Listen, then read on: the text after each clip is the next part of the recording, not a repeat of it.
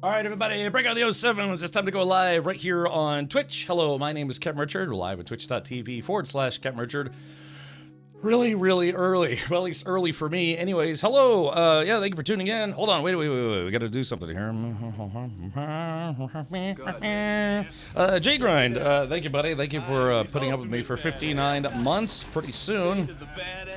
5 years. Well, actually, it's been longer than 5 years. Well, yes, no, yes, no. Yes, it's been a long time, but so thank you, J Grind. One more month to go. Let's see here. Hello, Matt. Welcome, Avalanche, Draganus, Joust, Red Baroque. Hello, Dovkin. Avalanche Master again. You're not supposed to be here yet. Who let you out of my basement? I escaped. I used my own lubricant to take the handcuffs off. Ogre Cavalier, welcome. Hello, Spiral Plus. Yeah, hi. So, yeah, I'm not normally live at this time, but yeah, it's we're going to be watching some Dune stuff today. Again, we are doing some more Dune Awakening, except I'm not playing it. We're watching a stream, an official Funcom stream, as this is going to be an official co-stream. Hello, Captain Denton. Willkommen. Hello. Let's see here. Welcome, Jay. Cap, it's good to see you, sir. Yeah, it's early. It's early for me. I got up a little early today, and I made myself a big breakfast because there's a good chance I'm going to be streaming for a long time today, longer than normal. Hello, SLC. Welcome back. Yeah, so far so good. I just woke up. I woke up, took a shower, and then I made myself biscuits and gravy. Like I literally took the time to make biscuits and some sausage gravy, and I made some eggs to go along the side. And I had a pretty beefy breakfast. Oh, that's a little on the salty side. I've got you got that like, just a little too much salt. It's just the gravy mix that I had. It's just like instant gravy mix. I'm working currently. Yeah, that was me when I used to have Twitch on my computer. Araram, welcome. Bare Metal says, is this a React stream? Not necessarily, Bare Metal. I'm not real big on reaction content. What it is Funcom reached out to ask if I'd be interested in co-streaming the streamy stream. So, let's see if we can pull this up right here. Brr. So yeah, Dune Awakening is an upcoming game where you are going to get to play as a person who has been basically transported to Arrakis for one reason or another. I don't want to spoil the beginning of the game if you've been actively avoiding it. But yeah, they're doing a stream today. Hold on, let me see if I can pull up the Revelant, not relevant, Revelant. Let's see, pull this up. Yeah,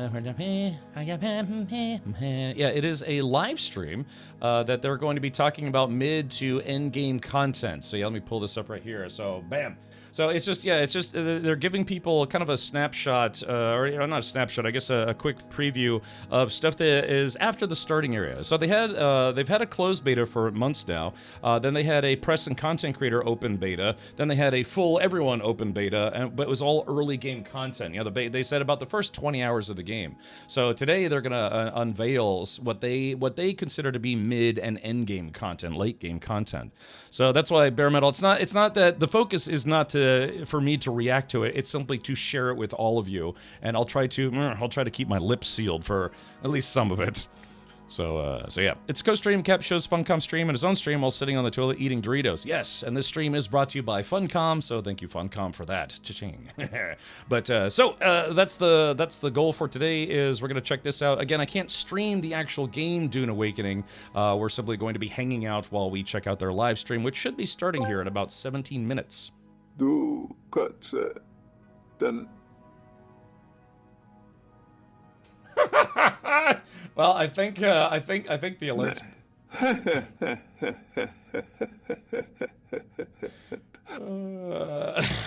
Congratulations, Droganis. You broke Tangia.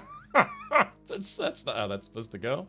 Like I'm debating if I should turn off Tangia during the stream, so it's not like, oh, here's the Dune Awakening, sponsored co-stream, and here's 57 Tangia alerts. Droganis is like, yay, I broke it. Yeah, maybe I should do that, huh? Maybe I should turn Tangia off. I should turn off the sound effects. I know it's like every day people keep spamming all the. I was just about to say, keep spamming all the sound effects. Let me do this. At least for now. Let's see. Response. Dang, how do I do this? Permissions. Dang, there was a way. I'm trying to remember how to do it. There's a way to for me to shut off all the sounds, the sound alerts. Oh crap! I probably should have done that earlier. Just because there's some people out there, and bless their hearts, they like to spam the sounds every day. So let me see. Dang, I know there's a way to shut that off. Hold on. Actually kind of completely forgot about it until just now. Well, sort of. Why not emote only mode? No, because the whole thing is, I want people to be able to chat. Besides, they kind of like to see people chatting in chat. But all right, well, I'll just ask people nicely. Yeah, if someone starts spamming sound effects, to just chill out a little bit on that because it is a sponsored stream. So. All right, well, yeah, we're just waiting for the stream to go live. It should be live here in about 15 minutes. Chat's mission in life is to make Cap regret going live or regret certain additions to the stream. His brain ain't right, but it's fine. Yeah. Okay, so use them all now because I'm probably during the live stream I'm probably gonna shut them off. I used to. Let's see, usage. I'm trying to remember. There was a way for me to shut off all the Richard bots got a whole bunch of sounds, but dang, I don't remember how to do that. Let's see. I don't know. Yeah. All right, like I said, because like I said, there's some people who it's their entire mission in life to use every single sound effect I have every single day. But all right, well, if it gets, oh no, wait, actually, hold on. Wait a minute, I know how to fix this. Yeah, I gotta get my old former IT guy juices up and running. Bam. Okay, there it is. All right, perfect. So I don't have to disable the commands. As a matter of fact, I shortcutted this. RichardBot is now muted audio-wise. So my favorite command doesn't have a sound, sadly. I should do that. We'll have to add that to the sounds list. Am I doing it right, Janet? Yeah, I could easily make that happen. I could make that happen. But if you remind me, preferably between streams, because I'll never remember to do it while I'm live. Yes, best you do shut them off. The temptation is going to be too great. Right, at least with 10G alerts, it's like if you're going to use 10G alerts, it's going to cost you. It's 100 bits per 10G alert, and I get like 80 of those. All right, so, all right, yeah, I muted Richard Buff right now because, like I said, I won't say who. I won't say who. But yeah, there's some people out there that like every day they just spam sound effects as much as they can. All right, need a good goat milking sound clip. Oh yeah, so that command's in reference to a movie, one of the best movies ever made, The Greasy Strangler. We've watched it, I think, twice now for Sunday movie night, and I've regretted it both times. It's a very, very, very disturbing movie. So JHR, if you've never seen it, that's your homework for this weekend to watch The Greasy Strangler. and you can't watch like the first 20 minutes and be like, this is terrible, and then shut it up. No, you have to watch the whole thing because it just progressively gets worse and worse and worse. Oh, bummer, there is no milkers command? There is. Yeah, it's exclamation point milkers, but all it does is it's a quote from the movie The Greasy Strangler, but there's no sound clip added to it. I have over 100 commands on this channel, but only like 20 of them have sound clips associated with them. Because if I added 100 sound clips, I would not be able to stream anymore, because it would just be non-stop spamming of sounds. Yeah, there's one sound command you definitely do not want to show up. I'm surprised nobody's played it already, Glacier, to be honest. Third time's the charm. Yeah, maybe it'll finally grow on me. Like a tumor. Oh, I see. It was a fun movie. It's just not greasy enough. I need my sausages greasy. He's just whenever somebody brings up The Greasy Strangler, which is probably not the kind of movie I should be talking about right now during a sponsored co-stream or before one. It's a movie about a guy who's a serial killer, but he's obsessed with grease. And he when he kills people, he covers himself in grease, and then to clean himself, he walks through a car wash. He's like, ah! That's whenever somebody says The Greasy Strangler, that's what I always think of, is that car wash scene. Lube it up, yeah, that's right. It's called the Greasy Strangler. Rated PG, so it's safe for kids, sort of. Yeah. The Funcom guys are. I know. Well, let's just pretend that the Funcom guys have no idea what the Greasy Strangler is. Of all movies to bring up on a day like this, especially when it went live at 11:30 a.m., which I normally don't do. Yeah, let's talk about really brutal movies. Hey, Captain Kraken, from one captain to another, I do salute you again. Hello. Speaking of people regretting things, Funcom probably regrets this. Look, well, we'll be all right. We'll be all right. Bear Metal says, sounds like a riveting movie. Yeah, go watch it. And remember, no turning it up. If you start it, you have to finish it, because I have had to watch it like 3 times now. So, but yeah, no, it's fun. If you like really weird, demented movies, the acting in it is bad intentionally. It's just kind of one of those movies where it's By the way, when I said it's for kids, it's absolutely not for kids. It's like Bambi, except not at all. Yeah, it's not safe for kids. It's true, Glacier. It's true. Hey, Tormon, welcome. Thank you for the 22 months. Hey, you're here early. Hey, I am. Yeah, it's got a 5.7 out of 10 on IMDb. Oh, look, it's a 10 out of 10 in Triple D's book, and that's all that matters. Yeah. All right, well, how much time? All right, we got 10 minutes left before the stream should be starting. Like I said, if you want to watch the official stream, it's going to be at twitch.tv/funcom. Oh, yes, either live already. Oh, what do we have here? Oh, hold on. Let's do this. Give me a sec. Let's see if I got the... Oh, that's weird. They were live, now it's no longer live? Hold on, I'm trying... Let's see. Refresh. Oh, there it goes. Okay, gotcha. All right, so yeah, we're just waiting for them to start up here. Actually, hold on, let me turn off my music and see if they have their own music playing. Oh, they do. Hooty tooty disco. Cutie hooty tooty disco. Cutie hooty tooty disco. Cutie hooty tooty disco. Cutie hooty tooty disco. Disco, it's Cutie hooty tooty disco. All right. Cutie hooty tooty disco. Cutie. Thank you, Droganis. Yeah, it's hooty tooty disco cutie. It is Wednesday, my dudes. I like how they... It is Wednesday. I like how they got the cadence all wrong. That text-to-speech got the cadence all wrong. All right, let's go ahead and full screen this. Yeah. All right, here it is. So yeah, I got about 9 minutes and 30 seconds to go. It's probably just a countdown. Yes, it is. Yeah, well, you know, better some countdown than not. Let me crank this up a little bit. Let me crank that, Soldier Boy. What?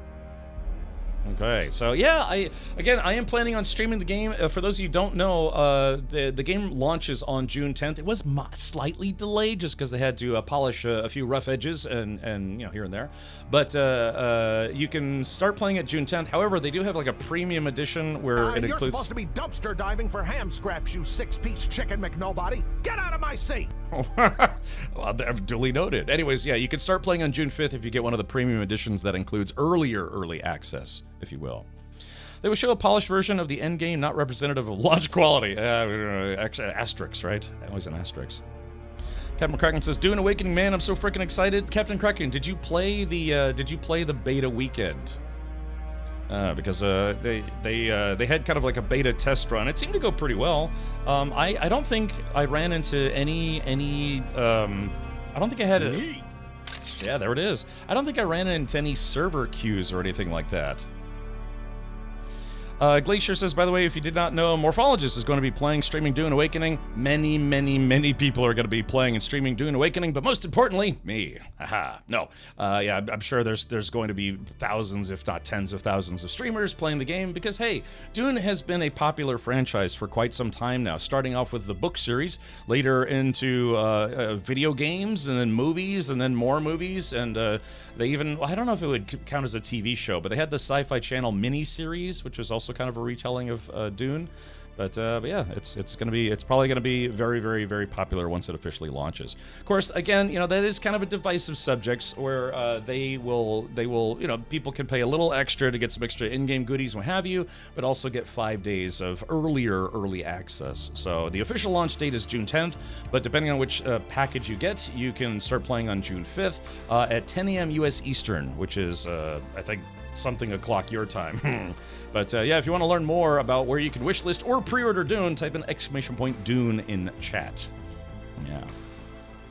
Tried to get in the beta, but then I fell asleep. 10:10 would nap again. Well, there you go. Soggy sheet stain. Biggest thing I had that I remember from beta was having some people running around T-posed. Yeah, I mean, T-posing is, you know, is in fact, even when I was playing Kingdom Come Deliverance 2 just yesterday, yeah, one of the main NPCs I was talking to was T-posing. Let's see.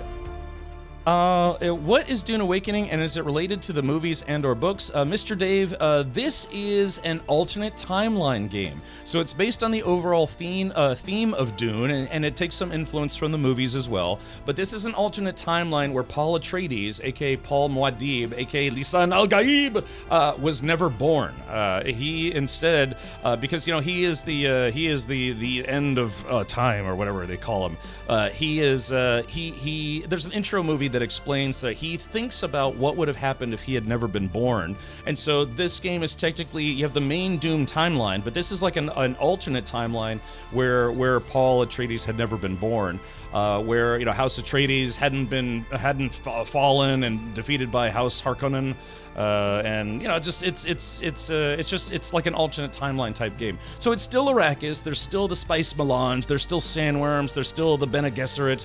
There's still House Atreides, House Harkonnen, maybe other houses as well. And that's the basis. So it's based on the overall story of Dune, but as if Paul Atreides, and it works. I think thematically and story-wise, it works for me because it doesn't have to deviate from the books because it's a complete, or it doesn't matter if it deviates from the books because it's an alternate timeline. So it's like, imagine if you think of all the fun things about Dune, or not fun things, or whatever you want, but then it doesn't have to follow specifically the books because it's technically not the storyline of the books.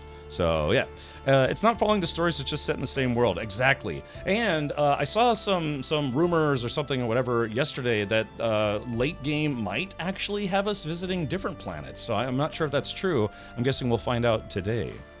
It's rare to recognize the importance of the franchise and the historical landscape, but I never got into it. It never really caught me. Well, yeah, I mean that's going to be literally anything, right, Tarmon? Things that are popular may not tickle your fancy, and things that you might like might not be popular. But then again, there's also that phrase: is what is right is not always popular, and what is popular is not always right, and that includes your opinions on things. So yeah, if you're like, I'm just not really interested in playing in a literal giant sandbox, then that's okay. There's something for everyone. Sandbox, is this the new Star Wars Galaxies? Maybe, Mr. Dave. Yeah, maybe. It is an open world game. It's an open world. It's not an MMO. They retracted when they previously called it an MMO. They were like, well, that's not really accurate because it doesn't follow the same kind of structure that most MMOs. It is an online multiplayer game. It is a sandbox game. It is a survival game, and it's got a few facets of other things as well. Its early game is almost virtually all PvE, and then later game is PvP, where you're actually fighting other factions out in the deep desert for, control of spice wells or whatever they call them. Best thing though is that pretty much everyone seems to believe that the game is Dune and not some sort of desert survival game called Dune. Yes. Wait, what? Paul's mother Jessica obeyed her superiors and had a daughter instead of a son. Right. Yeah. So that's that kind of weird culty lady business.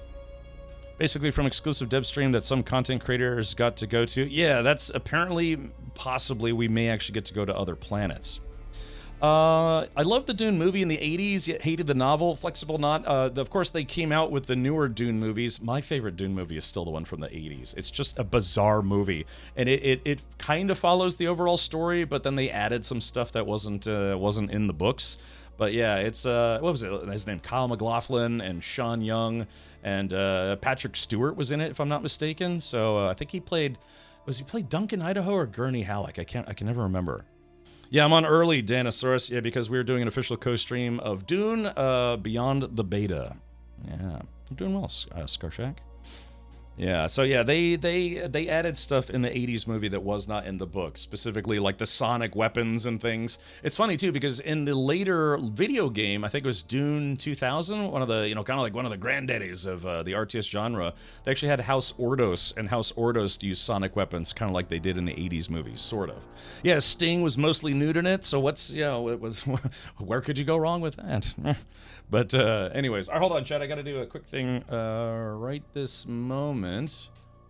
Oops. Oh, crap. Why is my system being weird? Hold on. I got to just send a quick tweet. There is that. Okay, copy the link. Sorry, we're going to catch the beginning of the stream here in just a moment. There is that right there. Sorry, I'm sending some tweety business. Let's see. Click on this. Click on this. Click on this. All right, probably got about a minute and a half to go here. I'll try to be quick. Oh, I got some messages here.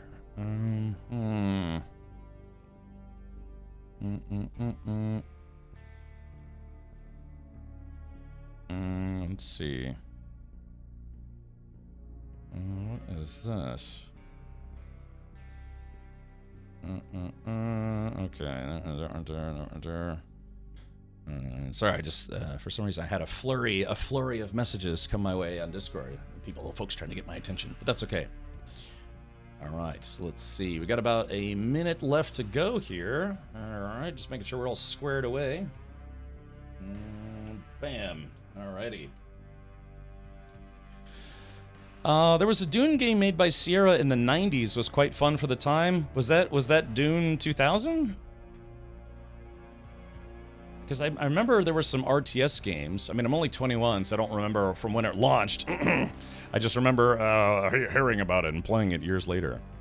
House Ordos was created for the Dune strategy game. See, I've seen some debate on that, Cosmoro, that House Ordos was apparently taken from some of the expanded universe Dune stuff.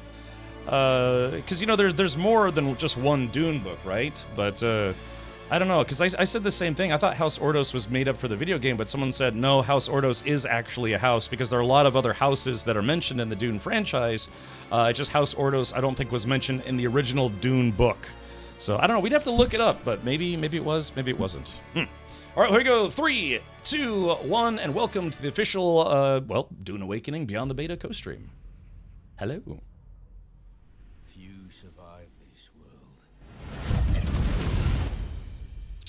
For those who do.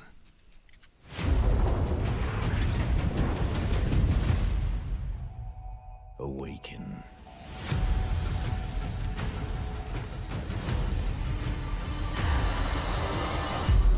The desert wants you dead, off-worlder. If the sands don't take you, the storms will swallow you whole.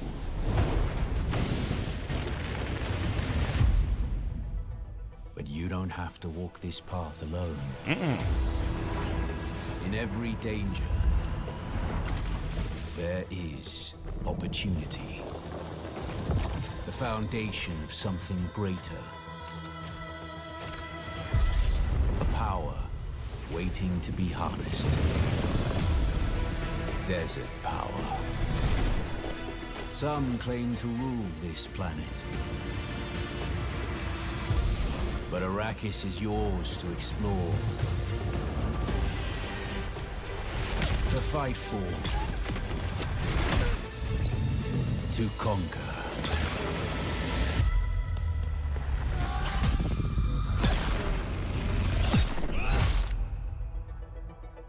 But there are forces beyond even your control.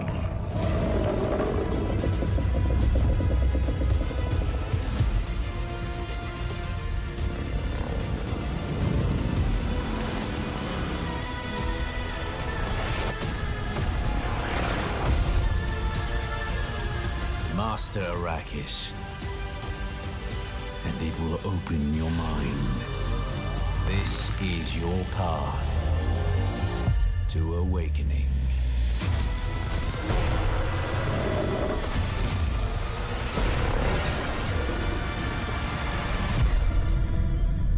I didn't know there were going to be flamethrowers. Hey, Zabak, welcome.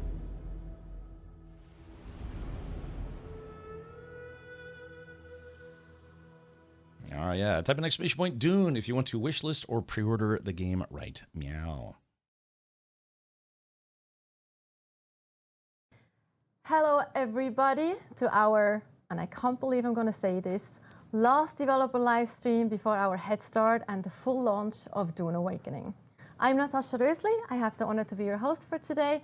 And I think I'm not the only one when I say I'm so excited for you to experience what our teams have been working on for the past years. Good. So some of you have gotten a taste of what the game feels and looks like during the beta weekend. But today we go Rado beyond 7 the Rad beta Bliss, and show Rado you a 7 glimpse Rad of Bliss, mid Rado and 7 Rad endgame of Bliss. Dune Awakening. We have first a little segment where we talk beta and combat. We then have live gameplay of Haga Basin and also social hubs. We go into live gameplay of the Deep Desert. And as always, we have a Q&A in the end where we'll be connecting questions from you, from chat, live during the stream. But before we dive into all of that, let's watch a brand new video. It's brand new. World premiere. Summer Game Fest is coming up pretty soon. Looking forward to that. I should be a co-streamer for that as well. Combat in Dune Awakening is the fusion of melee, shields, ranged, abilities, and vehicles. As you progress, your tactical options expand, allowing you to express yourself through different styles of play.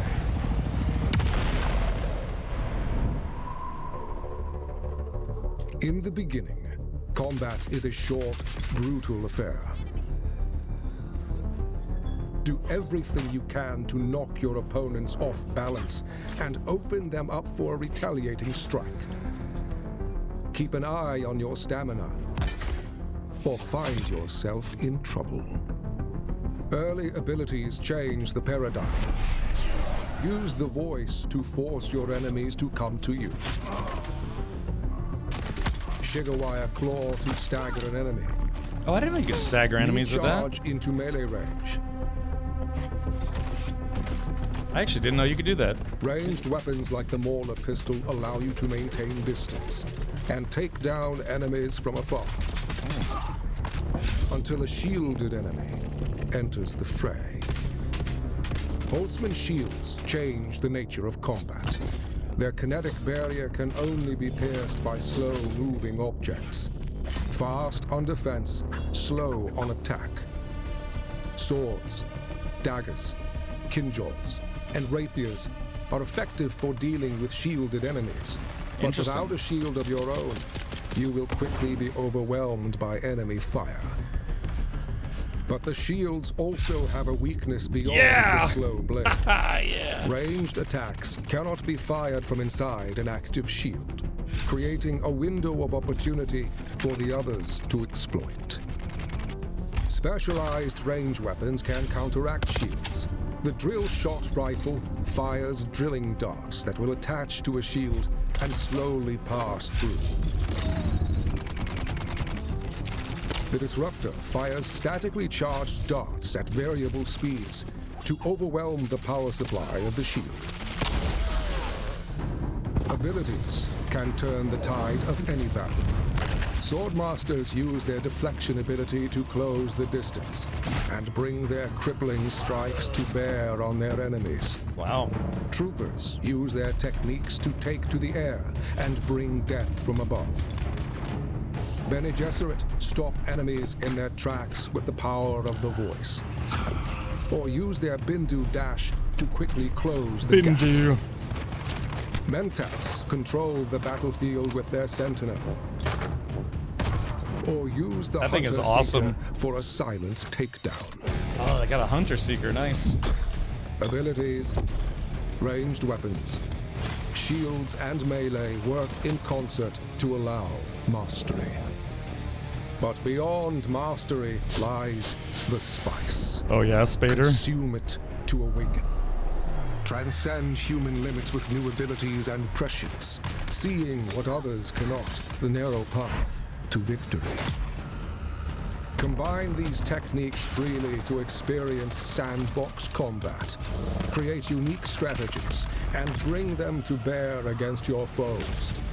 Always remember, Arrakis takes the weak. Yeah, a lot of weapons I hadn't seen before. Macabia went live about 30 minutes ago. Yeah, we're doing an early stream today because this is an official co-stream of the FunCon Beyond the Beta live stream. It's a lot to process there. Yeah, desert power. What I got giddy about was they had the same, like, almost like Gatling guns from and we are back the Dune RTS. Straight into our first segment, showing you mid-game in the Haga Basin towards endgame as well. But first, let's of course introduce our guests for today. Hello. Here on this side, we did let him out of the doghouse. We have Joel Bailos, aka Chris Knife, our creative director. Joel, you want to introduce yourself quickly? Hi everybody. My name is, I have to admit it, Joel Bailos this time. So, because this is the last live stream, I'm going to admit that my name is Joel. Love it. It's fine. And Joel. yeah, looking forward to talking about everything we're going to talk about today. Yeah. Yes, and on this side we have Scott Jr., our executive producer on the game, new face. Yeah. I wish Alan. I won't be playing the game after this because it's not out yet. It's good to see you both, and good to talk about Dune finally. Very excited. So, Scott, let us do a little bit of a throwback to beta. Sure. Players, as mentioned, have had, let's say, not a small taste, but a taste of the game, the survival aspect of the game. Maybe we can have an infographic where we actually see what the players in the beta were able to experience. Here we have a little infographic. What was the most valuable takeaway from this beta? I think getting the game in so many people's hands so they can understand what we made. When we started working on Dune, we wanted to make more than just a normal survival game. We wanted to make a very Dune game, first and foremost. Dune. And so that's not obvious, right, what we were doing, because we were taking a lot of risks trying to do some new takes on things to make them more Dune than survival. So we have a lot of people finally being able to play the game and understand, what we're trying to do. So that was great. And then seeing the feedback and the reactions and all the social media posts, all the YouTube videos, it's been fantastic. PooTube. My personal takeaways is that we had a couple technical issues that we were able to sort out and get fixed pretty quickly. Some issues with some crashes and freezes that we've already fixed. So I'm really excited to get the game out next week so everybody can see what we've changed. Yep. Anything 100%. you wanted to add? No, I mean, for me, it's just a lot of fun to watch people finally playing. Like, someone asked me on Discord like a year ago, like, tell us about the game. They wanted me to describe the game. They weren't in the beta. And I was like, well, it's very hard to describe because it's something unique. Yes, it has some familiar survival stuff, but we've layered it all underneath the Dune IP. And it's really hard to describe how all of those things come together to create something that I feel is kind of unique and interesting, right? And so, I think it was fun for people to really get their hands on it. I mean, we've been talking with the closed beta players for a while, but seeing people in the world having it, streaming it, putting up YouTube videos, talking about what they were experiencing, I think, importantly, people finding out whether they like or dislike the game as well, because I really like people to be able to make an informed choice about what they're buying as well. So, yeah. 100%. I think one thing I can add to this as well is, like, for me, having a little bit more of a bird's eye view of how the developers and the teams were reacting to this, because me too, we have been so close to the game for such a long time, you can't really judge it anymore, like, from a normal, like, gamer perspective. And then seeing all those amazing kind of, obviously there was feedback as well that we kind of needed to address and things. More on that in a second. But it was just so fun to see how everyone kind of was like, no, we have something here. Like, people are enjoying it and they're getting it and they're like having fun playing the game. And that was really great to see from that perspective as well, like just overall. And the moments like people almost getting eaten by the sandworm, right? Those are very tense moments that happen in the game. And just seeing the reactions for people has been fantastic. Exactly. Yeah, there was one thing I really enjoyed was also like watching people coming in. I don't want to say skeptics, but they kind of, as they hit the beats of the game, as they progress through the game, in the beginning they're like, okay, this is this and this is this, and they kind of, and then like they're like, wait, you can combine the suspensor belt and the Shiga claw, and you can, oh wait, you can do these things. Oh, cool! I got and suddenly the game, like, it's opening up more and more, and they're really starting to understand the philosophy of how we approach the development with the sandbox, right? So, I don't know. As I saw people experience, I was just like, oh god, they're seeing it and doing it. It's they great. get it. They have those light bulb moments that we were hoping for, right? Yeah, and they just were growing more positive as they played more, right? And that to me is huge. It's really important. Yeah. And it's, as I mentioned, that are the things that are really great to see from kind of an outside perspective as well. And it was good, it's the first slide was showing this, right? It's just the first 20 hours, so it's just a taste of the game, right? It's just the very beginning of Act 1.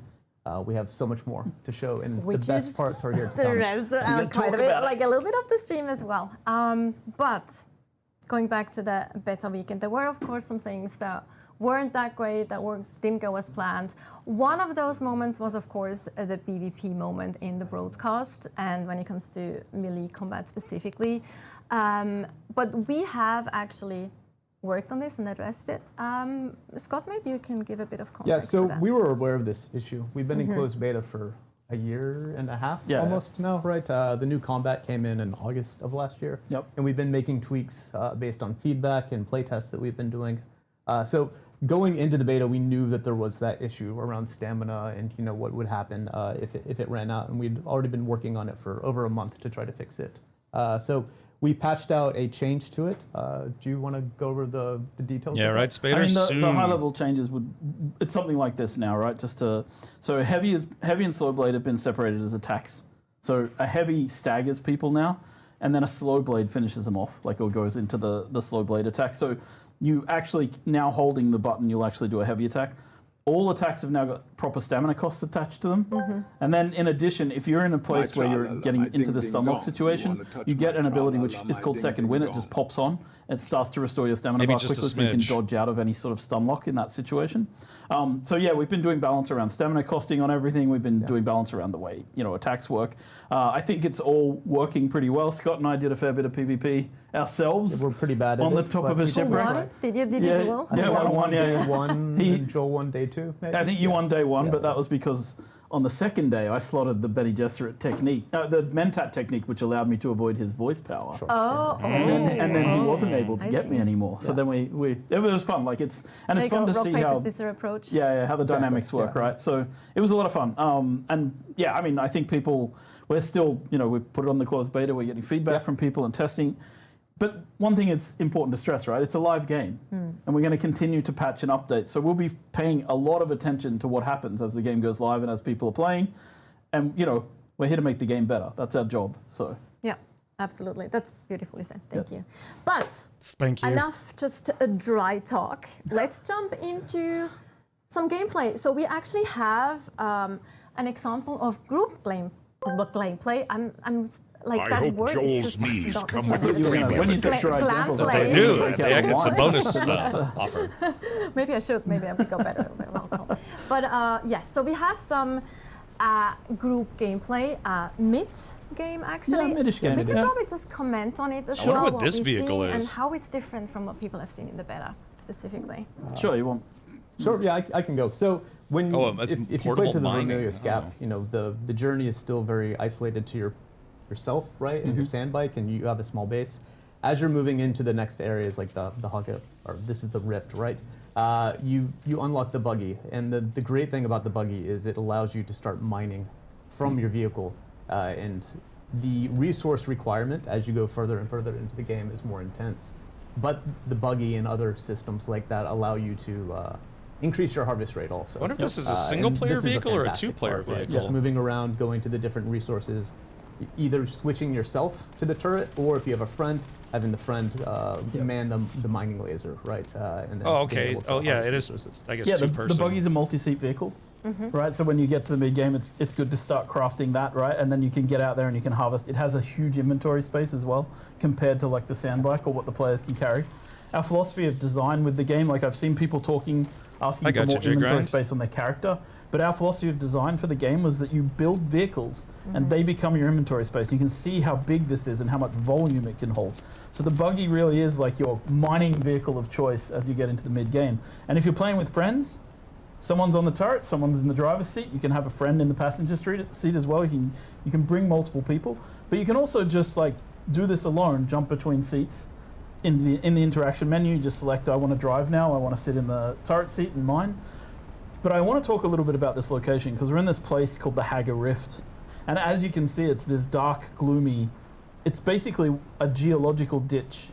And Herbert talked about this in the book. He talked about the folk. Yeah, we didn't see this in early access. And these big ditches, these big chasms that you have on Dune, on Arrakis. And in here, it's like the sunlight doesn't really penetrate to the bottom. And down here, there's been this ongoing war of attrition between the Atreides and the Harkonnen over this shipwreck, which is central to this area. And then as you come up out of the Haggar Rift, you come back into these other areas of the map, and it's a different style and tone to the desert. And I know people have been concerned or at least been worried that like everything's one biome. But as you go down into the rift, you feel it's a very different place. And shout out to our world director Jeff. Like one of his big key points about the world was making sure that we had a lot of verticality. And I think Hagar Rift is like an absolutely perfect example of how you can just keep going down and down through these galleries, and there's bases built up through the entire side of it. It's just this really fun place to be. It's like, make it deeper, make it deeper. Exactly. I remember he mentioned that. And this is where all the lights come into play. So headlights on vehicles, personal lights on players come in. At this point, this is where you start bringing things, and it's fun. And it's so huge because when you fly with an ornithopter too, it's like wide and Don't make me take it away, Avalanche. I will say that right now. I will simply mute it. When you're down, right? You've been in the harsh. Don't make me take it away. I will. Like the bright lights on you the entire time. When you get down there, like music takes over and you drop just so the atmosphere feels almost All right, cool. that's it. Yeah, that's it for now. I think where we're heading. So you can see the wreckage of like the wall. You can see that's a deserter base. Like because of the war of attrition that's been happening here, some of the Atreides and Harkonnen have deserted, and they've set up little camps around here, and they create like they're obviously hazardous. But now we're coming to a base that we created for this. And this is Like just hop right out? Atreides base building set. Yeah. And this kind of, I think this is this is a great example of what you can do outside of the square blocks that everybody was seeing in beta because they only had access to the first. What are the numbers on the doors mean? And what's Does that important mean as how you many get into people have mid-game, access to it? You start or? building up your infrastructure, and that's just as important as your equipment or your vehicles. So even if you lose a vehicle, right, like you make your buggy and you get unlucky enough to get eaten by a sandworm, like the infrastructure will allow you to get back on your feet way quicker than that first. Can we stop for a second and show a pro tip here? I really want to pro tip something. I want to see can Joel's someone go pro and use tip. a chest? Yes. Oh, you want to mention my favorite thing? So if you go to the wait, is that a chest? Yeah. Okay. Yeah. Go to. So if you're in a chest in the Nice game chest. and you have a vehicle anywhere on your land claim, you can go to the top of the inventory on the left there where it says backpack. It says backpack on the left-hand side, whoever's driving. Up there. And click the drop down, and you can select the vehicle storage. This is a massive quality of life for getting things in and out of your vehicles. Yes. Because we know it's a little bit hidden. It's not access the level, easiest thing okay. to find. But once you know about this, it ups your quality of life in the game immensely because you can just drive in with a buggy full of stuff, go into your base, click any chest, click on the storage drop down, and start taking things out of the back of that vehicle. It's something that the beta tester suggested, isn't it? Like directly? Yes. Yeah. This was something people were asking for during the closed beta, and we implemented it. Yeah. Another thing that I mentioned before, which is such a small quality of life thing, but we have that too, is you don't have to empty your chest before you can move them. Oh, exactly. This is like that's just a complete mind-blowing quality of life change to me. That's like That's so great. Nice. Yeah. So the game works. I wish every game would do that. In the beginning, you need a sand bike to get off walking around, right? Then you move to the phase where you want a buggy to help you to harvest and gather resources. And then you move to the phase where you want to start building your first ornithopter. So we have an example of this here. And the vehicle building in the game is very cooperative, right? You can see that these different, we're now adding permissions to allow people to help us to work on this ornithopter. So these guys are all in a group. And so people can cooperatively build. And of course, I think this is the medium, the assault ornithopter, as we call it. So it's the medium tier. But the largest ornithopter, the transport ornithopter, also requires, a lot of parts and a lot of people. So it's kind of part of the way we designed this was to make sure that we had this collaborative building system in the game, both for buildings and Looks for like it's vehicles. pretty easy to make vehicles. That's just nice. the building the vehicles more involved actually for the physically in ornithopters. the world, right? Putting the pieces there, working with your friends to make all the parts of them, and then like mixing and matching the different modules to make the vehicle, fit the role that you want to use the vehicle with for that moment. Yeah, and vehicles come with different module sets, right? So you can put inventories on some. You can, like we talked about the buggy. You can actually have a rocket turret on top of the buggy, which I think you saw in the combat trailer earlier. Yeah. You saw the buggy firing rockets. So you can have different types of things on the different vehicles, and we'll continue to expand that post-launch as well, making the vehicles more and more useful with utility. It's fun, right? And then I guess the other side of this is rocket pods. We can start talking about variants and swatches, which is our customization system. He's actually going to change in a second. We'll actually see that. There we go. Yeah. So this Atreides ornithopter. These guys are aligned with the Atreides. So here we just switched out the Atreides. And a variant, just to put the distinction in place, a swatch Ooh, allows they you had to one that change had the colour orange and sets, purple. But a variant allows you to change the physical visual. The actual so this model, is the yeah. this is the shape of the Atreides. It's got the hawk-like lines. It's got the Sounds like a sharp plan, angles. Spader. Now I'm hungry. And the Harkonnen have more of an insectile kind of feel to them. Yeah. And so yeah, this is and you earn these variants in this case by leveling up in the factions, which is a part of the mid game. We aren't really showing a ton of that today, but as you join a faction, go through their quest lines, you earn access to these kind of variants and things like that, and then you're able to use the Atreides colors and swatches and variants. Yeah. I'm both on curious as to what vehicles the and flight your model armor, is going to right? feel Yes. like. Vehicles, armors. You can represent with your Harkonnen clothes running in the deep desert, Yes. perhaps. And that's interesting you and pronounce that's this it's important to Harkonnen. note that like a lot of our philosophy around this was as well like you create. So let's say you create a tier 4, like a mid-tier armor set, and it's like a scout armor. You can variant swap that to look like any Just other get a swatter. scout armor in the game. You can't turn it into a heavy armor or a combat armor because we want people to understand in PvP what they're fighting. But you can change it into any other visual of a scout armor. And it's the same with social clothing, it's the same with, obviously combat armor, and it's the same with still suits, which I mentioned, which are kind of our 4 major armor types in the game. And as you mentioned, oh sorry. No, I And was that's just going to say social medium, social scout, combat, and still suits. Yeah.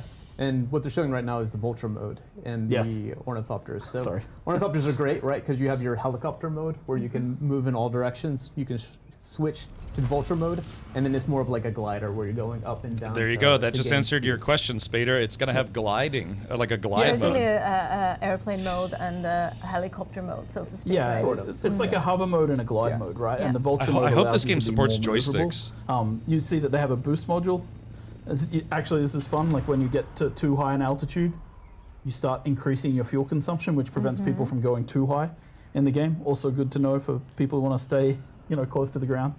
And now we're flying through an area of the map known as the Shield Wall, which is on the para-northern side of the Haggard Basin. We can talk about the para-directions at some point. I have, Zybok. I've actually flown this in Microsoft Flight Simulator. Because para-north is really south. But not in the actual game. In relative terms to the map. But this is these are rocky areas, so the sandworm is less of a threat up here, but the enemies are much harder, and the resources you gather up here are much more value, right, to what you're doing. So these are areas where you harvest. And the first time you're coming here, you don't actually have an ornithopter. More than likely, you don't, right? So then you're having to make the choice of do you bring your buggy here, which is really high, really hard to get to, or do you go with your sand bike and try to climb up the wall? So it's ultimately it's about choice, how you go to each of the biomes, and then which vehicles you bring, right? Which enable different mechanics based on the one you want.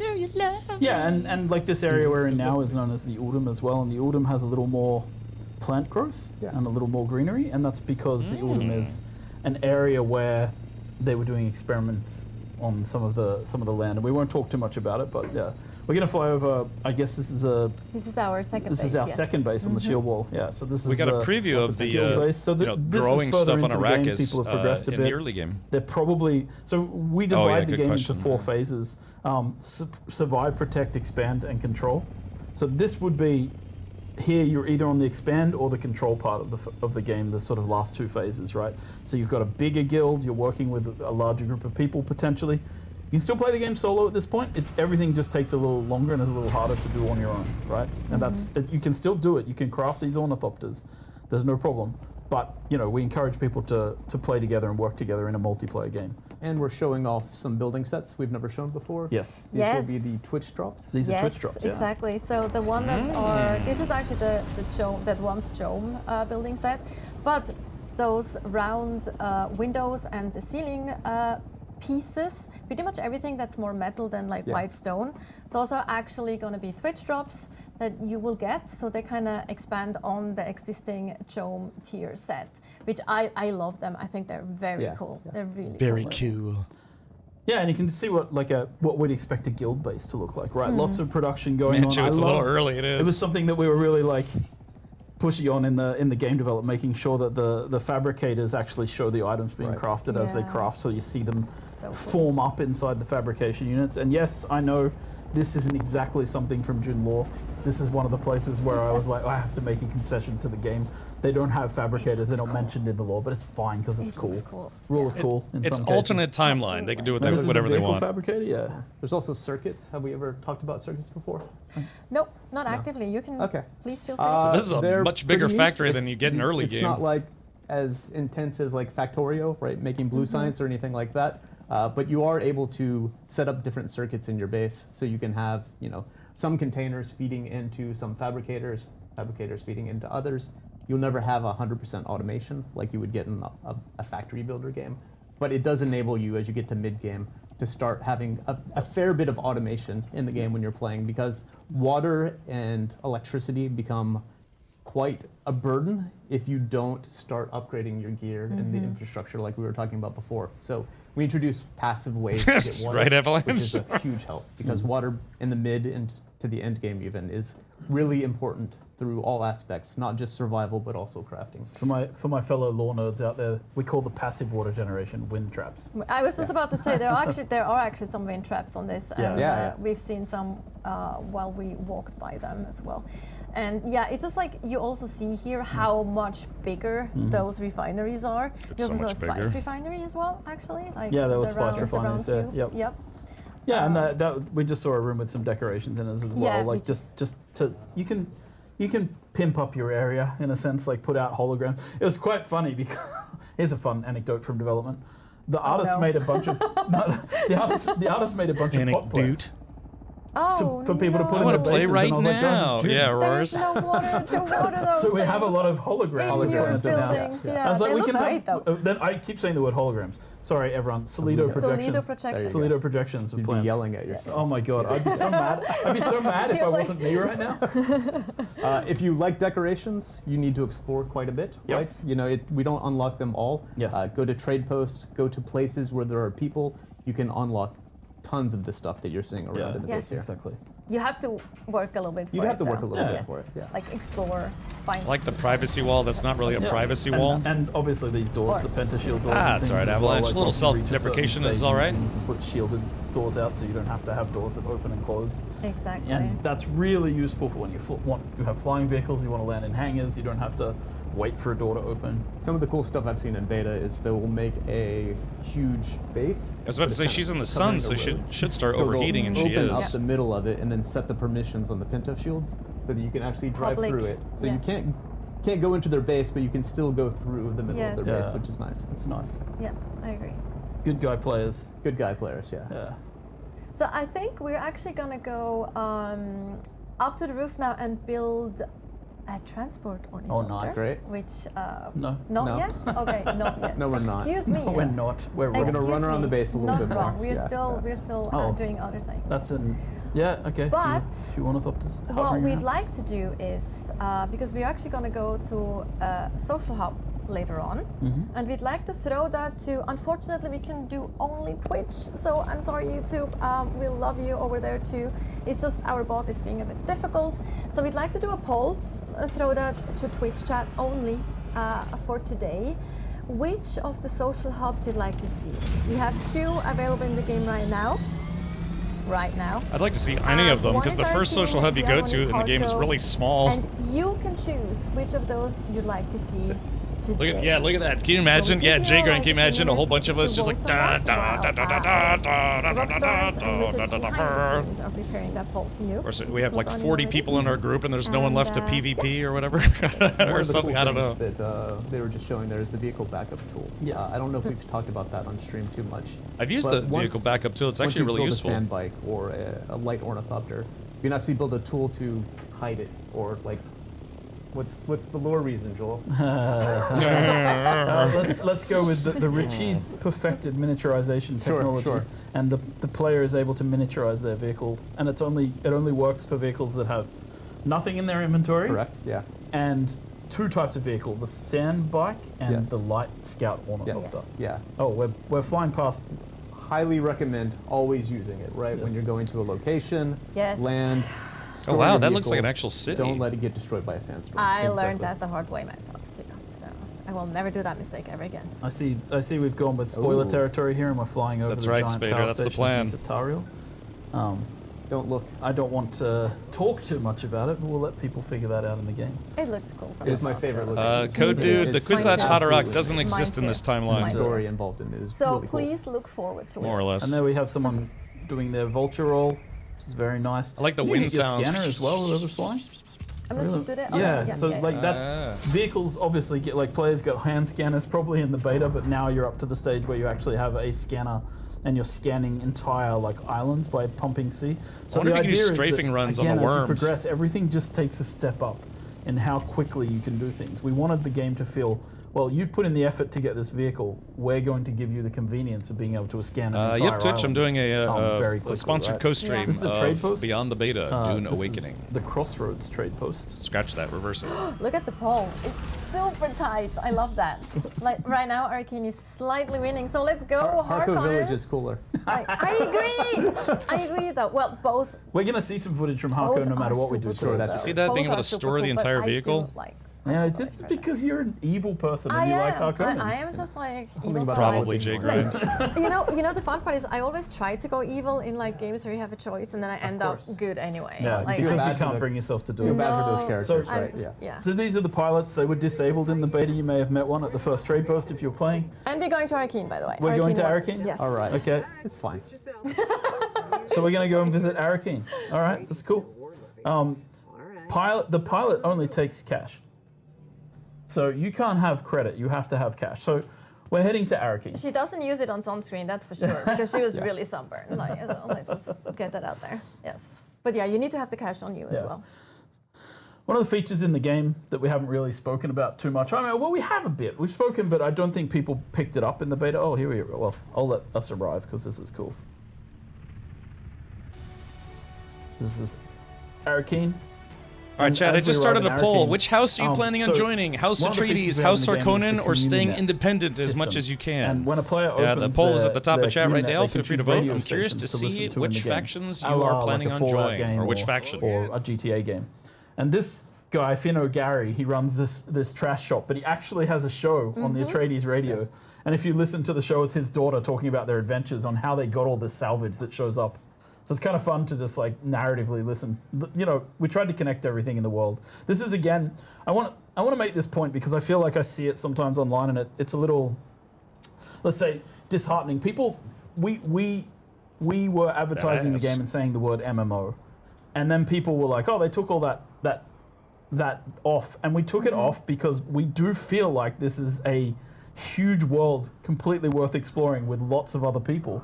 But it's not an MMORPG, and people were getting confused by that. Yeah. So we took it down. But I think it's clear when you look at places like our social hubs, our exchange system, our banking system, that we have a lot of elements from those style of games here, right? So yeah, we're looking at the exchange right now. Players can post things on the exchange, and this is the banker. Would you like to One of the great things here is you can actually store items and credits, right? So say you're going to take a long vacation, you're worried about your base getting destroyed for some reason, you can actually fly to Arcane and dump a bunch of stuff in here. I was actually thinking is like one of the great things here is his mustache. Yeah, Glacier, I don't know if we're going to get to become Fremen or not. I mean, I genuinely don't know. we've all seen the, Fantastic mustache. You also pay taxes here. Yes. Like, because Yeah. you need to, like, for the bigger Gotta keep your sub shields fees, you up. actually need to make sure you have your taxes paid to the and this is where you pay. This is the Emperor? imperial consulate, as we call it. This is where you go to pay your taxes. to the House Imperium. Atreides took 70% of the so votes. the first sub-fief console that That's you a lot. place on Arrakis, the basic one that you place in the starting smugglers. area, Okay, Jay Grind. you don't have any taxes to pay on that. But once you get a bit further into the game, and you start building bigger bases, you pay taxes. Once you start expanding that land claim, which you do through these land claim extenders, you start paying more tax. So the idea is that the larger guilds who have more members, who are more capable of achieving things in the game, they have a higher tax rate because they're building out larger spaces. And that, that's our way of making it fair for people who only play solo as well. Like, so they don't have as much tax to pay. Yeah, that's why The other Fremen are important supposed to thing be about the wiped out. cities is that's where you really in this progress timeline. through the faction storylines, right? So here's where you're going to come and officially Fremen, join the more like Atreides or dead join men. the Harkonnens and start vying for the land's red system and getting involved in the politics of the entire world. And this is where the advanced trainers are as well, Yeah. for people who want to progress past the basic level of training in their particular chosen classes. Except for Derek. Oh, Derek, the planetologist, he's everywhere. He's just traveling around. He's everywhere. He's a wandering He's- mentor. he's- You can he's, find him anywhere. Yeah, he's here. He's there. He's everywhere. Derek Shinout. Okay, no, enough. Sorry. No, but you have contracts here, of course, as well, and contracts, specific yeah. vendors, so they have a lot of things to sell as well. Yes, and the main story brings you to these locations as well. Yes. So now we actually get a glimpse at the overlap. Yes. Which So, is so you can use the pilots in the trade post to fly to the hubs like we showed, and you use those same pilots to get back. But once you have your own ornithopter, you can just fly to the edge of the Hager Basin map, and you'll get a prompt asking you if you'd like to go to the overland map. And this is the overland Sand map. brothel, And really? this is, again, one of the things that I think kind of breaks us away from your standard survival game. This is where we have the ability to infinitely expand this game, where we have multiple maps that players can go to. I think this is where you go to reach the deep desert. This is where you go to reach several of the story maps. Right now, we've landed on a fuel deposit. And we're just picking up a bit of fuel, refueling our ornithopter on there. We're able to expand here for a long time, and this is kind of part of what, again, we wanted to do to make this a coherent universe, right, and make June feel like something. It's not a that, we're diverged gonna be working on timeline, it's adding an to for a long alternate time. timeline. So post-launch, that means there will it's be new Paul locations Atreides that show literally up here. doesn't We'll exist have in this events timeline, so that that's have why the Fremen were locations wiped here for out. short durations, he right, never for, rallied to them shake to things start up taking and, over or taking the planet eventually back when and we then release beyond. huge So it's not a drops, diverged they'll be timeline. It's accessible literally through an the alternate overlap timeline. map, yeah. Exactly. One other thing that you can find in the overlap map, which also goes into the story, that we really would like to talk a little bit more about, because we haven't as you mentioned, it takes a while to also get the story going, so people during the beta weekend haven't actually seen much of that. Yeah. So via the overlap map, you can also access some of these story dungeons, and we actually do have some footage of one of those dungeons that await you. And Joel and Scott can probably give a little bit of context to what we're seeing. Part of Act 2. So here we're not going to spoil too much of the story, but this is kind of the theme of Act 2, right? You've moved from a survivor doing the trials, now you're getting involved in the politics. Look, the kitten is back. Yeah, so there's a lot more interaction with NPCs, dialogue, there's a lot more cinematics, and a lot of locations outside the Hogwarts Basin that you'll be going to. One of my favorite characters too. Yeah, I love her. Everyone does. In the Cone of Silence. We didn't mention the Cone of Silence, but you're inside the Cone of Silence here, and the game actually dampens all the sound outside of it when you enter. I got you, It's pretty Chris. cool. If you're an Elden Ring fan, then I'm sure you'll be excited for it. I'm not much of an Elden Ring guy. Traumurky for lore people who understand. What is that, by the way? I actually don't know what The that Assassin's is. Handbook describes certain poisons. Traumurky is poison in the drink. That's actually something I didn't know. I was Salmiakki? wondering about that earlier. Like, I didn't know what that term is. So you see we have a dialogue system in the game where you can make choices based on several of the things that you've done in the game as well. Your background at the start has some payoff here. This water shipper is wealthy. Again, it's not like, we're not making an Obsidian RPG with all of the choices that something like that has, but we're doing a level of this that's above and beyond what most survival games do, I think. And you will be interacting with some Dune characters that people Well, look are at her familiar last with. name. Yeah, Dune yeah. fans probably recognize already that last name. Yep. All right, so we're skipping ahead here. We've jumped to the part of the mission where you're heading towards the Water Shipper's Mansion, which is in the Imperial Basin just outside of Arakeen. The player is being sent there to assassinate and poison this water shipper on behalf of Alara Tuek. And so we come to this new level on the overland. Tuek? Yeah. Yeah, so your job is to infiltrate, Yes. right? Yeah, she's talking and explaining. Yeah, exactly, the Code. mission, That's but I just can't hear it, video so I'm games just- for you. There's going to be all sorts of players of One of the things we variations wanna do is of make Paul sure all Atreides, the Paul abilities Nadib, still work Lisan in al this. Like, it's Gaib. still very sandboxy. Yeah. There will always be multiple approaches. You know, if you have a Shigawire Claw, you can use that to Kwisatz grapple and Haderach over some 69, areas. you know, if not, all that stuff. then you're gonna have to be a little bit more stealthy and avoid the searchlights. Yeah, exactly. It's one of those things where our philosophy is like we give people these Jerry tools, but it's a sandbox. Atreides, Play the way you right. want to play. Like here, it's we have to find a guy called Yargan, who's her contact. And so like it's like we're quite nice to people. You might get spotted, but you can escape the lights quickly. Yeah. Oh yeah. That's the one we found here. You can read the dialogue here. It's fun. One of those ones. And again, depending on your background, you actually get different choices too. Yeah. Sephiroth Atreides, yeah. Character creation. Amaranth Atreides. Yeah. She kind of strikes me as more of a Harkonnen to me. This guy's, he's a grumpy guy. So one thing I'm noticing here is that this specific quest doesn't seem to be a multiplayer quest. Especially Can when you it imagine talks trying to about get place. 15 people to be You'll stealthy appreciate in this the mission? Shai Hulud, LaBouffe, yeah. So, which background? Which background do you have to get that I want the option? player name to be Guy Hulud. That one's for everyone for free. It's for everyone. That's for free. Okay, there you go. I love Guy that Hulud. Oh, that's fun. But there's so many little Easter eggs and fun things that you also wrote, like especially also for like weapon descriptions. I don't know, Chris. I might have to today. Like, everything's connected. Like for those of you who do like lore and who know Dune lore as well, you will find a lot of connections. But also for the ones who don't, it's super fun to just. He's also explaining the different ways that you can approach this quest right now. So he's sort of explaining to you, oh, there's like 2 paths that you can take. Like you don't have to go this way, you don't have to go that way. Here's how you can get in. There's how you can get in, right? So as a player, you can approach this again in kind of that sandbox approach. It's like, again, I don't want to oversell it. It's not an immersive sim where you have like the Dishonored level of, but you can definitely find alternate paths into the mansion to achieve. A player your after mission. my own heart. And Stealth. I think that like What's a shout that? out to the story content team with Bernard and the boys, as I call them. They've done a great job with these, setting them up. And here's what Scott was talking about, where you know, oh, like I've set the game up in this way. I'm a Bene Gesserit. I'm just going to stun this guy, and then I'll be able to walk past him, and he won't even notice me. He won't call up. He won't call the guards because he doesn't see me, right? And so you can use your abilities, your skills that you've picked up in the game to just pass through these areas. Yeah, see, this stuff like this, I don't it's think kinda lends fun, itself right? very And well to we just wanted to say show that group we have gameplay. Maybe more like than a just, couple people. You know, the basic survival game. There's way more going on here. Anakin Sandwalker, yeah, Louis Key. Like I think it takes about let's Yeah, we're gonna see all those names. Everything else, because there's a lot of choices for you how you want to approach Dune Awakening and what there's to do. But let's assume you're only going for the main story and like those cinematics and things. So it takes you. I did talk to Niels about it as well. It takes about 30 hours until the story really gets going. Damn, 30 hours, huh? Playing by yourself, just experiencing all the survival elements and going at it alone. Yeah, Oh wow! 30 hours So to get to part 2.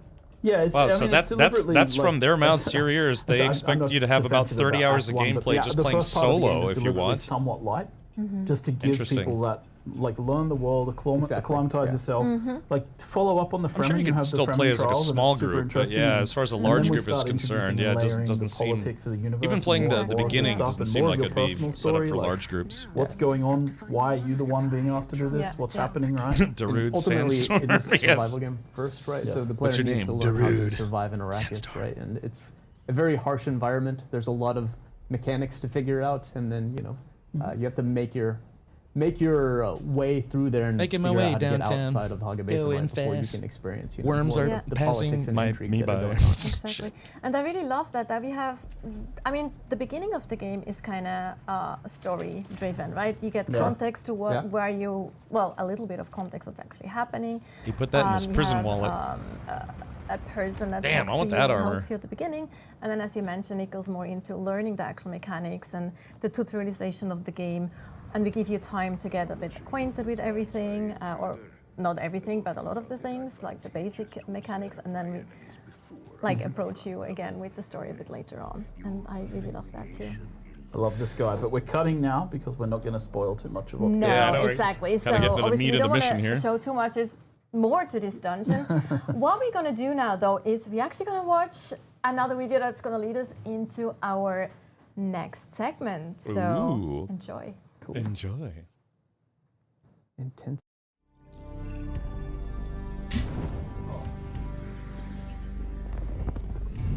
Power. Given the right lever, you can move a planet. In Dune Awakening, your path to power leads you through the great houses. But only accomplished guilds may earn their place among the Atreides or Harkonnen. Swear your allegiance and contribute to their rise in desert power. The pledge is only the beginning. You have come far, and now it's time to take control of the Landsraad. The Landsraad is the council of great houses that make decisions that impact all the players on all the servers in your world. Your goal, and that of your guild, is to secure their votes so that your faction, the Harkonnen or Atreides, can take control. To secure their votes and sway them to your side, you must complete specific house requirements on the Landsraad board. Alone or together with your guild, your efforts can move the needle. Oh yeah, there are a Be the bunch of first different to houses. fulfill a house requirement to not only secure their vote, but also reap their many rewards. There's House Whack You. Whether you enjoy PvE or PvP, there are many paths to victory. If you prefer the relative safety of the shield wall, there are many activities that will not put you into direct conflict with other players, while still contributing to your faction's rise to power. House Torvald wants you to eliminate sandflies. Rush in, or pick off the deserters one by one with your sniper rifle. House Rashis wants a delivery of ground cars. Join up with friends and build strongholds for large-scale production and deliver them safely to the House representative by ground or air. Neat. Large-scale production is costly and will require a lot of resources. To be able to craft certain high-tier items, you will also need the most sought-after resource of all: spice. You can buy spice from spice merchants or on the player-run exchange. And it can even be found in smaller pockets behind the shield wall. But to collect industrial quantities, you must venture into the unknown. The deep desert beckons. Here, violent Coriolis storms sweep across the vast expanse of sand, resetting the map every week, revealing new resources to mine and points of interests to explore. This ever-changing environment offers endless exploration, but also endless conflict. Each house in the Landsraad desires a specific control point in the deep desert. Seize it and hold it over time to gain their vote. Fortify it and be ready for a fight. Other players will soon come to take it from you. Come.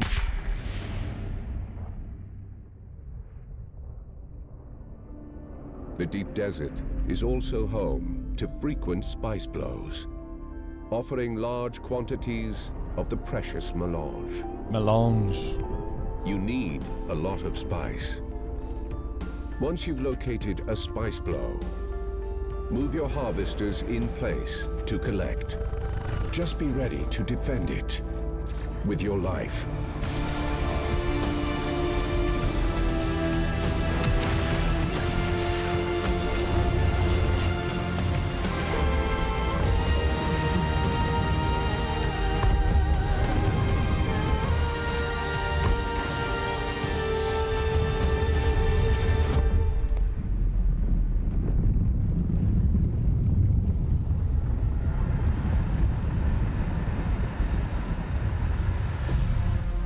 After a week of politics, manufacturing, and conflict, one side emerges victoriously.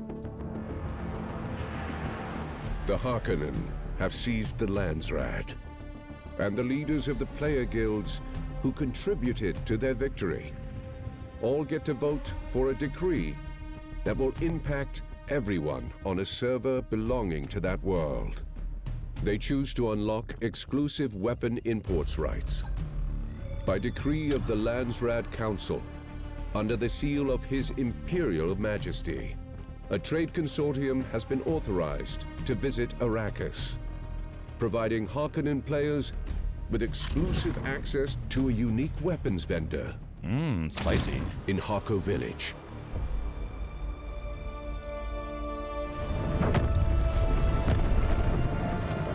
As the Harkonnen Landsraad term begins, the race for control in the next term.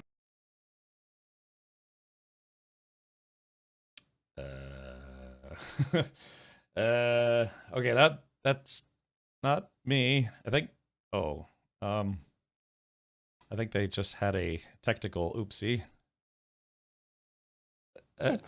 Welcome back. No technical problems at all. It's all it fine. never fails, No one right? would have noticed if you didn't say anything, Scott. Sorry.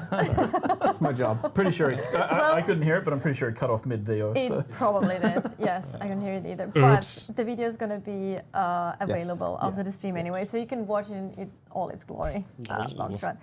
Talking about Landsraad, so let's go to the next segment. Endgame and Landsraad. So we know people have, of course, expectations of what the Endgame and Landsraad, and especially Deep Desert, looks like, and what it's for. Yeah, the server and how crashed. people use the Deep Desert and how it works. A lot of those things. But I think before we go into more details and show some really exciting gameplay as well, Joel, I think it'd be cool to talk about the vision for what the Endgame is supposed to be, right? Yeah. Yeah, I think, like, going back to when I joined the project, so this is 5 years ago, right?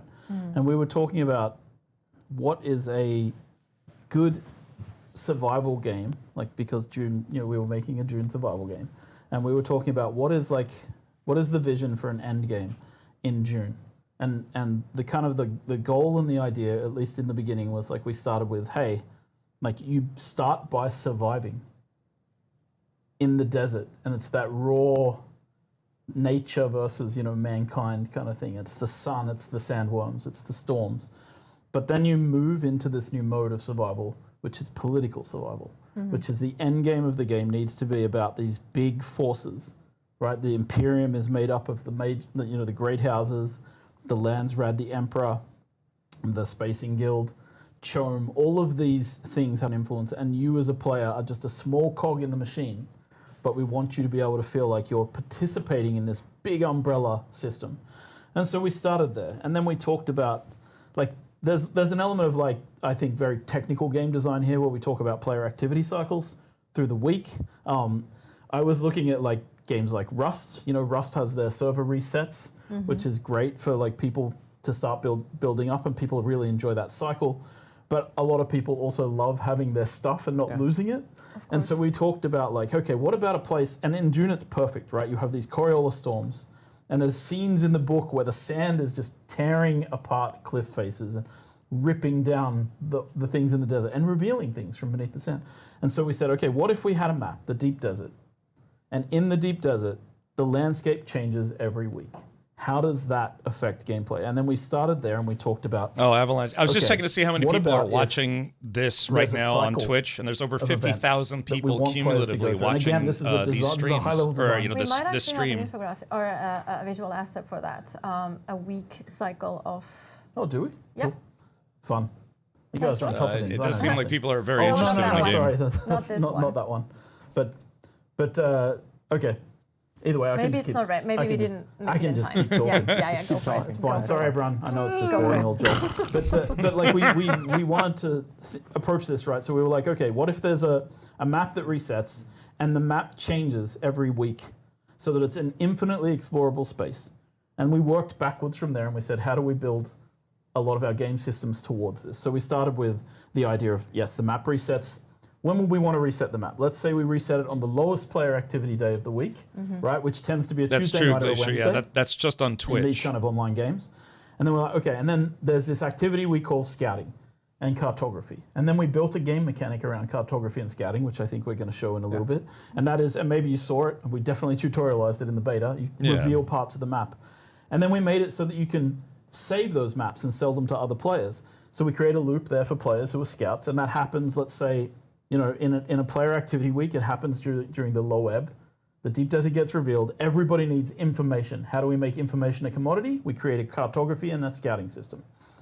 Then once that information is gathered, people share it with their friends and their guilds.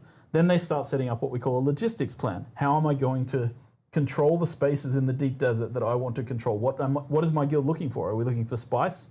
Are we looking for unique schematics? Are we going after shipwrecks? Are we going after the ecology labs that have been revealed? Like, what are we doing this week? So then they go set up. And then the weekend, which is when the highest player activity count is, that's when people are online. And that's where people really participate in the activities in the deep desert, whether that is running ecology labs with their friends or shipwrecks or fighting over like control points in the deep desert. And then after the weekend, I should say, on top of this as an umbrella is the Landsrad. And the Landsrad are asking you to do activities that take place both in the deep desert, but also outside of the deep desert. Exactly. There's a lot of PvE stuff in there.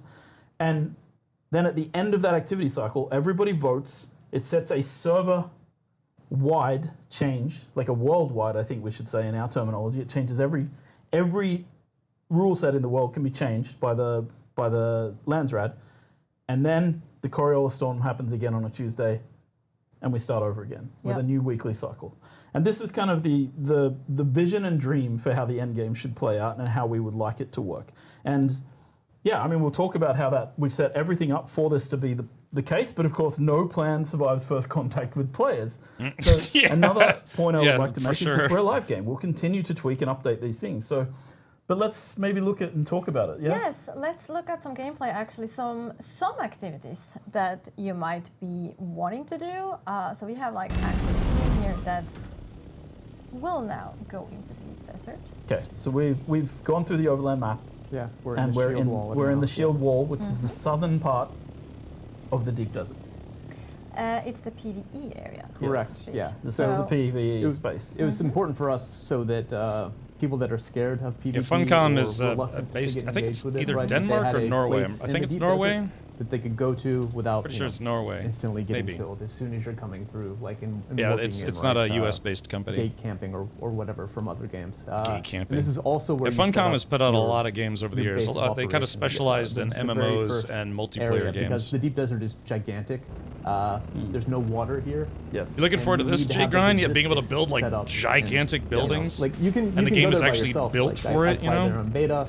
I try to stay away from people because, as we said, we're not great at PvP necessarily. People call it ratting. Right? Yeah, ratting. You can go in and rat. Oh, I'm totally rat. Absolutely. But just to point out one thing here, because these guys are using. So again, coming back to like how do we get towards this vision? We started with how do you build this is going to get wiped every week. How do we encourage people to build bases? Well, first of all, we created this blueprinting system. You bring the diagram of your base, you place it out, and you build it quickly, right?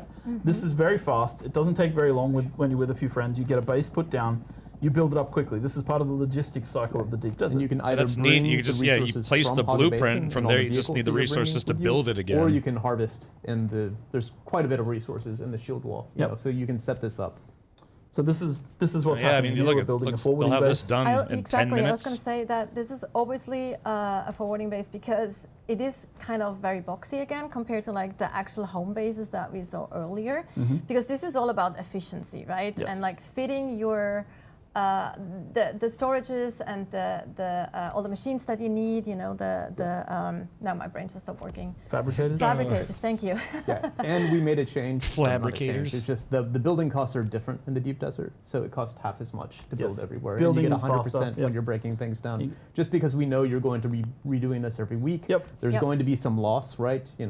So we're trying to make it easy and accessible in the ways that we can, while still keeping the threat there. Yes. And the intensity, right? Yes.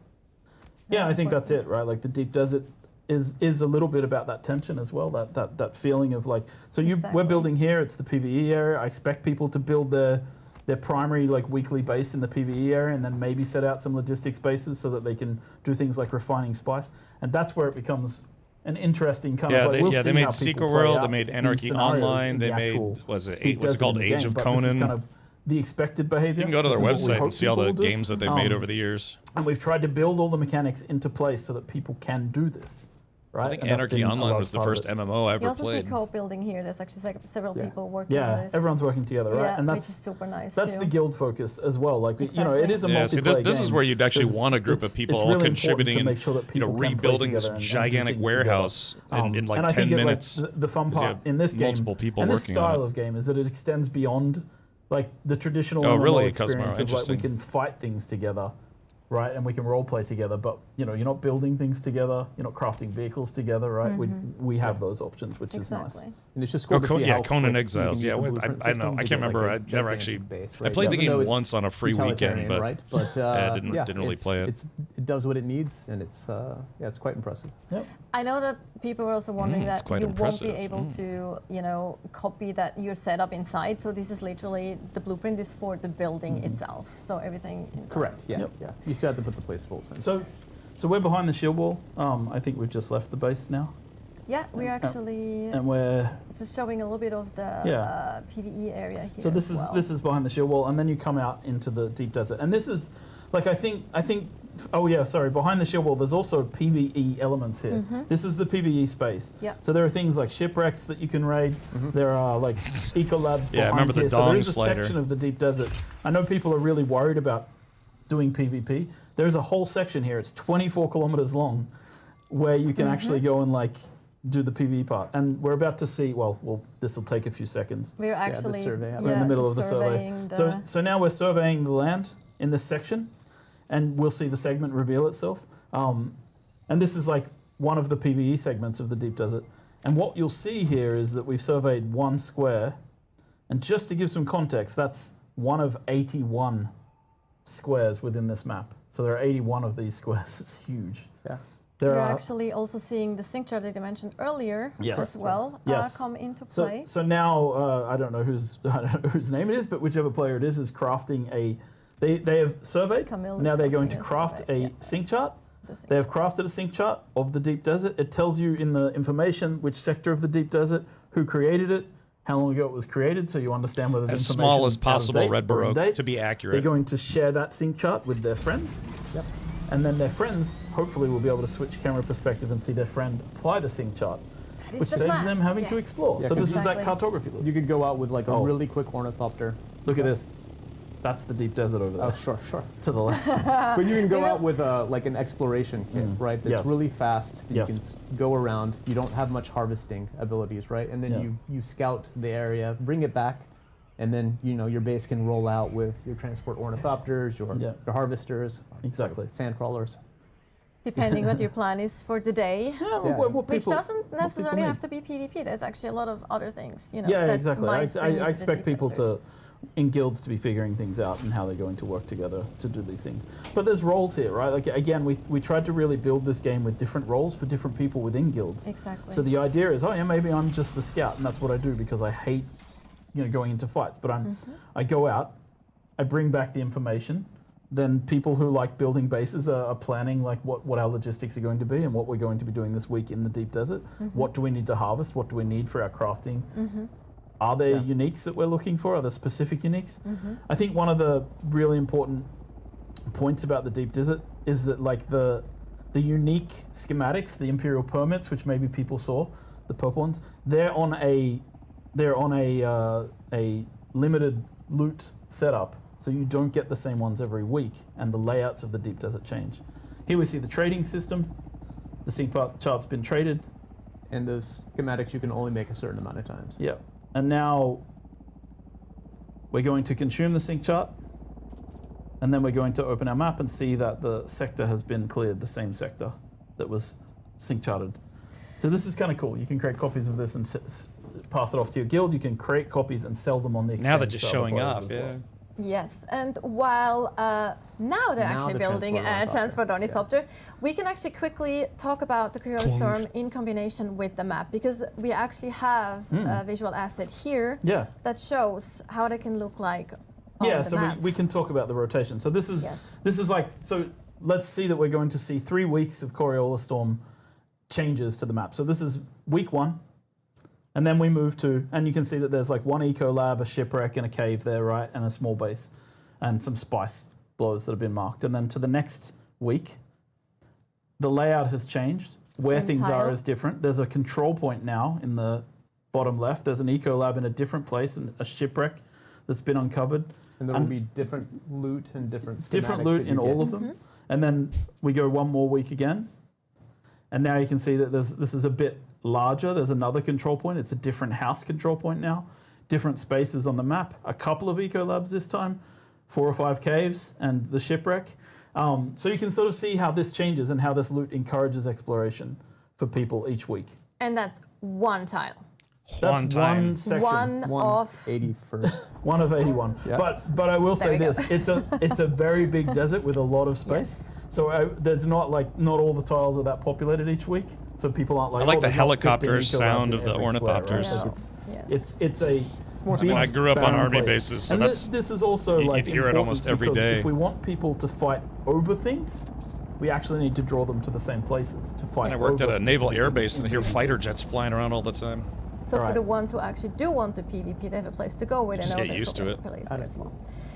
Okay, so now we have a transport ornithopter. This is the largest flying vehicle that you can craft in the game. And Good, this dude. may be my let's favorite game try not to mechanic think about that. because the transport Wow. ornithopter can pick things up. And I love it because it can pick Wow. up almost That's anything awesome code, that is a dude. vehicle, Yes. right, in the game. So One of the things you'll see in the mid game is like the buggy is really hard to get to places, right? You'd Even be though like, it my mines lord, what is so much this? more than you What can are they ever doing? possibly mine yourself. Sorry, I'm covering But a lot of it's a the pain UI to stuff get because up on the shield I wall just or there's nowhere you can to put get your it up webcam there. where you're not in the way So a good eventually. tactic with the buggy though is to use it as storage and use the transport Yes. ornithopter to pick Yeah. it up and carry it. Are we going to show an example of carrying? I guess we are. Yes, we Yeah, are, cool. because what Yes. we're actually preparing for here is a spice harvesting mission. Ah, so the team's going out to do some Yes. spice Spice harvesting. must So grow. we're actually gonna. Yeah, hold on. Okay. This is the UI Yeah. behind me, So so now I'm we're coming blocking out it. into what I call the real deep desert, right? This Like, is perfectly actually fine. what you think of when you think of Arrakis from the movies, right? So this is yeah, we just got the nice tutorial pop up talking about the deep desert. Yes. So this is perfect the timing. Arrakis that we know from the films. So There's Hagar probably going to Basin be is air-to-air like combat. and You know, it's taking a lot ornithopters. of the Like if you're information doing that we have from the PvP, it's books probably going to be PvP and ornithopter about like the combat. different biomes and things. So for and those of you who making it enjoy being into pilots and other truly like sort of flight or space interesting games PvP might enjoy experience. this. But this And it'll this fly is the like a true helicopter. deep desert of Arrakis. This is the place where Yes, people are Spader. scared Yeah, to go. This is that's where how the I grew Fremen up, live. man. We're passing outside the shield Military wall now. choppers all the time. This is That's what where my father the was. War He of was a Assassins and the military PvP is helicopter allowed to pilot. happen. Spice blow. He flew And for you can about see a 11 spice years. blow in the distance, which draws people from miles around to go there, right? And I do want to say this section here, if you turn the camera right and left, you can see that we have the shield wall. It goes. This is 24 kilometers long, and you can't see people all the way along. So people who are like nervous about going into the deep desert because they're worried about the PvPers, I think there's like an element from my end, a designed moment that we've talked about on this project quite often is like I'm guessing gliding you come to the edge conserves of this fuel. vast ocean. Maybe. And you dip your toe in the water and you're, Hey, like, Karate, you're a little welcome. bit scared Yeah, of sharks. Karate, I'm but you live see early something in today. the distance and you think, I can make it. I can get there and I can get back. And the first time it's scary. And you feel that tension. And the second time and the third time. But you feel that tension, but you actually start doing it, right? And I get that people worry about toxic behaviors and ganking and so forth. But Yeah, that's the we worst. tried to build a space where you can get away from people as well. Correct, yeah. So I think that's really important to talk about is in Dune, you were given the tools to get away, right? Like if overwhelming amounts of people come after you, maybe you can't quite get away, but that's generally not going to happen. So a lot of it is more about, PvP is about controlling a point and like having to give up that point if you don't feel like fighting. Fighting over things instead of kicking down sandcastles. Exactly. So on the Landsrad here, this is kind of interesting, right? So you can see the Landsrad's in the state of like, if we claim this as the Atreides, we're going to win what we call a Don't forget, Sisselrad. I was actually just And a thinking, Sisselrad yeah, some of that means stuff we're kind of going to reminds get me the of voting power PlanetSide for the too. week. So a Sisselrad Or is when you can PlanetSide complete games a in road. general, which So I played a normally, lot of if you- PlanetSide. If you were Harkonnen and Atreides in this situation, you'd both be fighting over this particular control point because you really don't want the other one to win for the week. But normally, like it's kind of Yeah. you're always blocking each other and causing. Yeah, my like, the father was other in a team to have to, transportation division, so you we know, did a go lot of back and transporting focus of on stuff via filling Chinook. out a row or trying to fill out as many squares as possible. So we're trying to take the House Haggle? House Haggle owns this control point in the deep Haggle. desert. We're in the Hoggle. deep desert as Atreides taking over this control point on their behalf, and you can see it's just this. Oh yeah, Dovahkiin. I mean, that's like control a point. It's a daily, place if that you not have to hourly defend in thing the in deep desert. PlanetSide It'll 2. I draw mean, that's what other that game is people. all about. Just big It'll battles earn you all points the over time. It's a classic Yeah, control all the point tank in the deep battles. desert. Air to air battles, air to ground, ground to air. One of the things I just soldier want to point versus out, one of the soldier. feedbacks we had in beta was about team markers. Oh, yeah. And you I can really see wish our they new would team make a marker system PlanetSide in the 3. game here. I mean, just it's we're overdue for a deliberately third game only in the for series. the 4-person groups. I will not allow this to be in the game for guilds because I want, like, especially I know people talk about Zergs. I think when Zerg guilds and there's 40 people attacking each other on the screen, if everybody can see who's in their guild, it's very easy to target the people that you're trying to Zerg. But if it's just the group, then it's much more difficult for Zergs to actually not do friendly fire. Yeah. And there is full friendly fire on guilds. Ooh, I mean, they can do it that's if a they big work one. for it, right? They can make sure everyone has the same swatches and the Yeah, same sure. armor. So there is ways to do it, but figure out they have what to you're work. dressed like and infiltrate. Yeah. Right? Exactly. Quickly Yeah, switch to your- exactly. So you heard it here, that's- Chad. wanna Friendly take fire away is going to be a thing in the game. Like it's been one of my. Let's say I will say this is one of those things where I have had to fight with a lot of developers on this project about this. There's a crashed ship down there, by the way. It's kind of cool that you could also go loot that. But it's like giving too much information for free to players actually limits our ability for people to have politics and intrigue. Yeah. Because if I can see your name over your head, I know who you are, right? But if I don't know who that is, and you dress in my clothing and you walk into my base and you follow me around, it's like I might just think that you're my friend from the guild, when in fact you're just trying to infiltrate. And we want to allow that possibility because that is Dune. At its core, that is how things work. There are plans within plans, there are groups within groups. I remember that from early on, where your kind of law was information has to be earned. Oh yeah, for sure. That was a very early thing. Can I just point out that we just Very crossed cool. a server border? Yeah. Like our game has server meshing tech in the deep desert. Yeah, it's and seamless server meshing. It's been a very painful technical thing to get working. Yes. But we just crossed. If you follow a another server games border, you project, probably you understand might not have how even noticed difficult any server sort of meshing glitching or is, anything because apparently. It's very seamless. And again, shout out to our technical team who've been working their butts off to get this in good shape. But we just crossed a server border from one Zybok, server to another. the Funcom and stream is it's 2 hours. basically not visible, which is great. Yeah, what we call authority transfer. Authority transfer between servers, yeah. So now we're picking up a random sandcrawler. Hey, there it is. And bringing it out to the spice harvesting field. That's awesome. I mean, I love that. I love that. I wonder mechanic. if think a it's player fantastic can fun be in the game, just spice picking things up. spice wagon. I'd like to think so. It's Yeah. very slow. So it is dangerous to go out just in the transport ornithopter. And you can of course sit in the harvester. Yeah. Oh, there we go. There we go. You can also, Yes. I think the transport ornithopter has like 5 seats as well. So Yes, there's, you can bring a whole little That's group with cool. you. Or have them standing on Kidnap top. other enemy harvesters as well, which is also super fun. You got to figure do. like But we should talk about spice. Vehicles That's picking up really other vehicles ties that the players entire can be in game is a together, very right? difficult thing to All get the working tier- correctly, especially for online tier 6 multiplayer or games. the last, Because like, set of it's resources, surprisingly right? Everything complicated requires networking spice involved. To craft it. So your Yeah, in-game I learned gear, that the hard way your in-game doing tools. DayZ mod in the in-game early days when they were vehicles. trying to get that working. Yeah, everything in game requires spice for crafting, essentially. And also, we mentioned the Landsrad. The Landsrad has always the center square of the Landsrad requires spice to win. It's important. The Sandcrawler is like, it's not the full harvesters that you've seen in the films. Those are owned by the big houses.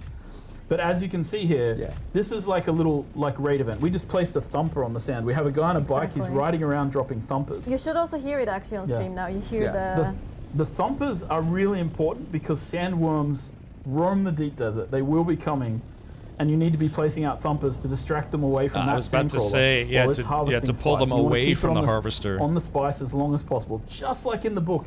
You want to stay on the spice, earn as much profit as you Storm. possibly Yes, can. this is You can even see a the live trail that the Funcom stream. sandcrawler's This is an leaving official in the spice co-stream as of it the event. sucks up spice into its little vacuum pack.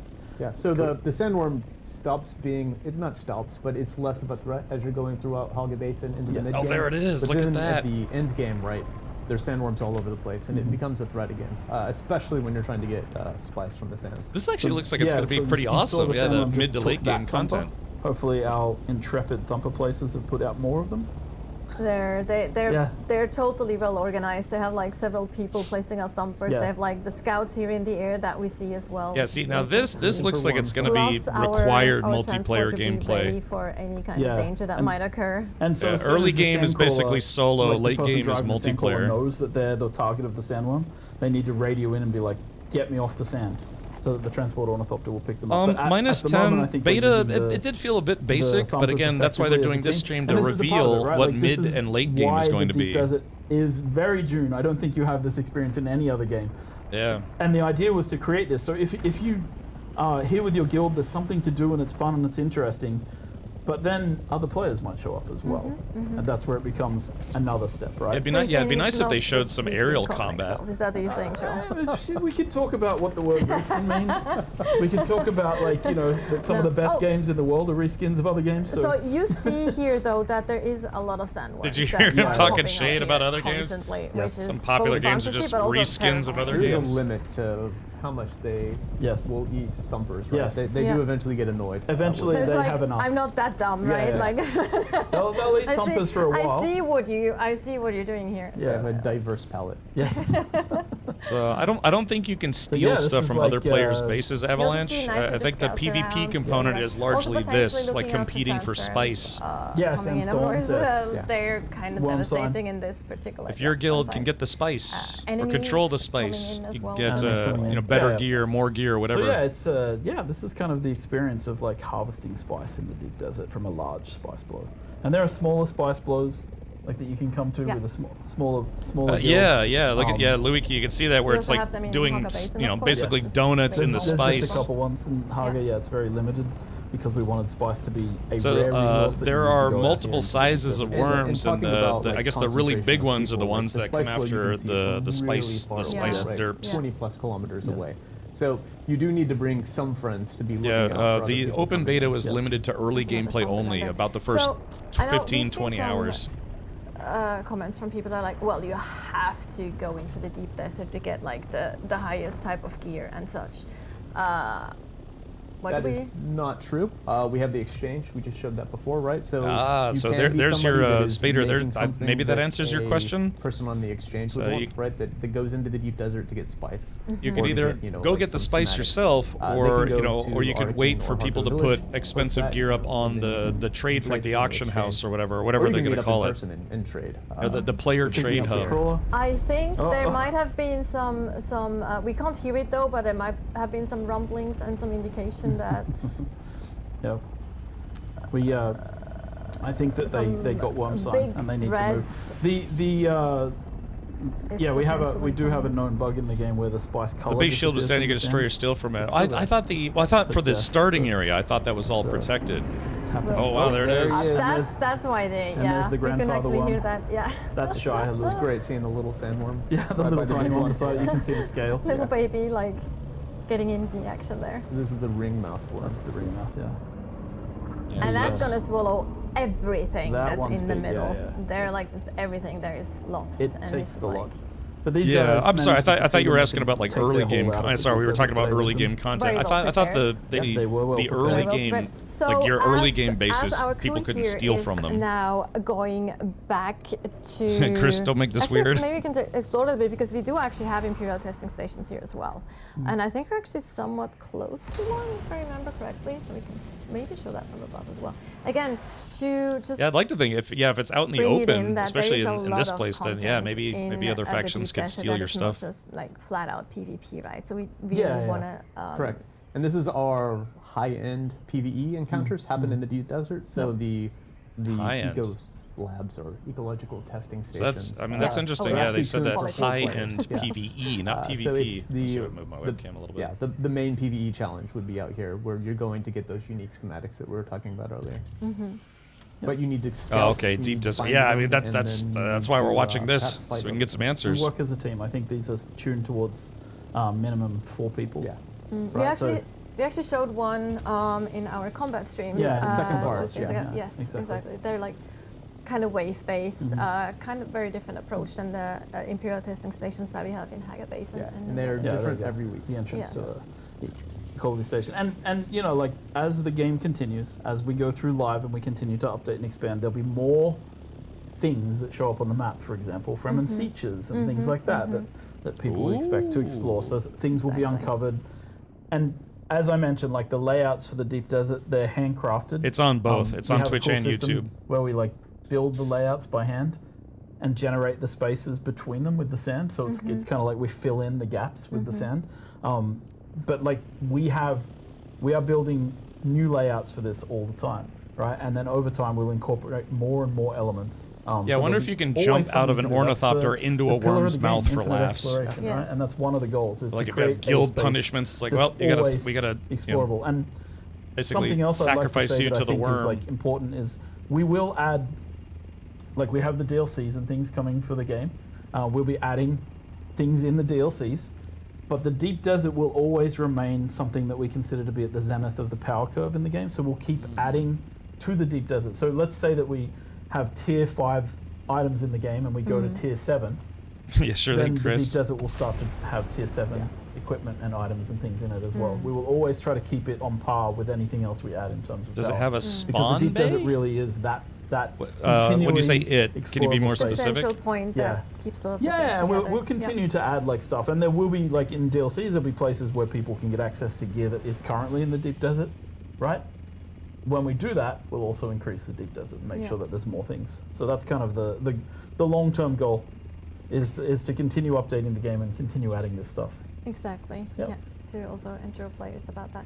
So while we actually have our team, or actually the Spice Harvesters, go back to on the way to the Quartermaster to deploy, or like to kind of. I like the cherry Kool-Aid. Yeah. Give him the spice, basically. Yeah, give him the spice for the launch rod thing. Refine. We do have an additional asset. We have actually a video from a stress test that we did with the beta last week on Friday, where we see a lot of things happening. Shout out to the beta players. Yes, thank you, beta players.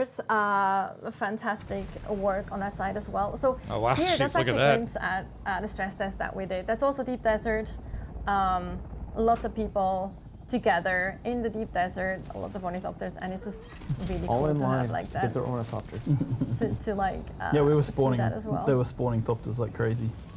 Someone's flamethrowing, throwing bombs. Players never behave when you put them in the same space. If I ever Wow, look at that. with the flamethrower. Boy, that kind of reminds me of the Well, old not SC like days, Nazi right? yeah, When we that just was get like The 50 context of ships the all stress together. test, by the way, was like we were testing people crossing the server boundaries with our mesh servers I and love that fighting little on them. ornithopter back there. Sorry, it's like this is sorry, go ahead. And fighting along the server boundaries just that. to see how the performance was. So you'll see people firing rockets, and yeah, it was a cool test. I think we got a lot of very useful data out of this. Yeah. And seeing how people Oh yeah, there were you go, fighting doing together. a little. Also, shout out to our automation team, because they every build, right? We have the Deep Desert. There, yeah, and that's they what I have, wanted to see. I wanted to see basically ornithopter they versus deploy our ornithopter automation combat. system called Legion, and it goes and it tests all of these things, right? So it's got. I gotta be honest, I'm hundreds looking of forward to that. ornithopters Yeah, going doing back and forth ornithopter between all combat. Yeah, all the server Even if I boundaries. suck at it, I'm Yep. looking forward to Lots it.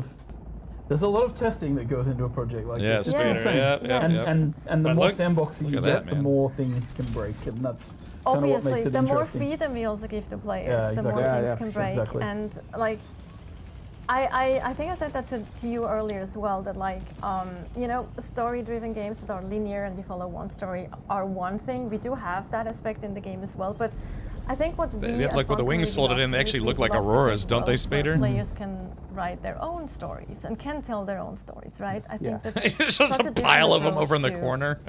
Yeah, game development. One of the ways we describe Arrakis is a crisis generator, Yeah. right? So Yeah, it ends up crisis spawning generator. stories, and that's why like these tense Yeah, locations cat herding like the Deep management. Desert are really important, because it does spawn these memorable moments that you remember, that you go Exactly. experience with your friends or your guild. You make friends, you make enemies, and that's really important to like fully experience the politics and intrigue of Dune. 100%. Yeah, right, power of Aramir?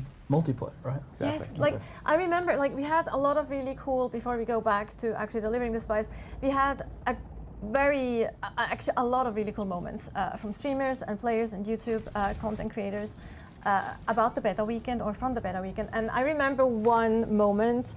I call it the GTA moment, where one of the streamers, I think, he was harvesting one. something or something. Yeah. Oh no, he was downed. He was downed by an enemy. He was downed but not out. Yeah. And then the Yes, other one yeah. comes in and just drives over the enemy that was like targeting him, Yes. and he couldn't stop laughing. Yeah, It's like these little moments that make you know, that create those stories that are so fun to share as well and are unique to you then. And it's like, and that is, I think, where for me, that satisfaction of really creating those worlds comes. Yeah, I think it's one of the things, like we get a bit of I mean, it's fine. Like we get feedback like, oh, jank, right? Like, Yeah. oh, being able to stand on top of an ornithopter is janky. It is, but when they asked me if we should remove that, I said no. No. Surfing on an ornithopter is actually That's very cool. Why isn't that cool? Like, why isn't that something we want? Confirmed, So, like, sometimes, ornithopter we surfing make is those going to be a choices thing as in the well. game. Like, it's like, yeah, this might look a little weird sometimes, but you know what? It's way a more fun when you can do it. feature, Yeah, yes, it's it's way a more fun. Set when up you like can it's do a it. The meta feature. on beta might have been, you know, surfing on ornithopters, shooting people with assault A rifles. little bit of that might be Yeah. fixed now. We fixed some of the assault rifle issues. All right, so let's go back into delivering the spice now. Oh, actually, no, let's talk a little more. I actually wanted to ask you both a question. Are you single? No. You actually have answered that recently in an interview. Oh, but that's not the reason I'm they asking did, because I did had they? planned to do it anyway. It's like, what is each of you's favorite thing in the game? I mean, you mentioned a few things that we saw. Like I like the sand transport personally. You helicopter know, and it's stuff, but I'm pretty coarse sure and there's other things irritating that and it you're gets everywhere. particularly proud of. So, survival games for me, one of the best things they do is they make the world more interactable than other genres, right? So I think the team has done a great job of like using the harvesting system. Not only does the cut array like cut up the resources and get it, but you come across these like wrecked ornithopters, and every time Wrecked. I come across one and I'm cutting off the wings and getting the resources from it, it just feels great. Oh yeah, right? 'Cause that, it interesting, Droganis. makes the game grounded. So I would say that whole entire system there is really unique. A month or two ago, I had, for some reason, in my backyard, there were, there were I like mean, for me, hundreds of it's- dragonflies in my backyard. I There were think I'm little thinking about small the one ones. I I guess mentioned in the interview as well, some probably, but nest like of them the Dream probably Reaper like just and hatched. the way that you, because I like, look, I made Conan we made Conan. And Conan's a bit more stock standard in the survival sense, right? You're chopping down trees and you're harvesting rocks. And when it came to Dune, we had the design principle of like, make your designs fit Dune, do not make Dune fit your designs. And it was like, what does harvesting water look like in Dune? And there's a line in the book where Duke Leto is looking out a window and the sun's rising and there's all these people out in the fields harvesting dew off the flowers. And you're like, that's how precious water is on this planet. And that's a moment that our game needs to have. And so it isn't just like the confluence, it's like, yeah, it's cool, this action of like sweeping the dew off the top of plants using this little Holtzman field that drains the water up into, and like, not only did the animation team and the effects team nail that, and the audio team got like all of that works, but it's also like the back end, the time of day, checking when the dew harvest Yeah, time the is sand bike optimal, is fun. Feeling like, and It's not so that hard to make satisfying either. to be out there like 10 minutes before the sun comes up, and you're filling just liter johns full of water because you understood the game system and you Liter understood dongs. the timing. All of those things come together to create an experience that I think for me it's just like, you can't have this experience in any game except Dune. And to me that's the most precious thing, right? Like I feel like it's so good when all those things come together. Like as a developer, that's just the most rewarding stuff, right? And it feels good. And I don't really care if anyone else likes it because I love it so much. No, because I think it really nails it, right? Yeah. Like I can't speak more preciousness highly of of how water cool in that Dune. works, right? Totally And get it, shout out to the yes. team who worked on it and everybody who did their part. 100%. No, I Because get ready. that. Because games are made by teams, right? To That's the other refine thing. spice. Yes, absolutely. So we actually made it now to the quartermaster, and we are So we're going to deliver delivered the Duke. spice. Yes. Try to win the Dookie Lancer. Atreides. Okay, so these Took a while guys to get back. ask you, so you, because Me you're too, sort of, Avalanche, me too. You're a minor house or minor house under the umbrella of the Atreides. You deliver Landsrad bribes to the quartermasters of the Atreides, and they make sure they get where they're supposed to go. So now we're delivering for House Alexan, we're delivering spice, and House Alexan are a part of the manufacturing unit, which is where they. And so we're delivering 500 spice melange, and then they're going to make sure that it reaches them, and then that will, in a moment, change the Landsrad. So you can see how you have an impact now. So Landsrad is there under the social tab. This board refreshes every so often. I wonder if they it's added been a few House seconds Ordos since the to this last game. refresh. It'd be nice if they did. Now we should be able to see our Not that they were like good guys or anything, but they were known orders for being refreshed with a certain amount sinister of spice. and devious. Oh, we didn't go to Alexin. Not like Harkin and Devious. You need to go to Alexin. It's in the middle. The middle. Yeah, you got lots of time, right? And then we can Glacier. see that we've delivered Me too. some spice, and the goal amount has gone up.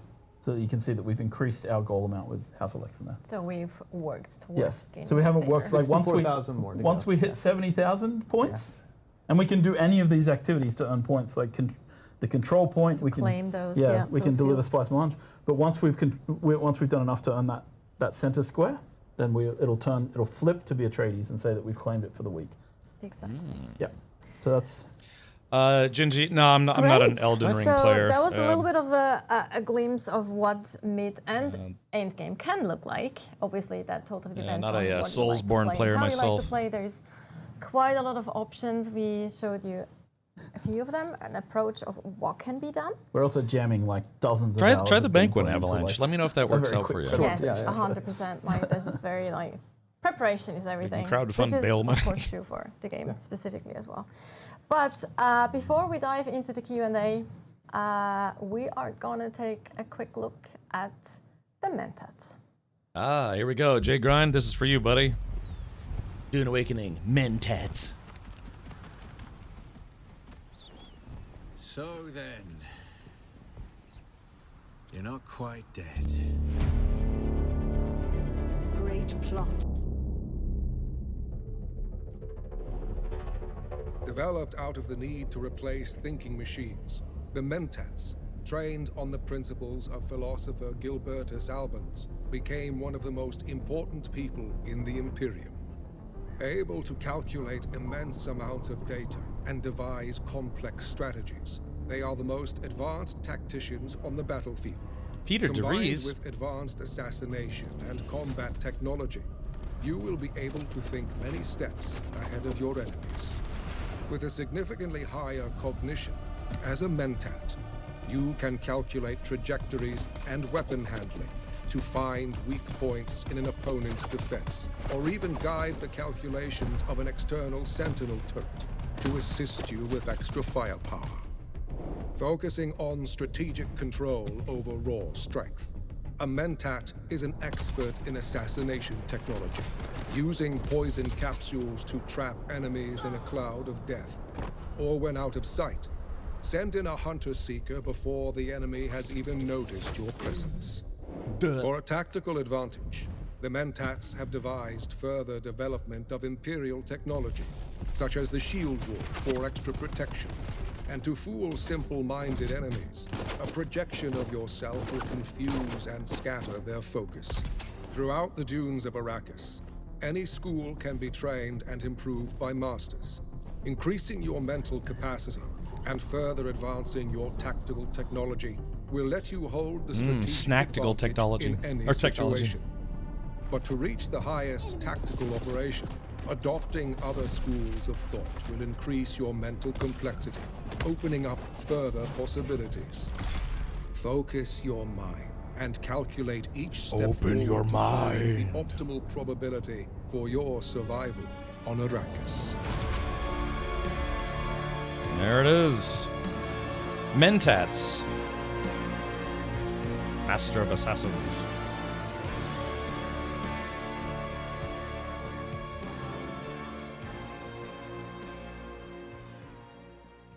I like the music. The Space Nuns. All right, and we are back for our Q&A.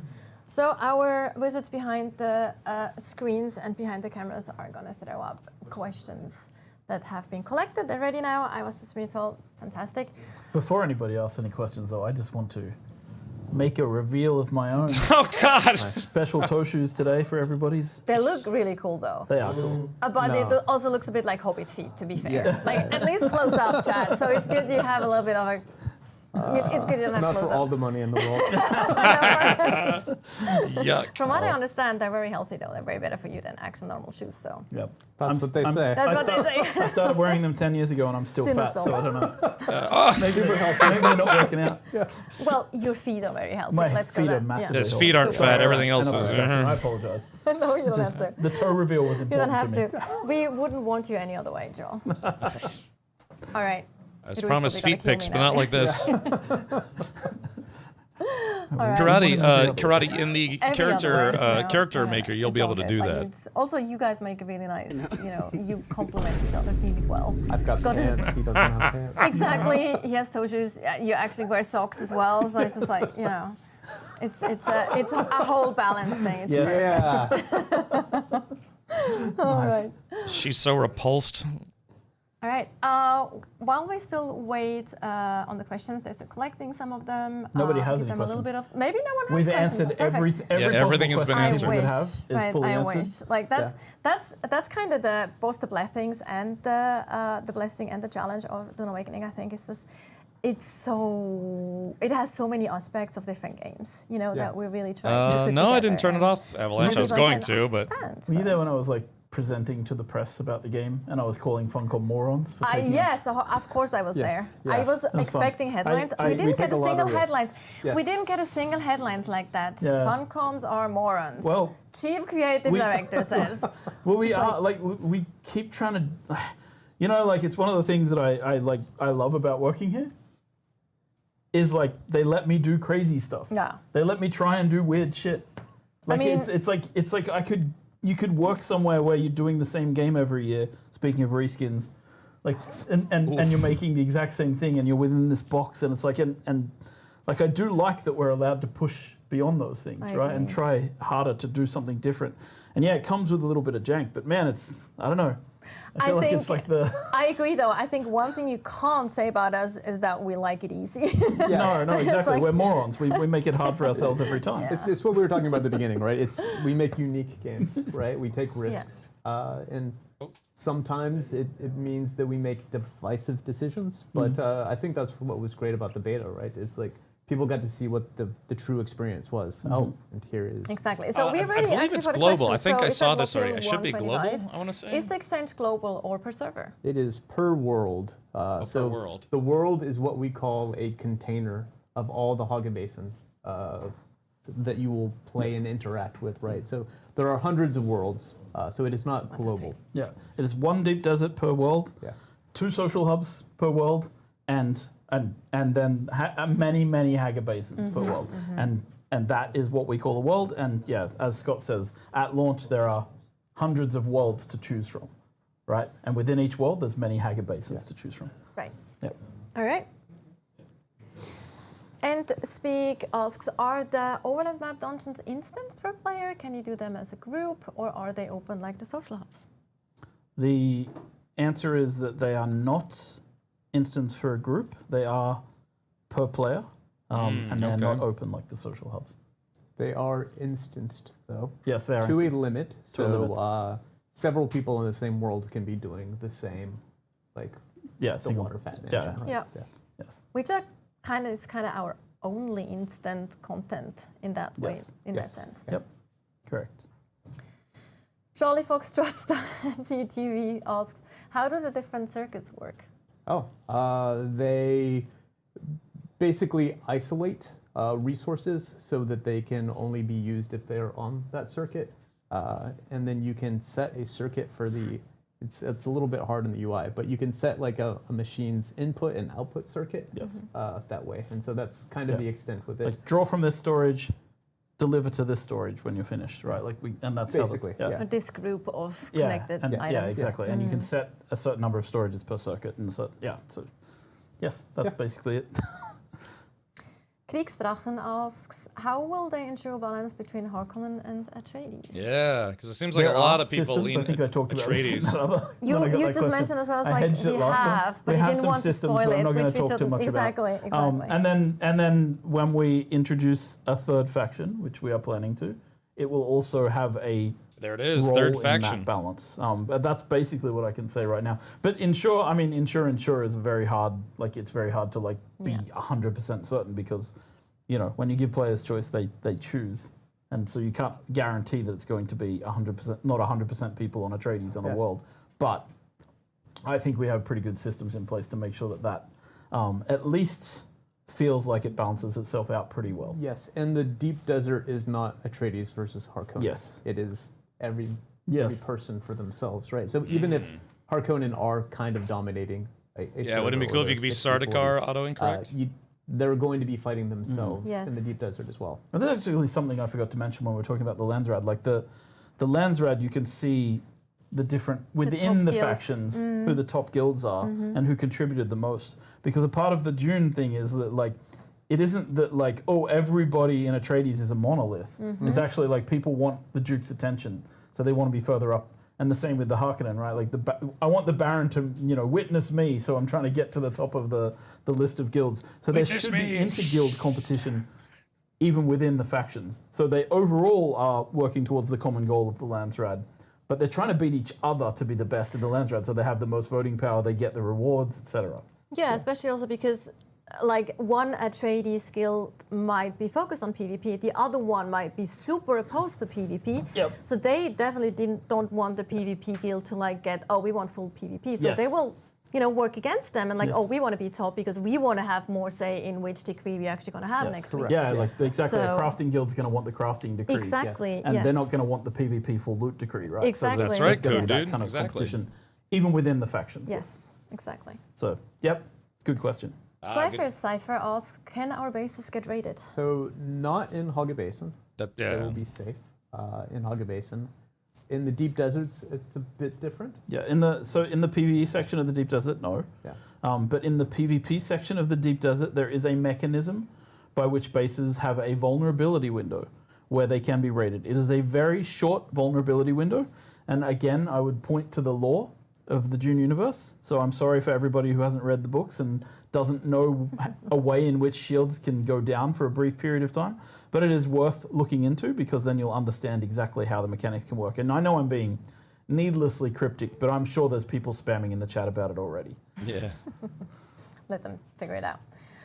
Altman Alchemist, if I don't take the mission to talk with House Atreides or Harkonnen, will I be content locked as far as progressing? Sorry, No, that's the not- main story and the It's a good question. craft? No. Yeah, no. The story, I mean, while it involves House Atreides and the Harkonnen, it is not about that. It's about you and your role on Dune. It's your quest to find the Fremen and wake the Exactly. sleeper, right? Yeah. So the main story follows that. What we were talking about and what we were showing earlier with the different faction unlocks, like in terms of the visuals and those things, you're locked out of if you don't want to join a faction. But those You are can't get, pure vanity. but they're pure vanity, right? No mechanics. But yeah, you can't. But one thing you cannot join the Landsrad unless you have aligned yourself with a faction. Your guild must be aligned with a faction to participate in the Landsrad. That is the Interesting. one hard requirement that I think faction alignment has in the game. That's it. Otherwise, yeah, you can do all the content without joining Atreides or Harkonnen.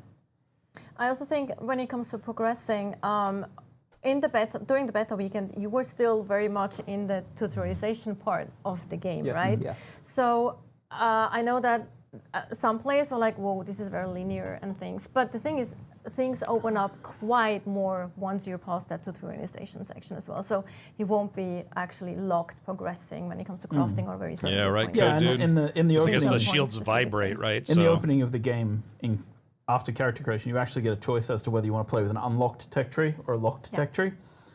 The reason we put that there is so that people who are advanced survival players or people who've played Dune before can just go, okay, I want the unlocked tech tree, I know what I'm doing. But I recommend, and we recommend, that the locked tech tree is for people who are playing the game for the first time and really, because there are so many, we've been talking about it a lot today, there are so many mechanics that are just kind of Dune mechanics that we want people to learn and we need to teach them. And it's going to be hard for you to know what to do. Like, you don't know about dew reaping and times of day when you should be out harvesting dew unless you follow the tutorials that we put in place for that, right? So it's just that. Or that you need to go to shipwrecks to craft better weapons. Yes. Yeah. Yes. Koopa is asking, is there a level cap Yes. There's a Twitch believe cap, we're Ben 200 Richard. Yeah. currently? currently. But you can respec. Yeah. Yes. So it's, I believe it's on a 48-hour. Gingy, cycle, so it's ev- June even 10th if for you the cap main out game and or June play 5th something if and you you buy decide a you don't premium like it. edition that comes with 5 days of early access. And there's a point where you run out of, you stop getting unlock points for your tech tree, intel points. And then we have a mechanic in the game for you to go around and unlock more intel points by going to bases in the world, like enemy bases and outposts. So there's a level cap that puts a stop to some of those progression things, and then the next step from there is for you to go and explore more and enjoy the game more. Because we do want you to make some choices, right? Yes. Yeah. Yes, exactly. Also, like, I mean, there's different level and skill point caps, right? Because you have a character level, you have skill points, and you have intel points. So Yes. there's like 3 different caps that you Yeah, particularly exactly. hit. K69N is asking, is it possible to lose all your gear in PvP? So not in PvP in the base level. In the deep desert, you lose resources that you're carrying, Solari and Spice, and you take durability damage to some of your gear. Right, that's what happens every time. I'd you say die that's PvE fair. Or Yeah. PvP. But if there's a specific decree from the Landsraad which enables full loot PvP in the deep desert for 1 week, then that's the only time in the game where you can lose all your gear in PvP. Yeah, so Gingy, you Or can if start you're playing fighting June in the 5th. sand and the sandworm comes and eats you. Yeah, sure. If you try I guess to you fight can the lose all your gear in sandworm, PvP, but we count the. Is the sandworm PvP really? You know. It's more like PvE, but yes, 100%. Wolfie1974, are we going to be able to get blueprints that devs made of their bases? Oh, the Tor Eagle presents. Exactly, this is Tor Eagle presents. That's actually very cool. I love that idea. That's actually a very cool idea. Maybe we can fill up some vendors post-launch with some of our I was crewmates. I was just about to say I don't think players should actually pay for them per se, but we should, or maybe they need to. I don't know. You don't want copies of my bases. I mean, you shouldn't. No, actually, let me rephrase that. We shouldn't have a dev sell those items in game, but we can sell it via NPC. Sure, yeah, That's what I meant, right? Maybe we can put a vendor or something. That'd like be cool, yeah, like you mentioned. Maybe a vendor in the world can sell some blueprints. You see, like Tor Eagle bases Tor Eagle's everywhere. Tor Eagle's the builder among us. Mine would just be no one Mine wants, are boxes. No one wants to see my. I'm the guy who tests T2P New dog houses. TTP every time. Yes. So I'm sure we're gonna have players who make fantastic buildings. Okay. Quintinovich is asking, will GeForce now be in Dune Awakening? I believe so. Yes. Yeah. I don't know. There's no discussions going on. There's at least. discussions. I can't remember what the last is, but people are looking at it. Oh, that'll make Ari Summer happy. She likes GeForce Now She's is like the hammering streaming messages service, to right? me Yeah. online. So It's like, the question, I guess, would be, will Dune Awakening be on GeForce Now? Yes. for Yeah, streaming? that's the proper question. I don't know the answer. I'm sorry, but Scott. Yeah, I don't think I have an official answer, but I believe so. But yeah. Helping Hans, how do you balance the council wins? If one side gets unique weapons, won't that side have a better chance to win the next vote down the line? Not necessarily, because the tasks for the Landsraad are pulled from, so there's 25 tasks per week, and there's a pool of 400 tasks that can potentially show up. So you, first of all, don't necessarily know what's going to be there. Unique weapons doesn't actually influence everything. Some of the tasks are kill tasks. You don't know which tasks are going to be revealed first. You also have to bribe Landsraad envoys with spice to reveal tasks. And if your faction does it before the other faction, you'll see, okay, we need to do this. So you might just get ahead because you had more spice or whatever. It's not going to come down to unique weapons. Absolutely not. That's not going to be the thing that means that one side gets a sudden landslide kind of advantage. So I think that's the best way to answer that, I think, from my perspective. I think that's a great answer too, and I think it just goes again into people are a little bit too afraid that everything is about PvP and fighting endgame, and that's absolutely not the case. Yeah. And hopefully we explained that a little bit today as well for people to feel a bit more relaxed about that, or disappointed, depending. Dr. Evil Eye, is there any content or materials that are hidden behind PvP, meaning that the only way to obtain that item gear material is to risk losing to large guilds? I wouldn't say hidden, but yeah. Like you can. The Deep Desert, which we just explained, is a place where tier 6 gear is, like items and materials for crafting those things. You need to go there to get those things. You can buy them off the exchange. You can trade for them with other people, but yes, you have to go to that place in order to get those things, and there is a risk of people attacking you when you're in that place. We tried to explain that this is a very large place. It's not going to be possible for a guild to cover the entire space. It's just not going to be possible. Yeah, I think guild limit's 32. The guild limit is 32 people. Yeah. So one per kilometer, maybe, if they stretch it. Yeah, they'd have to stretch all the way across. And even then, I think max. there's all kinds of tactics and ways to draw them off. And I don't think for some of the really big streamers out there, YouTubers, that's probably going to present a problem. Can be in the deep desert, yes. right? So 32 people max in a guild by 100 people. Again, if you want to rat, you can rat. Boy, that's going to be there's devastating options, right? news for And some also, people. like the tier 6 gear isn't required for the story or Yeah. for anything that's having to do with Yeah. like a basin, right? It's sort of just the or deep as desert sister route. guilds But are we thinking, can't- yeah, we can't sure, tell but people still, that they sometimes can't there's get to just the no top number like of number go official up because of overlap, that. People like always on a want that, technical so- level, so if the there are person's other not ways to in get your it. Even though it's actual not guild. required, I know people are going to want it. I feel like it makes sense though, because those people who really care about the highest level tier are probably the PvPers, and they want to be in the deep desert in the first place. So I feel like it's kind of a natural balance there too. in Hopefully, that we way. also have like I think there's this weird. I speak to a lot of people in our closed beta and our Discord, right? And I see that like there's people who kind of assume that everybody who That's is gonna a be guild in PvP is going brutal to be this news for the toxic, really big sweaty gaming groups out kinda- there. And I think Right. it's going to be the opposite. I think we're going to have the good guy guilds who are out there actually protecting people. and like helping people out. I've seen it in the beta already. People, oh, I got lost in the desert, help, and people would come and help them, give them Yeah. rides home, Yeah. like give them more gear. I've seen people in the beta like just give other people an ornithopter when they lost one because of a bug that was I mean, in there's the game people from our streaming end. the They're like, stream "Oh, right do you now want that an have ornithopter? I 10,000 a spare people one." Right? watching, That's- and they're like, it's oh, great to only see. And I think 32 that people? People worry too much about toxicity. Hopefully, we'll keep track of it, of course, but Yeah. it should be fine. And you have one player for the Yeah. entire world, Yeah, right? yeah. So and you are your name, right? So you will have some sort of reputation. Yeah, exactly. There's that as well. Yeah, as a callback to more old school MMOs that I grew up with, like EverQuest and all those. But anyway, so we have 2 more questions. Fort Team is asking, do you need a sync chart for each person in your guild? Yes. You need to create a sync chart for every person who's going to want to reveal those things that you've got in your sync They're chart. single-use items. Yeah, they're single-use items, consumables, once you've created them. And last questions. Neo Valkyrion, can transport ornithopters carry other ornithopters? Yes, they can. They can indeed. They can wow, look indeed. at that. I was playing it earlier. I was flying around carrying a medium ornithopter Yes, with they my can pick transport up pretty and much assault. anything. Yeah. Yeah. And Well, again, they anything- have anything passengers vehicular. too. Yes, vehicular. Can't pick up people No. unless they're. Inside. They're sitting inside a vehicle. All right.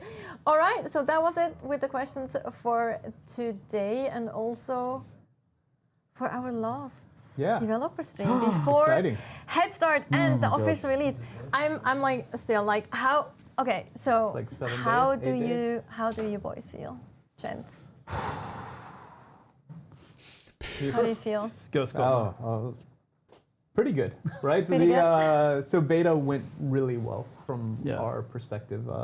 The tech was stable, and that's what we're always worried about. Because we knew the game was pretty good, or we thought the game was We really think good, so, right? yeah. And all the tests we had Really, run Trouble showed Magnet? that. But we were a little fearful, that tech would hold, and it went really, really well with the closed-ish beta, right? The weekend, where, the server crash rate was low, the client crash rate was within our acceptable tolerance, and we're fixing most of the issues that we found. So cautiously optimistic, right? Incredibly excited to show the entire game, and so yeah. Yeah. See reactions. But the last week is always Yeah. yeah. Yeah, it's like it's 5 years of your life, right? And it's like I think that's the thing that I think is like what I'm not sure people understand. Is like when you've been living and breathing this kind of thing for 5 years, and then like you see the game industry is volatile. Yeah. Things don't go well for people. We have a team of that I love to work with. We have a team of great people that we've built over the last years, and it's like it isn't about like success in the sense of like I just want to say that like it is a game that I think is great, right? And I've played it and I kind of know that it has a lot going on, right? And I think it works well. And from the beta we got some confirmation of that. But I want my team to be together making games for a long time, right? So for me, this is like I'm nervous about that, right? Like the gaming industry is not a safe place anymore, right? It's not easy to guess what's going to be successful. I mean, I'm watching things and like you see things that are fantastic from small teams going great, like and there's been some fantastic games this year and games that you wouldn't have predicted coming out of nowhere, like Schedule 1 is a great one, but also like Clair Obscura, I'd heard of it, but I hadn't heard of it until really it blew up. And so you see these games, these huge successes. So I think it's like, you don't want to have the arrogance to think that you could be among that, but you hope.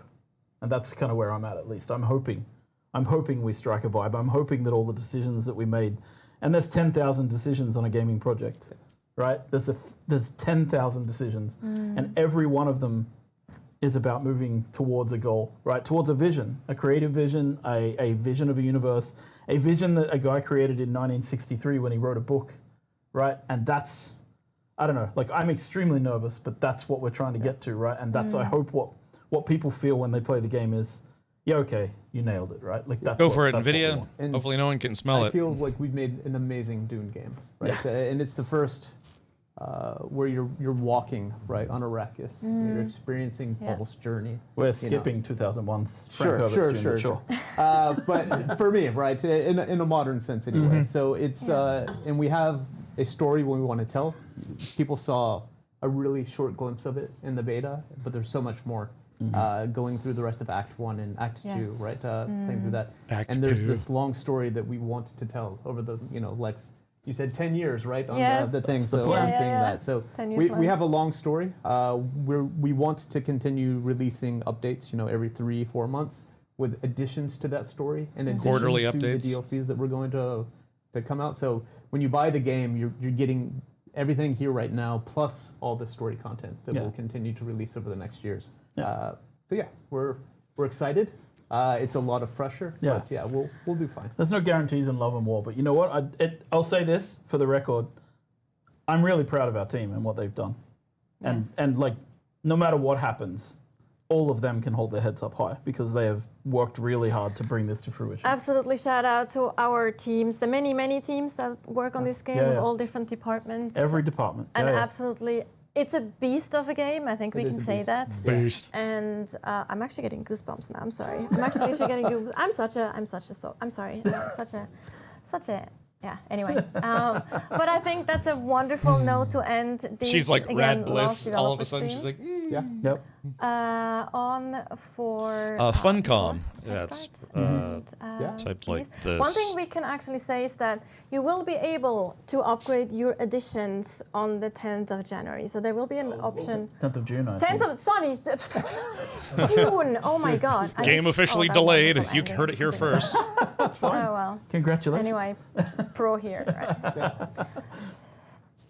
Yes, so 10th of June, when the game goes into full release, you will be able to upgrade your editions, should you want to do that. So Thursday, June 5th for premium early access. Thank you so much again, Scott and Joel, for being here during out of your Thank you, Natasha, Scott, so Joel. Really appreciate it, talking to us. And we'll have a last trailer. And with that, I thank everyone for watching and joining us today. And hopefully you'll enjoy what's coming your way. Thanks, everyone. Yeah, see you on Thursday. Yeah. Cheers. All right, here he is. Final trailer for today. I want a pet bat. You're not quite dead. Not quite dead. Great plots are afoot in the Imperium. And the currents of intrigue run deeply. You will go to Arrakis as our agent. You have one task. Find the Fremen. Wake the sleeper.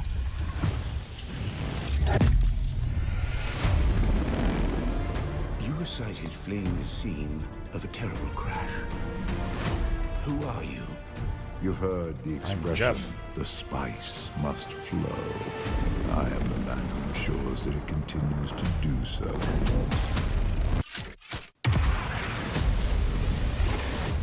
I dreamed of you. Burst in fire. Twin comets in the sky. The seer of lies. It's Sean Young. I am terrified of what happens when you awaken.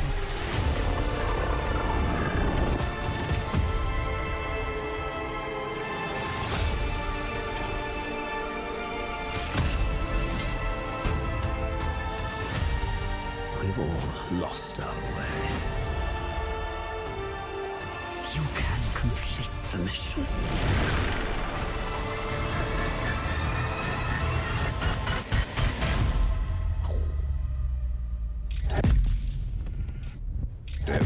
person carries their past with them. Wish that was me getting a good pounding. No, wait, what?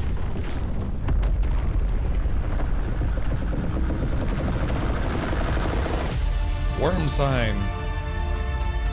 This is Dune Awakening. Coming soon to a PC and console near you, maybe.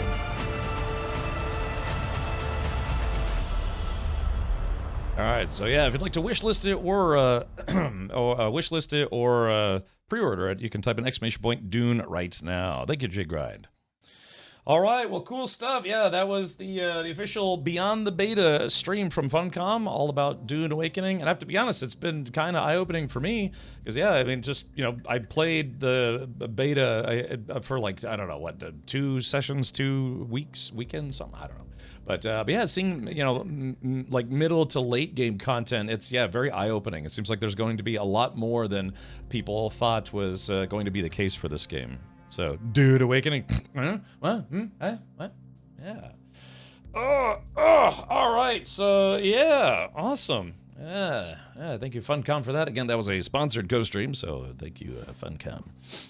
Are you gonna play this on launch day? I am, Gingy, most assuredly. Because yeah, you know, I read the first, I think I read the first 3 books in the franchise. You know, there's like 80 books now. What is it? I think Frank Herbert, he only wrote the first 6 books, and then or 7, I don't know, 6 or 7 books, and then he passed away, and I think his son started writing, you know, more books of dubious quality, from what I've heard. I've never read them, but some people are like, yeah, he was not as good a writer as his dad was. I do like the comments they had concerning what they expected players to be doing and how they have tended to act. Yeah, I mean, that's always, you know, that's always going to be a thing, right? Players doing weird stuff. I mean, look how many times I break video games, so. Cap is a dude? I hope so. Let's see. All the Dune.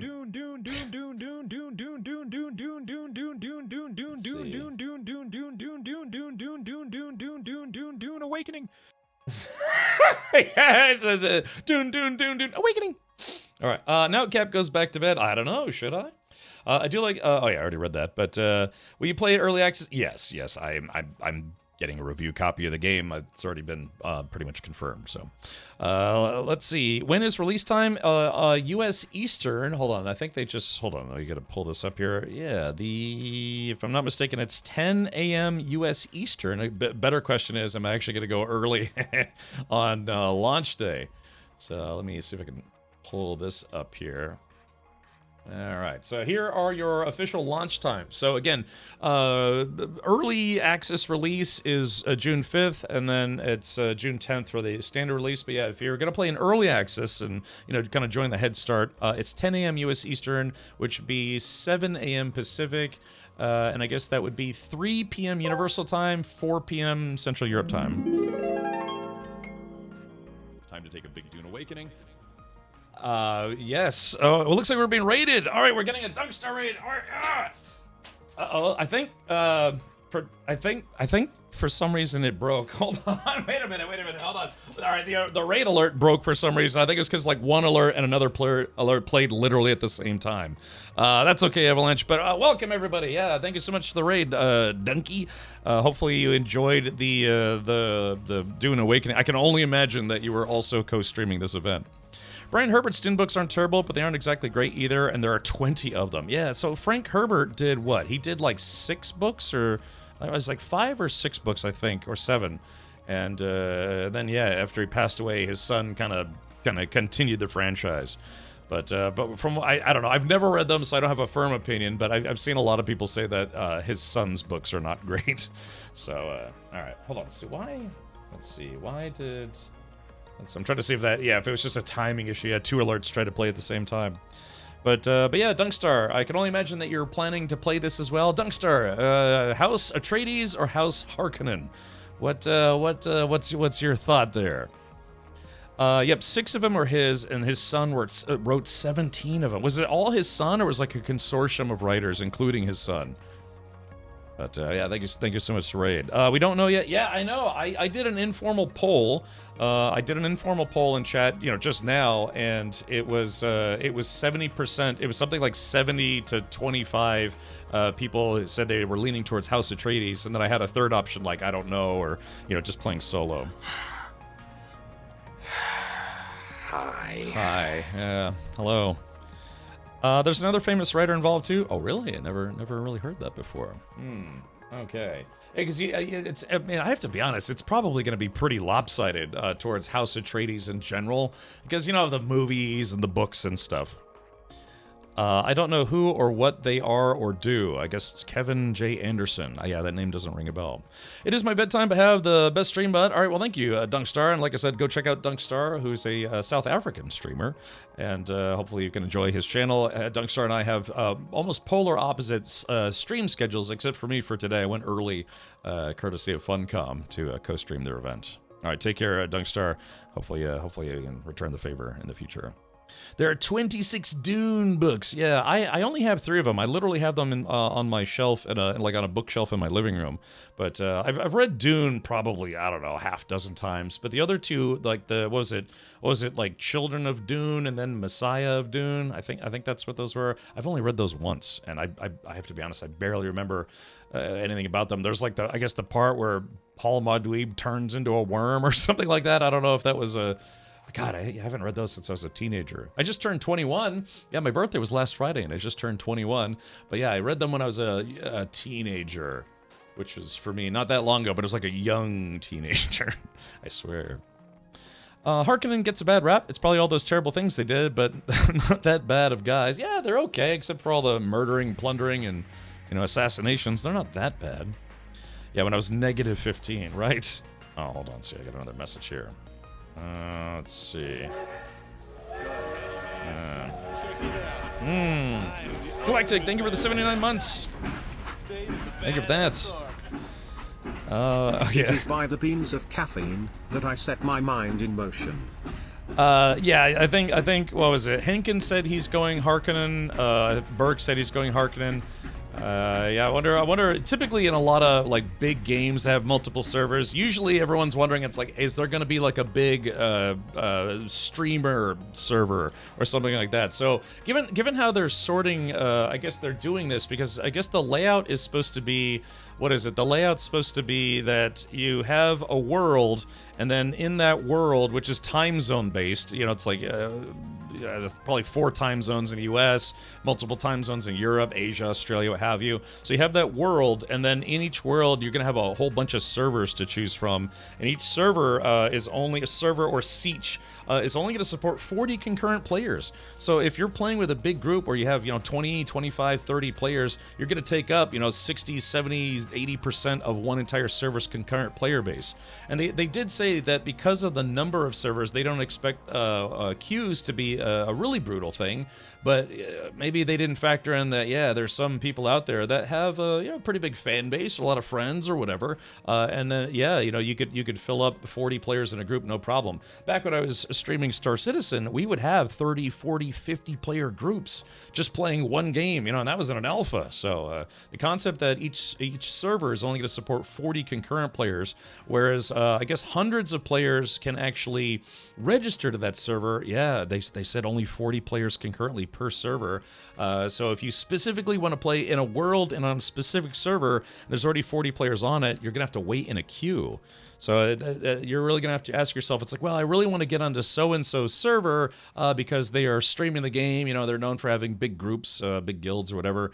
But yeah, you might say to yourself, it's like, well, do I really want to wait in a queue for an hour just so I can play with this, one person's group, or do you just want to play on your own?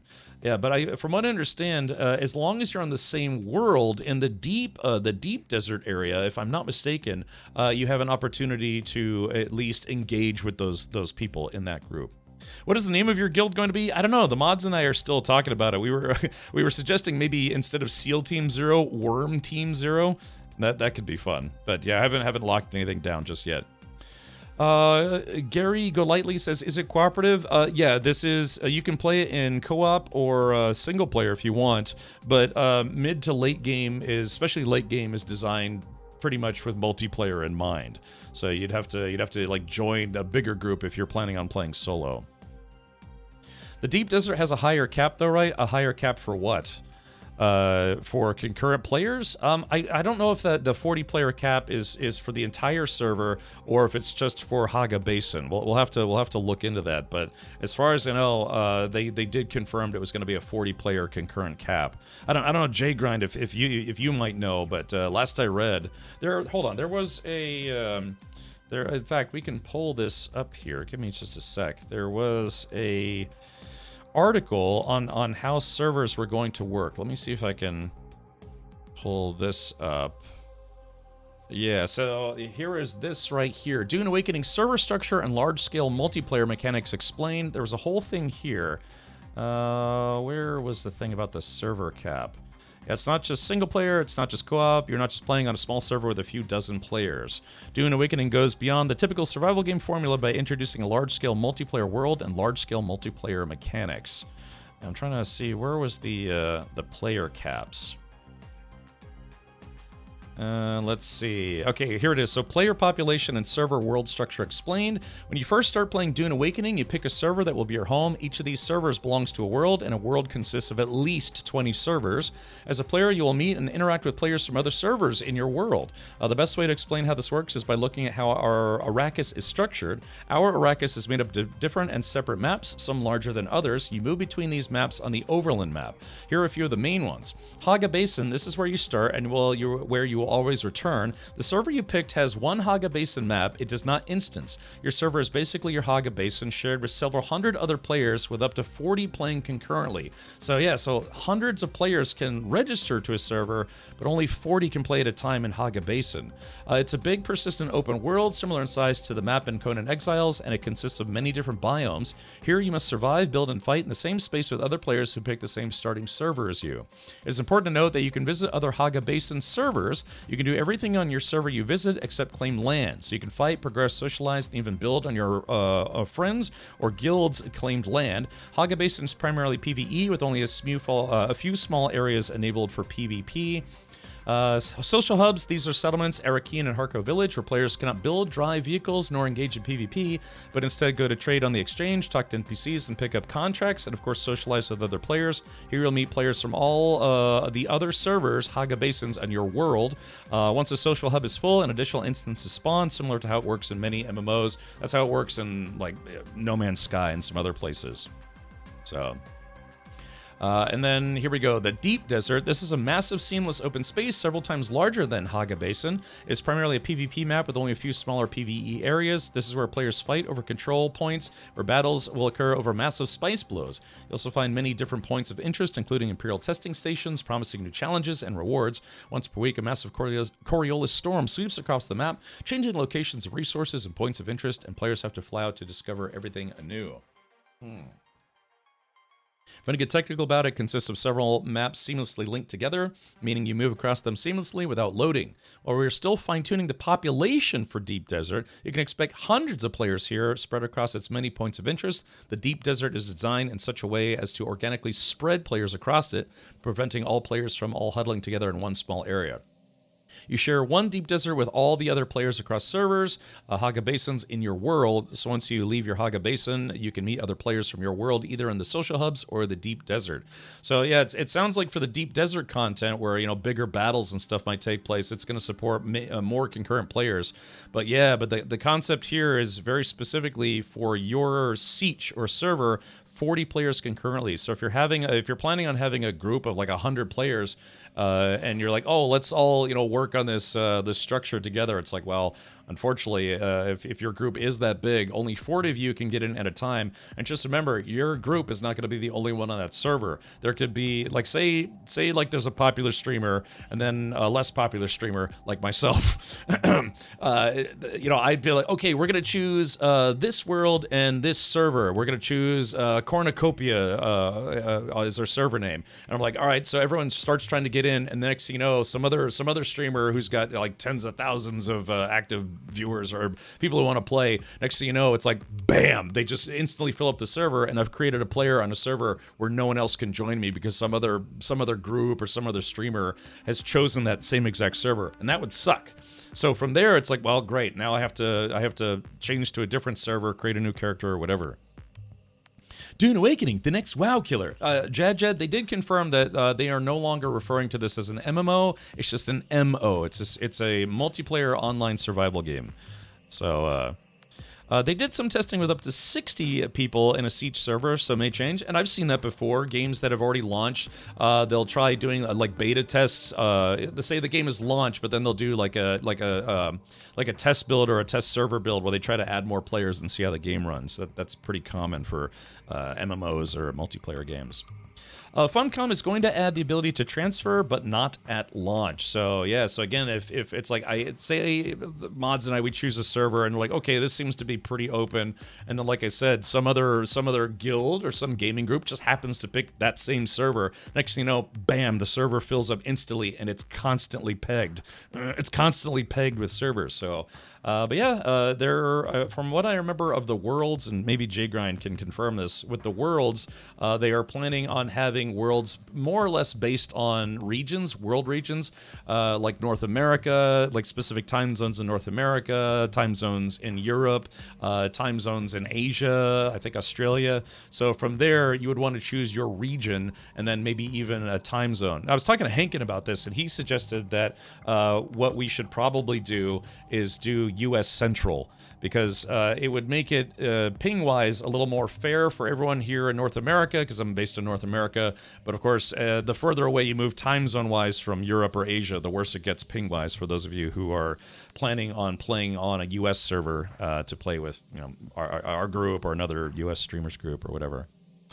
Then Ko comes like, yeah, exactly. So, and you know, that's not a dig at Ko or anything. I'm just saying that, yeah, you know, it's just, he's going to fill up a server instantly. So it's just, that's just, you know, facts. But yeah, so if 40 seems kind of small, but maybe in order to make sure that the game plays well, they had to do that, because we've all played that game where it's like, hey, there's lots and lots and lots and lots of players on, and then the game gets progressively worse the more people play.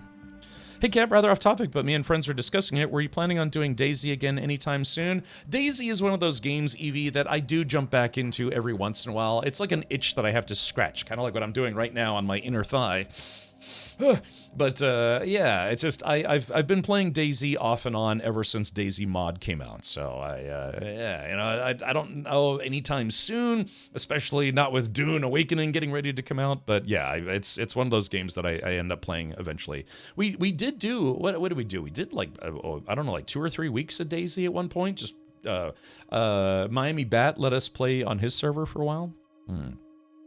Can you have more than one character on different servers? What did they just say? They just said something about that in the live stream. I think he said you could only have one server or one character per server, or was it one character per world? I can't remember. One character per world would be kind of tough, especially if you're planning on playing on different servers.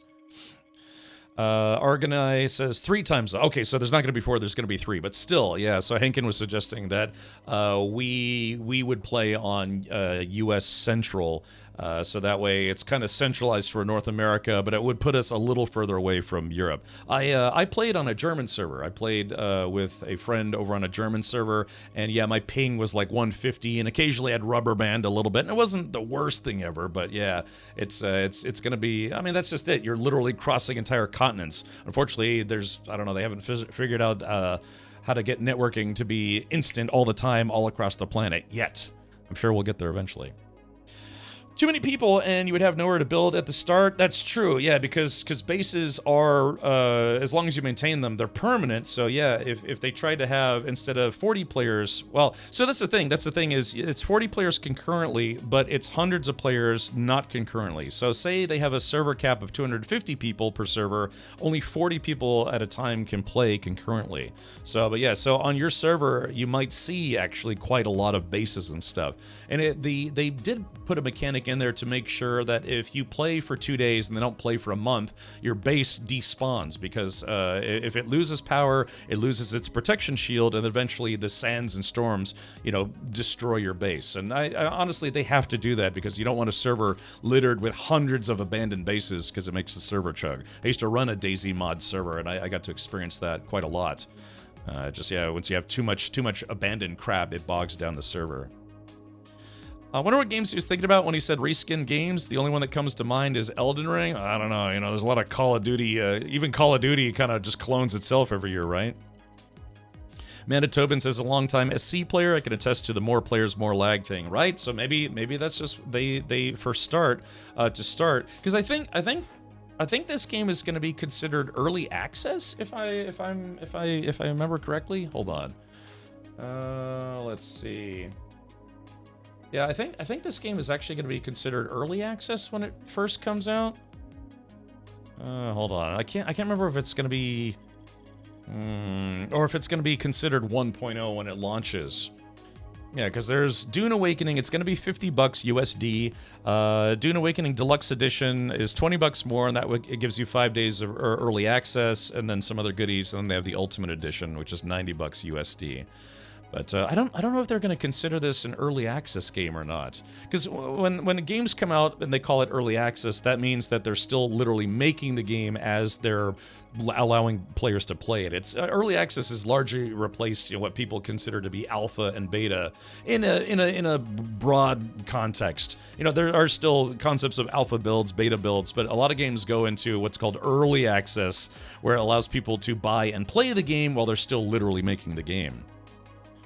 What are your thoughts on the tax system? I don't know. I mean, the whole concept of Arrakis is not it's not exactly a free-for-all planet, because according to the Emperor of not the Emperor of Mankind, but, you know, the Emperor of the Dune universe is that the Emperor owns Arrakis, right? It's technically the property, pretty much any known star system is property of the Emperor as far as the Emperor is concerned, right? So Arrakis is under the ownership of, if I remember from the books, it's from the ownership of the Emperor, you know, the Empire. It's just the different houses operate on it, and they do what they got to do to, you know, give themselves profit and goodies and all sorts of things. But technically, they still have to pay a tax to the Emperor. If not each member of the house paying a tax to the house, then the house has to pay a tax to the Emperor, because that's just the universe of Dune. Yeah. Sorry, instant internet will not work to the limitation of the speed of light. Well, that's what I'm saying, Argonite. It's like how can we lower? Yeah, how can we lower latency? Because current tech will never be current tech, right? I mean, there's the concept of reaching a cap of what we can do physically with technology, right? We're not there yet. That's the fun part, is we're just not there yet. So what people thought we couldn't do 20 years ago or 50 years ago, we're doing right now. Imagine what networking technology is going to be like 50 years from now. Maybe we'll hit that technological cap, but so far, until every house has like 1 terabit connections, we're not done yet, if that makes sense. Okay, Jay Grind says, no early access, it is a full release. And I know Jay Grind is into the fully releasing concept. He tells me about that nightly. But, so, he's like, oh god, full release. They have a planned DLC already? When you say, I don't think so, what do you mean? About it being early access? I guess, I don't know, I guess not. I'm just so used to games of this ilk being early access, right? Because everyone's like, yeah, maybe we can just release the game where it's not 100% finished, but we can still sell it and let people play it. Yeah, Emperor Shamwow the Fourth. It's like, wow, Shamwow. Yeah, it's got that instant sponge thing. Yeah, quantum internet is coming. Right, I mean, that's why someone's like, hey, if you could be frozen for 100 years or 1,000 years, would you do it? I'd be like, damn right, but I'd have to be guaranteed that I'd actually get to wake up. Because right now you can be frozen, you just never wake up again. But yeah, I mean, even 50 years from now, can you imagine where networking is going to be then? I mean, networking as a technology has only been around for what, 50 years? I want to say 40 years. Yeah, I guess it was where the invention of the intranet or internet. I don't know. I should know this. I used to be an IT guy, but you know. So it's. I mean, across the thousands of years that mankind has been around, we've only really kind of developed the internet in the last 50 years. So yeah, we got a long way to go.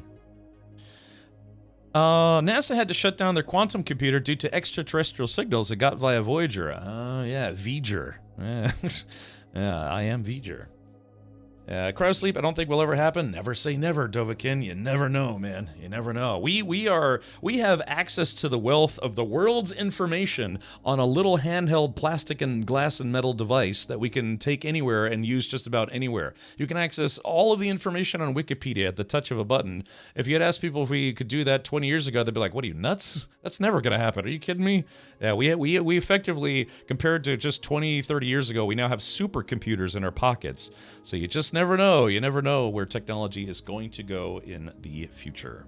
So, yeah. That's why, I mean, maybe that's very naive and optimistic, but still, I mean, really. I mean, literally, we have the entirety of human knowledge accessible by a magic brick in our pockets. You know, I say a brick because my phone's kind of big and heavy, but yeah, you know, it's just crazy. You know, I have the ability to stream live video from my phone right to the internet to millions of people if I wanted to, or in today's case, a few hundred. So yeah, it's just technology. Although it seems normal to us now, 20 years ago, this would have been insane. It's absolutely insane. His brain ain't right, but it's fun. Look, it's true.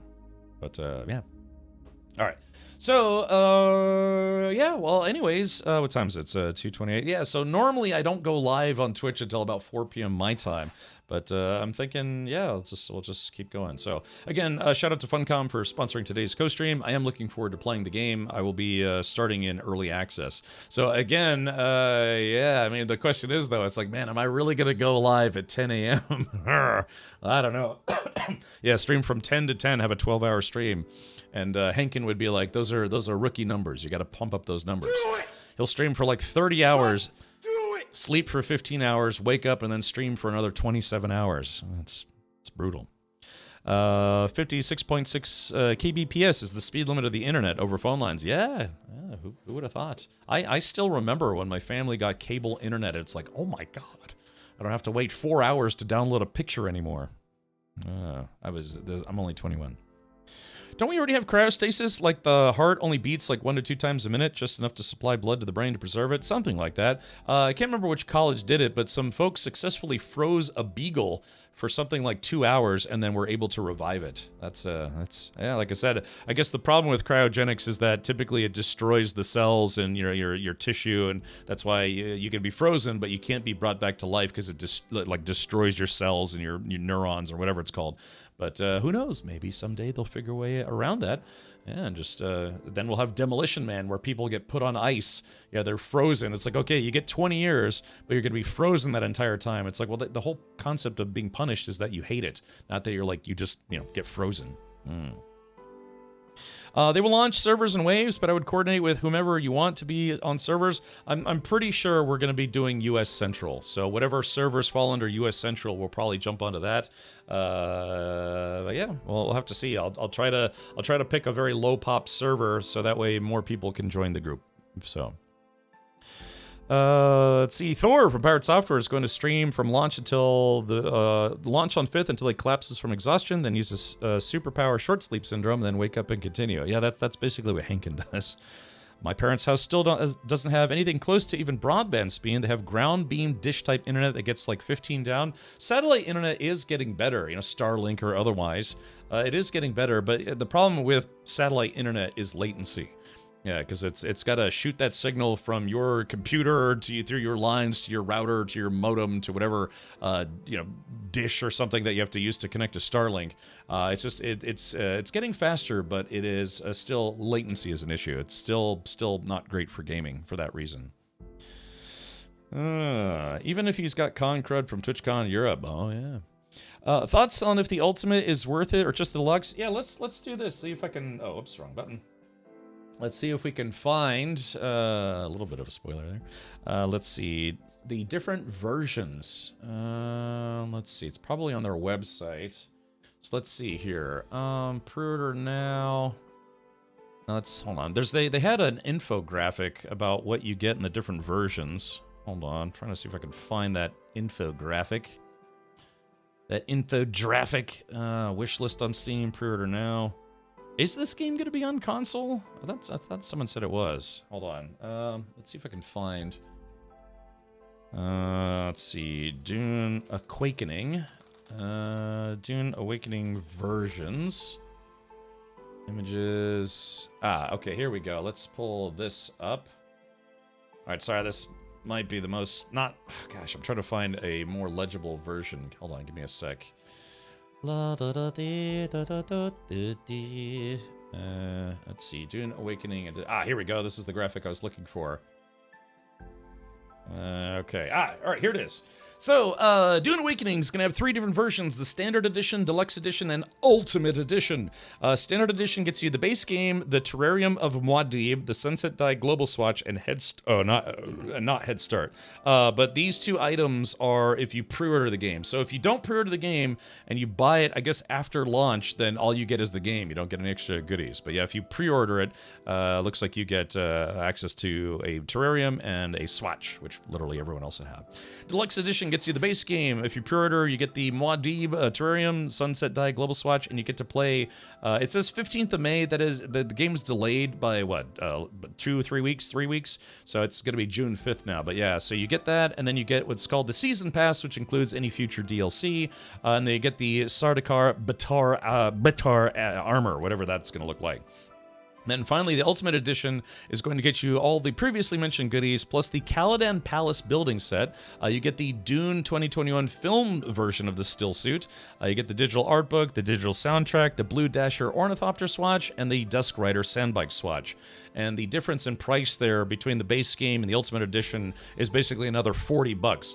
So you have to ask yourself if you think these extra goodies are worth the $40.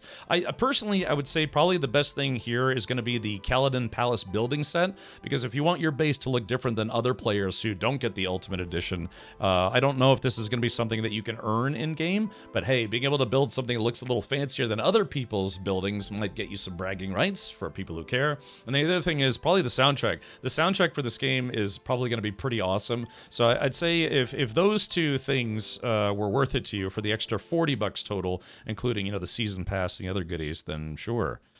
But there's also the Rail Blade skin for all pre-orders. Rail Blade skin.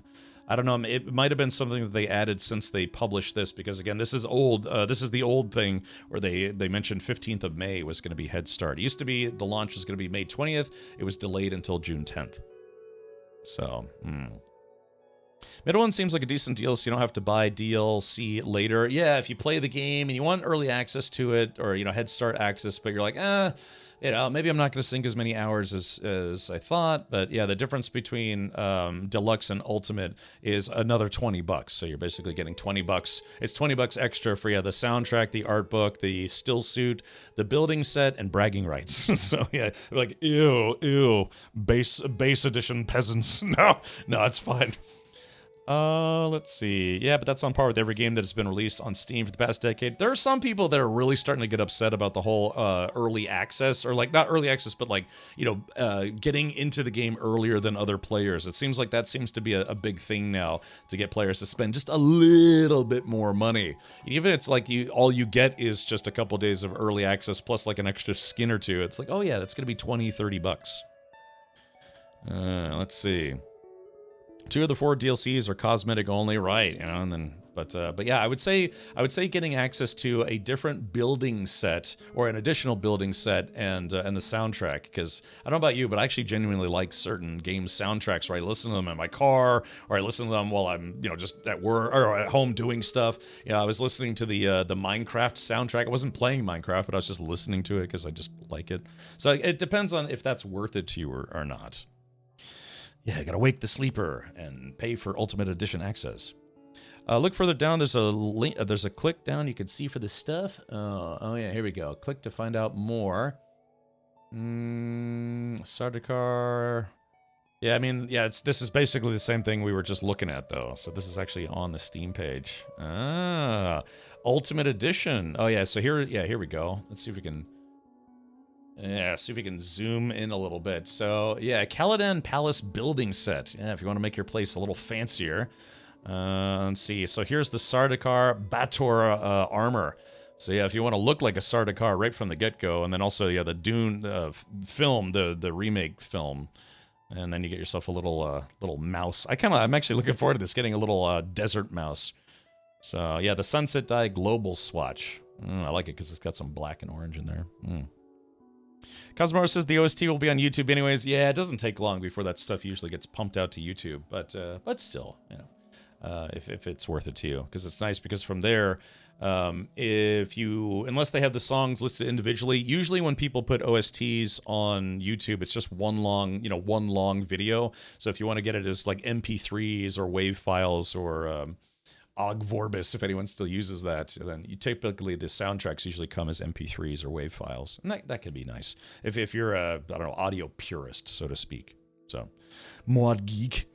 So yeah, but anyways, yeah, it's up to you. But like I said, I will be streaming myself. The question is, you know, how early am I willing to get up on June 5th?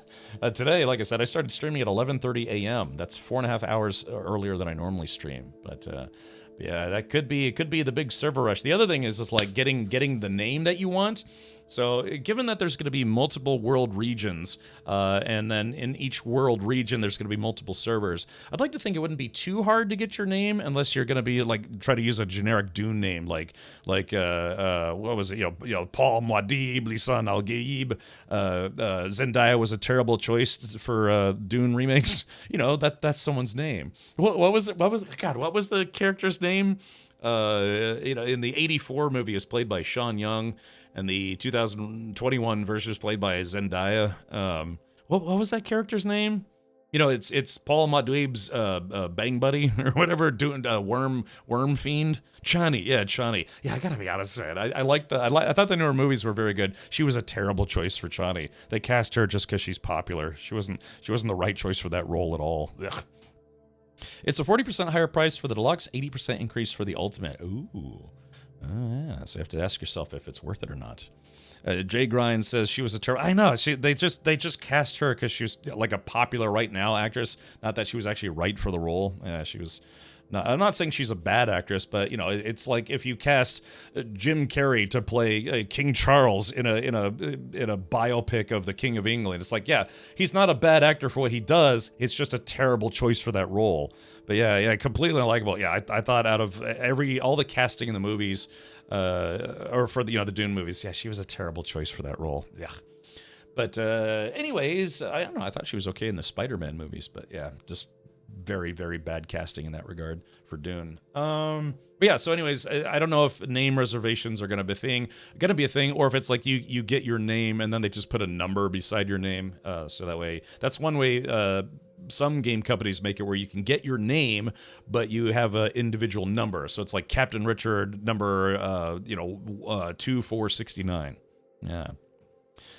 Jason Momoa, though, nailed that casting. Yeah, he seemed like he was having fun. Yeah, it was just her, man. I mean, maybe some other questionable casting choices, but yeah, she was just really not a good pick for Chani.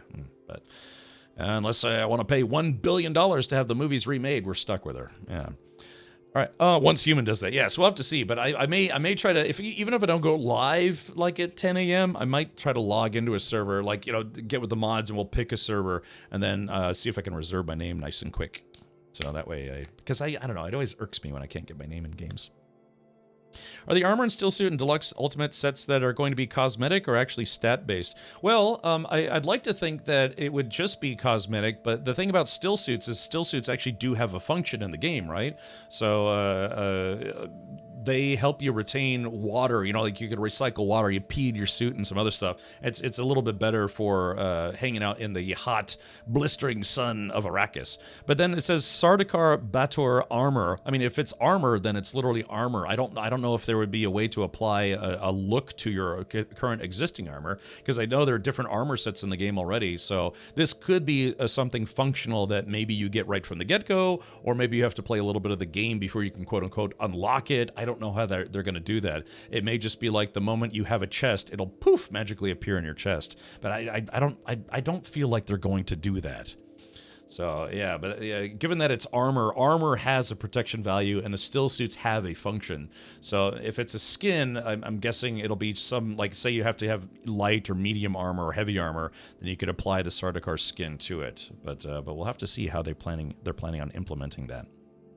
They said would release the world and siege names prior to launch. I do remember that, so yeah. But like I said, even if I saw that list, okay, it's like, all right, U.S. Central Muad'Dib Anus server name, and it's like, okay, I'm planning ahead of time to jump on that server. The next thing I know, I try to log into it, and there's already a queue because the server's filled up concurrent, with concurrent players already. So that's going to be tough. That's going to be very tough.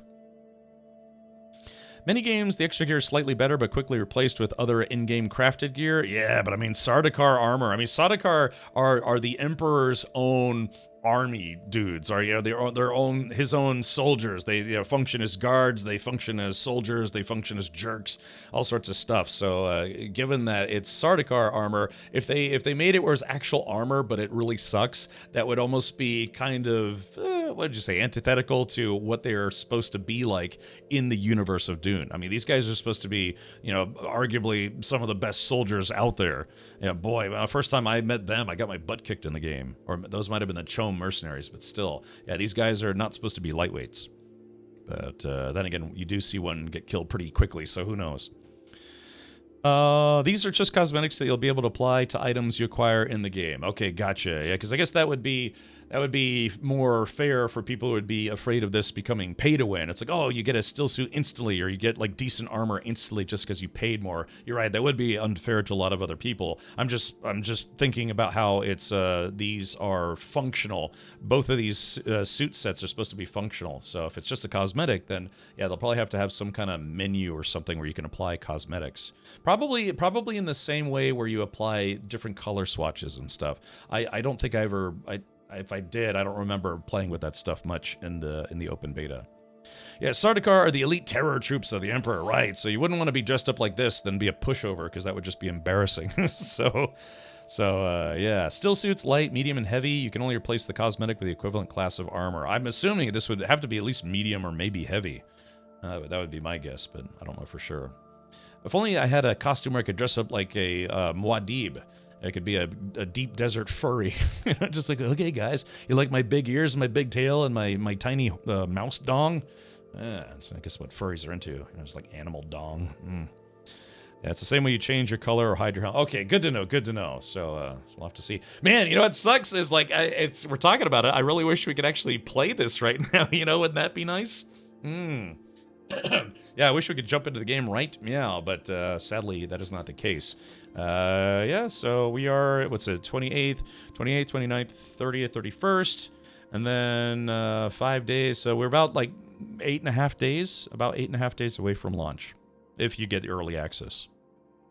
Matt says, is this still a sponsored stream? No, but just kind of shooting the breeze, just talking about it.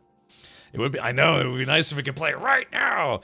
J-Grind played a lot during the open beta weekend, didn't you, J-Grind? Yeah, somehow played for, how many days in a weekend? There's like, 24, 48, 1 million. Hundreds of hours played in one single weekend. Yeah, J-Grind says, I loved that open beta and somehow logged hundreds of hours in the game. Well, hopefully I didn't get too burnt out on J-Grind, because it sounds like, mid to late game is going to be pretty fun. Yeah, 200 plus hours. Yeah, somehow it across, what was it, the 3 or 4 days that they had an open beta weekend, logged 200 plus hours. Yeah, he's apparently got a time travel device. Yeah, math. It's interesting. Okay. All right, well, yeah, so thank you for tuning in for that portion of the stream. Again, I am live early today, but yeah, what can you do? Just thank you, Funcom, for sponsoring today's stream. All right, so yeah, that sponsored segment is officially over. So now we're going to do something that I'm doing for one person and one person in particular. Yeah, playing 3 hours an hour. Yeah, exactly. Triple time. All right, so let's do this here. I am going to, for those of you stuck around from the raid, thank you for that. All right, I'm going to update my stream title right now. Let's do this. Burp, burp. All right. Click on this, click on this, click on this. Okay, so I'm going to stream something that I told someone months and months ago that I would finally stream. Hold on, finally. All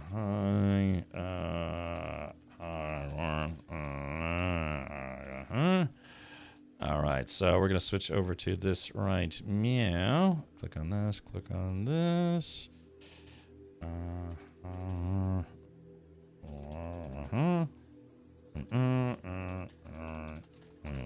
Alright.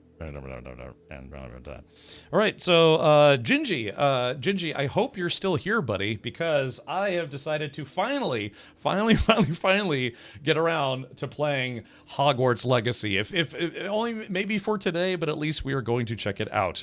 Oh, Cap, did you see that CD Projekt Red have confirmed that they have started work on Cyberpunk 2? Yeah. I think that's been kind of open knowledge for a while now. Yeah, you're a wizard, Richard. Right. All right. Finally, like I said, I'm at least going to stream it today because Gingy's been very, very patient. Gingy bought me this game, I don't know, a year ago at this point, something like this. But yeah, I thought because I just finished the DLC. I just finished a Doom the Dark Ages. I finished Brushes with Death. Stupid horse painters. The KCD2. God, I can't think anymore. I got up too early today. Kingdom Come Deliverance 2. Brushes with Death. I did that. I was actually considering streaming some more Tainted Grail today, but I thought, you know what, let's do it.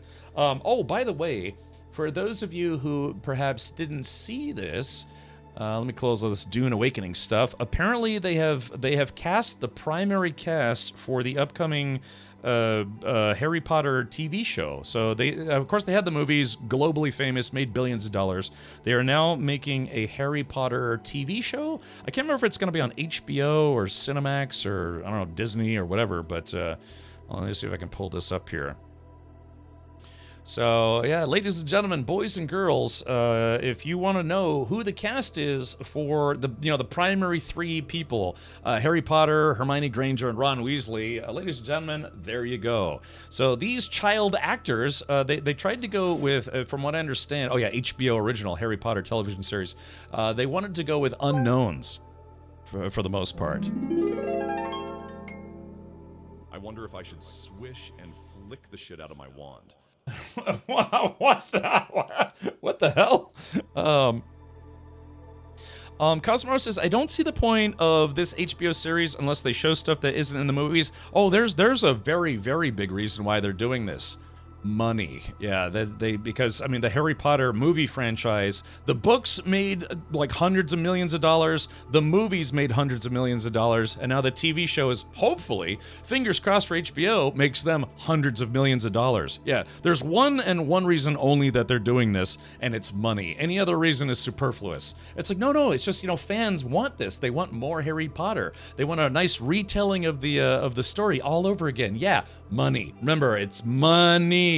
Money, geld, cash, currency, whatever.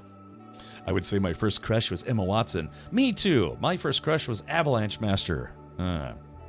So, anyways, so that's it. So yeah, so apparently they tried to go with some unknowns, and the thing is, if this show is in any way, shape, or form popular at all, then good. But these kids, think about this: these kids have just had their entire lives dictated for them. If all three of these child actors, end up being the actual casting choices, just remember that this is going to stick with them for their entire lives. There are some people who are famous child actors, and they never do anything else, but they are always and forevermore known for that specific role, right?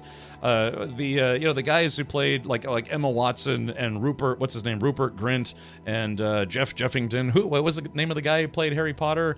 Elijah Wood. I always forget that. Yeah, so you have to figure those folks. They can do other stuff, do other movies, but they will just forever, and Daniel Radcliffe, they will forever and ever be associated with those roles. Like Mark Hamill. Mark Hamill had trouble his entire career getting away from the Luke Skywalker thing, right? So he ended up doing a lot of voice acting, actually, and was a prolific voice actor, because anytime he was on screen, he'd be like, oh, that's Luke Skywalker. It's Luke Skywalker. No, Luke Skywalker. It's hard to get away from. Yeah, so yeah, that guy that played Emma Watson, awesome dude, right? But you know what I mean. So one of the things that I think about for Arabella Stanton, Dominic McLaughlin, and Alistair Stout, boy, that's a very I don't know how I put this. That's a name. That's a heck of a name, Alistair Stout. So, but anyways, those residuals for playing Luke Skywalker, yeah, I mean, that's just it. So these kids are going to be millionaires for the rest of their lives unless they get horribly into heroin and die. But yeah, if you get cast as Harry Potter, you are Harry Potter for life. Yeah, this kid is going to reap the benefits of having been selected to play Harry Potter, but it's also going to be stuck with him for the rest of his life. Meanwhile, he's doing Woody Harrelson crying into money gif for the rest of his life. Yeah, I mean, like, I just, you got to figure those like the three from the original movies, they're just rich for life. Absolutely. What if the series tanks? That's what I'm saying. But Jester, it's even now, these three will get money for life. Because once you've been cast in characters that are just so mind-bogglingly, insanely popular, they are just always going to have something that they can do. They could do the convention circuit. You know, for the rest of their lives, they'll do, you know, San Diego Comic-Con, New York Comic-Con, any of these like celebrity circuits or celebrity cruises, and they will now and forevermore always have an ability to make money simply because they were that role. Hey, when I mentioned that your category is not here since you switched from Dune Awakening. Oh, my category is not here. Yeah. Oh, yeah, you're right. It didn't stick for some reason. Hold on. Hogwarts Legacy. I must have had a typo in the name and it didn't take. Thank you for catching that, Ari. Yeah. So I'm switching over to Hogwarts Schmogwarts Legacy. I never played the game before, but yeah, they finally, because they announced the casting for some of the other roles, but they hadn't announced the core 3, and I think they just did that as of yesterday. So yeah. In my opinion, if you don't want typecast actors, hire people that can actually act rather than for their looks. Well, yeah, I mean, take Ewan McGregor. You know, he had been in some famous movies prior to his role as young Obi-Wan Kenobi, right? And then even after the Star Wars movies, he's Ewan McGregor. He's done a lot of different things. But then you think of Hayden Christensen, and yeah, he's done some stuff, but he's largely still known for playing Anakin Skywalker, right? So, and I'm not trying to be mean here. It's just kind of a fact. So, and sometimes people are, you know, get out of being pigeonholed for being that one character or one type of character. But yeah, these are Harry Potter kids for life. They could be 47 years old in the future and be like, oh yeah, aren't you that guy from Harry Potter? It's like, yes, I'm the guy from Harry Potter. I haven't had a decent acting gig in 17 years, but that's right, I'm still Harry Potter. You know what I mean? It's just they're stuck with this for life. Yeah, it's effectively winning the actor lottery, getting cast in this role, because like I said, if they play their cards right, they will never have to work again. But yeah, I remember Jumper. He was not bad in Jumper. But I'm just saying, it's like, yeah, he just really didn't get known as an actor, as a big name actor for other roles, not like Samuel Jackson, or like I said, Ewan McGregor, or what's her the lady, God, I'm blanking on her name. You know, the lady from the Lady Place, the Princess Queen lady, Amidala. What's her name? Natalie Portman. Yeah, like Natalie Portman. You know, she's not just Queen Amidala. She's been in a lot of other things. But yeah, Daniel Radcliffe. Now and forevermore, he'll just be Harry Potter to just about everybody. You know, he was in Guns Akimbo, he was in the kind of fictionalized Weird Al biopic, and he's been in some stage plays, but he'll always be Harry Potter for the rest of his professional career, whether he likes it or not. And I'm not one of those people who should perpetuate that. It's just a fact of life. That guy is worth millions and millions and millions of pounds and dollars. But yeah, so anyways, there you go. There are the 3 kids that are now going to be in the Harry Potter TV series. Let's hope it doesn't suck ass. Yeah. Cat, will you play this game tomorrow? I have work at 4. Depends on how I like it, but I was planning on playing it for today for sure. We'll have to see if I continue playing it throughout the rest of the week. Yeah, Elijah Wood will always be Frodo. Yeah, I mean, that's tough for him too, because he's definitely been in some other things. I think his movie debut is technically actually Back to the Future 2. He played an extra, or one of the small roles in Back to the Future 2. But just like Elijah Woods, a Hobbit you mixed Radcliffe with, right? Yeah, Elijah Woods, aka Harry Potter. Yeah, Daniel Radcliffe. Yeah, wasn't that the guy from Lord of the Rings? Yeah, they joke about how people confuse the two of them. Yeah, Dwayne Johnson is The Rock in every movie he's in. Yeah, he has no range as an actor, but for what he does as an actor, he seems to do it pretty well, right? I mean, Dwayne Johnson is always going to be Dwayne Johnson in every movie he's in. Will Smith, despite his Oscar, I will still say he's going to be Will Smith in every movie he's in. He's got that one character type. Jack Black will always be Jack Black in every movie he's in, but you know, a lot of people seem to like it, and they get cast and get paid tens of millions of dollars per movie. So yeah, that's what I'm saying. Elijah Wood, yeah, he'll probably be mostly known for Lord of the Rings, but yeah, it's not like he specifically got typecast as like a hobbitish kind of character.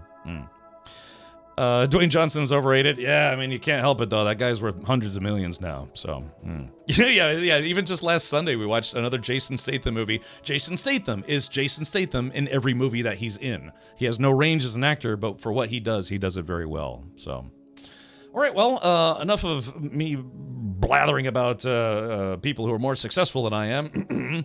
Let's do this. Let's log into Harry Potter Town.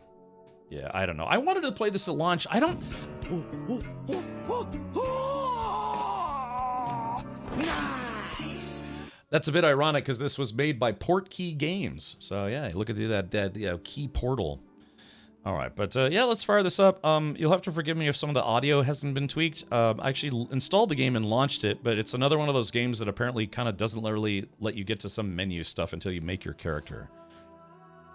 Many of the Mafia actors are only Mafia role. Yeah, I mean, gosh, yeah, there's some guys that, they you recognize them, but what are they always in? They're always in Mafia movies. Okay,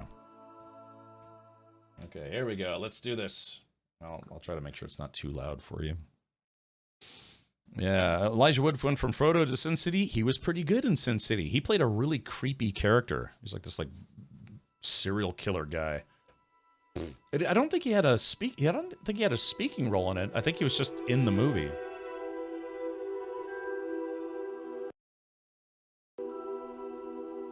That was weird. Yeah, did he have any lines in Sin City? I thought he was just like this serial killer guy. It is on my bucket list to be an extra in something. Some random bum in the background. I don't care, just so I can point and go, there I am. Unfortunately, a lot of extras get cut from films. Like, there's people who will get to be an extra, and their scene just isn't used, and that's a shame.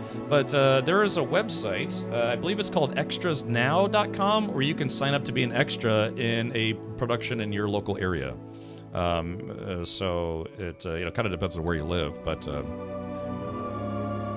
I got your red worm. Yeah, I just never got around to playing this. Never got around to playing it.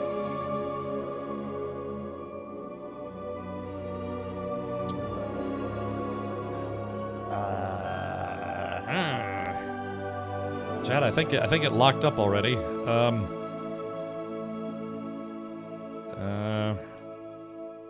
Yeah. Let's touch wands. I did not red worm. I heard that a bunch of content creators... I heard that a bunch of content creators got to do a Q&A with some of the Funcom devs, but, actually, I got to do a Q&A with the Funcom devs in person. It was just, I was under NDA at the time, so I couldn't talk about it or stream about it. Not really, anyways. Yeah, it would have been nice if I could have done that. That would have been a pretty nice exclusive, but I was under NDA at the time. So, all right, yeah, it looks like the game locked up for whatever reason. We're off to a great start. Oh yeah, it's. I'm in Task Manager and it's not responding. Okay, give me a sec. All right, I just installed the game earlier today and I did load it once, so hopefully I didn't break anything. Let me do this. Let me do a quick file integrity check to make sure everything is good to go. Yeah. All right, we're doing a just file integrity check. Working as intended. I see. Yeah, I'll show you my one if you show me yours. His character's mute in Sin City Super Creeper. Yeah, I thought he was actually not bad. Not bad. Control-S, Alt-S, Delete-S. Yes, I'm trying. Just doing a file integrity check, make sure I don't have to re-download anything. So, yeah, I don't know. I never read any of the books. I understand they made some books out of the movies, but yeah, I never got around. It's weird too because I watched the first four Harry Potter movies, as they came out, and then I don't know. I didn't watch any of the rest of them. It wasn't until about maybe a year or two ago, about 2 years ago, that I finally watched the last 4 movies in the franchise. Yeah, the second to last movie was kind of just basically a whole movie's worth of prep for the final movie. Did anyone kind of get that opinion as well? It was just kind of, it was like the trio of jerks walking around in some kind of forest, meanwhile people are dying, but it kind of felt like the entire movie, it was like Deathly Hallows Part 1 was really just kind of a setup for the final movie. Oh, the movies went downhill fast? I don't know. Yeah, I just kind of... I think I watched the first 4, and then 4 or 5, and then just never... I spent years never watching the rest of them. First launches for games sometimes acting like that. Simple relaunch of EXE usually fixes it. Well, that was technically the second time I've launched it, and it locked up. That's right. I'm verifying file integrity. It's up 50% right now, so just got to give it another minute or two. But yeah. Again, thank you for sticking around. And like I said, I appreciate everyone who came in from the raid from Dunkstar, and yeah, hanging out for the stream. The first 4 were excellent. The rest of them not so much. And I think that's kind of what I watched was the first 4, and then I don't know. I just never watched the rest of them. She is what she is, but there is a Jim K illustrated set through book 5 so far, I think, that are absolutely beautiful. Well worth a look. You mean like an illustrated version of the book? Like a graphic novel version of the Harry Potter books? And I could see how that would be popular. But yeah, I never read any of the books that they made out of the movies. Yeah. Because from what I understand, they were movies first, and then they made books or something. No, it's what was it? Yeah, what's J.K. was it J.K. Rowling? Yeah, I think she if she's not still, she was the richest person in the United Kingdom, or I'm sorry, the richest woman in the United Kingdom. That's how crazy popular the books and movies were. Yeah. Well worth a look. No, Jim K is a fantasy illustrator. When you're saying Jim K is a fantasy illustrator, and you said there's through a book, do the Harry Potter books have illustrations in the books? Again, I've never read the books. Like fantasy drawings, not graphic novel. Okay, well, thankfully all the files. But I'm confused. So you're saying that the original books were not just words; they actually had illustrations as well? You know, I watched the the prequel series, Fantastic Beasts and Where to Find Them, and I think they made 3 or 4 prequel movies. I've only watched the first 2. This is special edition, not the OG. Okay, so so Lady Atara clarifying, there is a fancy set that has fancy illustrations. Yes, okay, gotcha. Because I also see I had no idea what you were trying to say when you said it's like, oh, they're illustrations, they're great. It's like, to what? Things, stuff. Cap never read a single book in his life. That's not true. I was just saying about how I read the first 3 books in the Dune franchise. I read the first book maybe like 4 times, and then I think I was Children of Dune and Messiah of Dune. I have them on my bookshelf, but I only read those once. Anger keyboard. Just like palming all the things. Okay, all right, let's try to launch the game again. See if we have a little bit better luck this time. 3 of them. The third one, they changed actor for the villain due to Johnny being in court during filming. Yeah, that's right. Who was it that took his place? Was it? Trying to remember. Yeah, who took his? Was it Jude Law who took his place? No. Yes. No. I don't remember. But yeah, that kind of sucked for him. Yeah, they were gonna keep making more Pirates of the Caribbean movies with him, and then he got on that legal kerfuffle with that lady who shit in his bed, Amber Turd. So yeah, really, that really sucks for him. Yeah.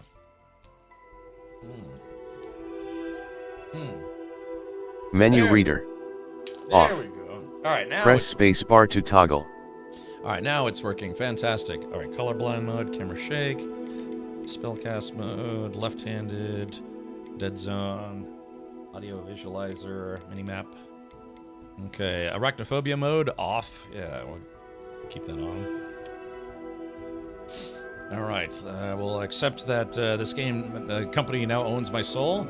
All right, claim your rewards. Link your Harry Potter fan club and WB Games account to customize your game and unlock exclusive rewards. Bring your Wizarding World identity into Wand and House into Hogwarts Legacy. Link some key accomplishments to the Harry Potter fan club. Linking is optional and does not affect gameplay. Yeah, I did this when this game first came out. What, like 3 years ago? 2 years ago? I don't know. Jeez, hold on. All right, I'll do this later. All right, skip sign in. I do remember I did get into House Gryffindor when I did the character creator. Yeah, she literally pooped in his bed. So yeah, I mean, you know, he'll never be poor, but yeah, he lost definitely lost some work because of that whole lawsuit thing. I think I actually like Mads Mikkelsen more than Johnny though. Oh, it was Mads Mikkelsen. Yeah, he always plays interesting characters. Okay, all right. Let's see. Everything was set to Ultra, so that's good to know. All right, and continue. I wonder if I can maybe link it. I don't know. All I know is I got into Gryffindor last time. All right, until is it barely visible? Okay, a little brighter here. Maybe like right about there. Except.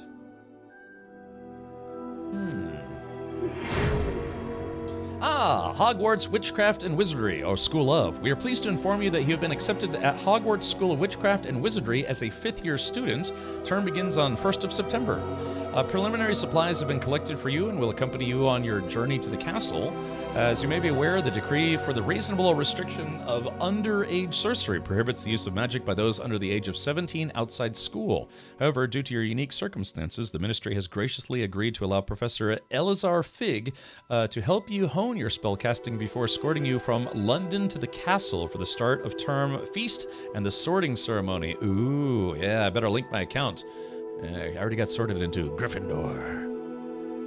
All right, yours sincerely, M. Weasley, Professor Weasley, Deputy Headmistress. Mistress. Okay, so chat, you know what I just realized? Unfortunately, I'm probably not going to get to have a beard since these are supposed to be kids.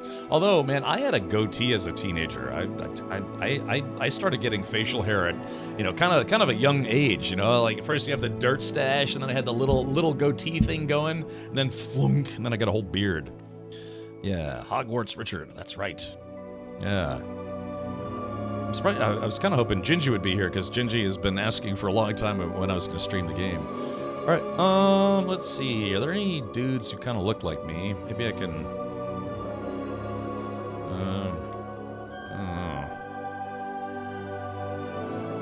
Yeah, it's gonna be weird trying to add somebody who doesn't have a beard. Let's see if I can maybe... Let's see, face shape. I don't know, it's been so long since I've seen my face without a beard. I might not know what to choose. I don't know, this guy kind of looks a little bit like younger me. Yeah, a little bit. Okay, glasses. Yeah, I don't wear glasses. I probably should, man. So my right eye vision is not what it used to be. Like, everything on my screen is still clear, but sometimes far away stuff gets a little blurry. I was shaving at 12, was not impressed. Yeah, man, I was, what, 14 years old and started getting, like, facial hair already? Maybe he had a beard at 5 years old. I was born with a beard. Maybe it's time to try and play as a lady. You know, I know a lot of guys do that, but it's just not for me. Alright, let's see here. I'm trying to think of how I had my hair when I was a teenager. Do they have the broccoli haircut? Yeah, the broccoli head haircut. I did actually kind of have my hair like this for a while. I think when I was like maybe 16. Yeah, I grew my hair out at one point. Let's see. Trying to see if they got. I had long hair for a while. Actually, when I first started streaming, I actually had long hair. I had about shoulder length hair, and I only had a goatee at the time, and I had long hair. Yeah, this is kind of what my hair looks like now, actually. Sort of. Yeah, give myself a shave here. Yeah, I mean, I'd say this is close. It's kind of close to what I got going on right now. All right, hair color. Oh yeah, hair is kind of like a chestnut brown. Yeah, I'd say. Whoops, hold on. Yeah, I always try to make myself in video games. All right, let's see. Complexion. Let's see. Yeah, how do I get like eyes where it looks like I haven't slept in months? Hold on.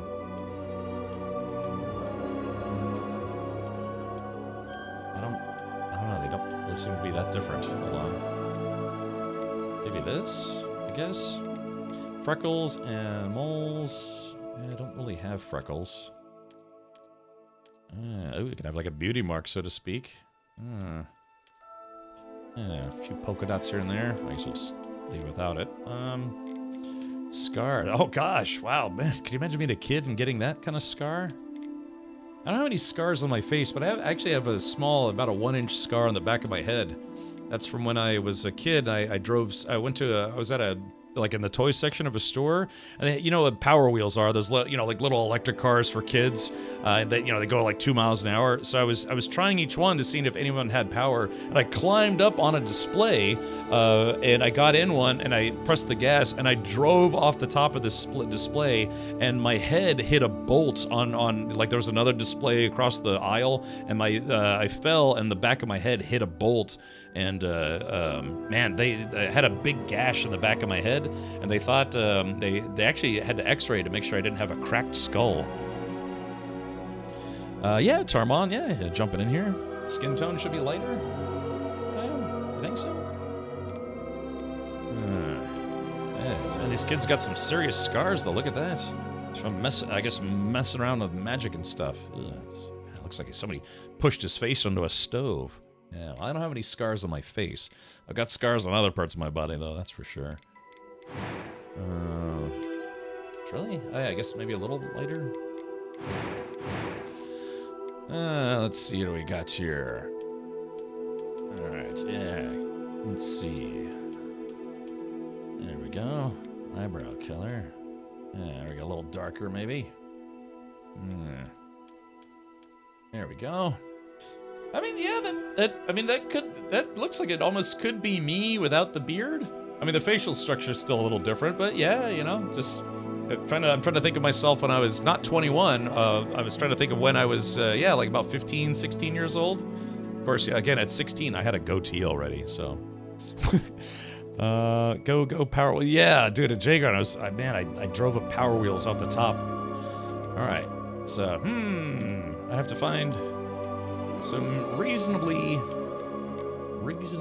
oh, actually, that's kind of similar.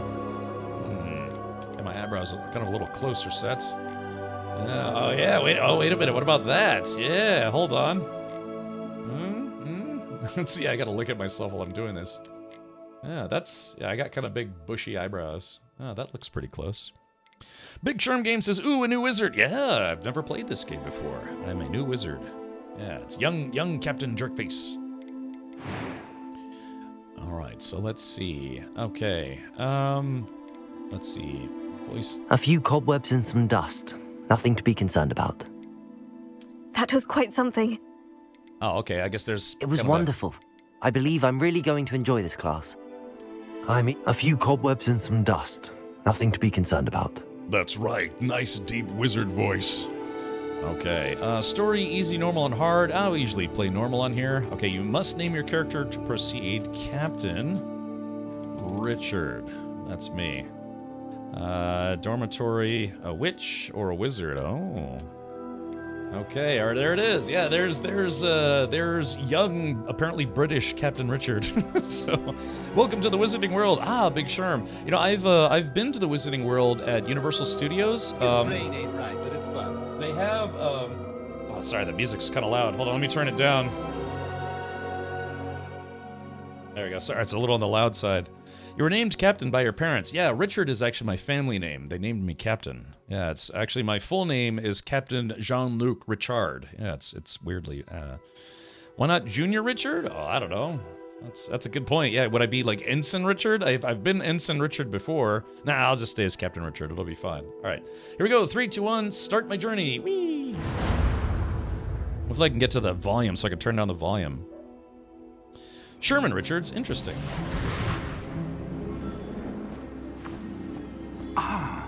It appears we are almost ready to depart. It's a pity we didn't have a bit more time to spend on spellcasting. I presume you've been practicing the spells we worked on. I have, Professor. Well, I'm quite sure I've never seen anyone take so quickly to a second-hand wand. You'll be a force to be reckoned with when you get your own. Thank you, Professor Fig. I appreciate you working with me all the time. Eleazar! George!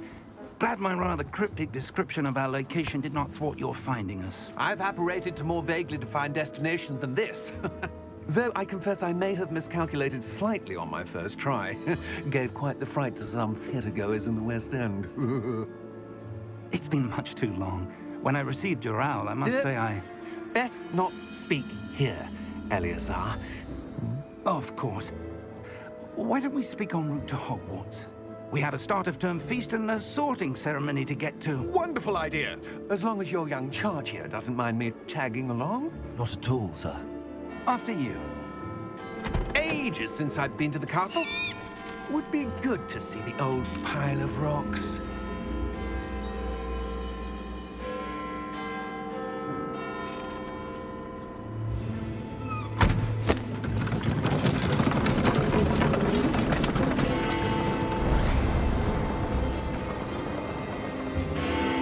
Big Ben, Parliament.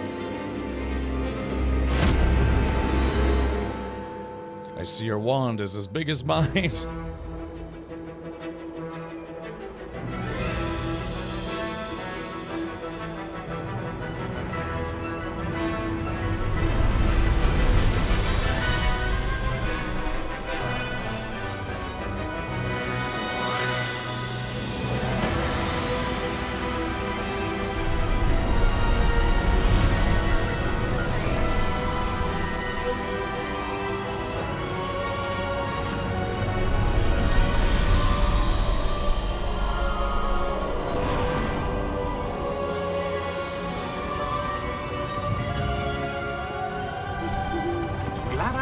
Before you left for Scotland.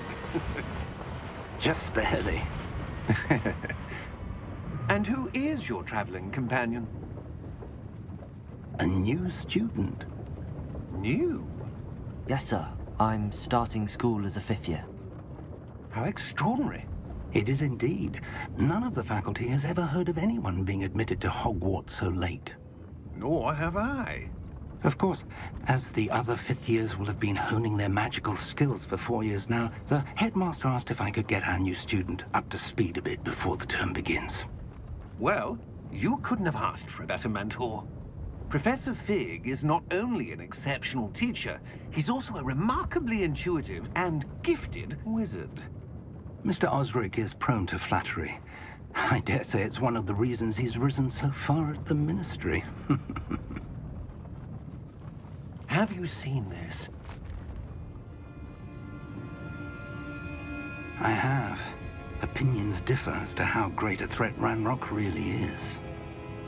Although I've yet to convince my colleagues at the Ministry, I believe he is a significant threat. And it was your wife, Eleazar, who alerted me to his activities months ago. Miriam? How? She wrote to me about Ranrock before she died, wondering what the Ministry knew about his activities. Before I could respond, I received this. It was the last thing she sent me, Eleazar. It came to me via her owl, but with no correspondence. I can only assume that she had to get rid of it quickly to keep it safe. Presumably from Ranrock. I cannot open it. Whatever magic protects this is powerful indeed. It looks like goblin metal. That symbol. What's that glow? I don't see a glow. Nor do I.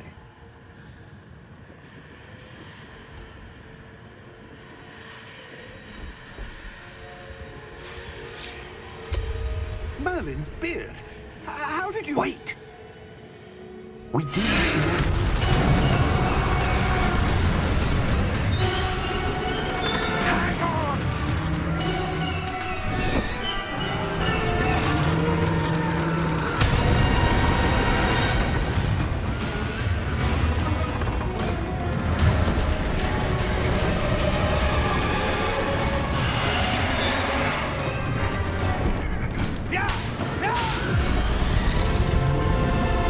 Jump!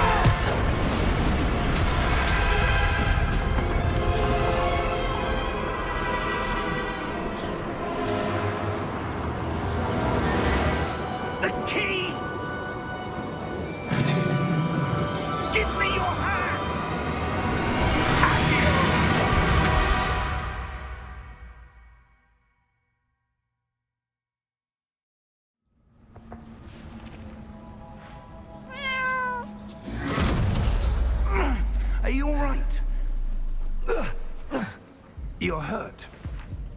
Perhaps a bit. Take this. It's Wiggenweld potion. That stuff will right you in a second. Looks like absinthe. All right, here we go. All right, well, that was a pretty hectic intro there. All right, let's press G to heal. Like I said, I'm going to try to fix the audio. I know it's a little loud right now. Or at least it was. Looks like he's drinking Listerine. What happened? Poor George. I can't believe he... What the hell got into that damn thing? Attacking a carriage mid-air? A typical dragon would never... Professor? Sir, where are we? I'm not sure. But that key you discovered was clearly a port key. Port key? Port key? An item enchanted to bring whoever touches it to a specific place. Oh, I'm feeling better, sir, if you'd like to look around a bit.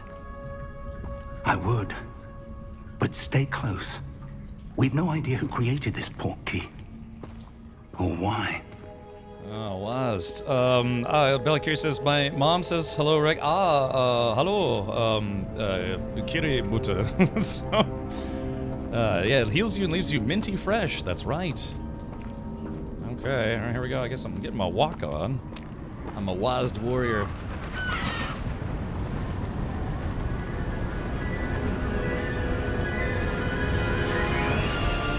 How far did that port key take us? Farther from London than the carriage travelled. We're somewhere in the Scottish Highlands. Sir, those ruins. Do you think... The port key was meant to lead us there? I do. This has not been the day either of us expected. But Miriam sent that port key to George for a reason.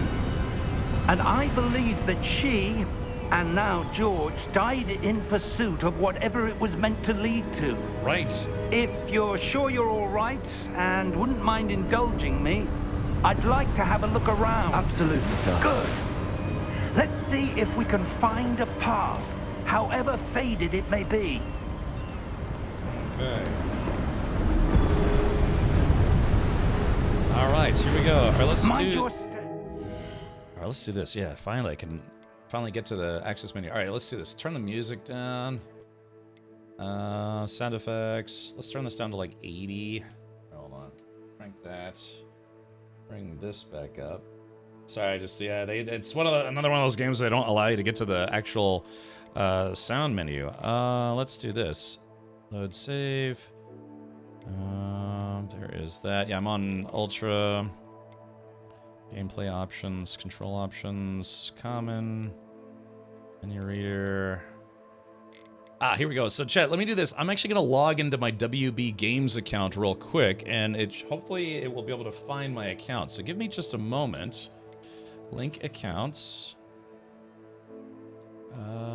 Let's see. To access mods, simply link your game platform account to your WB Games account, then connect them to Hogwarts Legacy using this QR code. Okay. All right, text copied. Alrighty. Let's see. Submit. Okay, I'm logging into my WB Games account right now. Continue.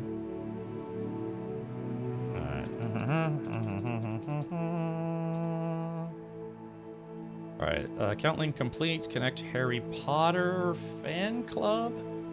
Accept and continue.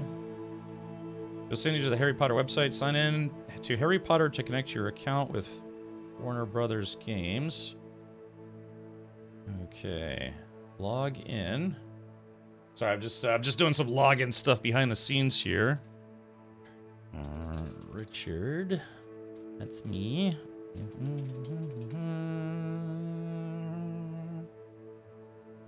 Let's see. Okay, it's logging in. All right, so yes, I did the Potter World, yeah, HarryPotter.com, like the Potter World thing. I selected my house, which ended up being Gryffindor, but I didn't choose a Patronus or a wand. But yeah, now that I've linked my accounts, hopefully that unlocks all the extra goodies. Yeah, they're supposed to get some extra goodies and stuff. Quidditch Championships, discover your Patronus, discover your bonus. Let's see. Okay, well, I guess hopefully that's it. It's funny though because in the character editor, you actually can have a beard. You see that? Yeah, I guess I don't know. I guess if look, I had a lot of facial hair. If you connect your account, it'll auto do some things. Okay, Big Sherm. Hey, Hankin, welcome. Hankin, I was talking about you earlier. Sweet, sexy little nothings. Okay, all right, let's go ahead and jump back in here. Congratulations, well done. You've linked your platform account to your WB Games account, connected them to Hogwarts Legacy. You can now use mods. Great.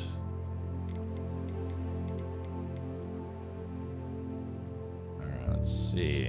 I was about to say, is that volume slider actually working? Let's turn this down to 75. Okay, hopefully the audio is good now. Yeah, thank you for mods for the shout out. No, Hinkin, did you watch the Dune Awakening Beyond the Beta stream today? I did a sponsored co-stream of that today, but yeah, they showcased a lot of mid to late game content, and it's I saw your clip. Saw my clip? My stream? Oh, were you watching the stream? Oh, okay, I had no idea. But anyways, they showed some of the mid to late game content. Yeah, it's going to be a lot more expansive. Because, a lot of people looked at the open beta and saw the opening areas and stuff like, oh yeah, this game seems pretty limited. But no, man, it really, really opens up once you start getting to mid game or later. Got posted to me, just woke up. Oh, did somebody, somebody took a clip of my channel and then sent it to you? Was it when I was bad-mouthing you profusely? No, I was, the reason why I was talking about you is because I mentioned how you had mentioned that, you're hoping that, like, myself and maybe Verity and maybe other streamers who are planning on playing this game, we could all be on the same world, and then they can have, like, 20 plus different little servers. But, yeah, we watched the whole 2-hour event, and yeah, there's gonna be a lot more weapons, there are a lot more vehicles. Yeah, same world, different sharts, right? So yeah, I think you said we'll probably do what, U.S. Central? Yeah, it seems pretty reasonable. Yeah, I mean, you and I are both in the East Coast. Heck, we're almost in the same area code. Well, actually, maybe, yeah. Same zip code almost. But anyways, yeah, that's why I was talking about you, because it's like, yeah. And then you have to figure there's going to be throngs of big groups, whether it's like, big gaming groups or some YouTubers gaming group or Twitch streamers. The concept that you can only have 40 concurrent players in a server. And Hankin, they mentioned today that for guilds are going to have a cap of 32 people. So I don't know if we'll fill that up or not, just like, people from my channel, then people from your channel doing a different guild or whatever. But yeah, they said today that guilds are going to have a cap of 32 players, and maybe there'll be some way to network guilds together. So yeah, 32 is not much. Yeah, I mean, can you imagine there's some pretty big streamers out there that are planning on playing this game, where they probably have like hundreds of people that want to be in the guild. But yeah, they announced today that the cap was going to be 32. So yeah, so something to keep in mind. If you've already got a lot of people you think that are going to be joining your group, might want to plan for that. So, all right, but yeah, now jumping into, like I said, I'm playing Hogwarts Legacy for the first time because just like how, Hank, and I know you will have people send you games, you have to add them to your backlog. Hogwarts Legacy has been on my backlog for a long time. Gingy, if you know Gingy Trucking, they've been waiting patiently for me to play this. So I thought, today's the day. All right. So let's see, got everything connected, and yeah, this is my first time playing it. Let's do this. Sound effect's still a little on the loud, so let's try to bring that down to about 60. You'll have to let me know if this is too loud or too quiet. Yeah, it's probably just the ocean sounds are going to be pretty loud for a hot minute. There are not many games. Where do you suppose your wife got the portkey that brought us here? A good question. Miriam spent years searching for evidence of a long-forgotten form of ancient magic.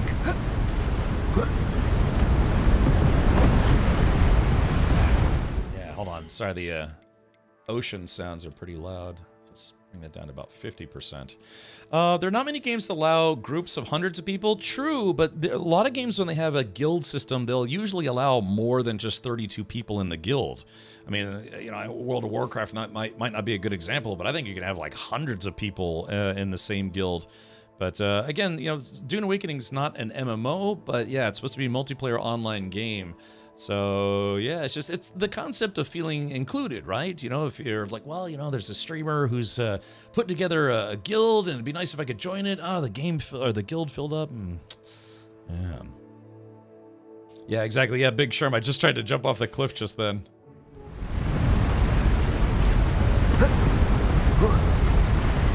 Ancient magic?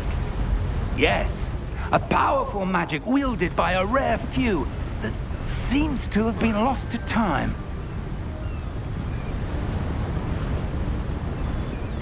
Hogwarts Castle was built by, and is itself a stronghold of that ancient magic. I don't know where she came into possession of the portkey, but I am certain it was to do with that search. Ah, there's the path down below. This way.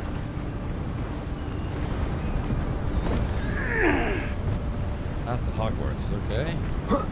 But sir, why was your wife searching for evidence of lost magic? Miriam wanted to understand why such powerful magic disappeared from the wizarding world. Spoke of the good it could do.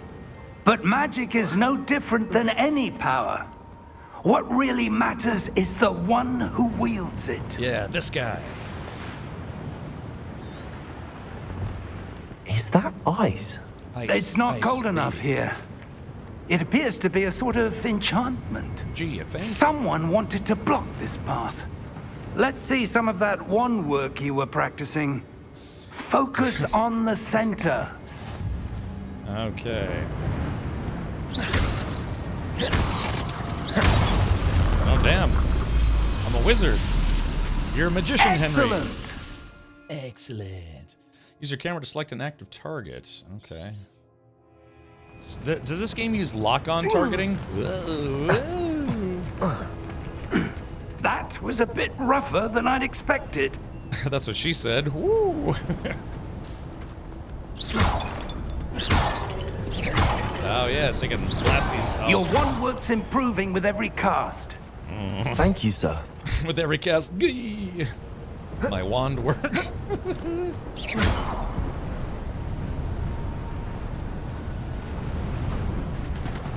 Ah, up there.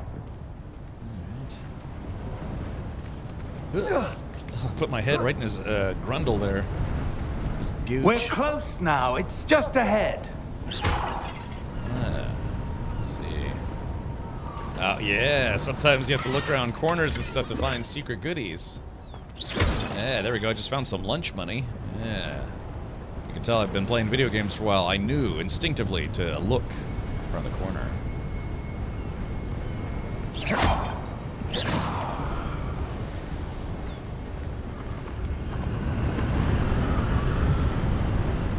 Kiri, did you play this game? Did you play through it? I actually don't remember if you did or not. Steady yourself! Reparo!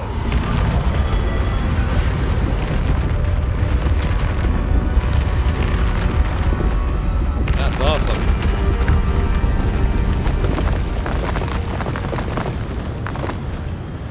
Man, I wish I could cast Reparo on my car, you know, just fix everything. I got a valve gasket leak, so did not finish. Okay, gotcha. Hey Grim, welcome.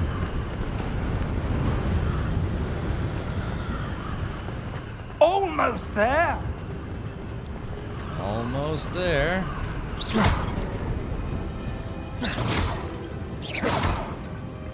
So I guess you can only like I can't shoot the guy or the crows or anything. Is this guy walking in slow motion? Why would someone have built this here? I suspect they valued their privacy. That portkey led us here for a reason. Let's have a look around for anything that seems out of place. Hello. Are you talking about me, sir?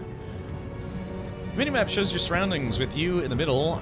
Blarp is your current objective. Oh, I'm gonna have to move my webcam. Press and hold V to toggle. All right, let me move my schmebcam. There we go.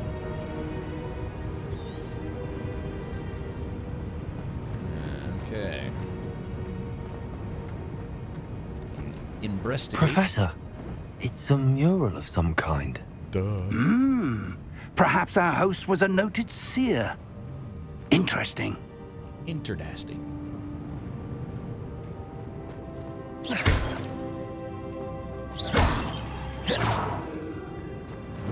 Okay, let's have a look around, shall we? Ooh, I like that little 360 no-scope action. Investigate. Professor, this statue... This may have been his home. It's missing a hand, unfortunately. Alright, I gotta stop shooting those buckets. Priceless magician, a vase. A vase. That enchanted crystallized stone again. But what could it be blocking? What's this? Uh-oh. Professor Fig! Uh-oh, what do we have here? Levy says Reparo like the whitest person ever trying to pronounce Mexican food items. Yeah, can I get some of them itchy ladies? Yeah.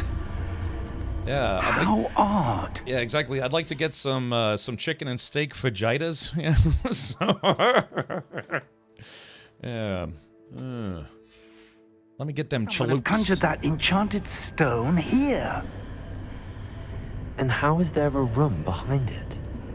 What room? I don't see anything. There's that glow again, like the glow on the portkey container. I'm Harry Blotter. All right. Interact with magic. Okay, here we go. So how do I... Oh, whoops. Investigate. What in Merlin's name? Godric's heart. Where are we? I don't believe it. Oh, look at this. Yeah. That was pretty awesome. Yeah, we went through a magic mirror gate, just like in Neverending Story. Oh, is this Flitwick or whatever his name is? Yeah, wake the goblin, investigate. Hello? Is his name Flitwick the banker?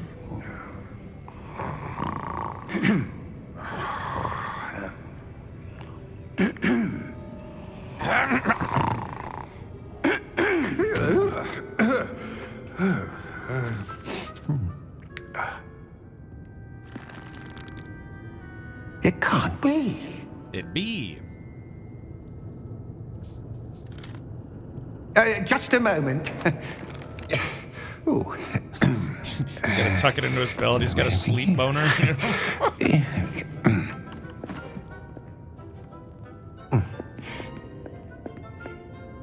Welcome to Gringotts Wizarding Bank. Vault number 12, I presume. Precisely. The key? Hmm? Your wife's portkey. Oh, yes, of course. This way, then. This way, then. I've, like I said, I've been to the Universal Wizarding World. They just opened a third Universal Park that has, like the Harry Potter French Quarter area. But yeah, I've been to the other two places. It's pretty awesome. It's pretty fun. After you.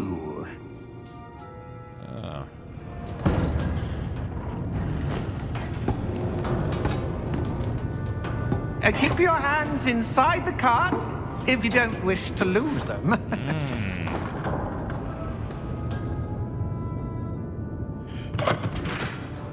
Yeah, they have a train ride. They have all sorts of roller coasters. Man, the Hagrid roller coaster is awesome.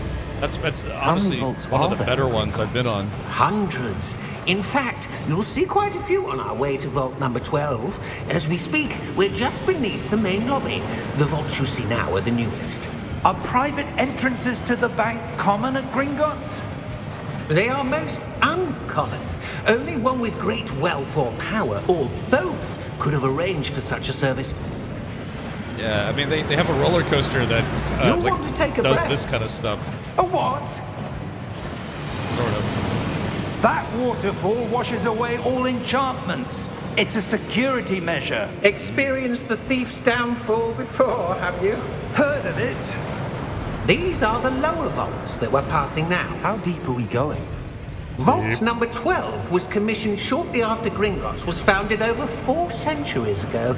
It resides in the deepest part of the bank. Settle in. We've quite a distance to go. Neat. Oh, really, Avalanche? Okay, gotcha. Yeah, I tried to find one of those owls for a friend, but they were all sold out. How low can you go? Vault number? Vault 12. Momentous day. On your way. Imagine these guys are hundreds of years old. Maybe, anyways. Actually, it does kind of look like me as a kid. Yeah, they, butterbeer, the Harry Potter butterbeer is, I've had it. It's actually really good. Professor, the armband that guard was wearing was glowing. Like the glow you saw on the portkey container? No, darker. I saw that same glow on the dragon's collar. Yeah, what was that? We were just wondering about that goblin back there. He watches over the oldest section of the bank. Rare anyone goes there anymore. Yeah.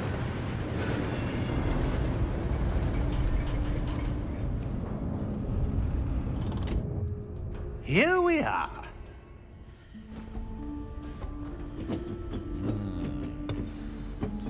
All right, let's see. Apparently we're gonna rob a vault. When was the last time this vault was accessed?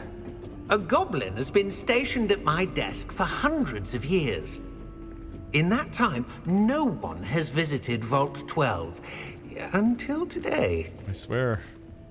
I'm gonna zap this guy. I have to be honest, I didn't expect this game to start like this, that's for sure. Vault 12. Thank you for your help. Thank you.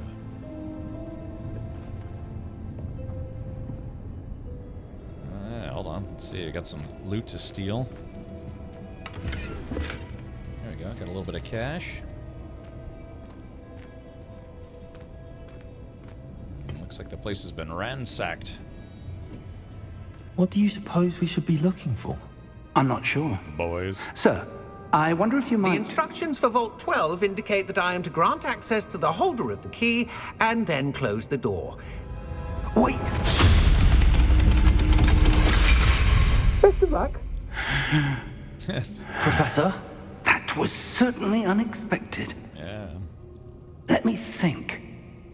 There must be something here. Revelio, perhaps. Revelio? Yes, a revealing charm. No time like the present. Let's see what we're missing, shall we? Ready your wand and focus. Alright, let's see. Okay, steady your wand with the mouse and guide it along the symbol's path to learn the spell. Press the corresponding input when prompted to accelerate your wand's motion along the symbol's path. Okay, so...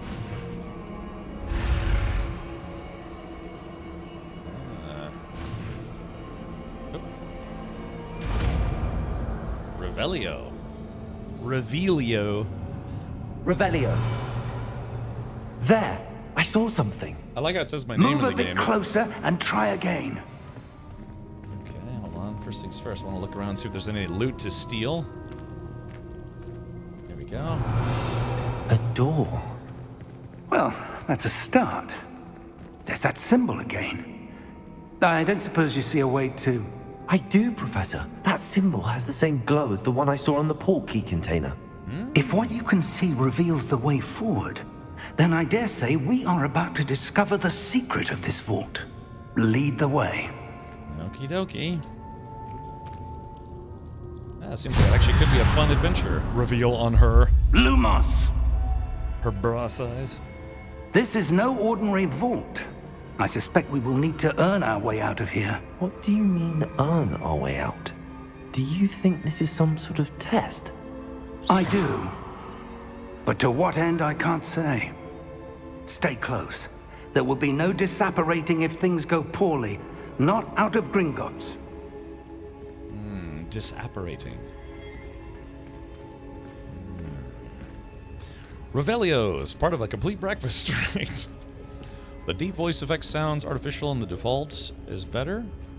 Oh, I don't know. I mean, I kind of have a low voice. Shamwai says, "This is your first playthrough on this game, Cap?" I've never played this game before. This is literally the first time I've played this game I ever. see something up ahead. What is it? That glow again, but on the floor.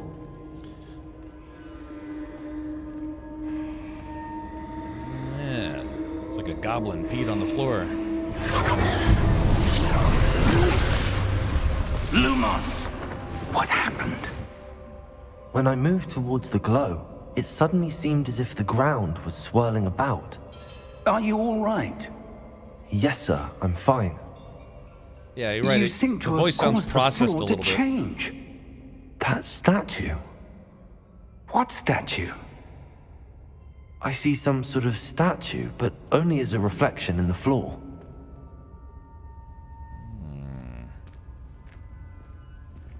Revelio. I presume this is what you saw reflected in the floor. It is. It is. The reflection's still there, but the You're a statue's hairy positions wizard. don't match. Wait. When you moved, the reflection turned in the direction of the light. Perhaps you should cast Lumos. Pumas. Oh, here we go. Let's do this. Oh, crap. Oh, what the heck? Oh, I didn't make it in time. All right, here we go. Blarb. Blarb. Oh, here we go. And Blarb. Ah, there it is. Got it that time. Interesting way to learn spells. All right. You've acquired the wand lightning charm Lumos, which has automatically been slotted to your spell set. Lumos creates light at the tip of your wand to help you see in dark areas. Lumos. Well done. Now the reflection is turning towards me. It does follow the light.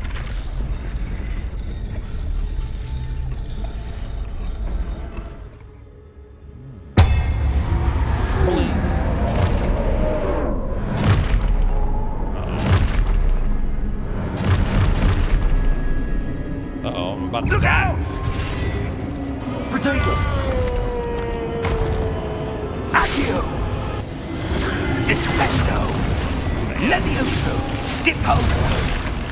It's Leviosa, not Leviosa. Levioso! Confringo! Lumos! Protego! Expulso! Deposo! Confringo! Descendo! Revelio! Oh, whoops. Levioso! Expulso! Deposo! Levioso! Review your objectives to reveal the way forward. Okay. Descendo! Confringo! Ow! Oh, wait. Q. Okay, here we go. Confringo! Oh, okay, so I'm just supposed to block the attacks. Expulso! Also, Levioso! alright. Confringo! Oh, crap, chop my face. Expulso! Levioso! Lumos! Lumos. Stay close! I'm learning how to be a wizard. Names of the spells are so cringe. Oh, yeah. Yeah. Professor! Professor Fig! Professor, where are you? This isn't good. Not good at Where all. am I supposed to go? What's happening? The wisps of magic seem to be leading me somewhere. Wisps. I cast Fetus Deletus Zap. She's like, ow! Well, you know, just had to be done. Yeah, I'm a hairy wizard. That's where they're leading me. That glow again.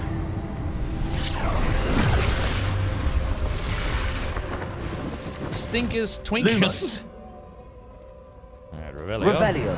I suppose I'm on my own this time. Stupid horse penis. There we go, that's one.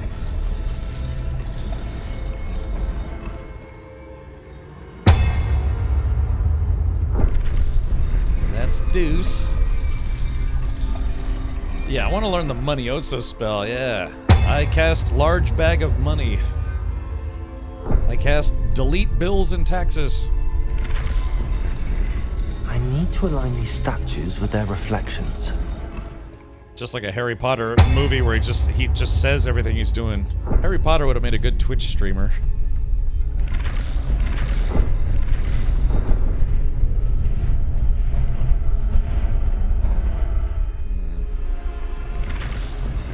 Uh-oh. Okay, I guess I did that wrong.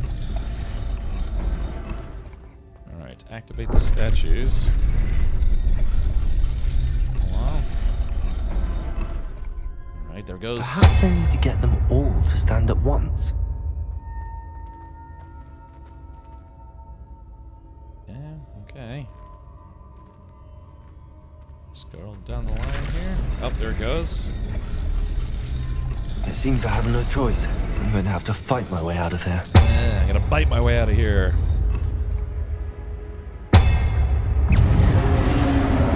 Ow, whoops. Potato!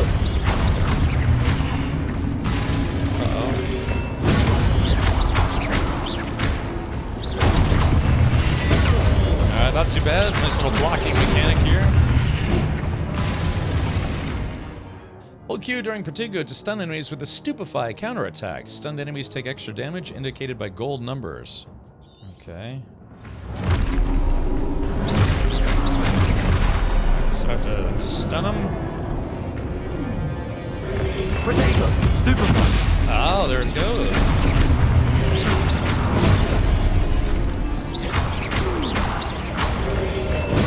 Stupefy. Stupefy. This kid's got some skills already.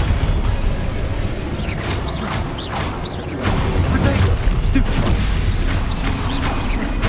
I can stupefy.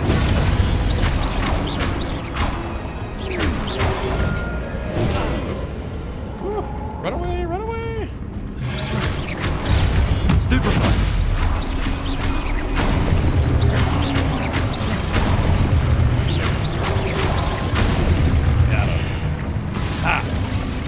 I'm the greatest wizard ever, named Captain Richard.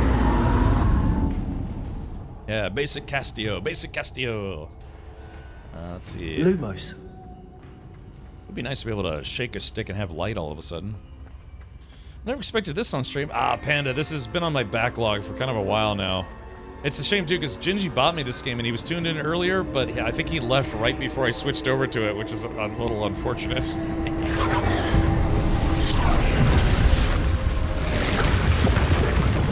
Find Professor Fig Newton. Kind of like Fig Newtons, but they're a bit gritty.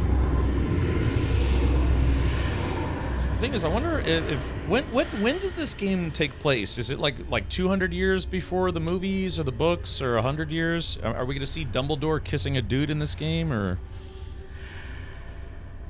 the VODs are for dogs?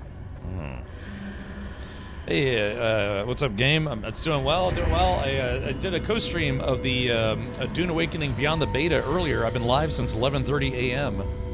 So, yeah.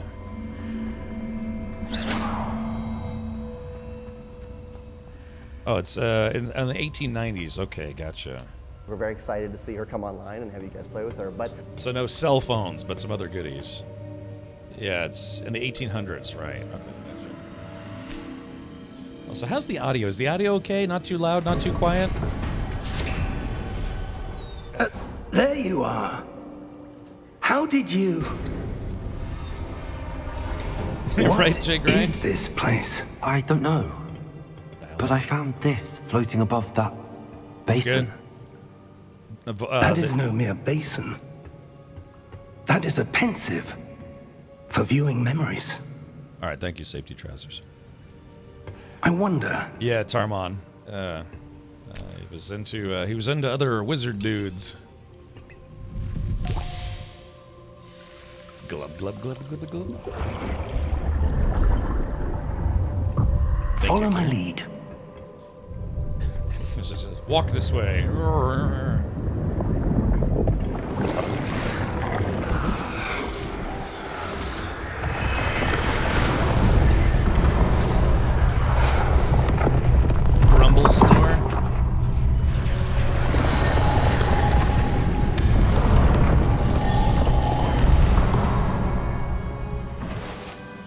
is in place. The portkey is well hidden? Perhaps too well. I wonder if the path we've created... may be impossible to follow. It will only be impossible for one who cannot see traces of ancient magic as I can. Your ability to see what others cannot will not be enough, Percival. Percival?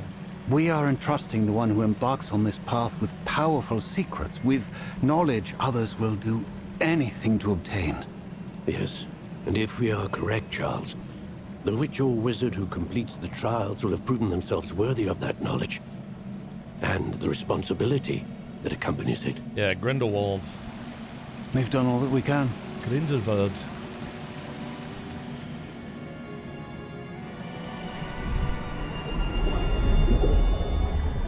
He was about to poke himself in the eye. That's what you're seeing. The glow that surrounded them. Yes, sir. Astonishing. Can I see magic? Traces of an ancient magic, to be precise. The magic that Miriam had always believed existed, but could never. She's got some nice sideburns there. Miriam, and perhaps George, died in pursuit of knowledge that has been dormant for centuries. And you, it seems, are the key to understanding why. We were... It all looks rather different than it did a moment ago. Someone's coming. Who were they? I don't know. But, sir, you shouldn't be in here. I was right. Ranrock. Ramrock? Seems my reputation precedes me. I was beginning to think no one was ever going to visit Rackham's vault. And why are you here? No need for that. Just give me whatever it is you found here and we can let bygones be bygones. That's just it, we didn't find anything. Sir, they have the key to the vault. Choose your next words wisely. I only meant that the instructions to Vault 12 were quite clear. Sir, I must insist. I was to grant access only to one with the key, and you didn't have... Oh.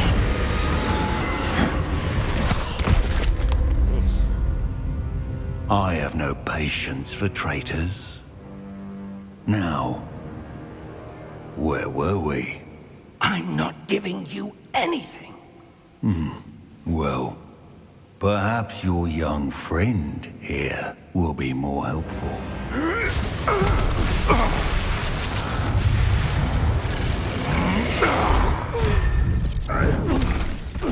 Pound.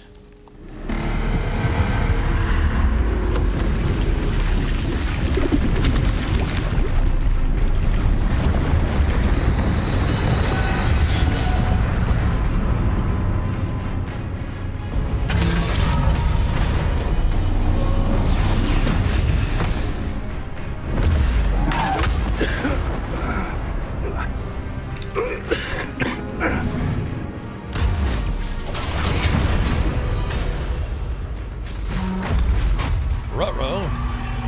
I know a way out. Professor!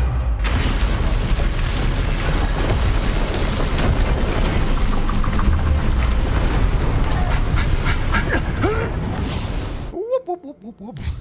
Oh!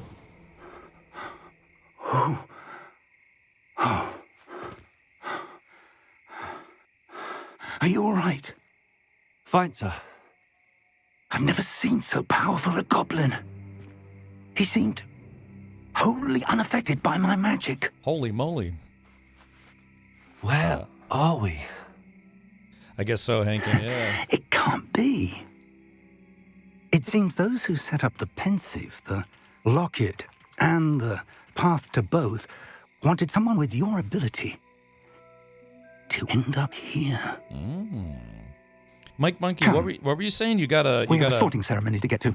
a Ravenclaw scarf when you went to Harry Potter World?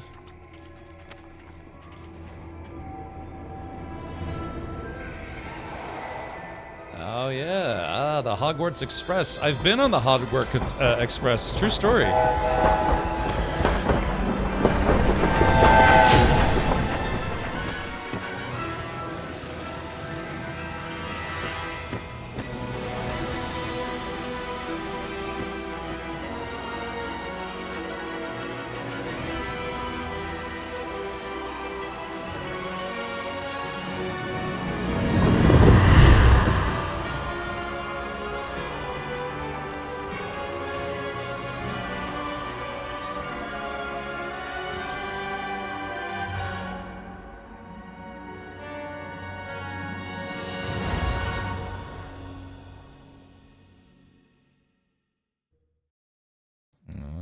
Hankin and J Grind were Slytherin. I ended up getting Gryffindor when I did the Pottermore selection thing.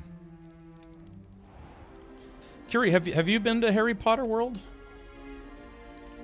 Oh, good. We haven't missed the sorting ceremony. The escorting ceremony? I'm no expert, but that seems more appropriate. When did you go? I need to study this locket as soon as I can, but first I must contact the Ministry. They need to know what happened to George and be warned of Ranrock. For the moment, I ask that you keep all that's happened this evening between you and me. Of course, sir. Thank you. Ready for the sorting ceremony? Oh, in 2016. I think that's around the same time I went to Harry Potter World for the first time.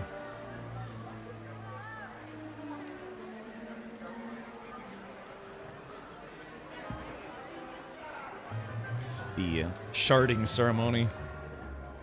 Phineas, Nigellus, Black. Prepare yourself to meet the headmaster. Oh. Fig, nice of you to join us. The sorting ceremony's over. There were complications. Complications? It seems the goblin problem has... Goblins. I've no time for rumors, Fig, and I'm rapidly losing whatever patience I had left. If you're lucky, we might still be able to get you sorted this evening. I'll be in touch. Yeah, that's the one I went to. I've been to both of them. I've been to the one in California and the one in Florida now. Whenever my house got chosen, the sorting hat just said poverty. Yes. Hey, look, we have the same haircut. Professor Weasley, we've one more to be sorted. Welcome. You're just Nice, in Goonie. time. Have a seat.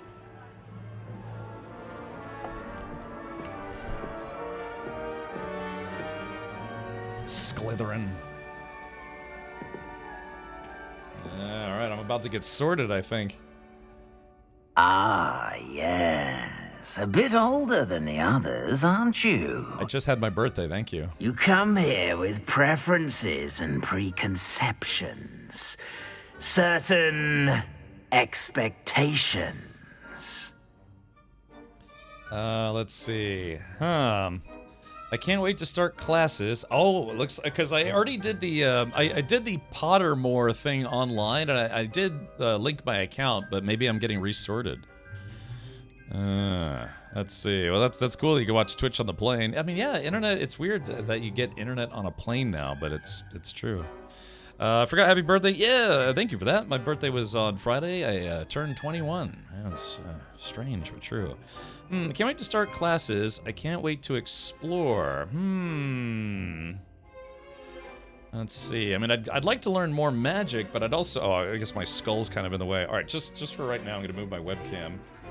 All right, let's see if we can move my webcam. There we go. Yeah, there we go. So I'm not blocking the choices. Or maybe, hold on. Let me see if I can do this. Yeah, there we go. Is that better? No, let's just move it over here for now. Let's see. Can't wait to start classes. I can't wait to explore. It's like, I'd like to learn more magic, but again, this is Hogwarts, and I'd like to look around. I don't know if you can save before this. Oh yeah, full net was shocked. They usually block most things, post pumped when it loaded. Gonna make this a much easier flight. Alright, well hopefully I can keep you entertained. Well, I think... His brain ain't right, but it's fun. I think I'll choose exploring. I'm looking forward to exploring Hogwarts and the world beyond the castle and grounds. Indeed. Much can be gleaned by having an adventurous spirit, but your professors have a great deal to teach you as well. I wonder... I detect something in you. A certain sense of... what is it? Body odor. Okay, let's see. Daring, curiosity, loyalty, and ambition. I'd have to say that this is probably Gryffindor, and this is Slytherin, this is Ravenclaw, and this is Hufflepuff. Turn it by 180 and place it on the top side of the screen like a bat. Yes. Yeah, the hat can speak. Yeah, Red Broke. Have you never seen the movies or read the books? When does sex ed begin? Yeah, do they teach sex ed at Hogwarts? It's like, now here's how you can stroke your other wand. Yeah, Dovahkiin says Stiffendor. Alright, let's do... I guess for me it would normally be curiosity, but I like I said, ambition seems like Slytherin, that's Gryffindor, that's gotta be Hufflepuff, and that's probably Ravenclaw. Oh, daring is Gryffindor, curiosity is Raven, ambition is Slytherin, and loyalty is Huffle. Really, Chandra? I would have assumed loyalty was, I don't know, I guess we'll go with, I don't know, daring? I dare myself to go live on Twitch every day, despite how terrible I am at streaming. A sense of adventure? I like to think that I'm not afraid of anything. Oh, but you're brave at heart. Exceptionally daring. Undaunted by the unknown. Willing to forge ahead alone when you must. Perhaps you belong in Gryffindor. Oh. Let's see. The sorting ceremony. The sorting hat will take your choice into account when sorting you into your house. Let's see. Gryffindor house known for daring, bravery, and chivalry. Wonder if I can go for some taco bell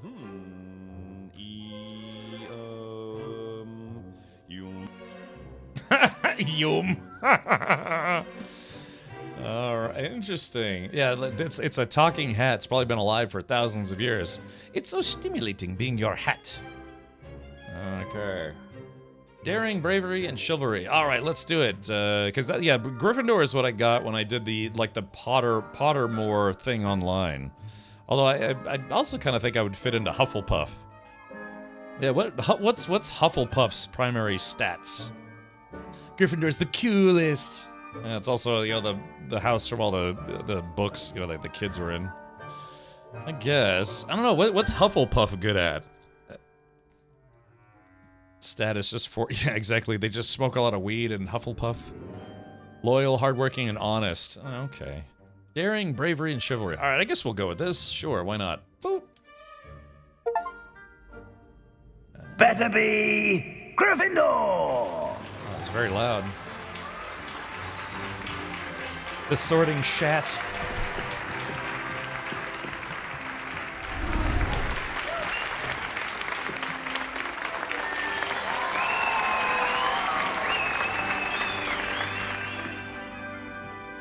The sorting scat. Oh, and one more thing. Due to the unfortunate injury on the pitch in last spring's final, this year's Quidditch season has been cancelled. Boo. Enough! It's not as though I've banned flying altogether. But don't tempt me. You are here to focus on your academic futures. I'm sure you will have plenty to do before classes begin tomorrow.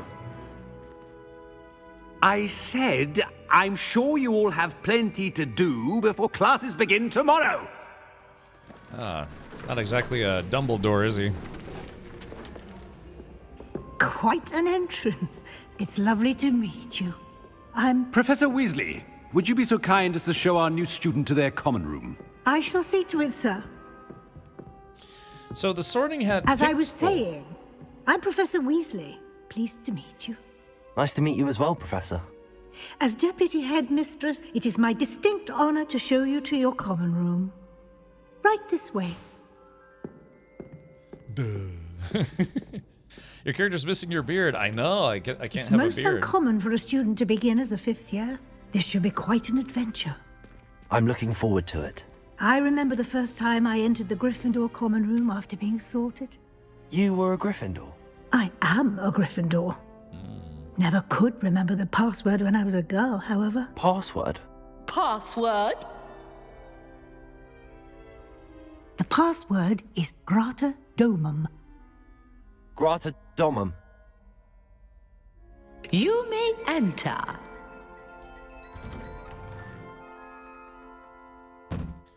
Well done.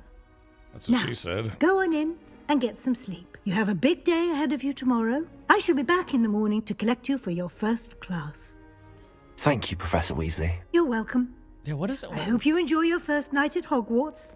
Sleep well. What is it with my character? The character's voice sounds like overly processed or something.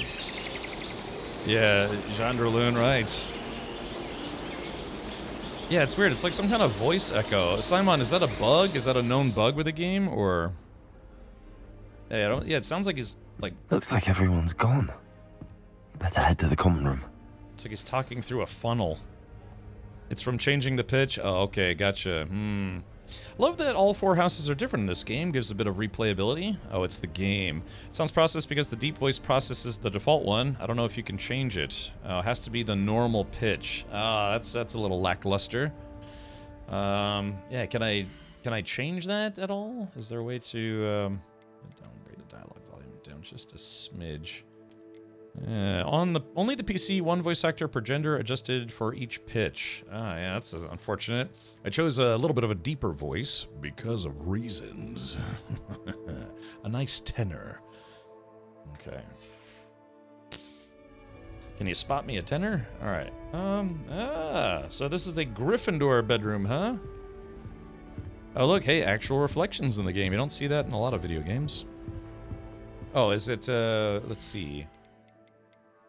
Controller rumble, pitch. Oh yeah, here we go. Pitch. Adjust the pitch. So I guess middle would probably be normal. Yeah, so that's probably too high. Let's try that. Yeah, hopefully that fixes it. Middle should be default. Yeah, because it sounds overly processed. Yeah. Soldier boy, crank that pitch. The Tuchel Tornadoes. Oh yeah, Quidditch.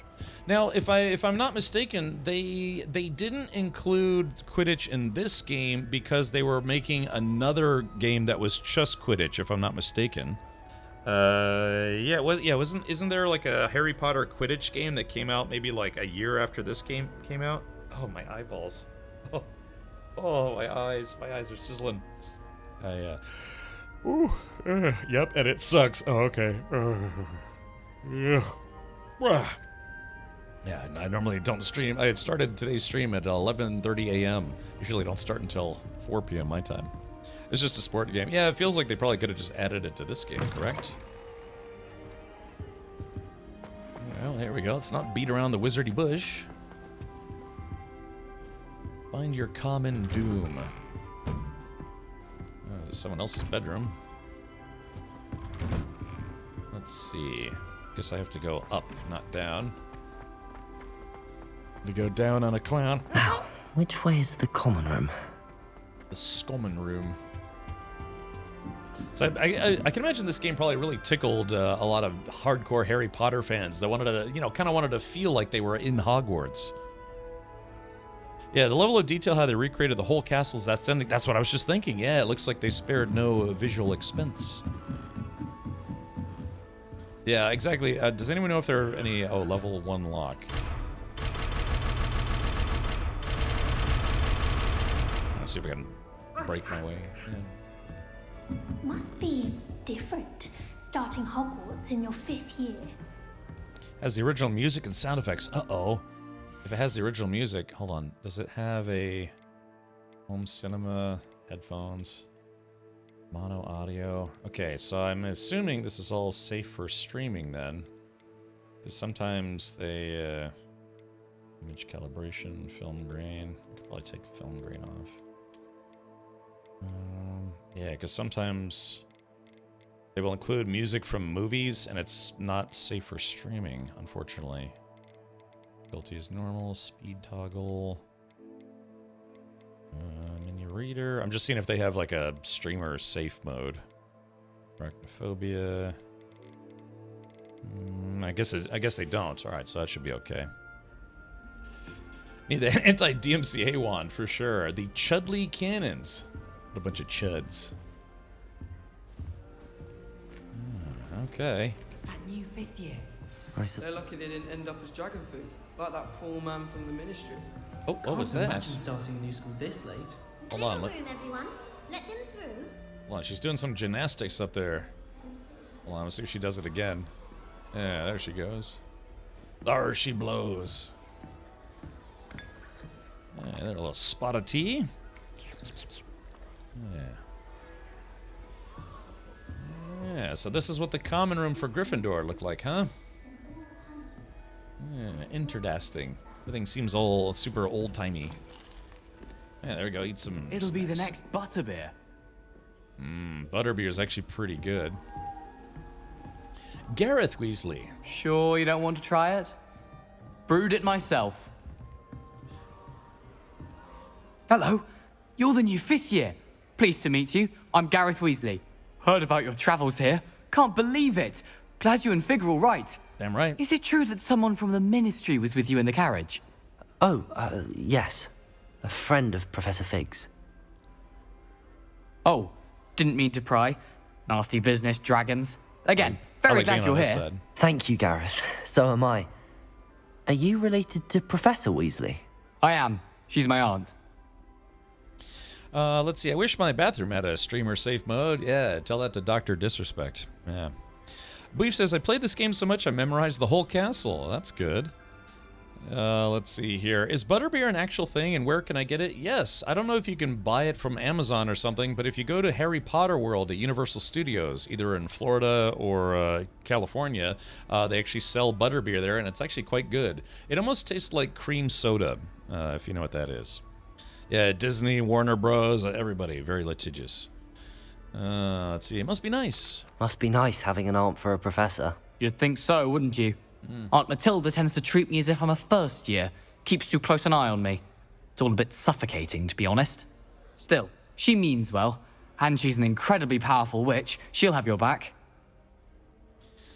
Let's see. The original movie soundtrack is not in the game, but it sounds similar. Okay, yeah, because normally if they use copyrighted music these days, most of the game developers are conscious of the fact that it could be, well, unfortunate for streamers, YouTubers, content creators if there's copyrighted music and there's no way to turn it off, because then you run the risk of getting a DMCA strike or your VOD's muted or whatever. They get a little ticked off at the UK Harry Potter store if you get too bent on butterbeer. Oh yeah, so there's a store, but there's not a Harry Potter World theme park in the UK, is there, or is there? Flying Cauldron butterbeer is sold in grocery stores. Is it an actual Harry Potter product, or is it like one of those like knockoff products? Yeah, I'm familiar, with Sirius Black and those guys. DMCA is the Digital Millennium Copyright Act. It's an archaic way to protect copyrights. That law is for the U.S., United States. It's really kind of out of date. It needs to be updated to fix a few lingering issues. There is a Diagon Alley in London. You're going to go diagonally in there? Again, they have a Diagon Alley here at Universal Studios. I live about an hour away from it, and it's fun. It's really cool at night. That's a knockoff. Okay, gotcha. What's in butterbeer? It's not an actual alcoholic beverage, just like how root beer or birch beer is not an actual alcoholic beverage. That's just what they call it. But yeah, the butterbeer that's served at Harry Potter World tastes like cream soda. Maybe in a weird way, a little thicker tasting, which is good. Yeah, it's got this kind of delightful foam on it. Did you just start the game? I did, Angel Manic. Just started. Nice. What's in your mug? Are you having butterbeer for breakfast? Oh no. I've been perfecting a recipe I came up with over the summer. I'm almost there. Based on some reactions, it may need a bit more work. Do you have a knack for potions, too? Seems you enjoy brewing. Might I assume that you've a talent for potions of all sorts? Well, as I see it, there's little difference, fundamentally, between brewing a modification to butterbeer and a Wiggenweld potion. Though, I'm not certain Professor Sharp would make the connection. He doesn't appreciate my, creativity as much as you might think. I'll stick with Guinness. I mean, Guinness is also pretty good, but yeah, butter. I've always been a fan of like birch beer and root beer, and then now butter beer. It's quite good. It's expensive though. It's like $5-6 a cup there. It's not alcoholic if you don't add vodka. Yeah. Well, yeah. I can imagine a little bit of just a pinch of rum in your butter beer would probably be pretty good. Not a huge fan, and there is indeed no alcohol included. Right, it's just like root beer. There's no actual alcohol in it. The butterbeer ice cream at Universal is amazing. I had a frozen butterbeer. I guess they offer it in just regular or frozen, where it's almost like a slushy version of butterbeer. I tried it. It was pretty good. It's not bad. Yeah. No beard options for teenagers, which is weird because I actually had a goatee when I was a teenager. In Harry Potter, butter is some sort of butterscotch soda. There's an IRL medieval butter recipe that's a punch made with beer. I see. Yeah, that's kind of what it tastes like. It tastes like almost like a mix between butterscotch and cream soda. Yeah, a little, just you probably get thrown out of the park, but yeah, you buy a butterbeer, go in the men's room, and just go, boop, a little bit in there, and like, yeah, time to get my Harry Potter on. Well, it was nice meeting you, Gareth, and thank you for the insights on your aunt. Pleasure to meet you as well. Good luck today. Yeah, removing the pitch shifting from his voice fixed the weird processing sound. Oh, this knight guys. I had a suit of knight armor like this, but it wasn't like real. It was just aluminum. But I actually had one of these, and then we brought it to a concert and it got destroyed. True story. Let's see. F. Okay, all right, here we go. Eat some. I'm gonna toot. Oh, hey, look, there's the snitch or whatever it's called. I'm sure you'd use them. Yeah, we're about to raid. Like she's dancing up there like some kind of huge weirdo. Anything for attention. Lumos. Why is everyone so highly strung? It's perfectly safe. Mads Well, Max? hello. Or no, Mads May. Don't mind welcome. me. Hello. I find it helpful to change my point of view now and again. Put things in perspective. Once I made it to the top of Gryffindor Tower, from the outside, without a broom. Goodness. I'm Nellie, by the way. Welcome, Nellie everybody. Oxfire. I've heard rumors about what happened to you on your way to Hogwarts. Is it true? About the dragon? I was dragging my butt to Hogwarts. How are you doing today? Very well, Jay Hills. Hello, and hi. Hope you're having a great day and a great stream. Oh, thank you, We're very May. excited to see her come online and have you guys play with her. But It's it's my first time checking out Harry Potter Land, or no, it's called Hogballs or Hogwarts Legacy. Hogballs Legacy. Can I link you a mod? Yeah, sure, Redworm. Let me give you permission to post a link. Permit. There he goes. Probably should get that name correct. It's true. It was terrifying. It was nothing I couldn't handle. That's true. Yes, our carriage was attacked by a dragon. Crikey! I can't believe it. How thrilling. And also terrifying. Anyway, you've certainly brought some much-needed excitement to Gryffindor. And Hogwarts, for that matter. Woghorts. So, what mod is that? How are you liking it so far? It's one of my favorite games to play. May, well, so far it's interesting. I have to be honest, I'm a criminal, I'm a thug. I've never read the books, but I have watched all the movies. And we were just talking earlier about, let's see if I still have it up. Oh, I don't have it up. They announced the primary cast, you know, Ron and Harry Potter and Emma Watson. No, what's her name? Hermione. They announced the new crop of kids that's going to be in the HBO adaptation of Harry Potter. So they're basically going to do Harry Potter all over again, but this time it's going to be more like episodic. Dragon D's nuts. Oh, it's to add. Oh, really? Hold on. Wait. So this is a mod that allows you to add a beard to your character. Hold on. Let's take a look here. Yeah. See now, Redworm, you've piqued my interest. Hold on. Let's take a look here. Oh yeah, look at this. Nexus mods, equipable 3D beards. Oh, look at that. Yeah. Okay, maybe between streams I'll have to look into this, but yeah, I'd like it if I could add a beard to my character. I'm not kidding, man. I had facial hair at a young age. Just do it! You never read the book, so sorry for the spoiler earlier. I mean, I watched the movies. I mean, come on, I'm a little biased here. Yeah, in high school I had a goatee.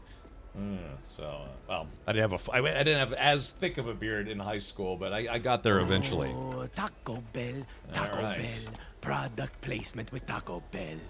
Harry Potter stinky burrito. Master Tang, what are you doing here? I've come to kick ass. All right, here we go. Let's see. What are people saying about my travels? What exactly are the rumors about my journey to Hogwarts? That you escaped a dragon attack? Isn't that enough? Most of us arrive via train or boat, not having just escaped the jaws of a dragon. Of course it's got people talking. Word travels fast at Hogwarts. Hogwarts. Not afraid of heights, are you? I take it you're not afraid of heights. It's something I've always done, since I was little.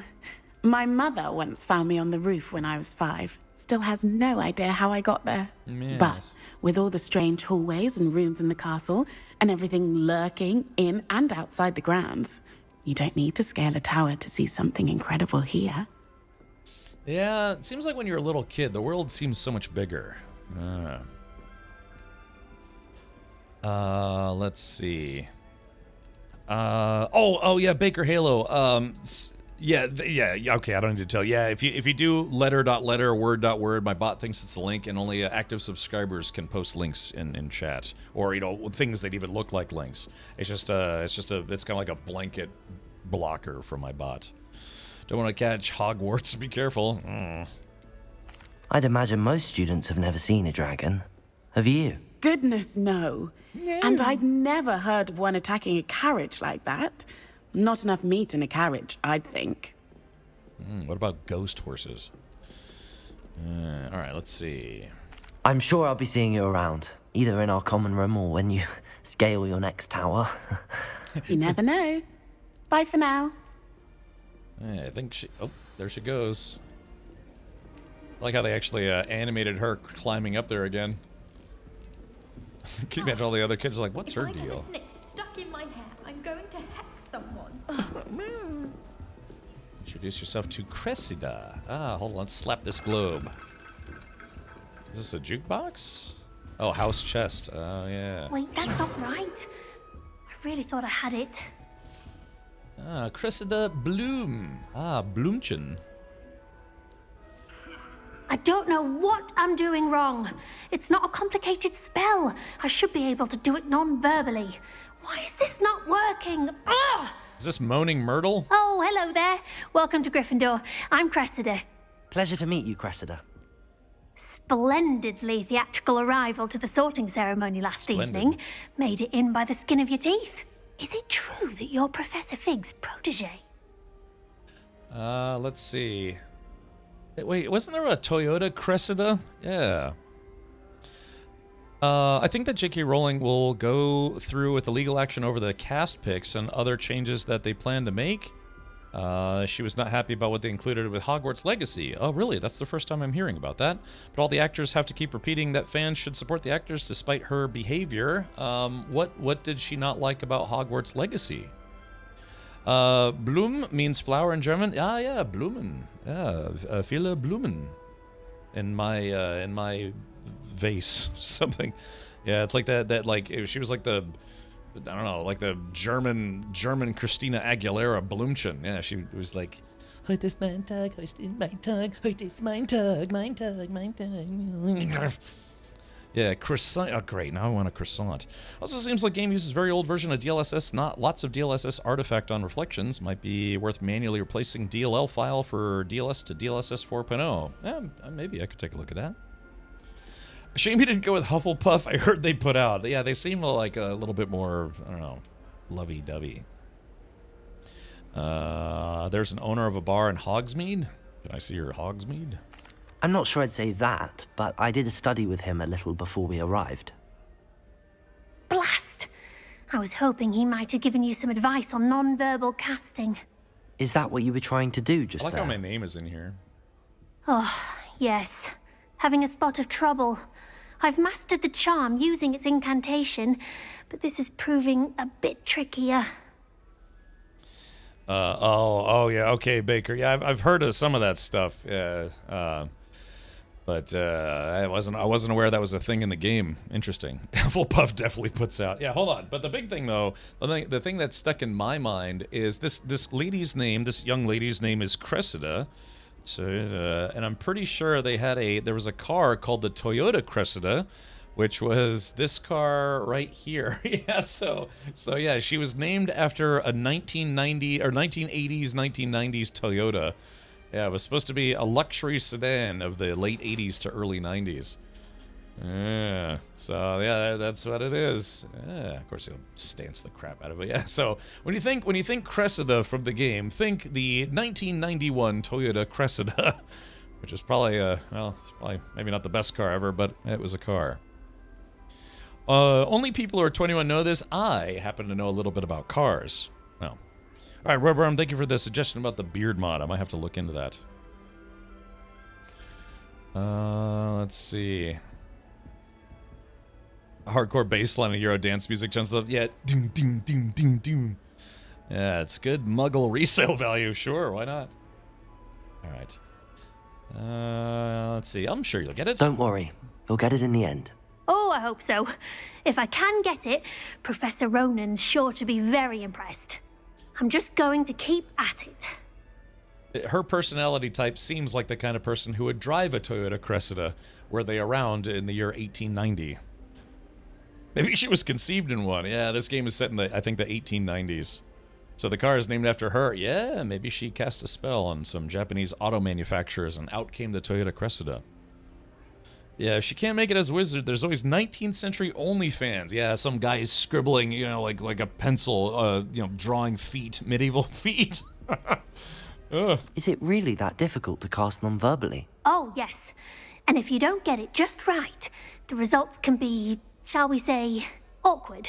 Once, I tried to cast Depulso non-verbally on a goblet in the Great Hall and ended up launching Professor Sharp's Yorkshire pudding into his face. He was not happy. She's now that I'm thinking this, I can't unthink it. She really strikes me as the Lisa Simpson of the Hogwarts world. Doesn't she kind of give you that vibe a little bit? Yeah, it's literally Lisa Simpson of Hogwarts. Do most students know how to cast non-verbally? Not at all. Hogwarts doesn't teach non-verbal casting until the 6th year, and even then, many struggle with it. I'm simply trying to get ahead of the game. All right, well, I wish you luck. Draw me like one of your French girls. Quickly, though, the fans are waiting. Yes, all the drawn feet. Well, good luck with it.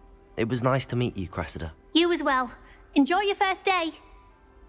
She even sounds a little bit like Lisa. New Gryffindor. Professor Weasley's waiting for you outside the common room. Yeah, well, I'm busy. He can wait. That's probably a bad idea. For a second, dude, it looked like she had Heelys for a second. All right, hold on. So can I? Oh, weird. Good morning. I trust you're ready for your first day at Hogwarts? I've been dreaming of this day for a long time. Can't believe I'm here. Well, you are here. Make the most of it. You only have one first day at Hogwarts. Now, in light of your unique situation, joining us as a 5th year, you'll need to catch up with your classmates and not fall behind. Especially as you'll be expected to complete your OWLs at the end of the year. OWLs? Owls? Yes, your ordinary wizarding level exams. No. They will determine what type of career you can have when you leave here. After much discussion with the headmaster and the Department of Magical Education at the Ministry, we've devised something extraordinary to ensure your success. Great success. Here you are.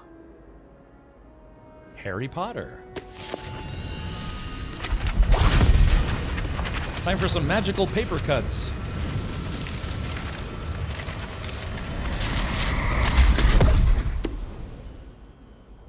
What is it? It is a wizard's field guide. It will help you to keep track of what you are learning so that you master all that's expected of a 5th year. 5th year. You would be wise to take full advantage of this exceptionally valuable resource. He stuffed it in his magical armpit. Thank you, Professor, but what do you mean it will keep track of what I'm learning? Perhaps seeing it in action will answer any questions you may have. Walk with me and we shall put it to the test. Okay. Small tip to start the game, don't be a narc, keep your secrets, and don't trust anyone unless you're really sure you can trust them. Oh, okay. One of the graphics setting is messing with the reflections. Oh yeah, look at that. Yeah, it's yeah, they're all crispy for some reason. About a time turner, yeah, wouldn't that be nice? Give myself some more time. The guide will give you opportunities to practice your magic and educate yourself about wizarding lore. It's weird that I'm looking at Aunt Weasley's butt while she's walking. She kind of sachets a little bit. She's like, I certainly would have appreciated something like the field guide when I was a student. Using the guide will also train you to be alert to your surroundings. Do keep up. God, I'm right behind you. And that Pixar butt you got going on. Ah, the guide appears to have some information for you about that painting of poor Barufio. What the hell? What? Simply cast Revelio on it, and we'll see what the guide says. Revelio. Ah. Portrait of Barufio. This portrait depicts the wizard Barufio, famed for his brain elixir, and as an example of what happens when incantations are improperly spoken. He once said S instead of F and found himself on the floor with a buffalo on his chest. Oh. Locked a field guide challenge. Your progress towards completing challenges appears here. Escape, open the field guide. This is your wizarding level. XP earned from challenges increases your level and power. Your field guide tracks your current challenge progress. Select challenges, the challenges menu to continue. Well, this is fantastical, isn't it? Clicking your first guide page unlocked a new challenge category. New challenges you unlock throughout your adventure will appear here. Select field guide pages to continue. Each challenge has tiers. Special rewards unlock at each tier you complete, from appearances to critical upgrades. Upgrade complete. Rewards must be claimed from the challenges menu. Come back often to collect rewards you have unlocked.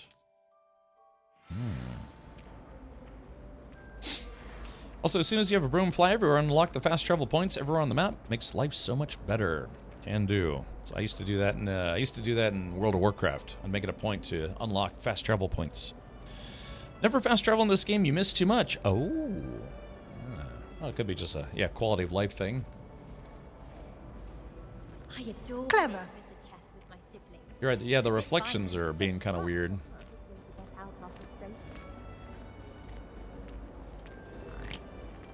So what is it? What is it? Hufflepuff. Oh wait, there's a kitty. Hold on. What's a kitty? No time to waste. You've classes to attend. Oh man. Oh no. It's the view's all messed up. What? No. Hold on. Damn it. We were. Hold on. We gotta do this the other way. Yeah. Oh, there's a kitty. Who's a stinky kitty wee? Oh, I think they call that a calico. It's a calico cat. Oh, did you hear that? It was like meow, which is cat for feed me. Camera made by Warhorse, yes. Nice, I got 69 gold. So, wait, so Slytherin is green, Hufflepuff is yellow. What's Ravenclaw? Are they blue or purple? I can't remember. Ah, good timing. Perfect opportunity to show you how to use flue flames to get around a bit quicker. Ooh, flue Your flame. field guide contains a map of the castle. Open it up and find Central Hall. Lumos. All right. A flue flame. All right, so map. Oh, look at this. Hogwarts is divided into two main areas. The left side of the map is where students and professors live and includes the house common rooms and the Great Hall. Select the South Wing region to continue. Okay, South Bling. In this view, you can see the flue flames available in that region. Green flue flames Represent flames you have discovered, including your own house common room. Gray flue flames reveal the location of undiscovered flames. Right side of the map is where you'll find academic points of interest, including the astronomy tower, library, and greenhouses. Select the annex region to continue. Professor Weasley has unlocked the Central Hall Flue Flame for you. Use A, D to rotate the map and fast travel to the Central Hall Flue Flame. Okay. Yeah, look at this. All right. Yeah, we're at Hogballs University or whatever it's called. Loading screens. Yeah, more loading screens. Castle's really cool. So much to explore. Devs did a great job. Here we are. Quite the time saver. These stairs lead directly to Central Hall. What's this? I adore them. You can get almost anywhere in the castle quickly from Central Hall. It's bigger on the inside. Ravenclaw was blue and silver. Always something happening here. Ravenclaw was blue and silver in the movies and blue and bronze in the books. Oh, I wonder why they changed it. Hogwarts Regalia Spectacles. Oh, yeah. I've unlocked some testicles. Can I see your chesticles? The Hive. Our King's Cross station, so to speak. I'm glad there's a Slytherin in charge of the school, willing to make the hard... Oh. That should be all for now. You'll be expected to attend both Charms and Defense Against the Dark Arts classes today. And I'd like to be sure you get to Hogsmeade as soon as possible to replace the supplies you lost on the way here. Hogsmeade. Lots of hidden things, multiple ways of getting to places. Ooh. So I just learned something new. The birdies used for badminton are also called shuttlecocks. I'm always learning new things. That's actually what they're called. I used to play badminton in school. And then one time, we were playing doubles. We were doing doubles in badminton for the day. And a lady, I was going for a shuttlecock, and my teammate, or my partner, was going for a shuttlecock, and she swung back and hit me right in the eyeball. Ended up, oh God, I think I ended up going to the hospital. Yeah, so, yeah, because they were afraid it might have damaged my eye, but I ended up just having a cut, like, right up, literally on my eyelid.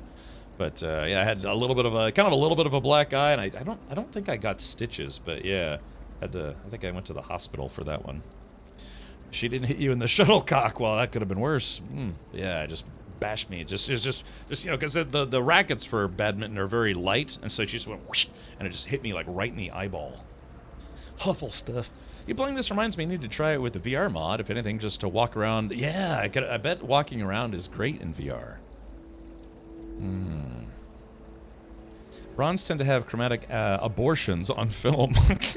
Might have been a reason for the changes in the film. Yeah, probably, given the chromatic abortions.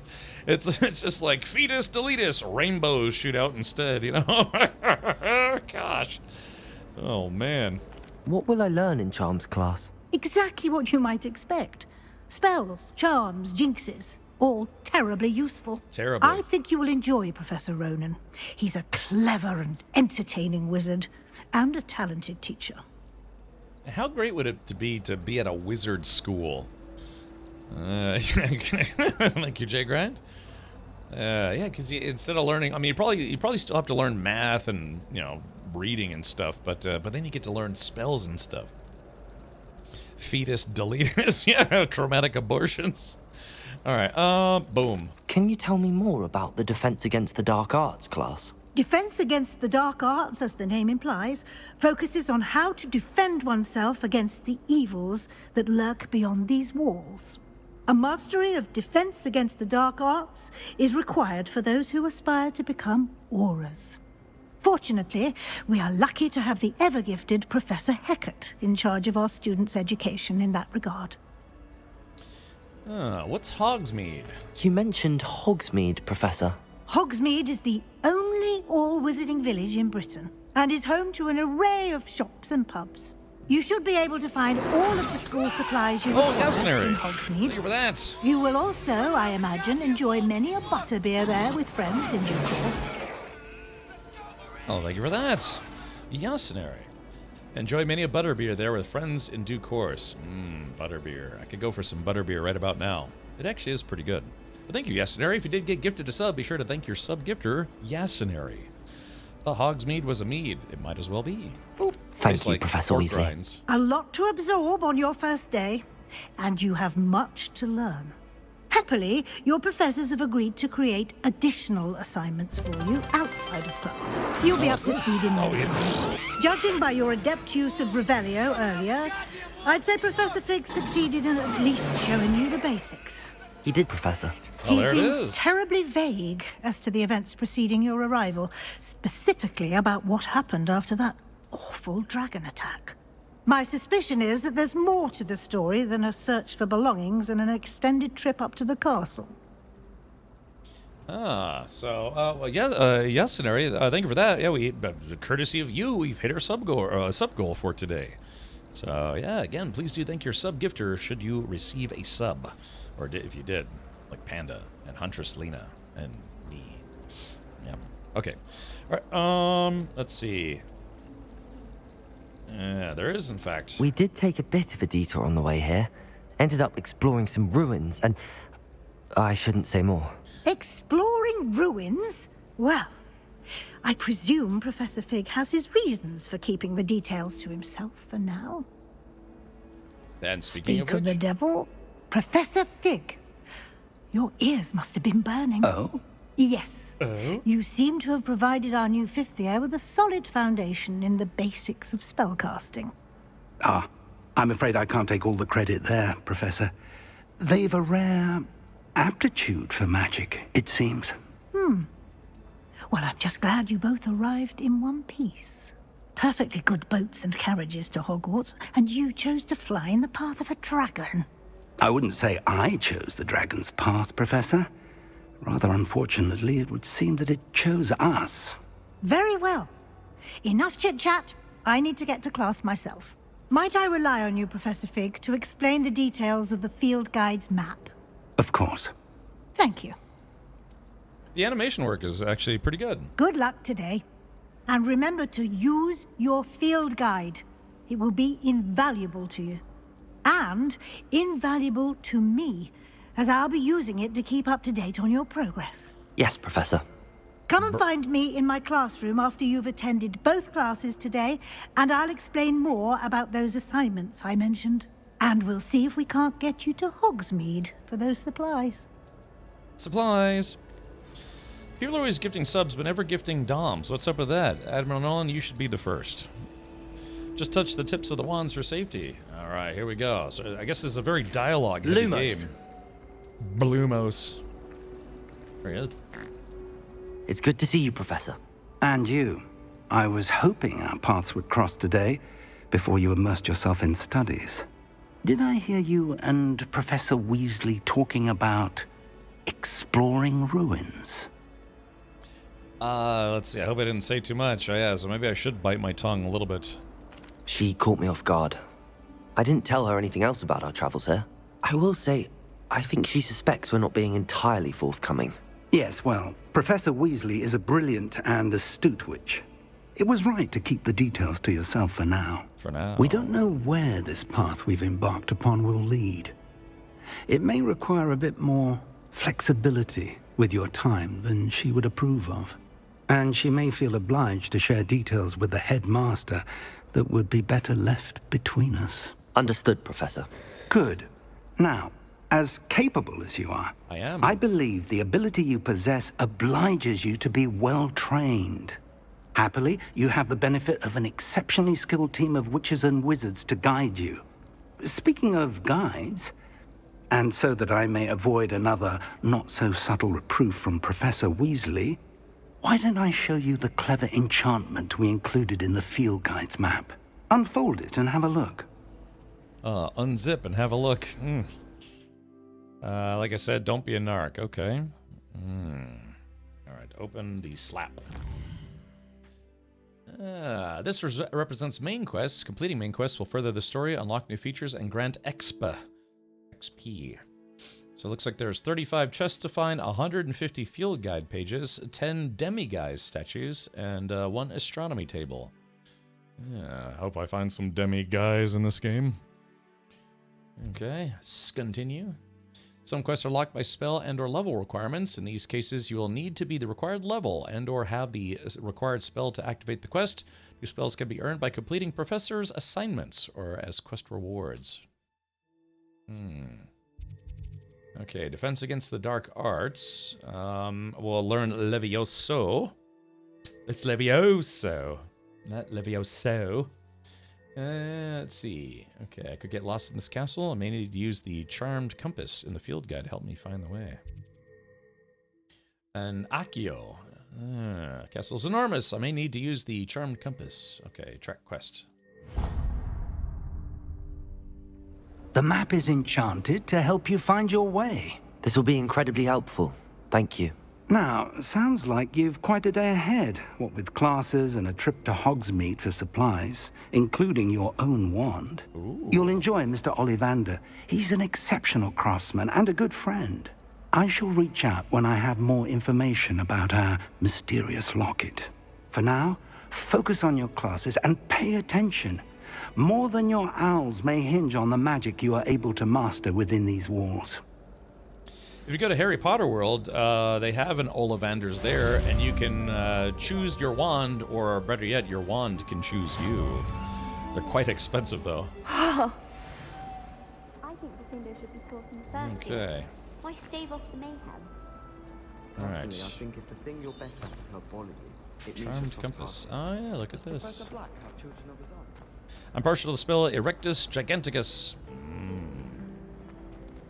Hey, hold on.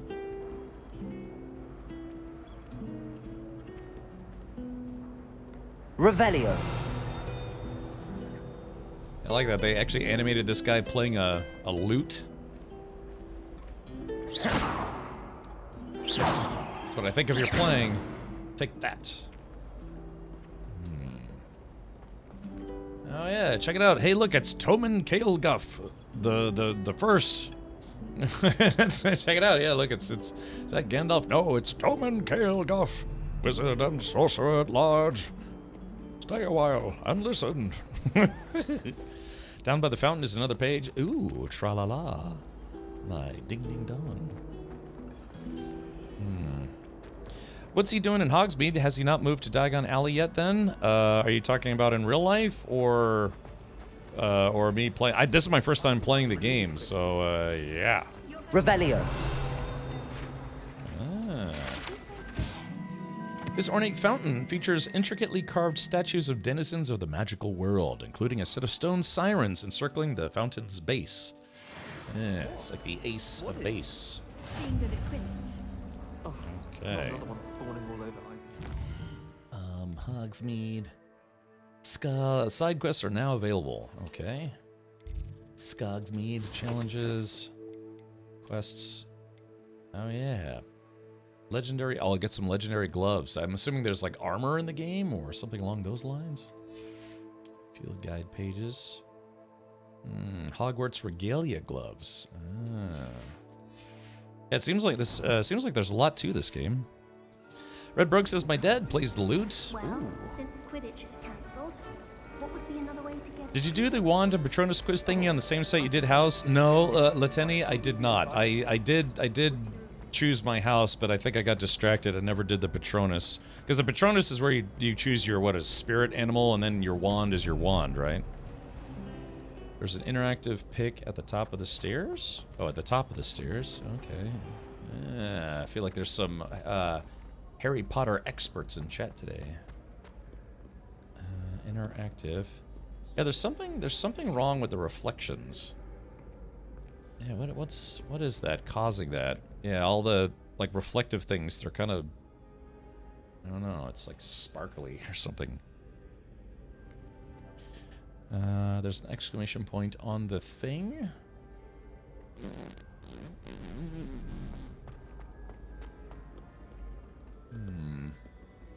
Yeah, I wonder if I need to, I mean, my video drivers are up to date, so. Claim the glasses? Oh, what? Let's see, is it L? Challenges. Oh, claim the rewards. Oh, I see. Oh, okay, gotcha. Yeah, maybe DLSS is being weird. My nose is tickling. Ray tracing is reported as the cause. Ah, so if I turn ray tracing off, it might do away with it, huh? Face wear. Oh yeah. Gold rim circular testicles. Has no magical properties. Alright. Okay. I don't actually wear glasses in real life. Handschuh. Black leather gloves. Ah, if I want to like choke someone and not leave fingerprints behind. Ah, I have a well-appointed school robe. Yeah, I unlocked. I did get some, I think some pre-order bonuses, or I don't know. Natural beige scarf. Yeah, because I guess I did something that unlocked a bunch of stuff.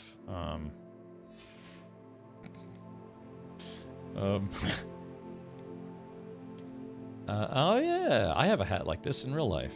They call it a pub cap, or a cappy cap, or a cap. Let's see. Okay, but first things first. What happens? We take the robe off, and we take the outfit off. Oh, I was about to say, yeah. Is this gonna get awkward considering these are children? You know? Hey, look, they got the poop flap. Yeah, yeah, exactly. That's literally what that is. That's a poop flap. You open that up so you can go take a dump somewhere. I wonder if you could just, you could cast Expellius. Like, you jam the wand in and cast, you kind of swizzle it around and cast Expellius. And then it just, like, I don't know, makes all your poop and your butt disappear. Like, if you're in a place where it's, like, it's not easy to go to the bathroom, or, like, you're camping or something, you're just kind of like, Expellius! And they're like, bleh, and it just kind of disappears. You know, used wizard dinner.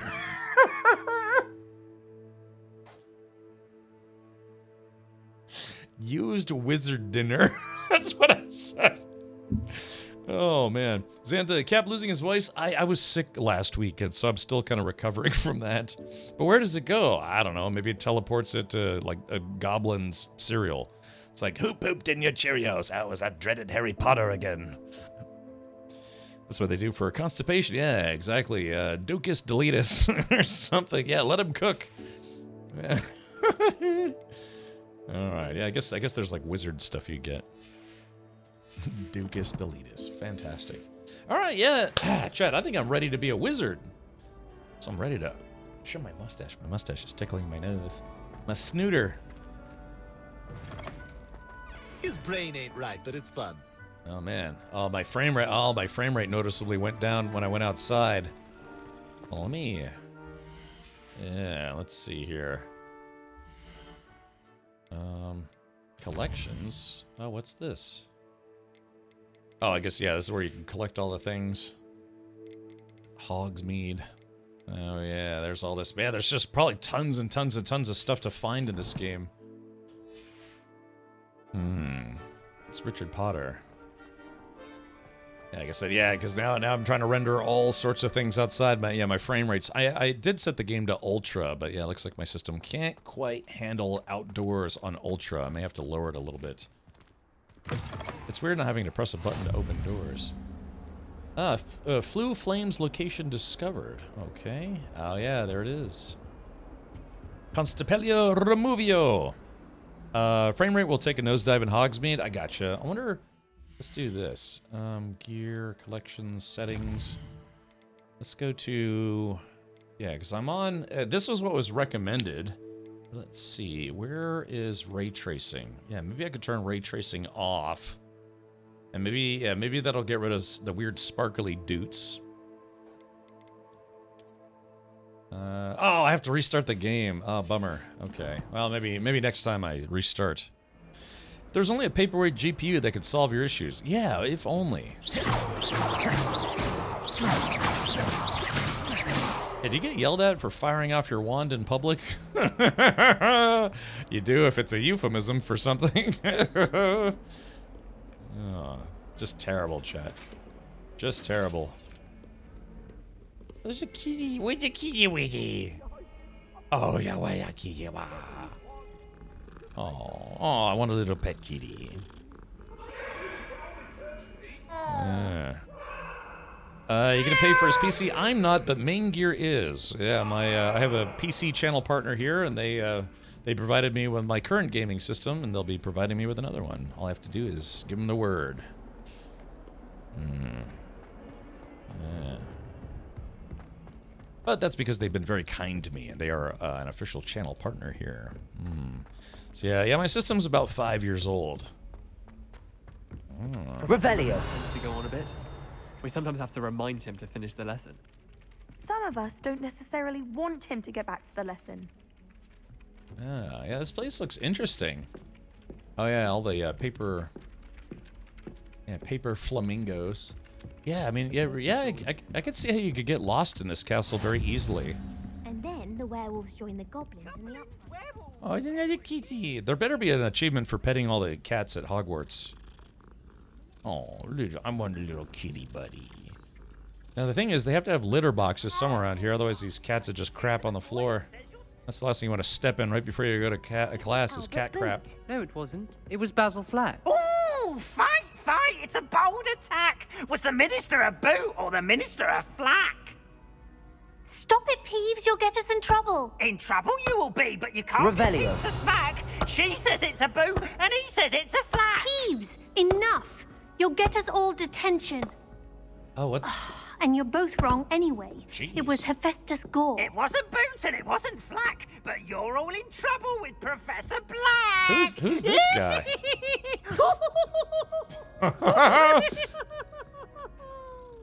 He's a jolly dude. Oh, there's another kitty. Why are there so many kitties to pet? Oh, really, Angel Manic? What 50 series did you get? Yeah, I have a 3080 right now. I also have a 4080 in a box. I just need to install it. So what is this? What the heck is this? Oh, is this this is some kind of yeah, this is some kind of puzzle, I would say. Xavier Pogeis says, what level are you in? This is my first time playing the game, so I think I'm level 1? Yeah, I literally just started. Level 1 lock. Yeah, okay. So yeah, I'm brand new to this. So I'm assuming, yeah, there's gotta be 053. So 053 unicorn. If the unicorn is the key, so if that's 3. That's a puzzle. You want me to give you a hint? Yeah, if you want to give me the hints or like a hint that helps me solve it, like the answer-ish, that would be not bad. Okay, dragons. Yeah, so we have to replace the 2 missing symbols. We have unicorn 12 and 4, 035 blank. The first one to the left needs to be the monster above the unicorn. Oh, so that's, yeah, some kind of dragon. Okay, there's that one. Okay, so if it's unicorn, dragon, then this one, the answer is 42. Oh, it took me it literally took me ages to figure this puzzle out. Okay, well, I'm halfway there. Yeah, so the arch should be, I think that's a crab? Or let's try the crab. Yeah, now we'll try it. No, it's not the crab. Is it the coctopus? Aha! Chat, I was able to figure out 50% of it on my own. Yeah. Oh, that you'll find a note later in a classroom, or chat could just give me the answers, which is great. Okay. Ochre Quidditch gloves. Ooh. Oh, yeah, it's one of those demon pony things. Oh, hold on, something here. Collection updated, skull and candle shelf. Ah, so if I want to do dastardly deeds, I can do da diddly doo doo doo. Alright, so offense. Ah, cannot upgrade. Press. Oh, you can destroy gear. Quidditch gloves.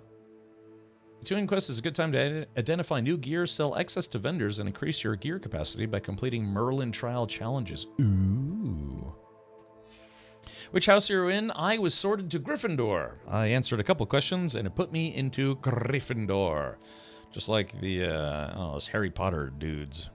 Hey. Hey, Dunpeel, welcome. Okay, so yeah, we kind of solved it, kind of brute forced it. Now, there's a floating paper there. I'm assuming if I capture that paper, I will learn how to do stuff? Revelio. Hold on.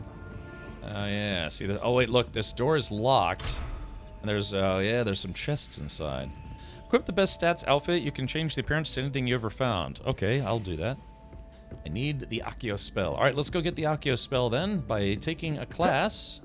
Why study in the common room when you could be outside in the fresh All right, begin this quest to observe a nice chest.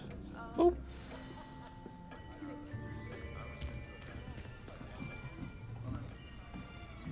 Should turn the music up a little bit. Here. Behind you. There is an open seat here. Thank you. Hello, I am Nettie. So you are the new student. Natty Ice? Have you met Professor Ronan yet? Natty Light? Shall we begin? Welcome to Year 5 of Charms. Now, this will be a crucial year in your education on the art of charm work, but I am confident that we will take hold with the passion and rigor requisite of such a challenge. Right, now, everyone, please open your textbooks to page 517. But before we begin, can anyone here tell me the difference between the incantations of the color change and growth charms? Anyone? Anyone? I am afraid it is too late to study now. Wrecked. My, the summer months must have really taken a toll on you all. By the looks of it, you all spent your holidays practicing Obliviate on one another. I'll say. Do you even remember how to perform a basic summoning charm? He's rather animated. It seems that we are in dire need of review. Everyone get into pairs and take positions on opposite sides of the classroom.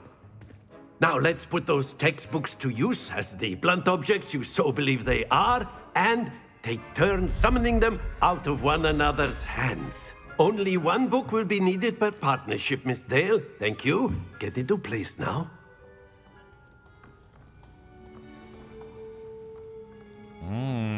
I have seen the movies, yes.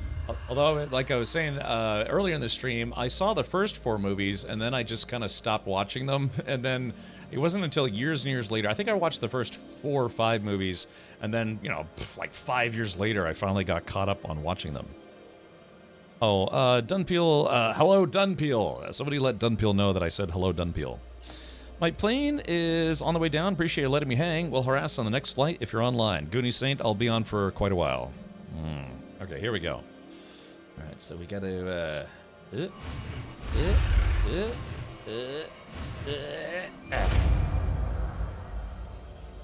Accio. Accio. Oh, nice. That is not bad. You are a swift learner. I see a lot of potential, but remember, potential is nothing without practice. Keep at it. You might just rival Miss Onai here. Very good, everyone. That's enough of that. Well, as you all seem to have the basics down, and it is an exceptionally lovely day, I was thinking that we might have ourselves a little excursion outside for a spot of fresh air. After me. He's a chipper individual. All right. Loading screen, activate.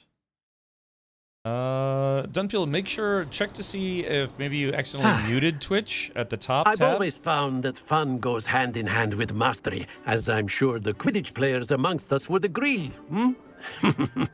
So, what better than a bit of sport to put our prowess with the summoning charm to the test, right?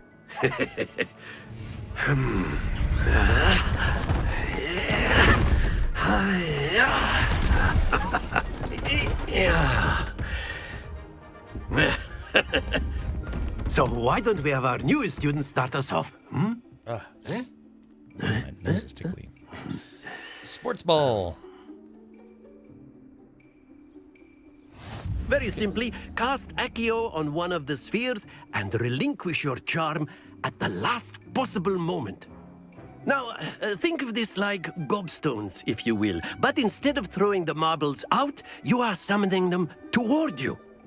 The trick is to pull the sphere as far as possible, but not a bit more, or it'll fall, yes? Now, I could keep talking about theory all day, but practice is the best professor. Show us how it's done. I like those kites that they have there. I used to live in Washington D.C. And every year they had a kite festival on the it's called the Capitol Lawn. And yeah, it'd be hundreds of people flying kites. It was really awesome. All right, here we go. So let's see. Accio. Excellent. Not to worry. I think it's like brrr. Okay, so how do I let go of it? All right. That's it. Oh, I got it. Oh, I got it. Yeah. Hold on. Let's see. Splendid. Happens to the best of us. Very good. Points to Gryffindor. But there's certainly no sport in playing without some friendly competition. Miss Onai, would you care to give our new student a bit of a challenge? Come on up. I'm playing with my balls, Chad. I'm just tugging on them. You'll be the blues, just as before, and Miss Onai, you are playing red. Clear? Yes, sir. This is like reverse shuffleboard. Let's see who wins. Uh-oh. Here we go.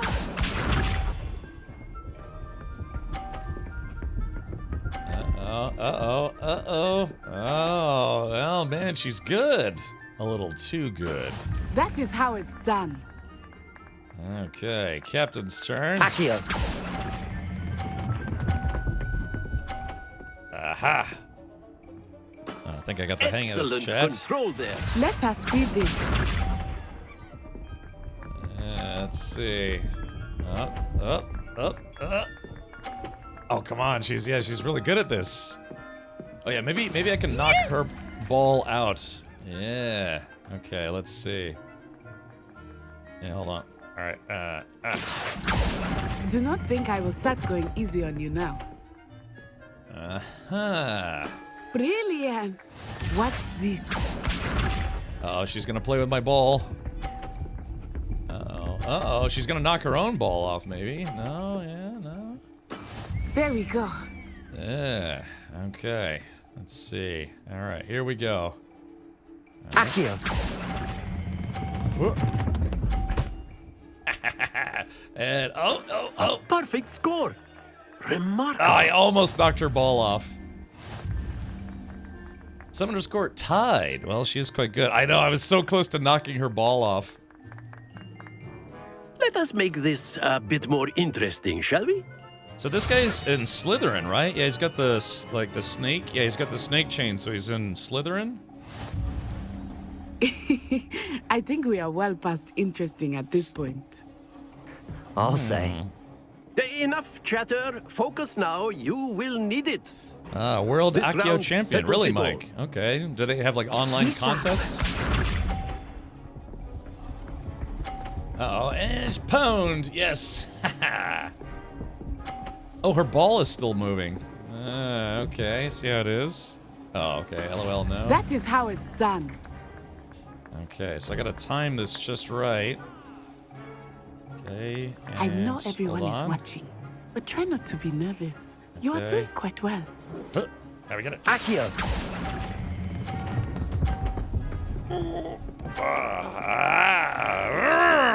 Very good. Here we go. She's gonna get ruffle pwned. Alright, Chad, I think I got this in the bag. Oh dear me. Oh dear me. Alright, let's try this guy right over here. Let's see. Oh, I didn't quite get 50. Oh, wait, maybe. Well done. Oh, nope, Watch 30. this. Okay, I'm in the lead. I have a pretty good clip here. Alrighty, let's see if I can... Yes! Alright, here we go. Let's see if I can do this. Accio. I don't need to... That's it. I'm a big wiener. Get wrecked, nutsack, or whatever. Nut natty. Very good, both of you. Well done. Well done, thank you. Like a boss.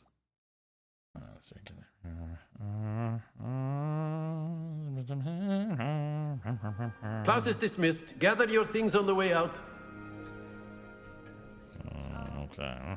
Good game back there. I must admit, I think I underestimated you. You did? Took me weeks to become proficient with Accio. Took weeks for me to get anything right when I transferred here. It gets easier, I promise. Sure thing, girl who I beat at her own sport. I'm glad you understand. That's good to hear.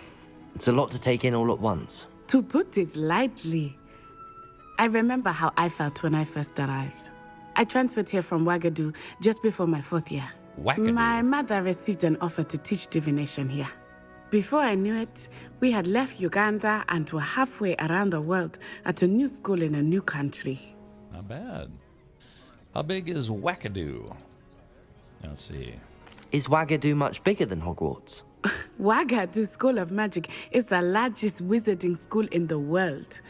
So yes, bigger than Hogwarts. Interesting. But it never seemed intimidating or overwhelming to me. It always felt like home. What does Wagadu look like? Is Wagadu a castle, like Hogwarts? Its address is Mountains of the Moon. It is not so much a castle as a beautiful edifice carved out of the mountainside. I remember the first time I saw it, the mist was so thick I could hardly make out anything at all. And then it just materialized before me, this enormous school that seemed to be floating in midair. I wonder if Africa has any wizard schools. Well, yeah, I mean, Dunpill, I think that literally just answered that question, that there's a school called Ouagadougou, and it's even bigger than Hogwarts, which is surprising. So, yeah, is the magic the same at Ouagadougou? This may seem an odd question, but is magic the same there as it is here? Mostly, yes. But I did have to learn how to use a wand when I arrived here. Hardly anyone at Wagadu uses one.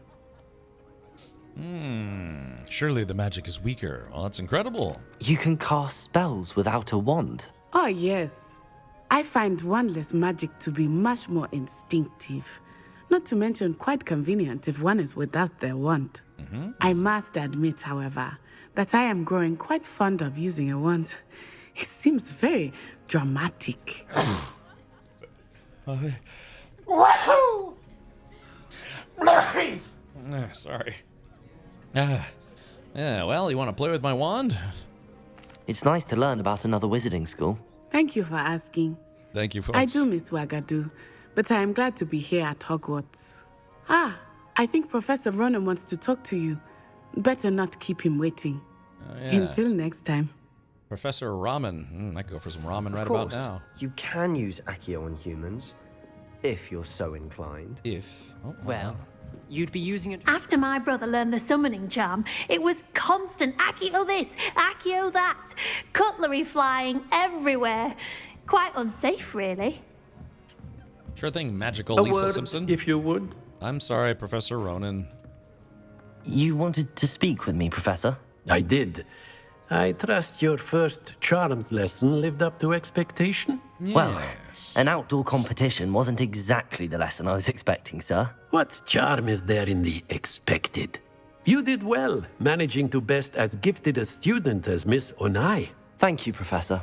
I enjoyed the match. Miss Onai is always a fierce competitor, though I sense that she is a bit distracted of late.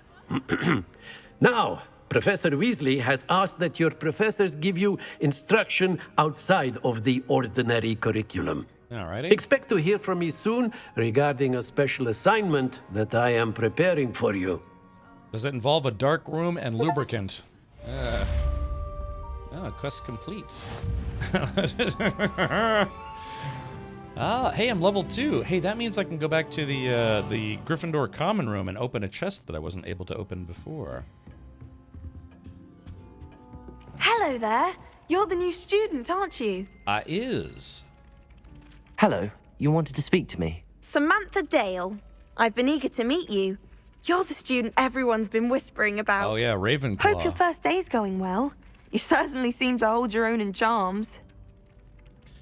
That's kind of you to say. I've been fortunate. Beginner's luck. My brother William would tell you not to be so humble and to trust your abilities. Then again, he tends to be overconfident in his. Yes. Well, better see to my charms homework. I'm afraid I can't count on beginner's luck to impress Professor Ronan.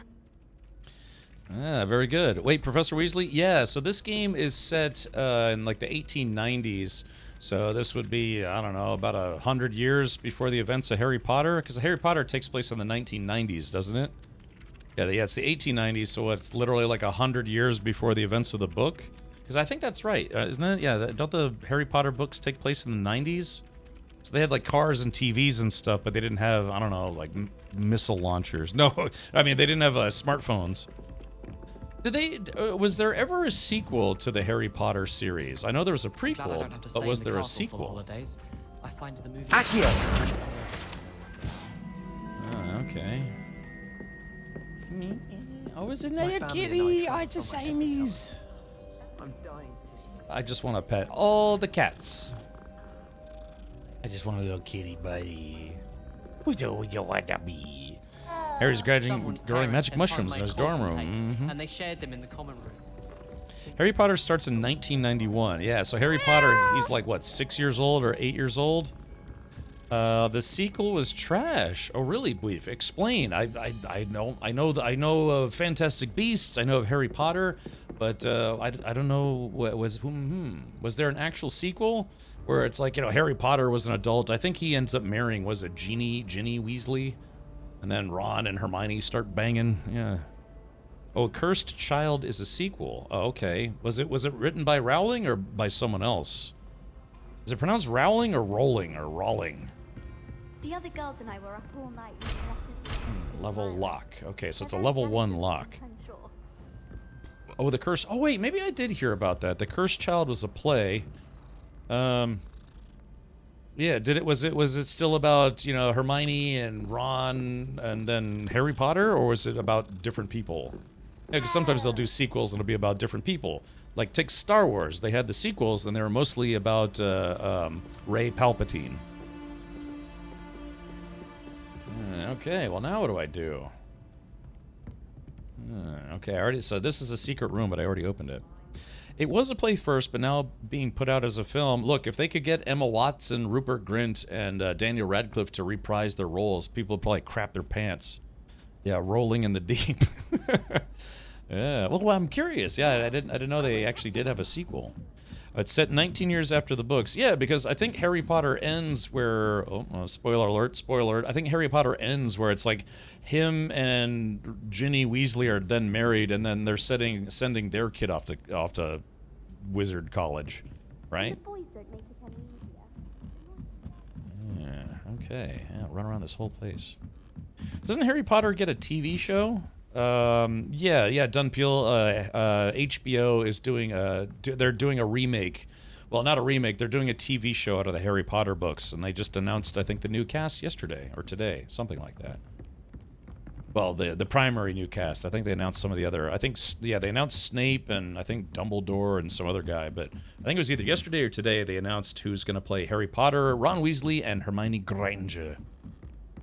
Oh, it's about Harry's kid, and that's called The Cursed Child, huh? Well, yeah, if they make a movie out of it, then yeah, it'd be nice if they could get the original actors to come back. I think sadly, though, yeah, we've lost a number of actors. I think the actor who played the original Dumbledore died. What's that one lady? The lady who was like she was one of the witch professor ladies, older lady. I think she passed away, and then the actor who played Hagrid passed away. So yeah, I mean, they made these movies across what, 20 years or something, or 10 years. Quite certain I saw somewhere they cast 3 kids out of 300,000. Yeah, I mean, can you imagine? You could just choose whoever you want. Yeah, Alan Rickman passed away. Yeah, didn't the lady who played it Miss McGonagall? Maggie Smith, yeah, I think she passed away, didn't she? So unfortunately, yeah, some of the cast. I think the guy who played Dumbledore, the second Dumbledore, he's still alive, but you know what happens to him in the books, So Yeah, Alan Rickman. Yeah. John Lithgow is going to be Dumbledore in the TV show. Yeah, Robbie Coltrane. Yeah, sadly, just shockingly, he passed away, I think, last year. So, but yeah, if they got the core trio, the trio of wizardly misfits to be in a sequel movie, yeah, probably a lot of people would go see it. Even though, even it was just about Harry Potter's kid instead. Well, anyways. So let's see. All right, let's see if we can fast travel. How do I... Revelio. How do I use the fast travel system? Ignatia Wildsmith.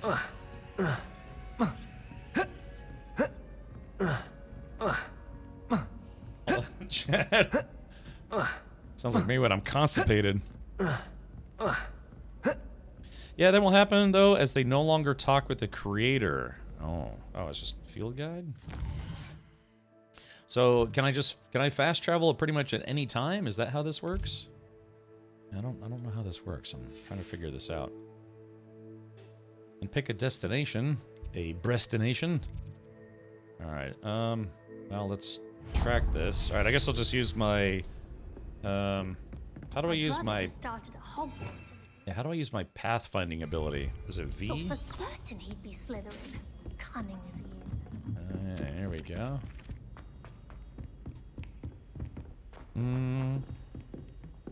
Oh, it's 2022. Man, really? God, I thought it was just last year.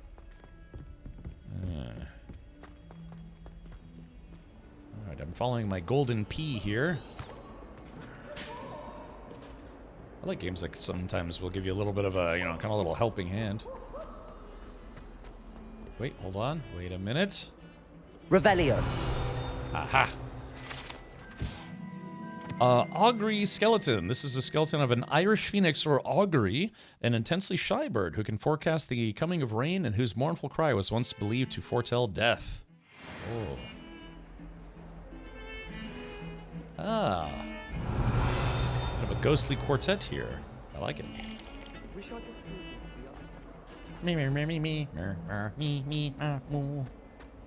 should just like run around just casting, Revelio all the time. Sounds like there's that crazy guy again. J.K. Rowling has a vacation home out here in Scottsdale near Mirabel Golf Course. Takes up the entire hillside. The members were pissed when she built the behemoth. It's like 87,000 square feet structure. Really? Do you have any pictures of that, Nerf Herder? What's this? I'd kind of like to see that. So it's a vacation home, but it's like a vacation mega mansion. Oh, look at that angry, that's a wolfhound. I think that's what they call it, an Irish wolfhound. Lots of Slytherin up here doing slithery things. Looks, not all Slytherin are bad, right? But they tend to be a little on the, maybe not so good side. Yeah, if you can find a picture of it, let me know. There was a grave marker that was added to the game next to the game's keeper hut, i.e. Hagrid's hut in the game, was added shortly after his death. I guess he wouldn't voice a character in this game. That really occupies the entire hilltop. Yeah, I'd like to see a picture of that. Man, not too far from where I live, there's this... Stupefy!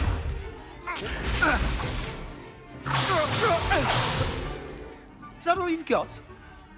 Yeah. Levioso! Professor Hecat! Perhaps you'd be good enough to blast each other to pieces in your own time. I get new students every year, but I only have one Hebridean black skull. It was a token from the Great Poacher Raid of 1878. No doubt you've heard of it. Now, you may be asking yourself how an old woman like me single-handedly took out the largest poacher ring in eastern Wales and lived to boast about it. Knowledge. To the wise, age matters very little. Today we will review a spell that has saved me from death at the hands of dark wizards more times than I care to remember. Levioso. Levioso? A levitation charm? Levioso! Got a surprised opponent is a weak opponent. Care to defend yourself, Master Pruitt? No? One thing I've learned as an unspeakable is the value of simplicity. especially in the heat of battle. Now, let's practice what we've just learned, starting with something small. My wiener. What's an unspeakable? That's like Bezos' super yacht that needs a smaller yacht to go ashore. Or yeah, they had to like, I think, what was it? After he had his mega yacht built, they had to literally remove a bridge so they could move it away or from wherever it was built, and they had to rebuild the bridge or something like that. He could tell you, but he can't speak of it. Oh.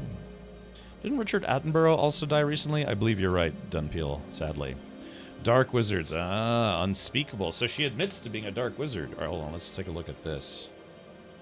Okay. And where was it? Scottsdale. Hold on, I'm trying to see if I can find a picture of her house. Let's see. Rumored to have real estate in Scottsdale. Let's say Scottsdale house. There's no confirmed information about a Scottsdale house. Really? Kind of seems like it'd be pretty easy to find. I don't know. Yeah, if she has a gigantic house. All right. Well. I don't know, I was trying to Google a picture of it. I can't seem to find it. But yeah, at one point, I don't know if she still is, but at one point she was listed as the richest woman in all of the United Kingdom. So, short of the Queen or King or whatever, I can assume. No, Unspeakables are workers of Department of Mysteries. What exactly do they do is a mystery. Oh, go figure. Okay, here we go. Pew. There we go. Pew, pew, and then pew pew.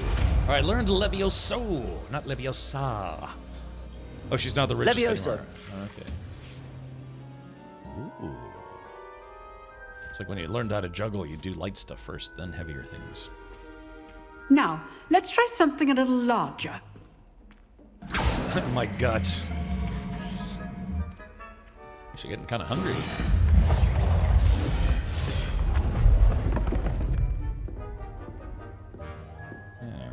I think she would cast a spell on her spine and straighten herself out. Let us begin with the basic cast. Okay. See how the dummy deflected your cast? Yes. This time, cast Levioso first, then the basic cast. Remember, a surprised opponent is a weak opponent, as Master Pruitt so artfully helped me demonstrate earlier. Get wrecked. Levioso. Good. Now, well done.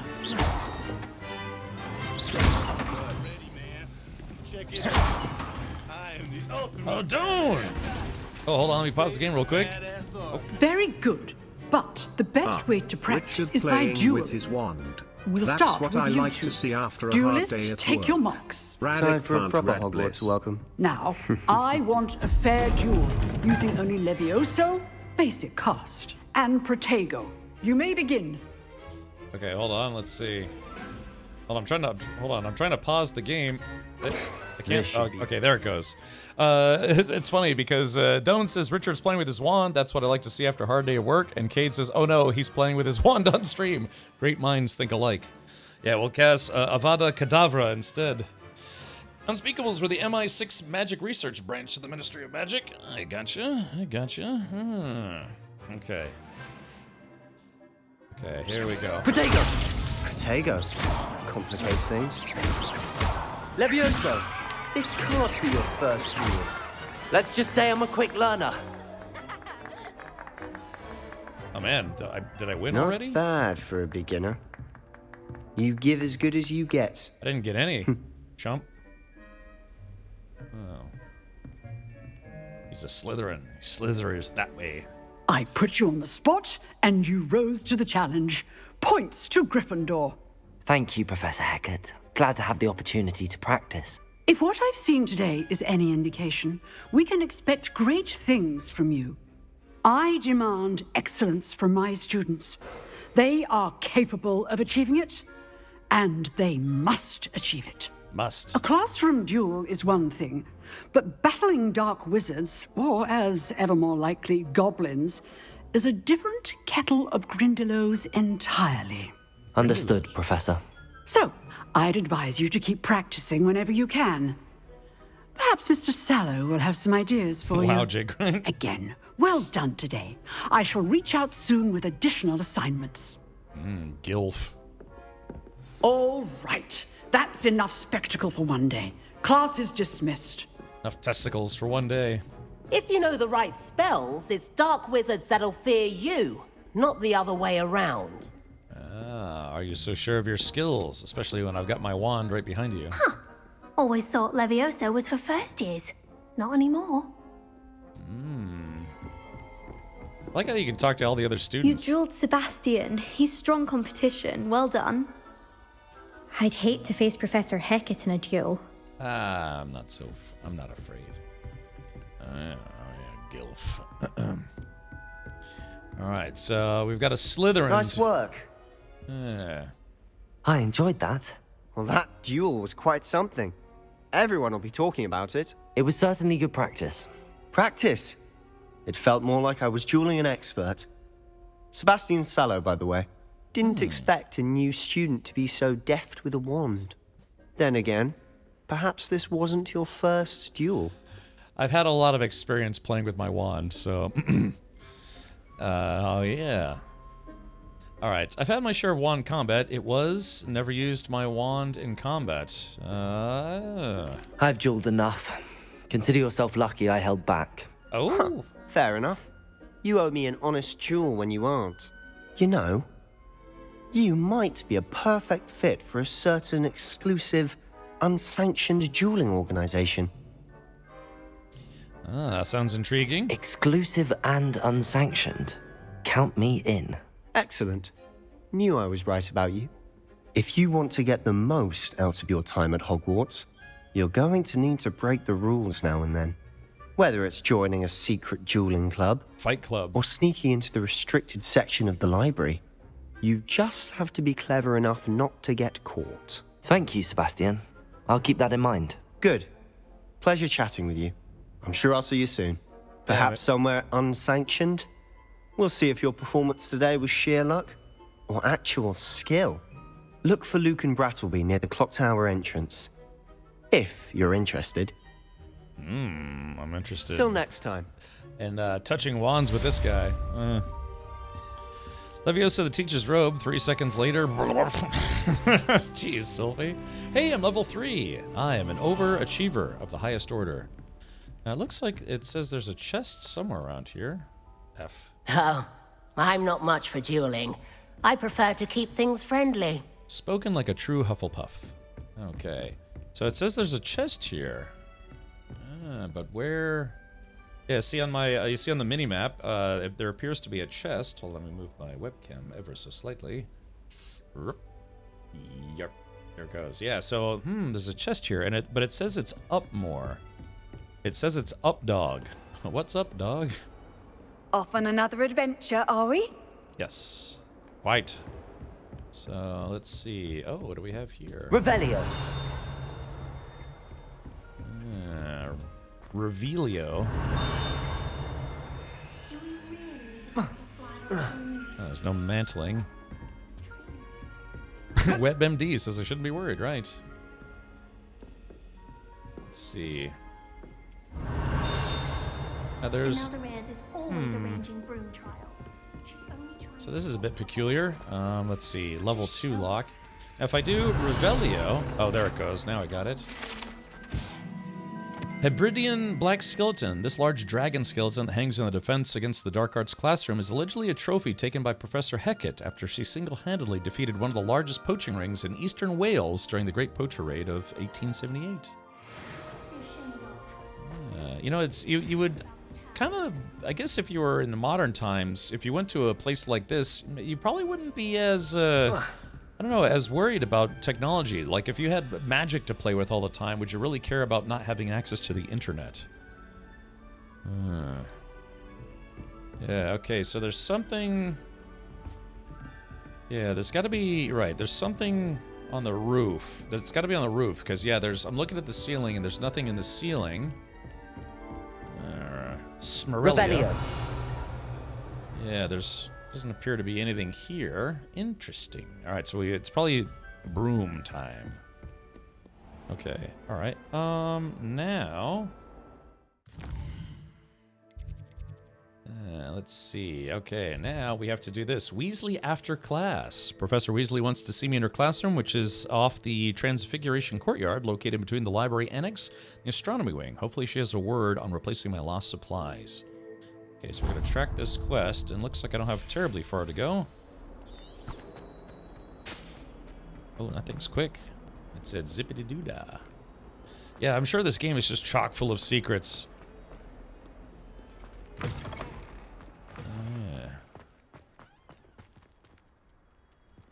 What the hell? Oh, there's an orange tabby. Oh, this is what I wanted. I wanted an orange tabby kitty. Oh, I want to pet the kitty with you. Oh. Everyone knows that the bird is the word. I wonder if any of these kids ate Taco Bell and are now walking around with skid marks. Would Revelio show me more investigation and needed? Yeah. Alrighty. Check it out, they're about to touch wands. Wow, Auroras, I like kitty cats. Meow. Alright, let's begin this quest. Oh, hold on. What about the room, Professor? I was thinking the same thing, Deke. Perhaps you could help. Oh, excuse, Deke. Ah, there you are.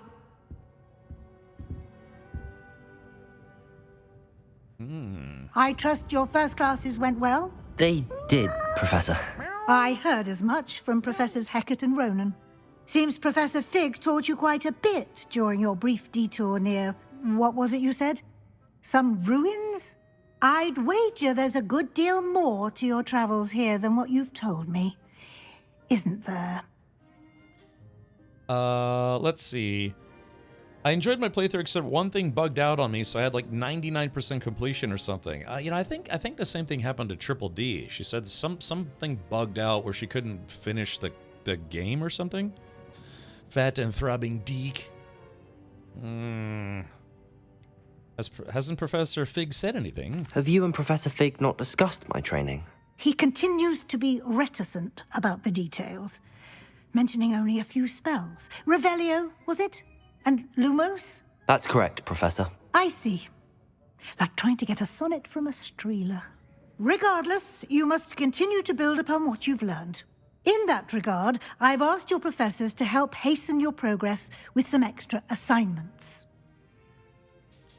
Let's see here. Let's see. Oh, yeah, looks like I might have dropped a few frames there. Hopefully not anything too terrible, but, yeah, it looks like it looks like my internet just had a little hiccup there for just a moment. My game has a rando dungeon I can't enter. It never got fixed last I checked. Oh, that's unfortunate. So, Kate, did you beat the game, or were you not able to beat the game because of said bug? Okay. Professor Ronan did mention something about that. In fact, Professor Ronan will meet you outside momentarily to assign your first one. Now, regarding the trip to Hogsmeade I mentioned earlier. Yes. We've arranged to replace the supplies lost on your way here, including seeds, potion recipes, and spellcrafts. Thank you, Professor. And Mr. Ollivander will connect you with the perfect wand. You've managed your classes well with a borrowed wand, but you'll find the magic you cast with your own wand to be far superior. And how?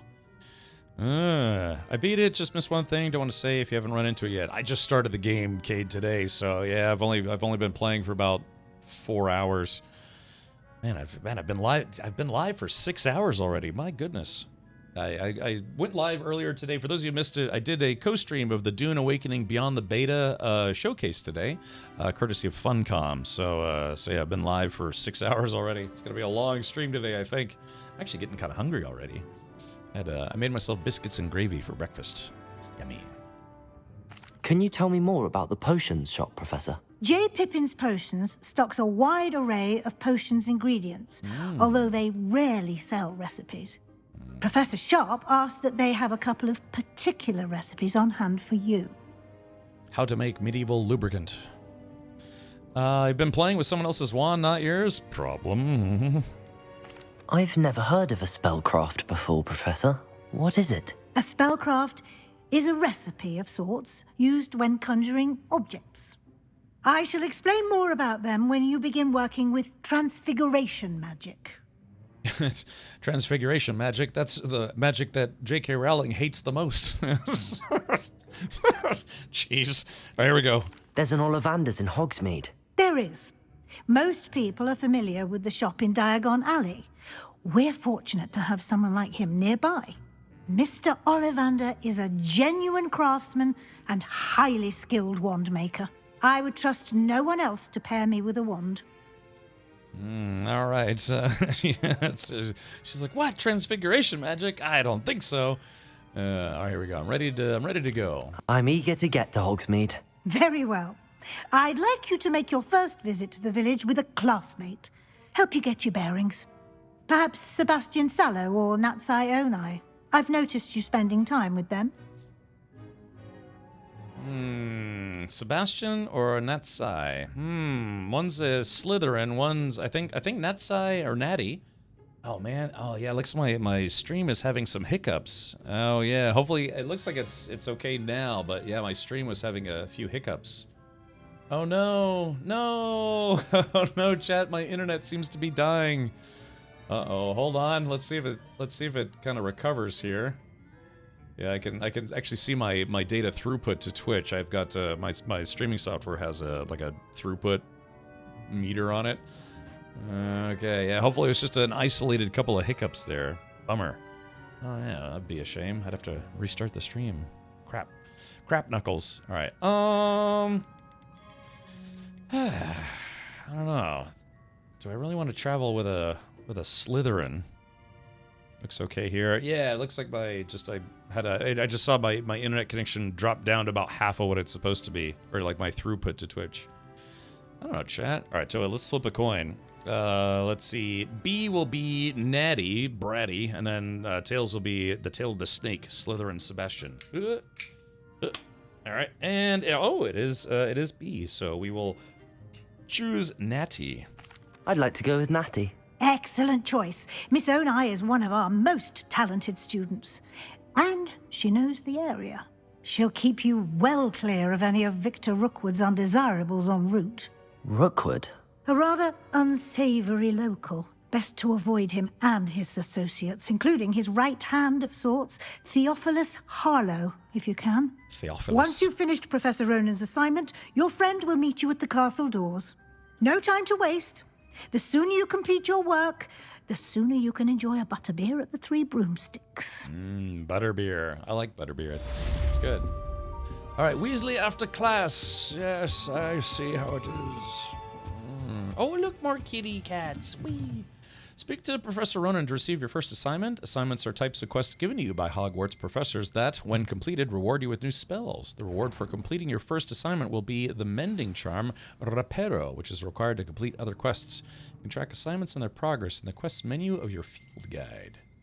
Oh, look at the big kitty right there. With the kitty. Revelio. Did I reveal anything? So this is her classroom, is it? Oh, and I found an asylum mask. What was the Azkaban prison, I think it was called.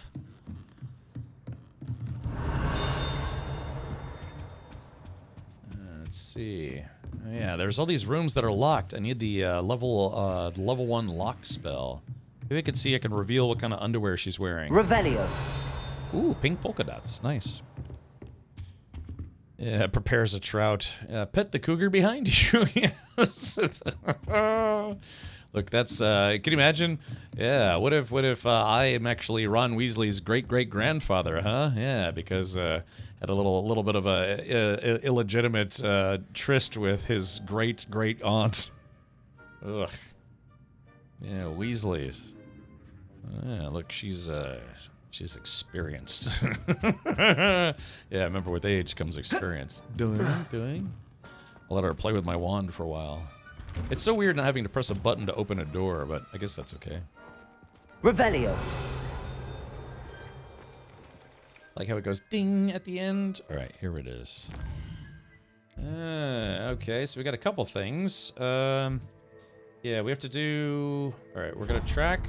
Oh. Oh no. Oh crap, I pressed the wrong button. Alright, track. How do I... Hogsmeade. Change map. Quests? Hogsmeade. Okay, there we go. I think I actually untracked it by mistake. Yeah, there it goes. Okay, so we're tracking that. Okay, it looks like this guy's not too super far. Oh, it's another kitty cat. Well, that's an interesting color for a cat. Meow. Oh, look, there's got to be an achievement for petting all the cats. I want to hug all the cats. The only advice I have for this game is, in my opinion, it's easier with a gamepad. You know, I get pretty used to playing with... I've gotten pretty used to playing with keyboard and mouse, but sometimes games just do play better with a gamepad. It's just like trying to play a first-person shooter with a controller. It's terrible. Yeah, it's much better to play an FPS game with a keyboard and mouse. Ah, there you are. You have a new spell to teach me, Professor. Indeed I do, and an exceedingly useful one at that. The mending charm, Reparo. Fixes things right up, makes a broken object good as new in the blink of an eye. It seems as if that might come in handy. Yeah, more frequently than one would imagine. As Professor Weasley mentioned, I am not the only one who will be teaching you spells outside of class in an effort to catch you up with your peers. A number of your professors have agreed to do so as well, but first, each shall ask that you complete a few preliminary tasks to hone your magic. I have arranged some for today. See them through and then report back to me. We will have you casting Reparo in no time. Reparo. Yeah, it's like, you know, all the NPCs in Star Wars. It's like, yeah, Greedo. Yeah, hey, look, guys, Glup Shido is back. Why must I first complete tasks to learn Reparo? No lesson or lecture can compare to first-hand experience, and these tasks should provide you with just that. Such experience is invaluable when mastering any new bit of magic. New tit of magic. All right, look, before we do this, before I start this, I gotta stand up and stretch my legs a wee bit. Oh, yeah, man, like I said, I've been live for 6.5 hours almost. Oh, I tell you what, 6 hours flew by.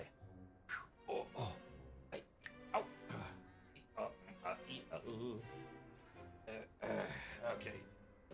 All right, there we go. Yeah, it's gonna be a long stream today. All right, so.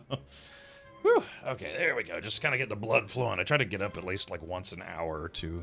All right, I'll complete the tasks. I'll start on the task right away, Professor. Okay. All right. Revelio. Okay, a wyvern. This fountain in the Transfiguration Courtyard has a likeness of a wyvern on top and serves as a relaxing place for students to gather, despite rumors to the contrary, possibly started by Sir Cadogan. Express elevator to hell. Going down. This is most assuredly not meant to be the wyvern of Wye, slain by the lively knight in spite of himself. Wyvern. Hey, wyvern's supposed to be kind of like, it's like a dragon, but it has like dragon claws in the front, but it's the back of it's just a snake.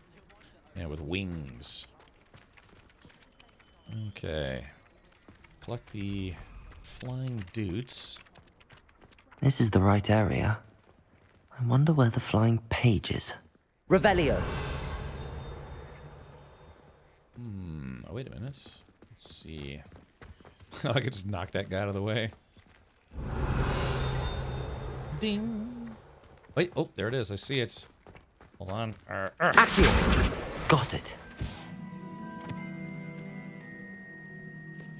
Okay, so yeah, we got to do a few menial tasks. The flying page must be around here somewhere. Stone, did you watch the Dune Awakening Beyond the Beta stream today? It was about a 2-hour-long stream from Funcom. And, yeah, had some interesting stuff. Interesting Revelio. stuff. Oh, there it is. I found it already. Accio. Brilliant.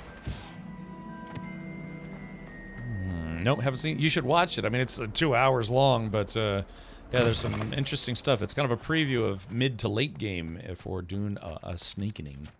I trust the preliminary task. I completed the assignments, Professor. Marvelous. You clearly know your way around basic charms. Let us give the old mending charm a try then, shall we? Remember to be deliberate in your enunciation and movements. I want to see some vigor. Now, wand at the ready. Yes, sir. Remember, your wand is a conduit of your magic. Wand? Let's see here. Oh, a link? Well, you can go to twitch.tv/Funcom and simply just watch the VOD of it. There should be a VOD of it. Yeah, Dune Awakening livestream number 4. This is the, Beyond the Beta. So, yeah, it's about, you can fast forward through the countdown. But yeah, they had a little preview. I'm sure that they'll probably have this available on YouTube as well if you prefer YouTube. Yasunari, thank you for the gift sub. Yeah, Panda, you were gifted a gift sub earlier, courtesy of Yasunari, who actually gifted 10 subs today. So we had a few other gifted subs as well. Nice. And a couple new subs, I think, maybe. Yeah, so it's there, and it's probably on the, the Funcom YouTube channel. It's on the Steam page as well. Interesting. I know Steam is trying to become a bigger place for people to go to watch streams. But I kind of don't really like the interface, the way the Steam video interface works. But sometimes people can stream directly to Steam, and yeah, I've seen some streamers, they'll be streaming to Twitch and Steam at the same time, which is intriguing. Certainly intriguing. Yeah, I'm looking forward to Dune Awakening. We are now only 8 days away from the game. Let's see. F. Spacebar. Oh, spacebar. Oh, crap.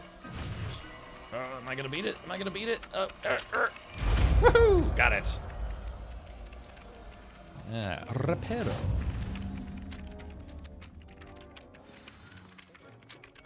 Yeah, oh yeah, Panda. I know, yeah, game devs will sometimes, allow people to stream on the official, game dev account or something like that. That's it. Very good. If you would like to practice mending something, have a go with that broken statue in the alcove by the water. Reparo. It allegedly symbolized heartbreak.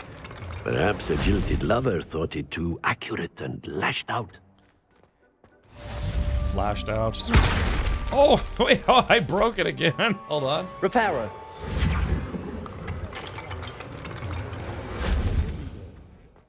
Yeah. Okay. Oh, well, I guess that's that. It says there's another chest, but it's directly below us. I wonder if there's a secret way through the fountain. I'd like to find, what was it the Chamber of Secrets that had the stairwell that went down? Or is that the Snakes of Snaketown? Why do you have work gloves on? Actually, let me do this. Let me see, because I'm wearing handwear. Change appearance. Okay, so yeah, I want to make it like my gloves are invisible, because these gloves actually give me +2 to offensive damage. Cast Digio. Cast Arpeggio. Multiple floors in the castle. Yeah, I know. This cantle is gigantic. Don't get too caught up with stuff on the minimap. All right, sounds like a plan. Let's slap all my dudes. There we go. So yeah, I'm getting the benefit of the gloves. Yeah, +2 to offense. But now it looks like I'm not wearing anything. Yeah, when I'm in the shower and I'm not wearing anything. Yeah, all right. Oh, not currently tracking anything. Let's solve that. You missed activating the fast travel point over by the Transfig classroom door. Okay. Transfig classroom door. So where might that be? Okay. So this is the Transfiguration classroom door. It's not on the inside. I like how she had a bunch of paintings of cats. Hey, Briscoe, thank you for 63 months. Yeah. I am the ultimate badass. state of the badass art. You said it's Happy by... 63 cap. Well, so how do I... Revelio. So how do I activate this? Yeah, you missed activating fast travel points. So yeah, shouldn't this already be unlocked, or how does that work?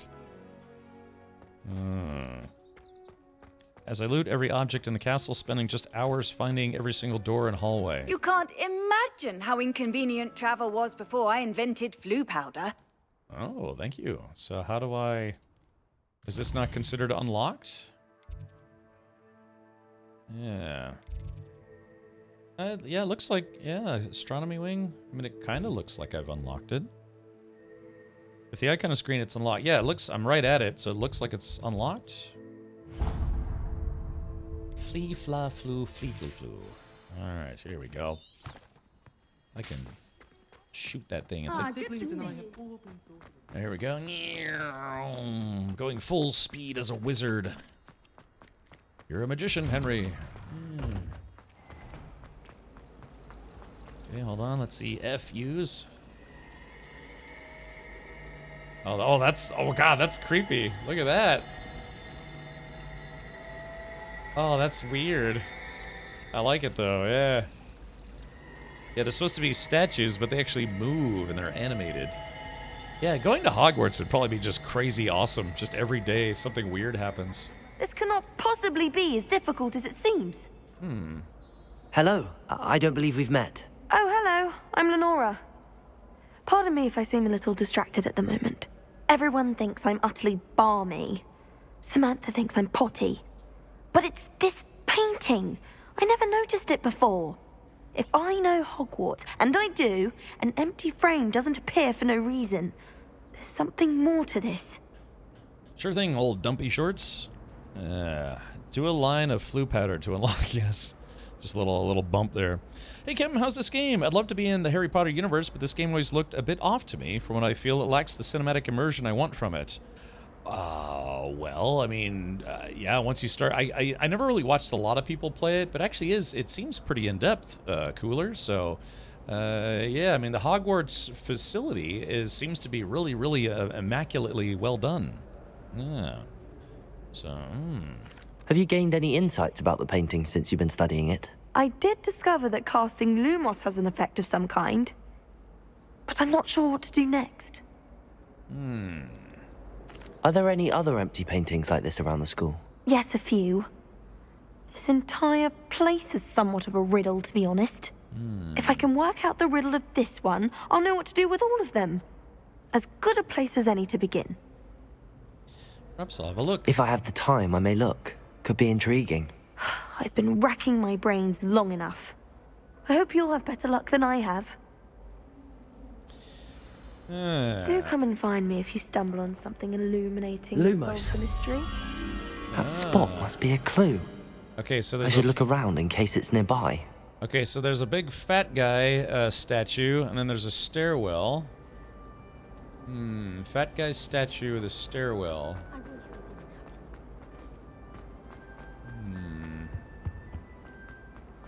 Let's see. Oh, hold on, wait a minute.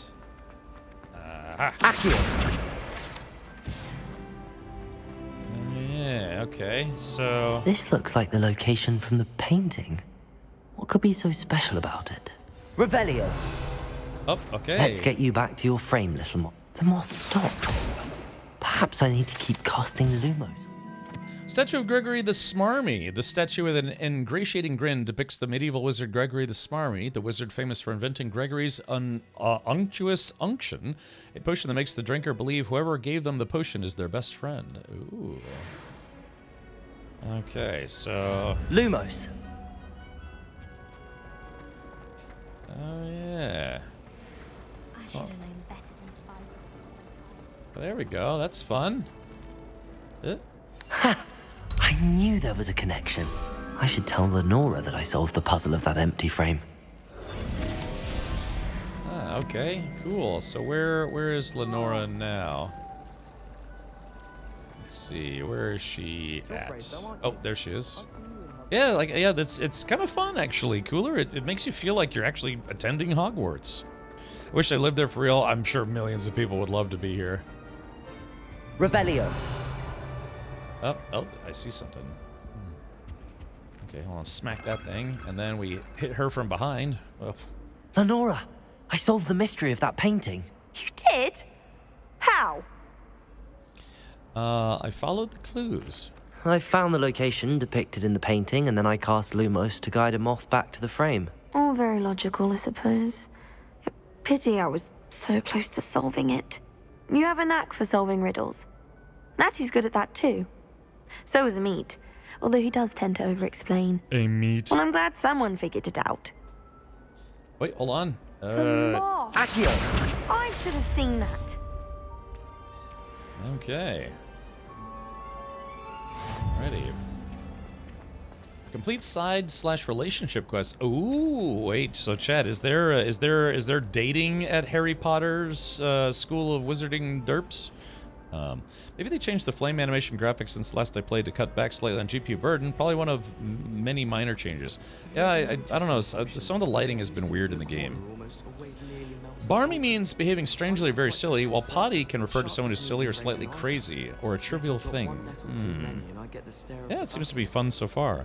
Yep, you hadn't encountered my bug yet. I had one of those moths bug out and disappear. Couldn't complete one frame. Ah, bummer. Yeah, no, unfortunately no dating, so no Luna Lovegood poking your colon with a wand. So just kind of drilling away back there. It's like, oh, got splinters. Yikes. So what's wrong with me? Okay, so hog balls. Yeah, all right, here it is. Yeah, this whole castle. You get to walk around this entire castle, which is fascinating. Fascinating. Puh. Why would I want to hear what you're good at?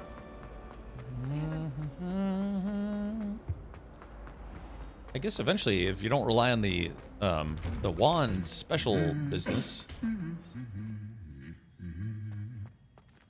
What was that? Revelio. I heard you two guys humming to each other.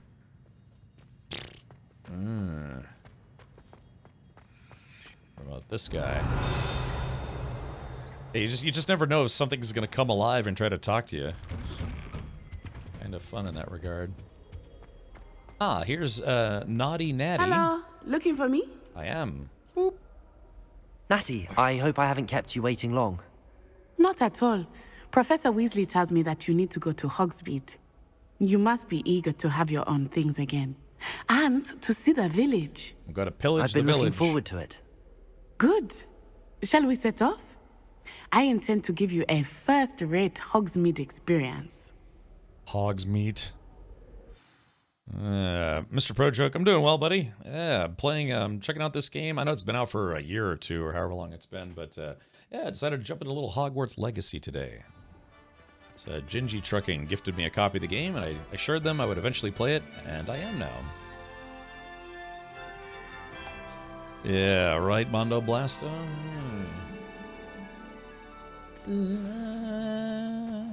I was glad Professor Weasley asked me to accompany you. Me Really? too. Yes, I had planned to extend an invitation to you myself. I thought you might enjoy a butterbeer in the village. I'd enjoy some The butt. timing of Professor Weasley's owl was perfect. So I guess you're allowed to leave the campus. So I went to military school. I cannot tell you how nice it is to breathe fresh air And I wasn't allowed after to leave the being cooped campus. up in ancient ruins. I had to stay Grave in the mistake campus the to whole take time. it as an elective class, believe me. I believe you. Which class? Though I suppose you would not really call it elective when your mother was the one who elected that you take it. Oh, yeah. Hogsmeade is beautiful this time of year. Everyone will tell you to visit at Christmas. But that's one of the few times of year I would rather be indoors. Yeah, it gets cold outside. Not much for the cold, are you? Oh, I do not mind the cold so much, but it has taken some getting used to. I did not grow up around snow. Yeah, I grew up in the tropics myself. Well, sort of. Oh, wait, over here. I grew I up... often spot lacewing flies in this area. Oh? What's so special about them? They are interesting to look at, but if you stew them, you can also use them in potion making. If they're at all similar, to fireflies, you actually wouldn't want to make potions with fireflies because they're toxic. Yeah, fun to look at, sure. What are these things? Revelio. What the hell are these things?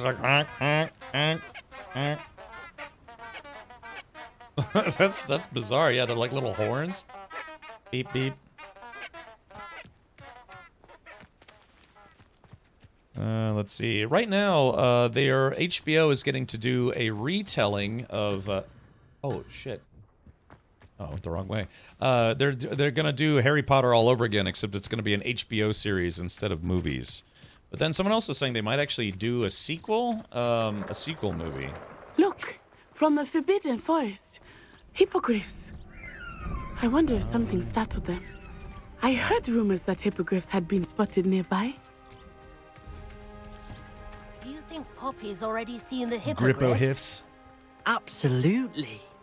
Likely already named. Absolutely. That's the Forbidden Forest on the left. It's off limits to students, as the name implies. Why is it off limits? The professors claim it is too dangerous. Darn tootin'. I think that calling it forbidden only makes it more alluring. Yeah. There's Hogsmeade over the crest. Oh, crap. Past that ruin. So, yeah. Would be cool if they did one 6-hour movie. It'd be a long time to sit in a seat. I've been live for almost 7 hours already, and my butt's already starting to get sore. Those were honking daffodils. Is this your first playthrough? So it is. Yeah, just like my stream title says, it says first time playing Hogwarts Legacy. Yeah, Hogwarts Legacy. Hopefully the series includes Peeves. I would spend all of my time exploring if I could. I confess I was surprised when Professor Weasley mentioned that you knew the area, since you're relatively new here. She said that? She knows more about me than I had thought. Leaping lizards. I will say, while I certainly learn a great deal in class, much can be gleaned outside of the castle walls. Gleaned or gleanda? There we go, just picking up these mushrooms. I'll undoubtedly need these later for making potions. Making some lotion to rub on my wand. When I fell off my broom and broke 6 bones. How are you settling in? I remember the weeks that followed my arrival feeling quite strange. Everything was so new and unfamiliar. Everything was so I'm getting used to things. What about you? Do you finally feel settled? I still miss my homeland, but it is beautiful here too. And getting out of the castle and exploring helped me to adjust quite a bit. Hogwarts has become something of a home now, I would say. Hopefully it will for you too. Yeah, I didn't think there was going to be this like big outside area for some reason. I thought it was just going to be kind of like you'd kind of just stay in the castle, but just Googled it. No, it's just speculations. No official release on Hogwarts Legacy 2. Yeah, well, the first game, or this game, at least on Twitch, it was the most watched single-player game of all time on Twitch. I think it may have been surpassed by now, but yeah, true story. It had the highest viewership. He is the Hogwarts caretaker. Looks a bit worse for wear. Highest viewership of any single-player game on Twitch. Hello, Mr. Moon. Have you met our new 5th year? Pleasure. You might want to turn back, Miss Onai. Turn and run. Is everything all right, sir? Oh, it looked right at me. Eyes big as saucers. What did Mr. Moon? Guys. Ugly and airy and terrifying. I shall be at the castle where it's safe. Good luck to both of you. I noticed the different robes. Poor Mr. Moon, a demigod. I think he had too much fun in the village. Oh yeah, I will say that I have never seen him in such a state. So this is the groundskeeper Willie of the game. So yeah, it makes me think that this guy would go on to be replaced by someone else, and then probably someone else, and then be replaced by Hagrid. Hagrid was the groundskeeper, or the I don't know, animal wrangler, something. Luna, my love good, yes. It's an awesome game. I think you're going to fall in love with it. I know I did. I have made a character for each house, and each house is a slightly different story. There is much to see outside of the castle walls, not just Hogsmeade. I am happy to explore whenever you'd like. Rumors being what they are about goblins and such, it might be nice to have a friend with you. Yeah, I'll bring. I'll keep that in mind, Natty. Thank you. It's a bit nutty.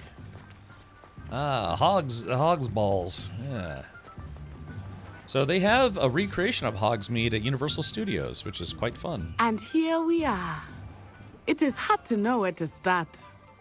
The Three Broomsticks is the place for butterbeer. And you can get any sweet you can imagine at Honeydukes. Honeydukes? I could not choose a favorite shop here. It changes with every visit. I can tell you that you are certain to find everything you need in Hogsmeade. Yeah, that lady fell asleep. Wonder if there's like armed robbery. Professor Weasley said that you need to get potion recipes, spellcrafts, some seeds, and... A new wand? Of course! You will enjoy Mr. Ollivander, and I am keen to see what you will do with a wand of your own. You should be able to collect everything you need and still have time to explore a little as well. Experience Hogsmeade at your own pace. We can meet up in the town circle when you are finished. Oh, good. I thought she was going to chaperone me the whole time. Enjoy yourself. I will see you soon. Let's see. Chapter 13 of Doom: The Dark Ages. Freaking awesome. Yeah, there are 22 chapters to that game, so you're just a little over halfway done. Okay, yeah, so Hogsmeade. You can actually visit Hogsmeade in some capacity, again, if you go to Universal Studios. Either, I think the one in California has one of them, but I think you have to go to Universal Florida if you want to visit all three, if I'm not mistaken. Because, yeah, previously in Universal Studios Florida, they had 2 different theme parks, and to see all the Harry Potter stuff, you had to go to 2 different theme parks, because they built one park and then they built the other park. Now there's a 3rd park that they just built, and it introduces, it's like Harry Potter, or it's like Fantastic Beasts, the French Quarter, so it's like a French-themed Harry Potter thing. So, but yeah, I've been to 2 of them, and it was actually pretty good. Let's see, I'm trying to think. No, I think I've done all the Harry Potter rides. The Hagrid ride was awesome. It was just crazy awesome. Yeah, I need to see that new part. Yeah, man, it's I haven't seen it yet, but it just opened, I think, on the 22nd. They had some early access for, I think, like, you know, year pass subscribers or something. But yeah, now it's officially open. Wish they had something like that in Europe. Mr. Pro Joke, you'll just have to take a trip to the US of A sometime. Yeah, you know, watch your wallets and your politics, and then you should be okay here. Check the world map at the top. Okay, let's do that. For some reason, oh, press escape to exit the Hogsmeade map. Okay, so let's see. Spin switches, sporting needs, Ollivanders, tomes and scrolls, the magic neep. To it. Let's go there. I guess I have to get seeds and drugs. All the kitties. There should be an achievement for petting multiple cats. There wasn't much Harry Potter in the island park, Richard. Mainly the castle. Yeah, there's. I think each side has its own like primary ride and some extra stuff. Yeah, but I think, what is it? I think one side has Hogsmeade and the other side has Diagon Alley, I think. And then there's a train. The Hogwarts Express actually goes between the 2 parks. The only downside is to visit all of Harry Potter World, you have to pay for 3 different park accesses, or, you know, access for 3 different parks.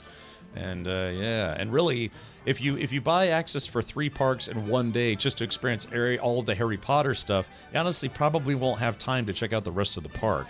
So it'd be better to go to Universal Studios like I don't know, for 2 days at least, or maybe 3 days, because yeah, Harry Potter World isn't like just it's one small area. It's actually an area here, an area here, an area here, but they're technically in 3 different parks. So yeah, it gets you know, I don't know if they planned that ahead of time.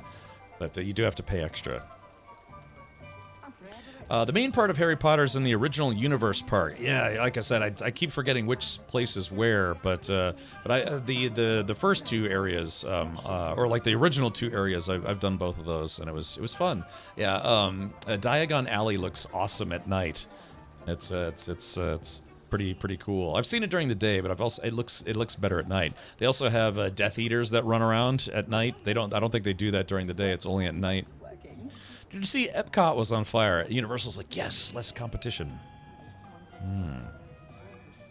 But yeah, I think, you know, it's surprising, the train ride that you can take between the two parks was actually really fun. Yeah, it's where you're on a simulated Hogwarts Express. Well, it's a real train. It actually is a real train, and you get assigned to a cabin. But then you get to look outside, and there's like this whole simulated countryside, as if you're going to Hogwarts, and all this like crazy stuff happens. And they like stop the train, and like shake things and whatever. We have the year passes, and we just spend the whole day in the Harry Potter part of the parks getting toasted at the Hog's Head pub. Yeah. Whew. Man, those drinks are expensive, though, for sure. I left my Twitch watching Miss Fi, and now I'm here. Cadwin, welcome back. Yeah, it's an interactive story. It's actually, it was surprisingly good. Somehow they made just taking a simple train ride between two parks really awesome. Yeah, I was actually kind of I was surprised. Oh. You just remember who warned you. All right, I'll beware the goblins.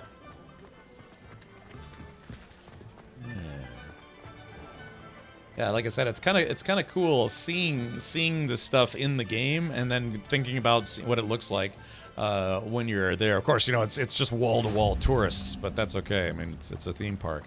One of the best times I ever had a theme park is when I worked for a Fortune 500 company, and every year the company would rent, I think it was called King's Dominion. It was a theme park, and just once a year they would rent the entire park just for company employees. So there were no lines. I mean, you know, granted there was hundreds of employees there, but not like the thousands of people that would normally be there. And you got to imagine how expensive that's got to be to do, right? To rent a theme park, an entire theme park for an entire day, just for your employees there and friends and family. I was able to bring 3 friends. I think it was like for every employee could bring up to 3 people. And it was really, yeah, dude, I mean, I remember this one roller coaster, I sat in the front seat, and then I got off, and then just got back on, and then went around again. I was like, can I go again? They're like, yeah, sure. No, you know, there's nobody in line. It was awesome. It was just great. Yeah, but yeah, it was when I worked for a Fortune 500 company, working on military contracts. There. Hello there. All right, Timothy Testicle. Pardon me, sir. I'm here for the seeds Professor Weasley arranged for me to collect. Oh, the dittany for the new 5th year. I take it that's you, then. Merlin's beard. Starting Hogwarts as a 5th year. You must be positively reeling from it all. Not at all. I'm choosing to see it all as one big adventure. Well, bravo. Not everyone has the temperament to take things as they come. Name's Timothy Teasdale, by the way, and this is my shop, the Magic Neep. I keep the cart out here because I like a good chat. Can't very well be in the thick of things if I'm hidden away inside now, can I? I suppose not. In addition to seeds, I have plenty of plants. Grow everything myself. My speciality is potion ingredients. Even Pippin purchases from me. But what say we get you a packet of Dittany seeds? I could hear the room that guy was in when he recorded his voiceover.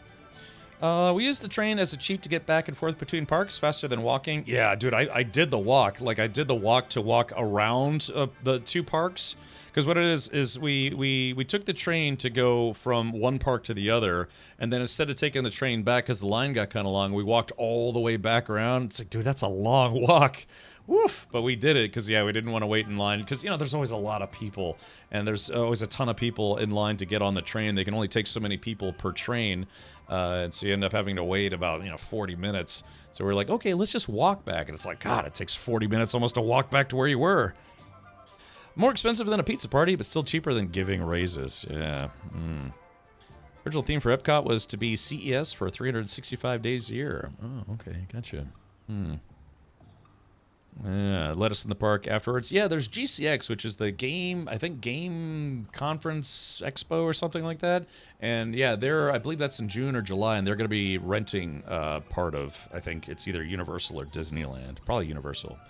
They do that during MegaCon at Universal. It was awesome being in Nocturne Alley at night with no one around. Yeah. So GCX is getting ready to do that. I think that's in July. Nymphusame, yes. We used to go to Busch Gardens on the Year Pass. Could sit in the same seat on the roller coasters and ride over and over if no one was waiting at the station. Fun times. Yeah, it's cool stuff.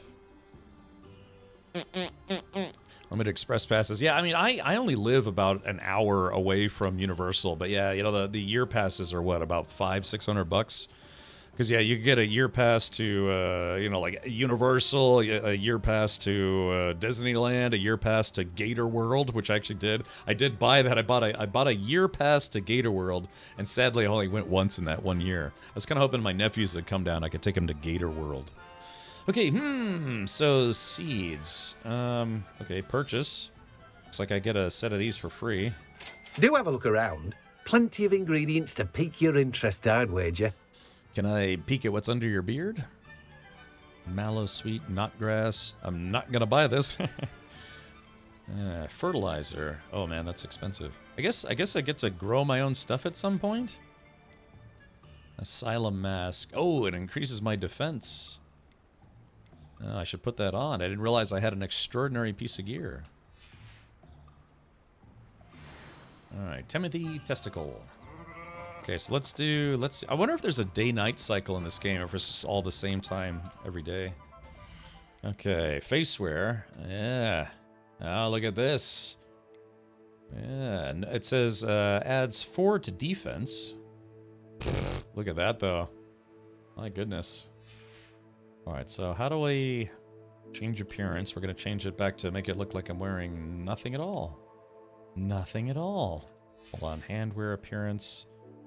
Face appearance. Okay, yeah, we're gonna make it. I'm gonna get the benefit of it. Oh, here are all the extras that I got. Yeah, regalia spectacles, dragon-eyed spectacles, Harry Potter testicles, charms professor spectacles, and then yeah, I got the regular glasses, and then a face mask.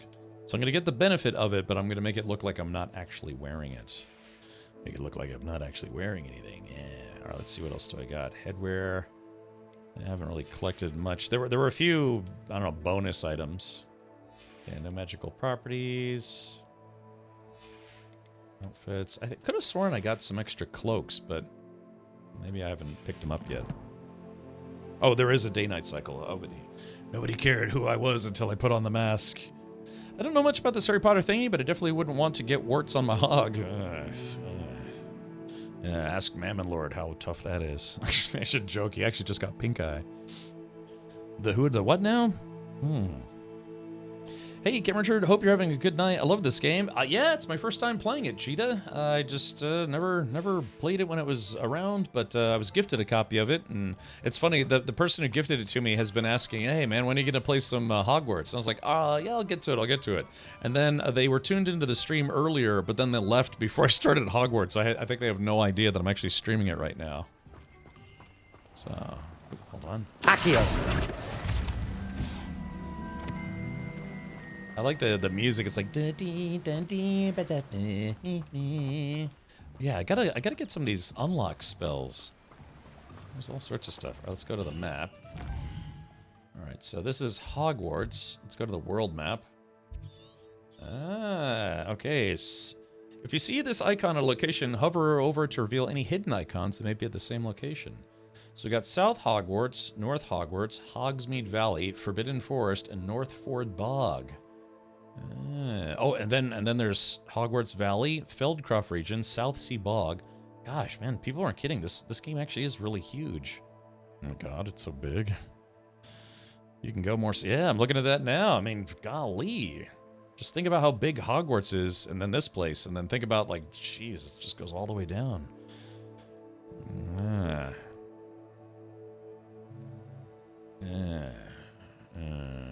What the, We did the what now? Oh, something. Okay. All right, yeah, what's interesting is you can see dragons floating around and stuff. Hog's Teat. Puffskein Den. A den inhabited by puffskeins. Kind of want to go see what those look like.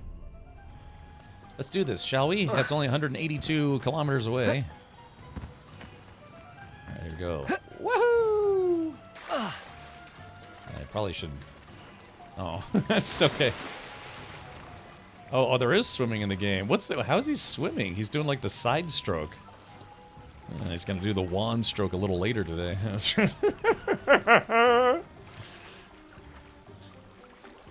Oh, the dragon moving on the map is there in the world too. Cool. Yeah, I got attacked by a dragon on the way here.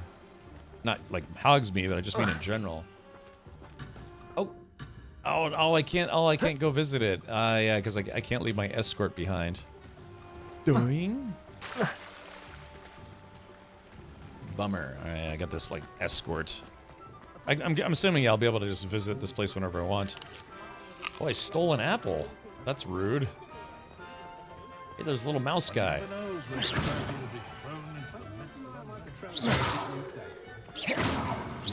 Oh, it doesn't let you shoot the rats. Oh, wow, okay, splitting logs. Alright, so visit Tomes and Scrolls. Alright, let's go to Tomes and Scrolls. So that should be probably... Tomes... How droll. Tomes and Scrolls. Ah, here it is, right here. It's actually very close to us. Yeah, like I said, yeah, go to Universal Studios. They literally have this. Hogsmeade. You can walk around and do weird stuff. Yeah, I almost bought a wand last time I was there, but I talked myself out of it because they're not cheap.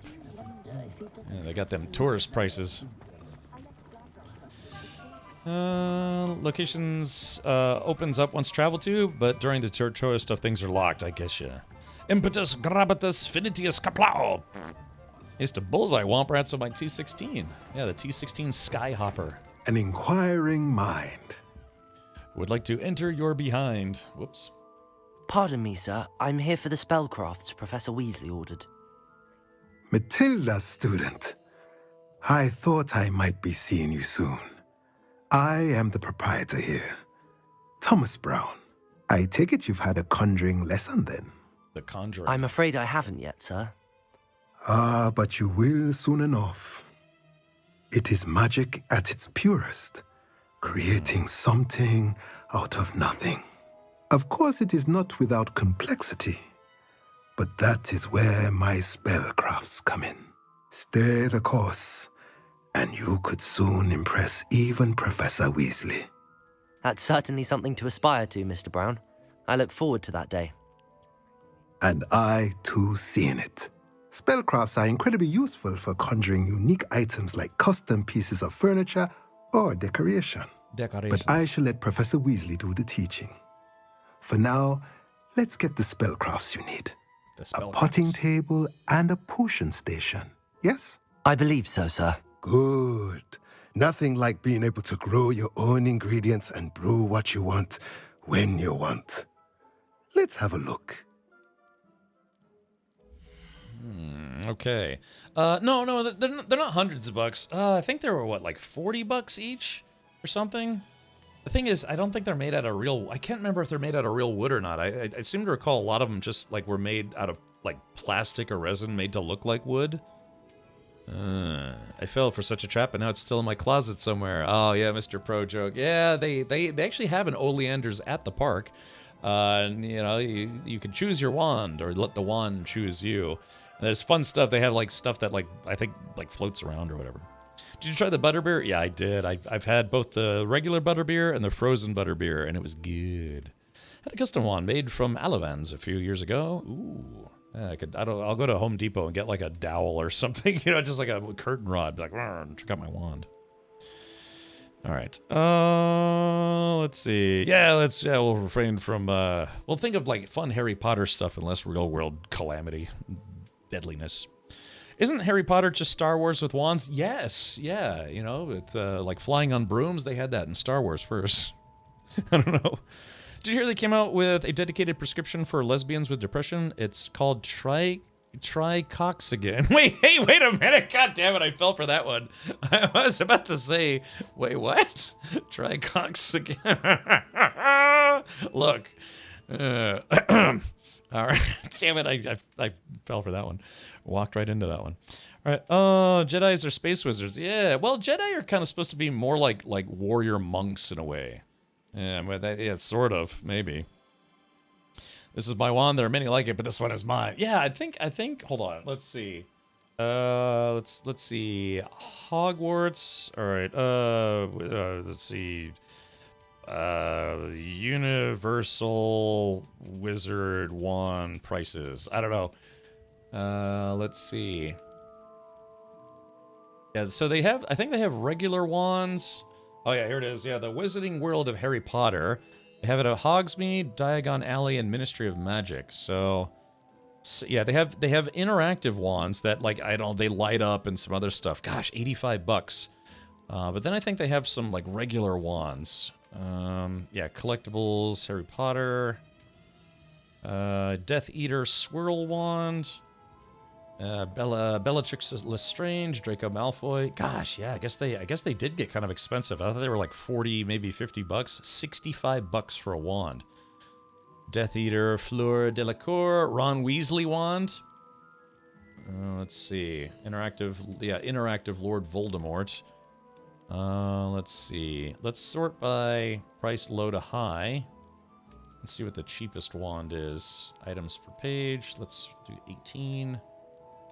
Gosh, yeah, I guess they start at $65 for a wand. And those are the interactive wands. Because I know they have non-interactive wands, and I thought they were cheaper. Yeah, replicas. Let's go to just regular wands. Second generation interactive. Hold on, let's go back. Collectibles. Replicas. Rubius Hagrid Umbrella replica, $120. Oh man. Alright, let's sort low to high. Yeah, Grungut's coin collection. Yeah, what is the cheapest wand you can get? Model 2000 Nimbus broom. Those are the brooms. Collectibles, replicas.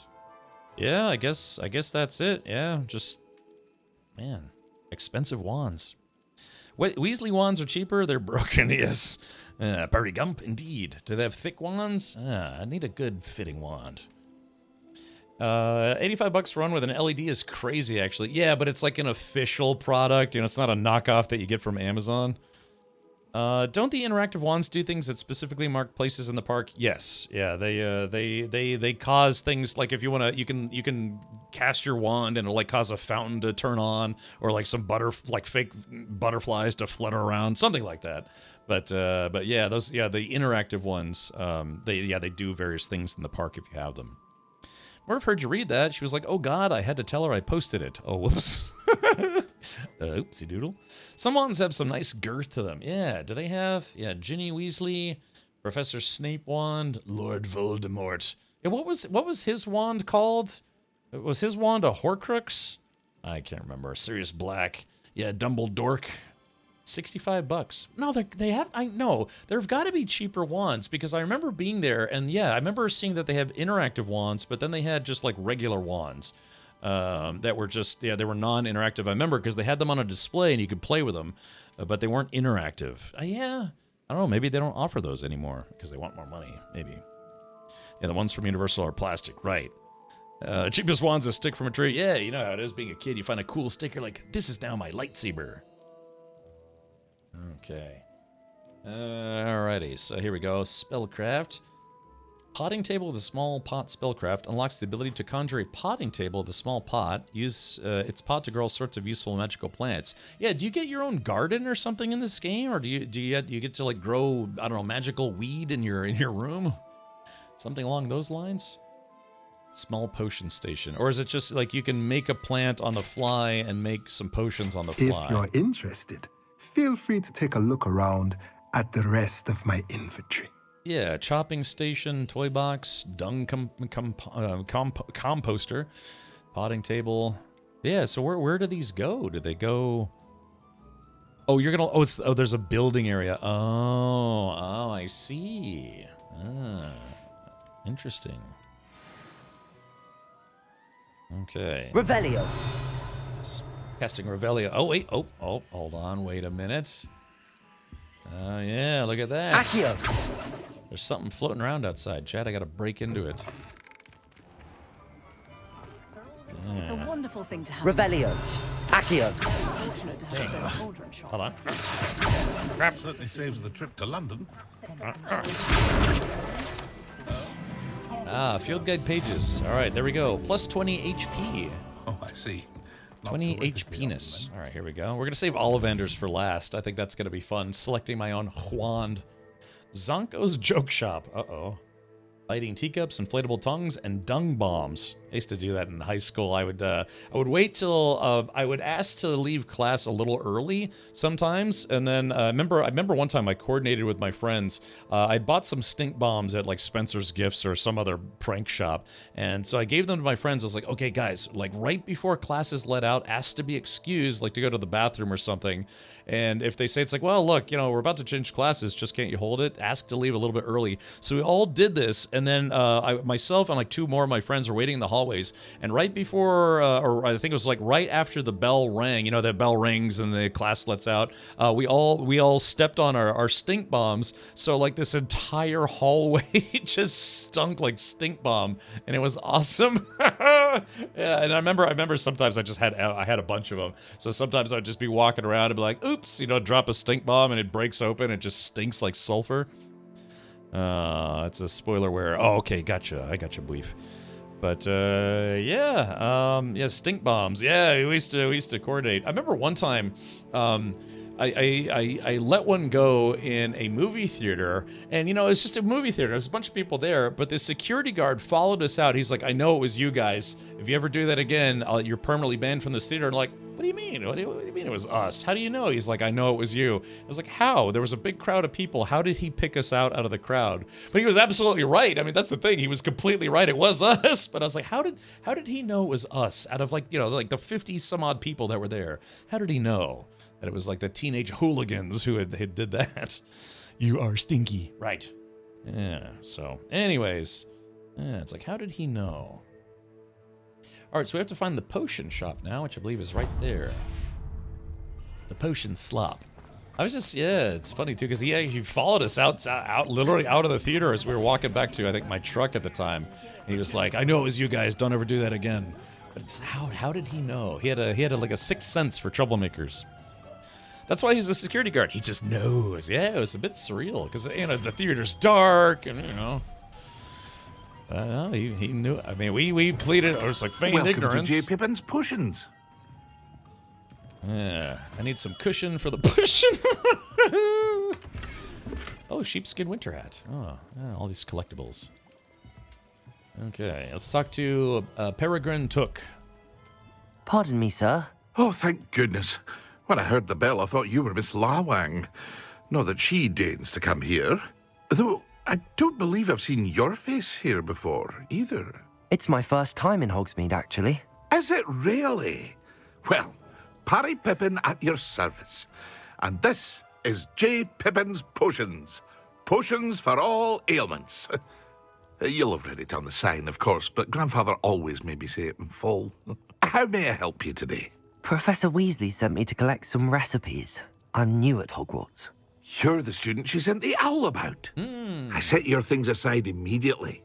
I suspected if you're anything like I was at your age, you'd want your potion supplies. Is it not the most fascinating art, potion making? Rivals anything you can do with a wand, I've always said. Are potions really that versatile? They may not be as showy as spellwork, but make no mistake, they are just as powerful. They can heal, destroy, protect. You'll discover all of this soon enough. As it's your first time in, I should mention that it's not just potion recipes I sell. I also offer ready-made drafts for all manner of uses, and I unveil new ones from time to time. Pop in when you can so you don't miss out on anything. But for now, let's get you those recipes, shall we? So, to be a bit morbid, you have to figure every single shopkeeper in this town is dead. By the time Harry Potter rolls around, it's like, yeah, all these people are just dead. Yeah, so it makes you wonder, who does he bequeath this store unto? Yeah, because this is in the year 1890, and I guess Harry Potter starts in 1990, or something like that.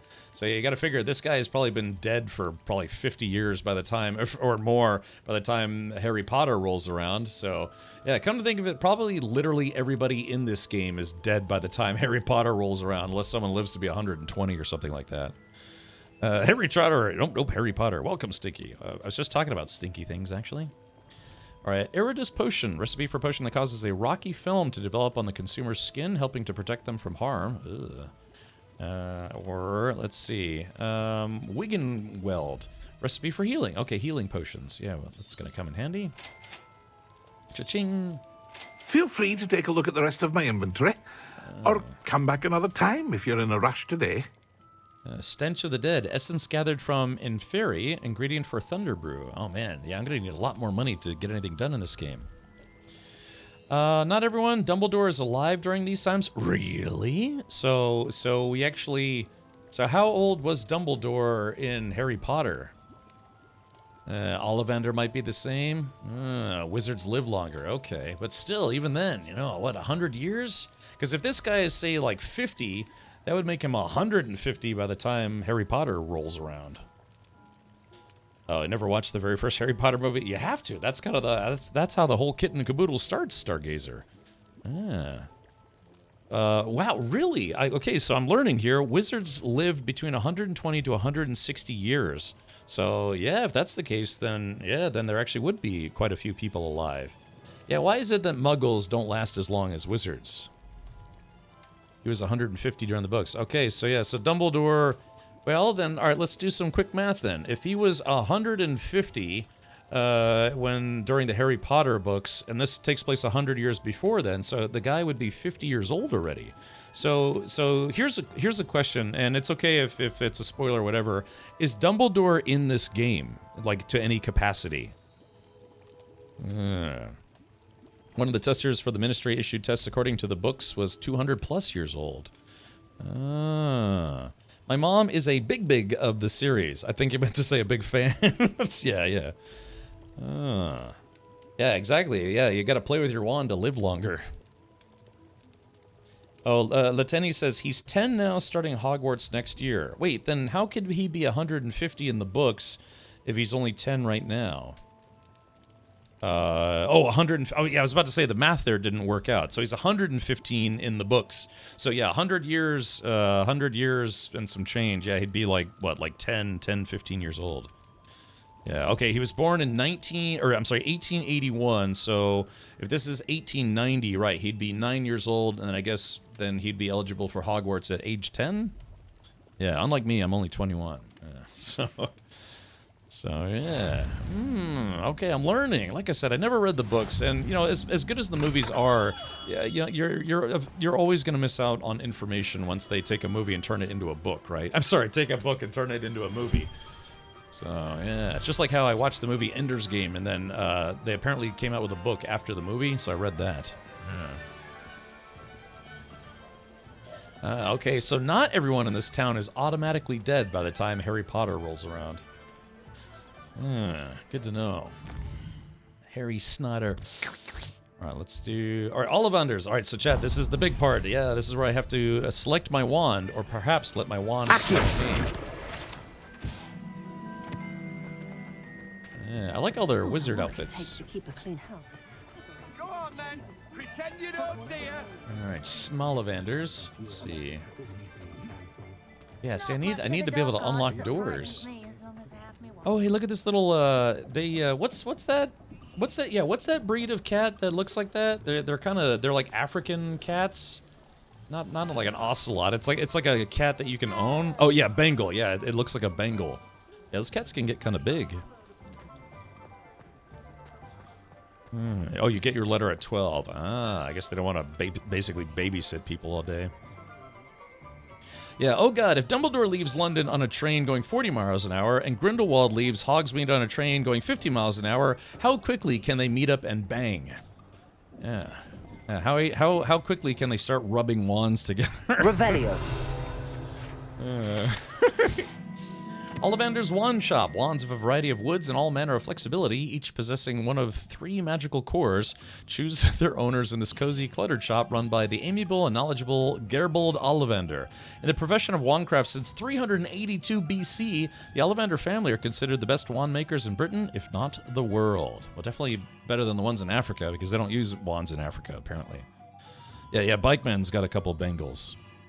Yeah, Engorgio. Can I stick my wand in your Grindelwald? Same happened with anime and TV show adapted from books or novels. They cut a little too much of the world background. Yeah, because if they tried to include everything, there would be 18 movies and half of them would be boring. Unless you're like really into it. Merlin's blooming beard. not again. Oh, yeah, see, what's cool is when you go to a Harry Potter world at Universal, it looks exactly like this. They have it set. And what's interesting, too, is that you would think that, oh, okay, all the boxes are probably all fake. It's like, no, all these boxes have the wands. That's where you select the wand if the wand doesn't select you. But yeah, they have them on the shelves. They just have like hundreds of them that they make, and then, yeah, you buy one. Linus cat tips. Okay, gotcha. But yeah, it's just like this. Like I said, I was tempted, but again, they do sell wands that I'm pretty sure are not interactive wands, and they're a little cheaper. Wands are like $50 for a stick, though. I know, but it's like licensed anything, right? You could buy a knockoff for $10, or you could buy the real licensed version. So yeah, how it is. It's like, yeah, you go outside, pick up a twig. It's like, I got a wand now. You know, if there's any wand that I'd really like to have, it's Cherlindria's wand from the movie Willow. You know, it was like a stick that had like a curvy tip. You know, it just. But yeah, you could probably have a wand made. But it's, the whole experience is that it's supposed to be like, yeah, you get your wand from Ollivanders at Harry Potter World, and it's supposed to be kind of special. It's a memory as well. Yeah, exactly. And they have this like whole wand ceremony that you can do, if I remember correctly. Yeah, get a really fancy wooden one. Yeah, what was it called? What's the company? Machiavelli's? Yeah, banana-shaped wand, a wand that kind of swings to the left a little bit. It's just, it's okay. It still functions fine. It just, it just looks a little weird. Did you watch that TV series, Willow? Dude, I got about 4 episodes in, and I just couldn't watch it anymore. It was really bad. I mean, I might someday go back and watch it. It was so bad that they pulled it from Disney+. Oh, Alavans. Okay. Yeah, if anyone wants to link me to it, maybe we could take a look. But, yeah, it was just really, really disappointing. That show was not good. As big a fan as I am of the original movie, we even watched it for movie night recently. Yeah, the show is just not good. The Willow was basically a supporting character on his own show. It was all about these like teenage lesbians and some other dude. And there's this lady who was like Princess Elora when she is a teenager, and it was about all these like teenagers. It kind of felt like a tweener show, or like a show on like a teenager show on the CW. And yeah, just I don't know. It was. I mean, there were some fun parts, I guess, but yeah, ultimately it was very disappointing, and I couldn't finish it. Yeah, poor Willow. That TV show is dreadful. Yeah, it's just like, God, how could they mess it up that badly? It's just, ugh. It's the Disney effect, just like they had in the Star Wars sequels. Oh, I opened it and there was nothing in there. Bummer. Yeah, I watched 4 episodes. I was like, man, I can't watch this anymore. This is really bad. I'll probably suffer through it. It just wasn't good. I'll be right with... Ah, it's you. It's me. Just a moment, please. I like the characters in this game. Hello, sir. I'm looking for... For a new wand, yes. It's about time. Yes, about time? Well, you're our new 5th-year student, are you not? Oh, what am I saying? Of course you are. Gerbold Ollivander's the name. But of course, you'll have heard of the Ollivanders, I'm sure. Finest wand makers in the world. It's a pleasure to meet you, truly. Now, come with me. Let's find you the perfect wand, shall we? He stores his wand behind his ear. No, not you. Yeah, you pick your wand just like this. Yes. Powerful core. 10.5 inches. Nice. You might do. Here, give this one a try. Well, go ahead, swish. Give it a nice... How odd. Once more, come on, really swish it.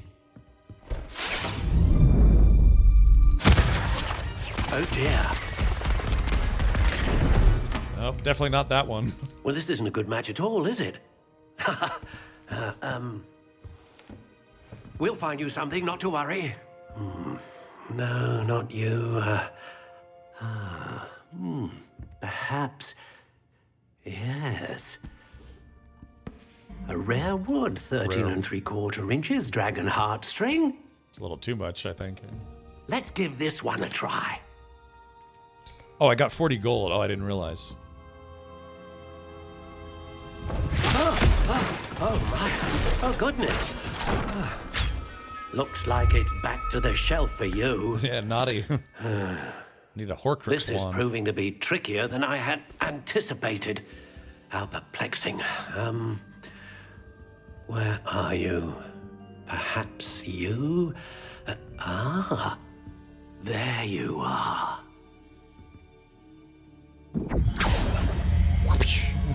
Yes. Yeah, Cosmar is really might bad, be the man. one. Here. Take it. Yeah, it was like a teenager show on the CW. Okay. Finalized wand. Let's see. Good thing you aren't playing a female character. I stand by my statement. Oh, why not? I usually try to make myself in video games. The wand full makeup can be changed at any time. You even loot wand cosmetics. Cool. Yeah, I want to put some Nutella on the end of mine and lick it sensually in front of Dumbledore. It's just, golly. Let's see. It's supple, yeah. But yeah, anyways, yeah. I guess Val Kilmer couldn't be on the. He wasn't on the Willow show because, yeah, you know, he had throat cancer and basically couldn't talk anymore. He was in the newer Top Gun movie, but yeah, I think they said Mad Mardigan died or something. Yeah, so the redhead from Willow, she was in the movie, and of course Warwick Davis, Willow Ufgood was in the show, but yeah, Val Kilmer wasn't in it because yeah, he just couldn't be at that point. So I think they said he like died or something in the show. All right, natural gray. Okay, so how do I? Oh, wand style. Ah, okay, so we do get to pick. Curious indeed. Curious. Honey brown or warm brown. Can I stick it in your warm brown? My sticky stick. How intriguing. Yeah, chat. What's long, brown, and sticky? A stick. Yeah. Contrary to popular belief, the length of a wizard's wand has nothing to do with the size of his pee-pee and more to do with the physical size of the wizard. Oh, okay, gotcha. If you want to be extra, there's a personality wand test. Ooh, maybe we can try that. You're saying the show was so damn bad that Val got cancer to avoid it. Correct. Yeah. No, it's just, yeah. With the Lion, Witch, and Warder movies, both the new ones and old ones, he played the same character in both. Hey, why not, man? Yeah, he's a good actor. Did you do the Pottermore website questionnaire? I did, but only to choose my house. I never did the Patronus or the wand, so, Okay, so let's see. Curious indeed. Curious. Let's see. Notch dusty pink? Warm brown. Wait, can I choose different colors? How intriguing. All right. Dusty pink. Hasn't been used in a while. Okay, so there's this one. It's got a little, like, kind of like a grip to it. Classic gray. Curious indeed. Yeah, see, this literally just looks like a stick that somebody cut off a tree. I do like the spiral-looking ones. Like, it's got a handle, but then the rest of it's kind of spirally. How intriguing. This one's a dildo. Stock. Honey brown. Ringed. For your pleasure. Or something. Curious Crooked spiral. indeed. Oh, yeah, this looks like a Slytherin wand, almost. Or natural. I think I'm gonna go with this one. Yeah, I've always kind of liked the soft spiral-looking ones. How intriguing. Warm brown. Black, yeah. Serious black. I think we're gonna go with a spiral warm brown. Okay, let's see. Length, how to make this as small as Curious possible. indeed. Yeah, 14.5 inches. Well, hung like a mule. So, I got a Thestral as my Patronus. Oh, okay. My wand is really long but floppy. Let's see, unicorn horn. How intriguing. I don't know, what do you think? Just 12 inches? 9.5 inches. I guess 12 inches? 11 3/4. 9 3/4. I guess right in the middle should be nice. Curious indeed. Does the wood actually you? Yeah, you. Oh, you. So, does the acacia, alder, apple, ash, aspen, I guess does the type of wood English oak? Yeah. It's How got intriguing. For real. Yeah, does the wood matter, or is it just because it's like if you want to have a 12-inch dogwood? Wand of Elder, never prosper. Yeah, chestnut, cypress. I don't know. Aspen, elder, fir, hazel, holly, hornbeam, larch, laurel, maple, pear, poplar, red oak, redwood. I wonder if they have Spanish oak. Looks like they don't have Spanish oak. We have a lot of Spanish oak trees here in, or Spanish moss oak trees. Vine. The wood is kind of irrelevant unless you care about what they mean. Okay. Walnut. Willow. Hey, why don't we go with Willow? Because we were just talking about the show Willow. Even though the show sucked, the movie's actually really fun. Wood type, no, but flexibility does ease. Okay, flexibility, supple. Okay, quite bendy. It's like, hey, Chad, how am I excited for this game? Well, it's fairly bendy, very flexible, quite flexible, surprisingly swishy.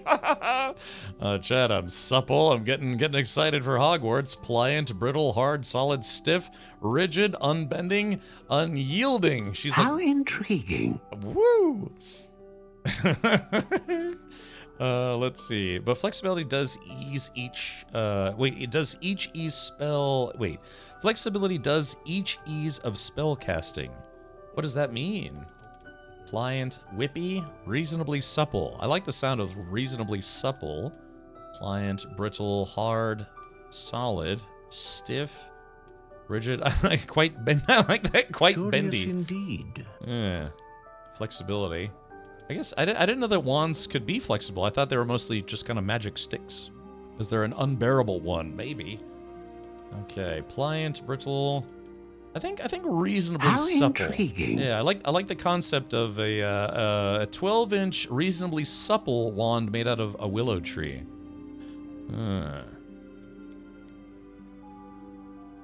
Okay, let's see. Dragon heartstring that serves as the core of a wand, known for producing powerful magic. Unicorn hair, a hair of unicorn that serves as the core of a wand, known for producing consistent magic.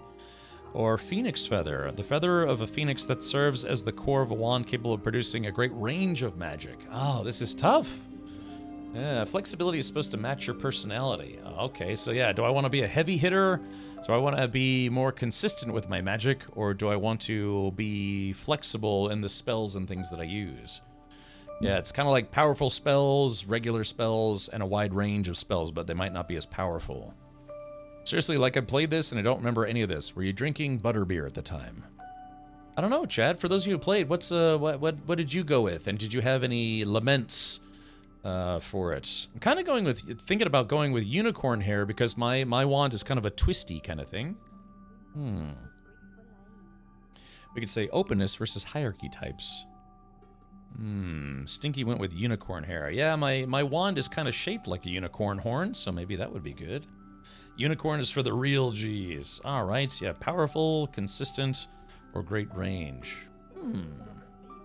A unicorn hair wand is most reliable and faithful to its owner.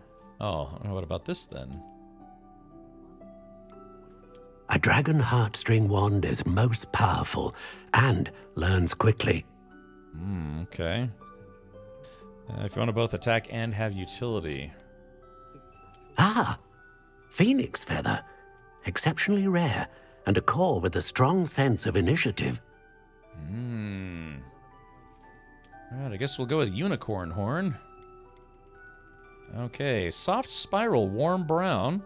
Wood type is willow. Core type is unicorn hair. Flexibility is reasonably supple, and the wand length is, a nice 12 inches. It's a foot long. Yeah, $5 foot long. They don't do that anymore at Subway. Now, if you're lucky, you can get a $6 foot long with a coupon, which I've done. Okay, so yeah, what do we think here? Reasonably supple, unicorn hair, willow. I don't know. I guess wood type doesn't matter. I do like willow trees. They look nice. Now it's $12 foot long. Okay, here we go. We're gonna purchase. Chat, this is my wand. It looks pretty average, but it belongs to me. Although could I color it white like a unicorn horn? Curious indeed. Oh, yeah, chat. Maybe I could lie to people and say I have a unicorn horn. Child predator sub, yeah.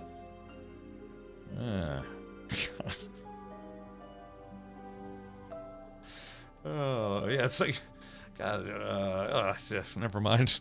I'd rather not say. I was going to say, what did Jared Fogle and Walmart have in common? Well, little boy's pants, half off. Yeah. All right, why eat Subway when Jersey Mike's exists? Yeah, exactly. I mean, Jersey Mike's is fantastic. It's just light years ahead of Subway. So, what do we think, Chet? Yeah, unicorn hair. I could make it look like a unicorn horn. I mean, I am somewhat partial to the brown. How intriguing. I heard that. I wish I didn't hear that, but I just heard. Yeah, so, I don't know. What do you think? And I get auto-modded. What did I do? Dude, there's a Jersey Mike's near me, but I love Jersey Mike's, but they're really expensive for a sub place. Just like an 8-inch sub is $12. It's not cheap, man. It's crazy expensive, but they're so good. The thing that sets Jersey Mike's apart is, one, they cut the ingredients fresh right in front of you. They do it just like a Jersey deli or like a New York deli, where it's like, oh, you want arugula? Well, they chop it up there. You want a little capicola? They slice it right there in front of you. You want cheese? Slice it right fresh. And they also have a real griddle. You know, some places they toast their subs and that's it, or use a convection oven like Subway does. But Jersey Mike's, they have a real griddle that they cook like a real gabagool. Yeah, it's a real sub place. Yes, it's a chain, but to me, it's a real sub place. You know, I used to like Quiznos, but yeah, Quiznos went 90% out of business, and then they changed their recipes for their subs, and they're not as good anymore. Yeah, Jersey Mike's is rather fantastic, but they are expensive for what you get. I mean, to be fair, you know, I go there and I get a nice Italian sub from Jersey Mike's, and then it's a big honkin' sub. I mean, they use like 5 different meats. You can get cheese, you get like, you know, toppings. You can go all the way with Mike's all the way sauce. He's just like, he takes it in the back and he goes all the way with your sub and he's like, enjoy. Yeah, it tastes like vinegar and bleach. No, it's but it's good. It's really good, but it is expensive, man. It's hard to get out of Jersey Mike's for less than $10 just for a sub. My guy, the Italian is the only way to go. I love their Italian. They do good cheesesteaks. You know, they do like a buffalo chicken cheesesteak. That's not bad. They use Frank's Red Hot. Yeah, I've got all of those near me. I've got you know, Jersey Mike's. There's a Firehouse. There's a Subway. I think there's a Potbelly's not too far from here. There was an independent sub place by a shop that I worked at, very good, but also like 12 to 16. I know you have to force yourself to eat half of it and say it's like, okay, well it was, you know, $14, but if I only eat half, it's like $7 per half. But yeah, Mike's way, all the way. You let Mike just jam his meat in there. And it's like, Mike's all the way sauce. All right, chat, what are we thinking? Do we go brown? Indeed. Or do we go unicorn horn? I think we're going to go brown. I mean, I like the concept of a like blonde unicorn looking derp. But I think we're going to go with the brown. Check out Brocados. They have amazing Cubans. I've heard that it's called like 7th Street Subs or something in Tampa, and they're also supposed to be really good.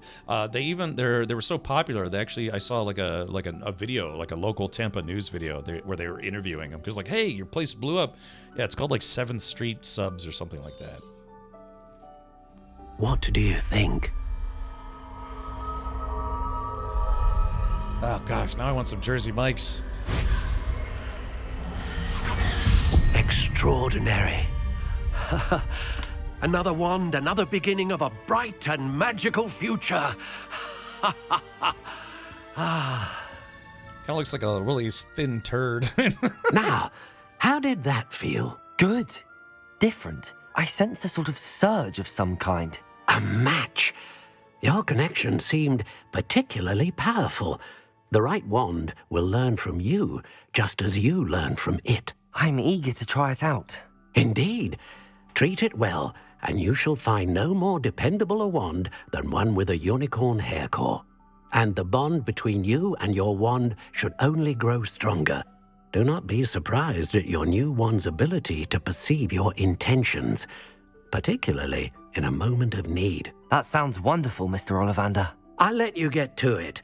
Do come and see me again if ever I can be of further assistance. Deeper assistance. First time he's held anything 12 inches long. Yeah, usually I'm used to like a quarter of that. Better go and find Natty. Jersey Mike's is only good if you aren't in the New York, Philly, or New Jersey area. If you live there, there are a billion delis, a gigajillion times better. Well, Shadow Rigger, I mean, that's the whole concept. Jersey Mike's is a chain that's done like a Jersey deli. You know, they do it the authentic way, but it is still a chain. But to be fair, they are still pretty good. However, I did stop off at a deli in Brooklyn. I think not the last time I was there, but one of the previous times. And yeah, you know, got a real like New York deli sub, and it was pretty good. I got a pizza and a sub. I'm not letting any of you Yanks talk smack about the UK when you've got places called Schlotsky's. What? What's wrong with Schlotsky's? Yeah, Schlotsky's Deli. Yummy. Look, maybe you can get fish and chips there. You know, potato chips. Okay. All right, well, cool. Well, that was fun. Sorry it took so long, but yeah, now I've got my own wand. Yeah, I can use it as a sounding rod and see how far I get. Golly. Oh, that's just hideous. I question anyone teaching defense against dark. I don't know, man. Sounds like me. Like they just put New York and Jersey. Oh, okay. I mean, technically, they are two different states, but yeah, I mean, North Jersey and South New York. You know, they're basically side by side. I used to go to Secaucus. I would stay in Secaucus, and then I would take a bus over to downtown Manhattan. Okay. All right. Well, that was fun. Yeah. Chad, I think we're close to beating the game. I just got a wand. That's got to be all there is to it, right? Let's see. I guess we have to talk to Jerkface. Hey, look, it's a Heriku. Yeah, it's a Heriku. You mean a hairy cow? No, I mean a Heriku. I learned that's the proper way to say it when I was visiting the Scottish Highlands. It's not a hairy cow. It's pronounced Heriku. Yeah, Secaucus. Up there with Nod Hill. There's a place called Bazookas in, I think, in Secaucus. It's this sports pub. They give you all those beer towers, and then they have this pretty good. They have like these chicken cordon bleu bites that are not bad. Gexa, evening, Rich. How do you like Hogwarts? I like not having warts on my hog, but I like petting all the kitty cats in the game. That's fun. Look, if you want to get real fish and chips, you have to go to Long John Silver's. Yeah. Authentic. Look, man, I don't know where they put the batter at that place, but that stuff is really good. All right, like I said, we have to talk to Jerkface over here. Oh no, we want more kitty petting. Yeah, reasonably supple wand. That's right, Code, dude. You sure you were in Scotland and not in Japan? No, they have those. Those are apparently very common livestock in the Scottish Highlands. The Herikus. Ah, I have everything.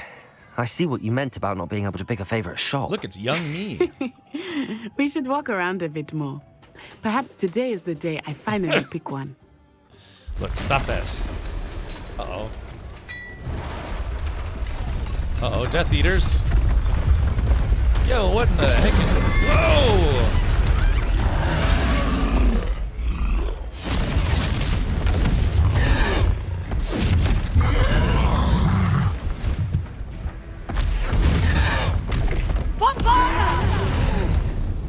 Woo! Draw it away from the building! Away from the village! I was about to say, there's like 200 wizards and witches in this town. Can't they take on just one ogre? No!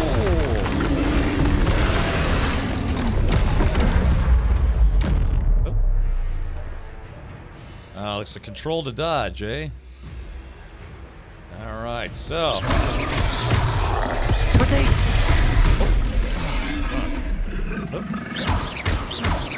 Oh, this Are we we weakening him at all? Keep at it! We have to wear him down! Oh, I guess I'm supposed to dodge. I'm supposed to dodge as opposed to try to, like, force field. Arrest the momentum! Valentino Balboni. Oh, he beat her up. Oh, crap. Whoop. Protego. Oh, I guess Oh, he caught me right in the gills. Oh, Chad, what's ancient magic throw? What was that? I was trying to beat him at his own game. Hold on. I like it. Do more of it. Oh, tap G to heal. Okay, I healed a little bit. Alright, Z.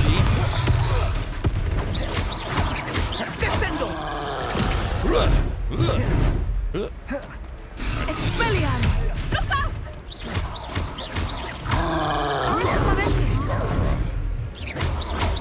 Alright, see?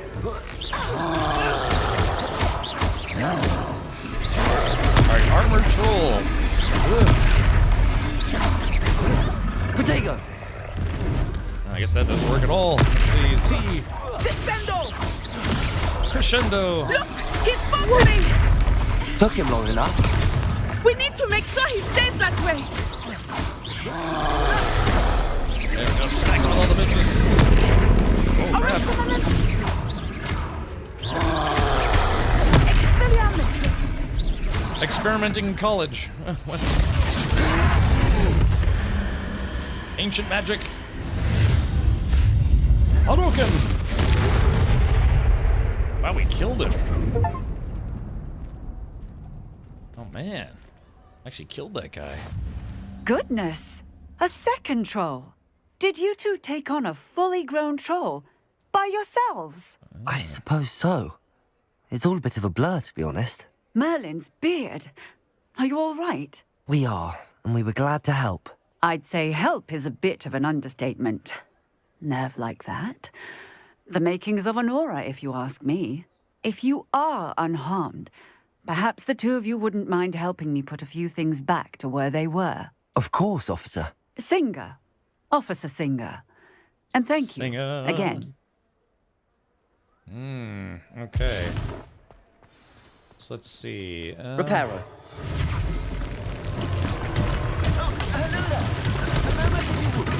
I will see what he wants.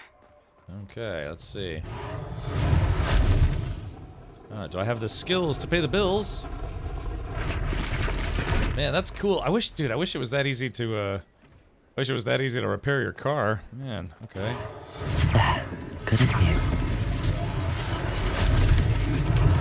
Man, how great would that be, huh? Oh, hold on. Hold on. Woohoo! Alright, then we can fix Reparo. it.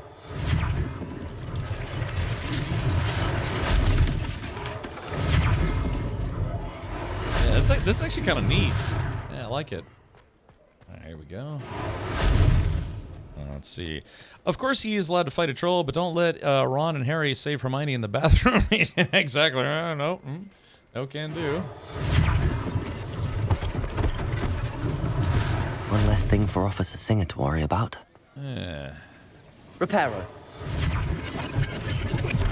Mozart's ghost. To keep it low, PR. Let's say you banish it. Yeah, I banished him to the unalive district. Okay, let's see. Repair the damage. Lucky they didn't do more damage. Yeah, doing some van damage. All right, let's see. Where is the rest of the damage? Oh, North Hog Touch or something. What's this? Oh, that's kind of fun. Skipping rocks. Oh wait, hold on. Accio.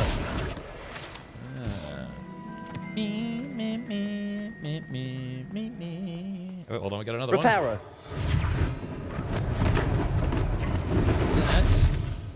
Alright, hold on. Talk to the shopkeeper, but before I do that, there is a book of a page I saw floating around here somewhere. Accio. Where was that thing at? I just saw it. Dang, I think I missed it. Crap.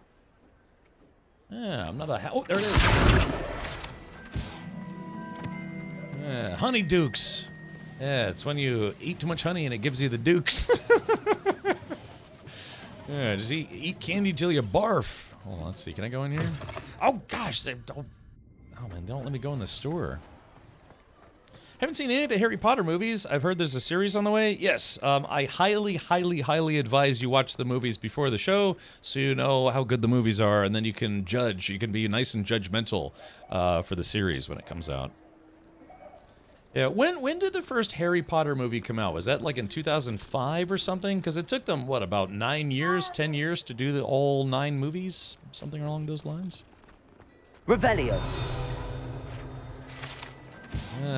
Galdrag's Wizard Wear. Yeah, if we want to dress in drag, think Galdrag's Wizard Wear.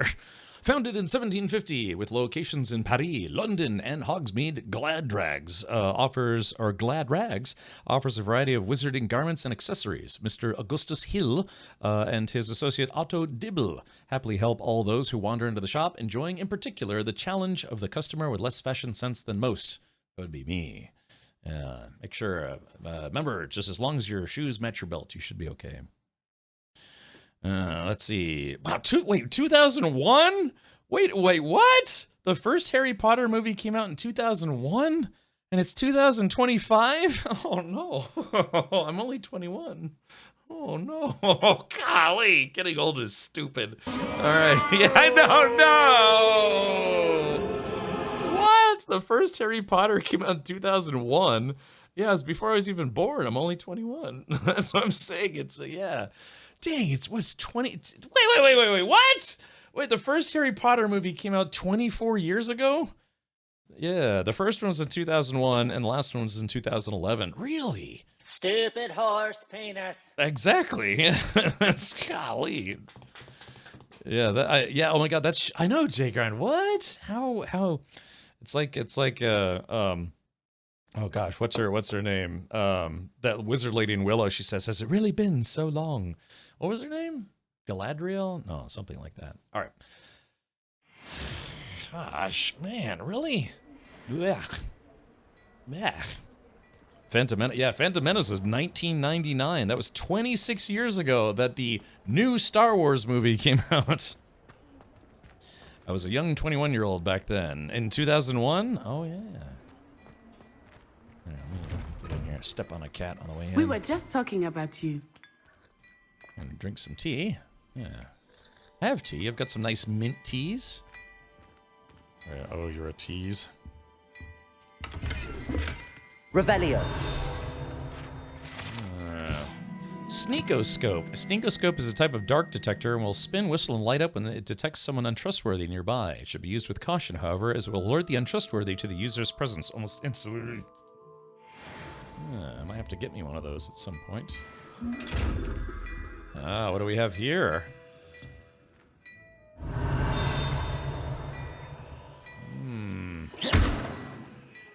Oh, okay. So what does it mean when a chest is in gold? I'm assuming it's some kind of protective force field? I don't know if I want to watch it, though. What if it is disappointing and ruins my Harry Potter magic? What? Watch the movies or the TV series? I mean, I don't know. So one thing to keep in mind, though, is that, you know, the series, although it's HBO, is probably not going to have anywhere near the same budget that the Harry Potter movies made. So it's kind of like when you watch Andor. Andor is really good, but then you watch Rogue One and it's that much better because it had a movie budget for a 2-hour-long movie as opposed to however many, 20 million it took per episode, however. But, yeah, I think it'll be okay. I would strongly advise watching the movies first. You have to not be seen by it. Oh, clever. So, so hold on. So if I'm out of view... Oh yeah, there it is. Okay, so it opens, but only if you're out of view. So that means we need a cloak of invisibility. There are 11 movies? I thought there were only 9 movies. Were there 11 movies? I thought Just realized something. In 2001, I was dating a 25-year-old woman, and in 2025, I'm still dating a 25-year-old woman. Ladies and gentlemen, we have what's his name? Why am I blanking so hard? The dude who is the dude. He was in what was it? He was in a lot of things. Yeah, Leonardo DiCaprio. That's right. Yeah, it's like, ladies and gentlemen, Leonardo DiCaprio is in chat right now. Okay, so if I sneak up to it. Okay, so that's what we need. We need a cloak of invisibility. It's including Fantastic Beasts or something. Well, technically, this game takes place before Fantastic Beasts and Where to Find Them, if I'm not mistaken. I think Fantastic Beasts takes place in the 1920s or 1930s. This is the year 1890. You said the dude. I keep getting, I keep getting older and they stay the same age. Not weird at all. It's a monkey. The monkey's got a really terrible case of blue ball. Yeah, this game seems really, really well made for what they're trying to do. Revelio. Revelio. It's more tea, thank you. Little tea fiend. I kind of prefer coffee to tea, but I can't drink coffee anymore. That's a long quest to do. Oh, what's a long quest to do? To get a cloak of invisibility? And everything is animated. Even the mannequins move around. The castle in this is incredible. Yeah. Like I said, I didn't really watch. I thought I might play this someday, so I never really watched anyone play it. So I'm kind of impressed with how everything looks. Hello, sir. I don't believe we've met. Allow me to introduce myself, Augustus Hill, clothier extraordinaire. I should like to thank you for your remarkable bravery in fighting those trolls, and not to mention your help restoring Hogsmeade to its rightful state. I was happy to help. A state of panic. Frankly, you deserve an Order of Merlin. But I can offer you something much more useful. I own Gladrag's wizardware, and among my inventory are some unique items that afford certain protections, as it were. Life-saving protections. And as I suspect this won't be your last dangerous encounter, I'd like to give you one such set of robes, in thanks for what you did today. No, sir, that's far too generous of you. Let's see. Fantastic Beasts happens in 1926. Yeah, so it's after this, but well before the Harry Potter movies. I still need to watch the third one. The third one's the final one, right? It's a trilogy. There's Fantastic Beasts and Where to Find Them, Fantastic Beasts and the Crimes of Grindelwald, then the Fantastic Beasts and Dumbledore's Nudity, I think. Something like that. He sells wizard condoms. Yeah, they're shaped like a wizard hat. It's got a reservoir wizard tip. Yeah, don't need guns when you have wands. Let's see. Well, thank you, sir. Thank you, Mr. Hill. That's very generous of you. It's the least I can do. Now, let's try this on for size, shall we? Is it your colon? I hope not. Try this on for size. Oh, Fantastic Beasts, The Secrets of Dumbledore. Oh, wait, was Secrets of Dumbledore the second one or the third one? The third movie was better than the second, but worse than the first. Oh, yeah. Yeah, the first one was pretty fun, but yeah, I don't know. The second one was only okay. Oh, Secrets of Dumbledore. Well, we know what that secret was, don't we? Yeah. All right, so not that there's anything wrong with that, just try to keep it a secret. All right. Ooh, you can preview gear. Oh, okay. I guess I just bought it. Reservoir Wizard. Why do I have to be the pink wizard? Yeah, exactly. So, Mr. Q, I don't know. It's fine. Okay. Okay, so it looks like he has some goodies. Your current defense and offense are displayed at the top right of the screen. Yeah, it's not much of a secret anymore. All right. Let's see. Select the cloaks and robes gear and push derp. All right, cloaks and robes. Okay, equip a robe. Okay, so this one is traditional school robe. This one's traditional school robe, but well appointed. Ah, so it looks basically the same. Haven't seen The Secrets of Dumbledore. Yeah, maybe I'll watch that. I might watch that after the stream tonight, huh? Yeah, because the first movie was it was pretty fun. Yeah, he was Fantastic Beasts and Where to Find Them. It was where what's his neck? Yeah, he had all these like crazy magical animals, and it was kind of a fun movie. Yeah, the second movie got a lot darker and more murderous. Yeah. After school robe looks different.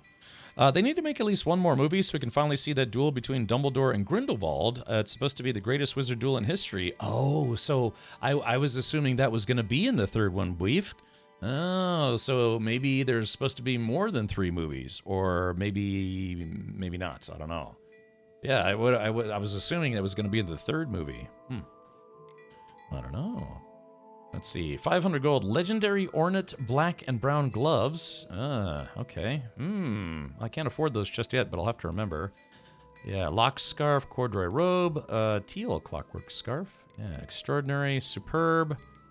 And looks like that. I guess it goes from normal to superb to extraordinary to legendary. I think the Johnny Depp thing, well, they recast his role anyways. Yeah, I guess it was, Mads Mikkelsen who took over his role as Grindelwald. But yeah, I mean, so at that point, Mads Mikkelsen, I'm pretty sure, I don't know, nobody's pooped in his bed yet, so he doesn't have to go to court. Yeah, Newt Scamander. Yeah, the first movie was very fun. I just remember they changed the bad guy from Depp to Hannibal in the third one. Yeah, so again, if they needed to have another one, then, as long as Mads Mikkelsen doesn't, like, I don't know, go streaking with, poop coming out of his butt or something, I don't know. Don't need Depp. We have had 3 actors so far. Three actors? Who played Grindelwald? Wait, there was Johnny Depp. There was Mads Mikkelsen. Who was the third guy? But was there like a flashback sequence to like young Grindelwald, or was Grindelwald 4 actors? Wait, for we're not talking about Dumbledore, right? We're talking about Grindelwald. They had 4. Oh, there was a young flashback in Harry Potter series, the old version of him in Harry Potter. Oh, I didn't know. I didn't remember that, actually. In the first movie, there were 2 actors playing him. Oh. Who? So it was Johnny Depp, Mads Mikkelsen, and was it Colin Farrell? Did Colin Farrell play Grindelboner? Yeah, I was about to say, that's weird. I thought I would have remembered that. What an extraordinary introduction to Hogsmeade. I would say that we, and you in particular, have earned at least 1 butterbeer. Shall we head to the 3 Broomsticks? Slutterbeer. Sounds like a good idea. Wonderful. Just down this way, then. I sell even more battle-worthy items. Should you be inclined, you're most welcome to peruse my shop at your leisure. Can I peruse your undergarments while you're wearing them? Okay. Assuming it is not too busy, you might even meet Sirona, the owner. She is a charming hostess. Hold on, let's do a little Harry Potter education here. All right, grind violence. Grindelwald, Gellert Grindelwald. So let's take a look here. Although the various iterations, let's see. See more. Okay, so let's take a look here. Okay, so yeah, so there's Mads Mikkelsen as Grindelwald. There's Johnny Schlepp as Grindelwald. Guess that's, I don't know, is there old Grindelwald? And then, oh yeah, look at this. Then there's Colin Farrell. So what movie was he Grindelwald in? Oh, or was he using like a costume, or is this like him being hidden, like changing his look? Oh, Mr. Projoke, thank you for hanging out, buddy. Graves was who Grindelwald was pretending to be. So Colin Farrell was Graves, but then when he actually came back, and then there's like young Grindelwald. Yeah, young Grindelwald. Oh, yeah, so I guess it was... Then there, I guess there was like 4 different people. There's Johnny Depp being weird. Strange, I know, for Johnny Depp.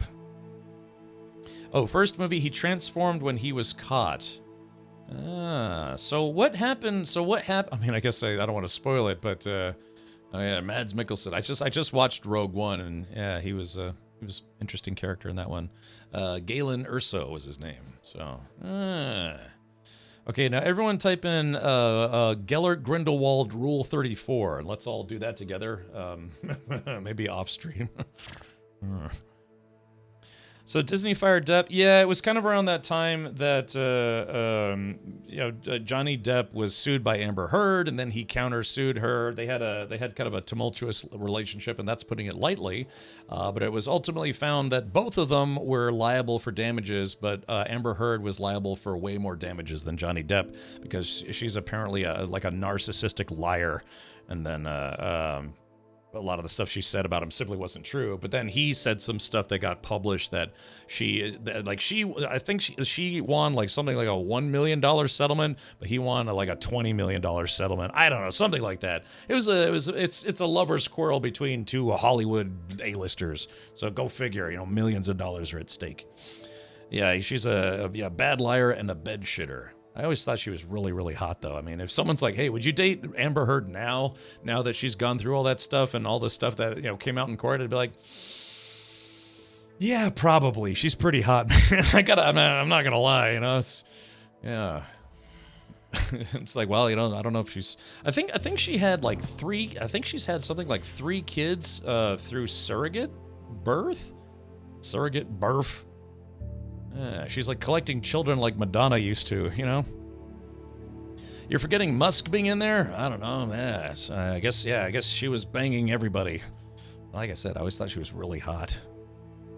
I can fix her, guys. I'll fix her. Yeah, don't worry, I'll put plastic on the, I'll get some rubber bed sheets, like for like bedwetter sheets or whatever.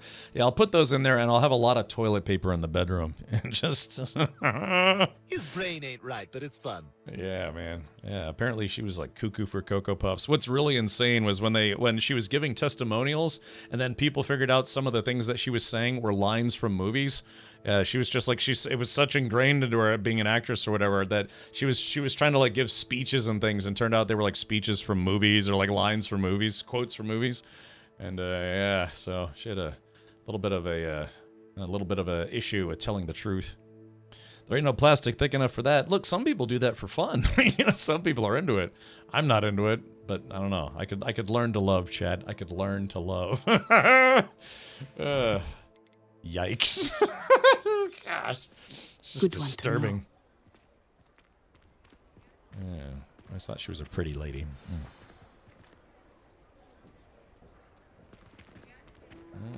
Uh-oh. There he is, Grindelwald.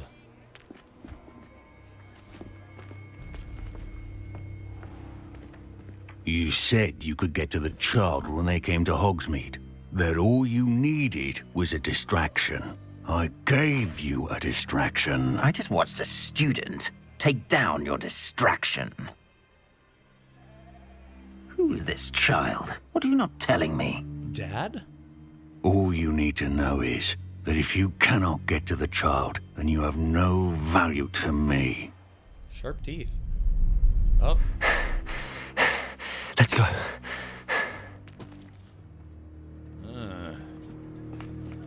Did they see us? I don't think so. What was that goblin doing with Victor Rookwood? Ranrock is working with Rookwood. Ranrock Rookwood. The goblin from the Daily Ruh-roh, Raggy. Prophet. I knew I'd seen him somewhere. Quickly, let's get inside the 3 broomsticks. Yeah, can you fit 3 broomsticks? It's a treat to see you, Lodgok. I shall let you know if I hear anything. Thank you, Sirona. You be well. Butterbeer me, baby.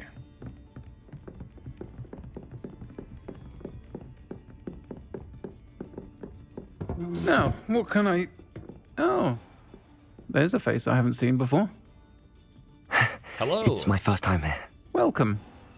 Butterbeer's on me. Oh, thank you. It's on the house. Look, I like butterbeer. It's pretty good. Heard about the attack. I shall be looking in on the other shopkeepers and residents shortly. Glad to see you 2 escaped injury. Thanks to this one, single-handedly took down a troll. Is that right? Well done. Thanks for this. My pleasure. I will say, trolls in Hogsmeade. That's never happened before. Something's not right. The only brutes we usually have to deal with are... How timely. Was that Lodgok I saw leaving just now? Your clientele's not what it used to be, Sirona. Not to worry, Victor. Once the 2 of you leave, the caliber of my clientele will greatly improve. Liger, thank you for the 78 months, buddy. Thank you for that. I wouldn't do that if I were you, Theophilus. Come now. No need for theatrics. I'm only here for this one anyway. My friend is enjoying a well-earned butterbeer. Only want a quick word. Perhaps you didn't hear me. I said, my friend is busy.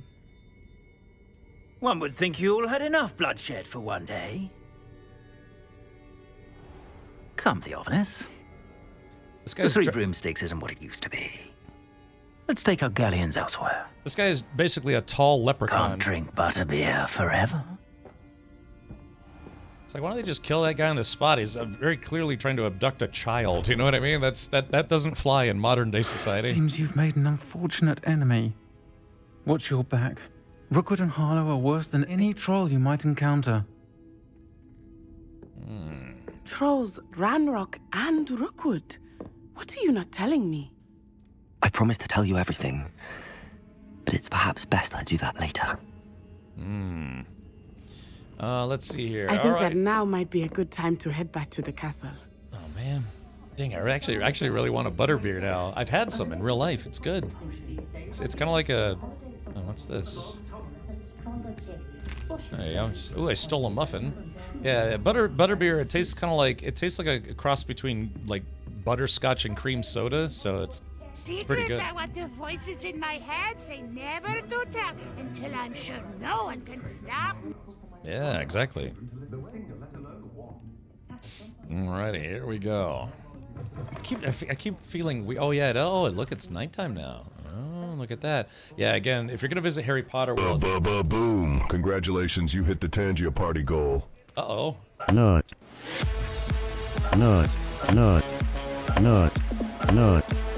I'm certainly glad Savannah was there. And that she isn't intimidated by thugs like Rookwood and Harlow. I want to understand what's going on, and I hope you will tell me. But for the moment, we should return to the castle. Professor Weasley will certainly hear about the troll attack soon if she hasn't already. I don't want her to worry. Nut.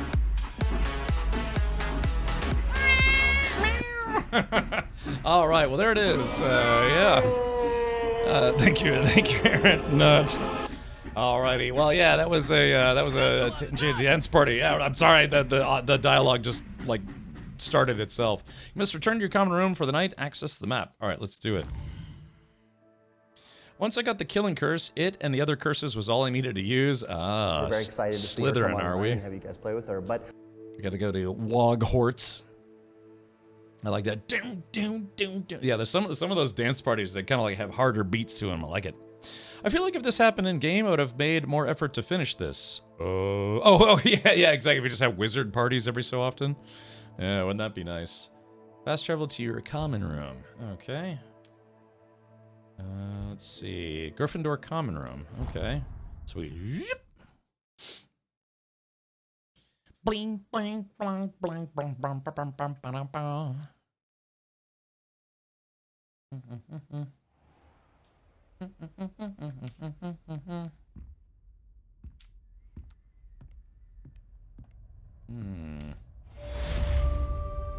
Yeah, quest complete. Welcome to Hogsmeade. Yeah, I was meeting some hogs.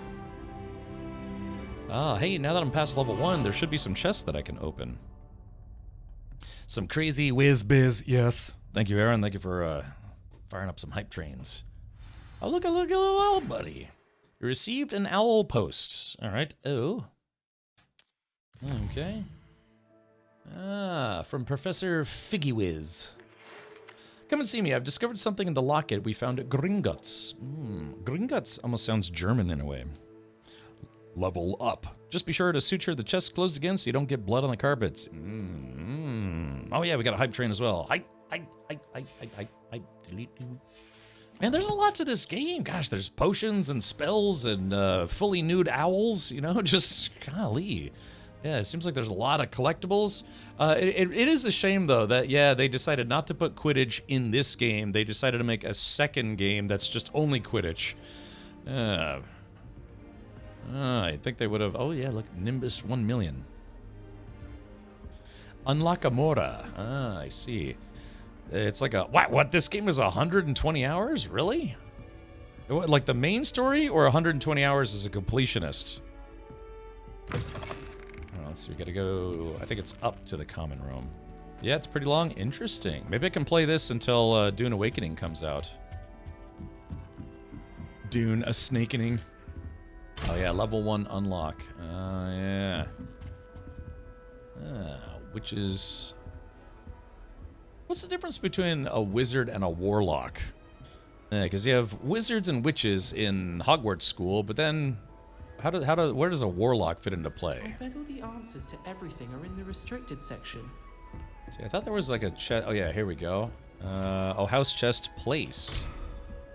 Huh, so I guess I have to find maybe some records and stuff. But I was like 48 hours in, didn't feel anywhere near done. I know, it's nutty. I tried to get the second game in Quidditch, the Quidditch one, but they want you to use a controller. I don't own a controller, just a board and mouse. I had to return it. You can always get a Logitech controller. The F310 is like 15 bucks. Stinky Diaper says, how did your early stream go? It went well. Yeah, we did we did a sponsored co-stream of Beyond the Beta for Dune Awakening. They showed us some of the stuff that you get to play after the first like 20, 30 hours of the game, and it actually looks pretty exciting. Definitely feels like a more fleshed out than a lot of people thought the game, myself included, because the opening area, the starting area is, I don't want to say it's basic, but it wasn't exactly like riveting, other than, you know, worms trying to eat you. But yeah, it looks like mid-game to late game it really starts picking up a lot. Warlocks use blood magic. Ah, I see. Yeah, wizard is not a witch nor a warlock. That's what I'm saying. Wizards learn their spells. Warlocks make pacts with deities for their powers. Ah, I see. There was I think a movie from the 80s called Warlock, where this like blonde dude, yeah, he killed people to make potions or something like that. Let's see, hold on. Since we're on kind of on a wizard tip right now, Warlock movie. Yeah, it was from 1989. It was supposed to be kind of a fantasy horror movie. Oh yeah, this movie. He's come from the past to destroy the future. So yeah, it was it's a movie called, wow, they actually made sequels, Warlock 2 and Warlock 3. Warlock Satan's Son. But yeah, I had this weird I think this guy was like played a bad guy in other movies, but yeah, he was oh, here we go. Yeah, Warlock 2. And then they had a movie called Warlock 3. Oh yeah, Bruce Payne instead of Bruce Wayne. But yeah, it's, I remember this movie not. It's like they got some weird stuff in it, but I remember it not being that great, to be honest. Yeah, there's 2 of them. No, look, there's 3 of them. Yeah, Warlock 3, The End of Innocence. Maybe they got a different main actor.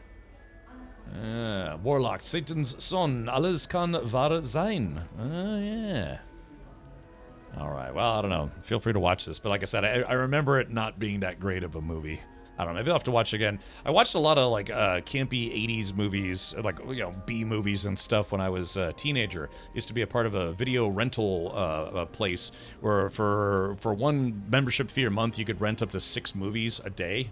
And you just watch them and go back and get more movies. It was when I lived on military bases, so, yeah. Where a hunter comes from a Puritan history to stop the guy. Yeah, something like that. Stinky Diver says, there's Sunday movie night. Dude, I bet this movie would be hard to find unless it's on, like, Amazon or something. But, you see that movie Big with Tom Hanks? The genie one? Yes, I do remember that movie. It was called Living in the 80s, be honest. No, I'm only 21. CD Sky, how many times do I have to keep telling people? I'm only 21. Well, anyways, yeah, so yeah, Satan also has one son. So yeah, I don't know. It's like a campy, yeah, it's like this dude who's just supposed to be this evil guy from the past somehow comes to the future, and you know, to make like wizard spells, he kills people or something like warlock spells. Apple TV, okay, surprising. Oh, apparently, for those of you who are Apple fans, you might be pleased to know that Apple apparently acquired their first game development studio. So, since Apple TV seems to be reasonably popular, I don't know, I don't subscribe to it, but Apple TV is kind of picked up for programming. They have bought, I think I saw recently, they bought their first game development studio so they can start making games. So, yeah. They get their magic from imprisoning a demon. Ooh, and Parrot Math, how do we know this personally? Is there something you're not telling your family, Parrot Math? Is there something you're not telling literally anyone, except for right now? Yeah, but yeah, dude, I've been live for over 8 hours because I started streaming at 11:30 a.m. this morning. Yeah, because I'm kind of doing double duty here. Double doo-doo. Okay, so let's see. How do I get to... Alright, so yeah, I gotta figure out a way. It's funny that the entrance to Gryffindor's room is, it's like through this little tunnel that you kind of have to crawl through. Seems inefficient to me, but what can you do? So yeah, that's the entrance. So, the entrance to Ravenclaw, Slytherin, and Hufflepuff, is it also through paintings, or do they have their own unique way of getting in? Is the Apple Pippin coming back? I don't know what that is. So Captain, you went with Gryffindor. I didn't go with Gryffindor. The Sorting Hat gave me Gryffindor, based on what I chose. Well, sort of. Oh no, Julian Sansi died in 2023? Ah, bummer. They're all different. Am I allowed to visit other, well, I'm assuming no, but can I visit, say, like, Slytherin's rooms? Grab the note. Oh, is there a note? Let's see. Accio. Oh, that's right. There is a note here. Oh, yeah. Revelio. This portrait guards the Gryffindor common room, requiring a password from any who wish to enter. She and her friend Violet are known to wander among the other portraits, periodically helping themselves to vats of wine they're in. Kind of looks like she's helping herself to more than just wine, if you know what I mean. She looks comfortably hungry all the time. You can go to the door, but not inside. Okay. There's the thing I like. It's going inside. I like this, though. He's this guy who got sat on by a bull. I like how he jiggles a little bit. I like the fact that... oh, by the way, if you ever visit Harry Potter World, a lot of the paintings are animated. Yeah, it's weird. They make them look like paintings, but it's actually, you know, videos. But it's really cool. Yeah, the Hagrid ride, it has a bunch of that stuff. Warlock is free on Amazon. All right, I guess I know what we're watching this weekend. Yeah, so yeah, I gotta watch The Secrets of Dumbledore and Warlock, apparently. And then we're gonna watch all 11 Harry Potter movies back to back. Color e-ink displays. Yeah, it's actually really neat to see in person. Revelio. Check this out. Stinger dueling gloves. Not bad. Check it out. I am the ultimate Lumos. Revelio. Hey, Gore, welcome. Gore, I'm getting my Harry Potter on right now. This map depicts Argyllshire, a region in Scotland which contains the Hebrides, native home of the Hebridean Black Dragon. Hiya! Away from me! Did he say a white poopy? I'm sorry. Oh. It's a lover spat, even in the afterlife. Wee! 25 months of Gore Arixa putting up with me. Next week! Springfield Armory Hellcat Pro with red dot, but we'll probably take it off to focus on fundamentals first. Are you saying you just picked up a Springfield Armory Hellcat Pro? If you did, post pictures on my Guns and Military channel on Discord. That kind of looks like they're... Hold on. Revelio. Yeah, it kind of looks like there's something that we can do here. It's interactive, but how? Yes, my first one. Oh, very good. Yeah, feel free to post pictures. If you want, you can blur out the serial number. Yeah, Gore's gonna go to Harry Potter World and pet some Harry Potter squirrels. And then unless you get the fast pass, wait in line for about 3 hours per ride. Yeah, the Hagrid ride, man, gosh, that took like an hour and a half. And to be fair, it's a really awesome ride, but yeah, unless you get the fast pass, which I highly recommend, it takes a long time. Even the fast pass lines get pretty long in the Harry Potter realm. I wish they'd let Ronan teach the entire curriculum. Charms is the only class I can stay awake from. Level 1 unlock. That one. Oh, it's this guy again. Here I've come from the toilet bowl where she said I could swim, did you praxia mole? As long as 'twere only 1 time per week, I can plunge the boy's lavatory, not for the meek. That's gross. You'll make me late. He tried to stop me, did rancorous carp, sought to trap me, confine me inside of a jar. But he failed, as did his containment charms, so I took my revenge to wreak havoc and harm. It was granted my privileges be handsome indeed, or I'd fire up the cannon, and so she agreed.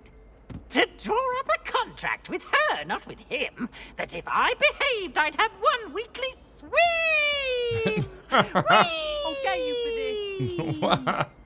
What the heck? That guy is awesome. Awesomely annoying. Alright, here it is. Haunted toilets. Unless in dire straits, it is probably best to avoid this particular toilet, as it is allegedly one of Peeve's favorite pranking spots. Oh yeah. Oh man, we gotta get Locus Unlockius, or whatever it's called. Peeve says, I'm sorry, Exotimus says, I hate that guy. I don't know, he seems kind of festive. If you're not the one he's picking on. Yeah, see, this kid left his books in the hallway. Me. They should give you an achievement if you smack all the globes. Okay, well then. Yeah, game seems to run pretty well. I set all the graphics settings to ultra. Sometimes on the outdoor areas I lose a little bit of frame rate, but it seems to be okay for the most part. Yeah, he's awesome as long as he doesn't know you exist. I'm gonna go in those bathrooms at some point. Once I get the unlock spell. We've unlocked that flame. Flame. Okay. Sorry, I'm just. Oh. Oh yeah, I hear more screaming. Revelio. Imagine being chased forever by your angry wife. Hell hath no fury like a woman scorned, even in the afterlife. Oh, what's this? Ah, Cerberus, the 3-headed dog. The 3-headed. Word up, dog. What if you're pooping on his toilet? He haunts he splashes the water onto your grundle. Yeah. It's disgusting, really.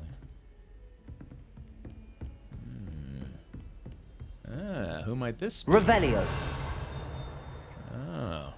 Oh, he shrugged. He shooed me away. He's like, nope, nothing to learn here. Go away. Man, there's tons of stuff to find in this game, isn't there? Clunk. Oh yeah, wait a minute. I recognize this room. I think. Yeah, I think they have a recreation of this room at Harry Potter World.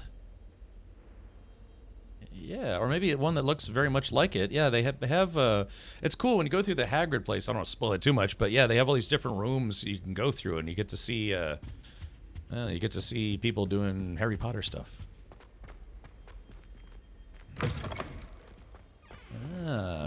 Fezziwig or whatever his name is. Revelio. Make sure no booby traps or anything like that. Yeah, man, the level of detail for how they decorated everything is crazy. Yeah, they didn't spare any expense visually, did they?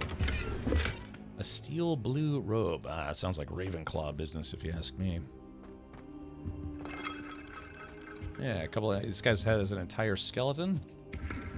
Spinning the globes. Yeah, digging the grave. Oh look, yeah, they got a what's it called? The dodo bird. Yeah. All the paintings are alive. All right, Professor Fezziwig.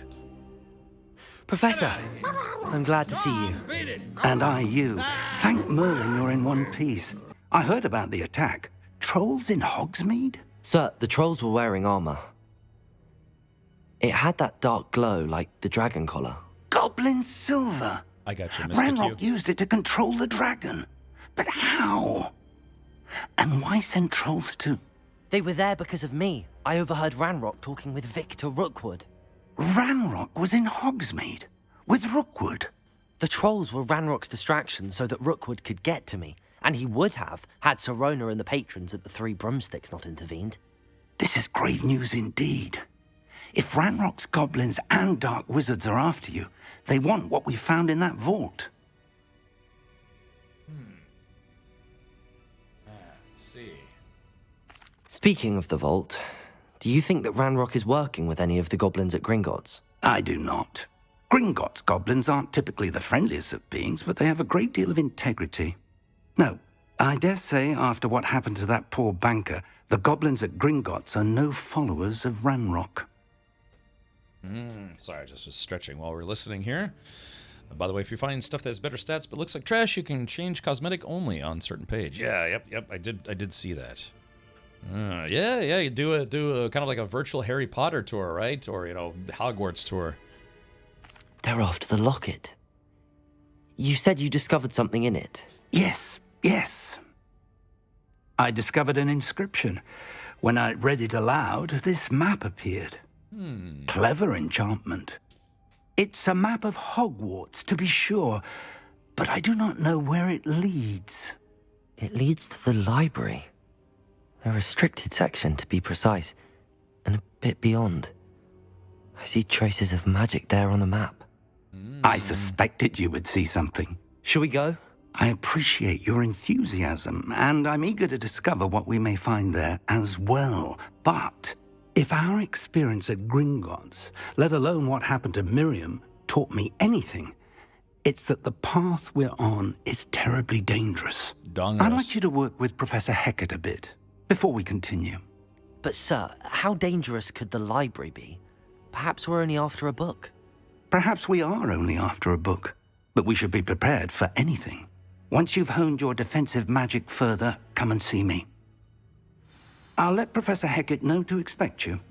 How you liking the game? Would you recommend it? Sidis? Yeah, I'm enjoying it. It's kind of fun. Yeah, this game has been out for, what, like 2 years or a year and a half, something like that. But yeah, it's kind of fun. Like, I'm not like a hardcore Harry Potter fan or anything like that, but it's kind of fun. So, yes. Perhaps I'll come back to this. Quests may have level or tool requirements. In order to activate them, check the quest log or your current task to something. Yeah, bring a hot dog. Okay, let's see. Challenges.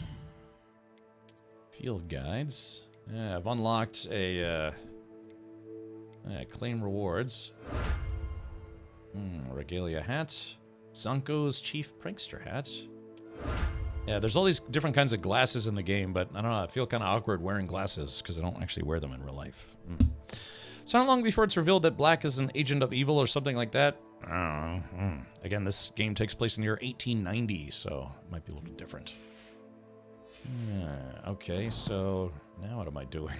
To be honest, I don't know what I'm doing. Aha! Okay, so let's see. Good. Ready, man. I have to do a State of the badass Incendio. 19 months we learning magic, fellow Gryffindor student. Hope you're enjoying it as much as me. Yeah, it's been pretty fun so far. In my fanfic, my character tricked Peeves into playing a game and trapped him inside a butterbeer bottle and locked it in a vault in Gringotts that can't be opened for 1,000 years and only by a blood relative. In your fan fiction. Very good. Alright, let's see. Let's travel. We'll do a little fast traveling here. Yeah. Hog farts. Oh, nice to see you, my young friend. Alright, there we go. Took a little bit of a shortcut. Yeah, see, I'm getting used to the fast travel system. Alright, let's talk to Professor Hecat. I believe we have some matters to discuss. Hecat enthroned. I'm here about the new spell you wanted to teach me, Professor. Good.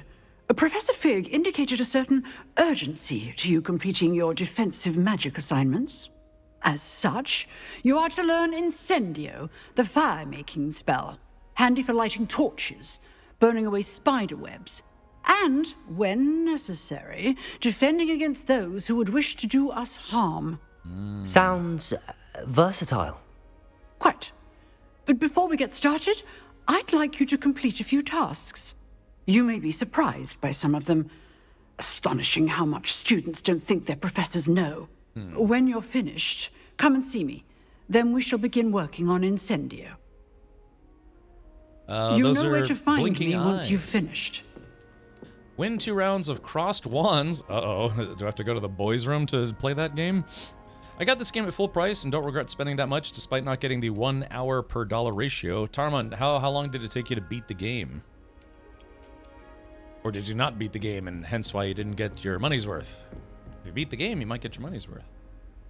I think they call that an Iron Maiden. Oh yeah, Gilf. Work it, girl. Okay, so apparently... Seems crossed wands isn't as secret as it's believed to be. Complete a round of spell combination practice with Lucan Brattleby. I've always said that travel broadens the mind. And spreads the behind. Alright, let's see. So we have to... how do I enable... Oh yeah, here we go. Untrack. So how do I... Oh yeah, there we go. I'm trying to find the closest place. Looks like the entrance might be the closest place. Yeah. There's just fast travel there, my goodness. 59.3 hours, so, but I thought the game was like $60, so you could just, I don't know, spend like an extra 40 minutes or 45 minutes in the game. There you go. Yeah, you get the fun ratio of $1 per hour. Yeah, I mean, video games really are a labor of love, especially of one of this caliber. Wow, she really looks like my dead grandma, Gam Gam. Oh. I have only one grandparent still alive, and she's 90. So. Yeah, but she's pretty spry for a 90-year-old. She runs around, still does gardening, all sorts of stuff. Interesting. Let's see. Just trying to see. I guess I'd like to unlock all the fast travel plates. Once you unlock your little pocket dimension, it's wild what you can customize there. Ooh, are you saying I can play pocket pool? Wow, that's a big ass clock. Look at that thing. Oh wait, hold on. Yep. Accio.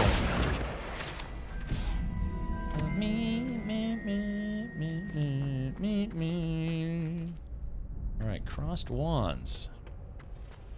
Oh, is that what's her name? I think that's Natty, isn't it? Can I help you? Lucan Brattleby. A Brattleby. Sebastian told me to see you about a club.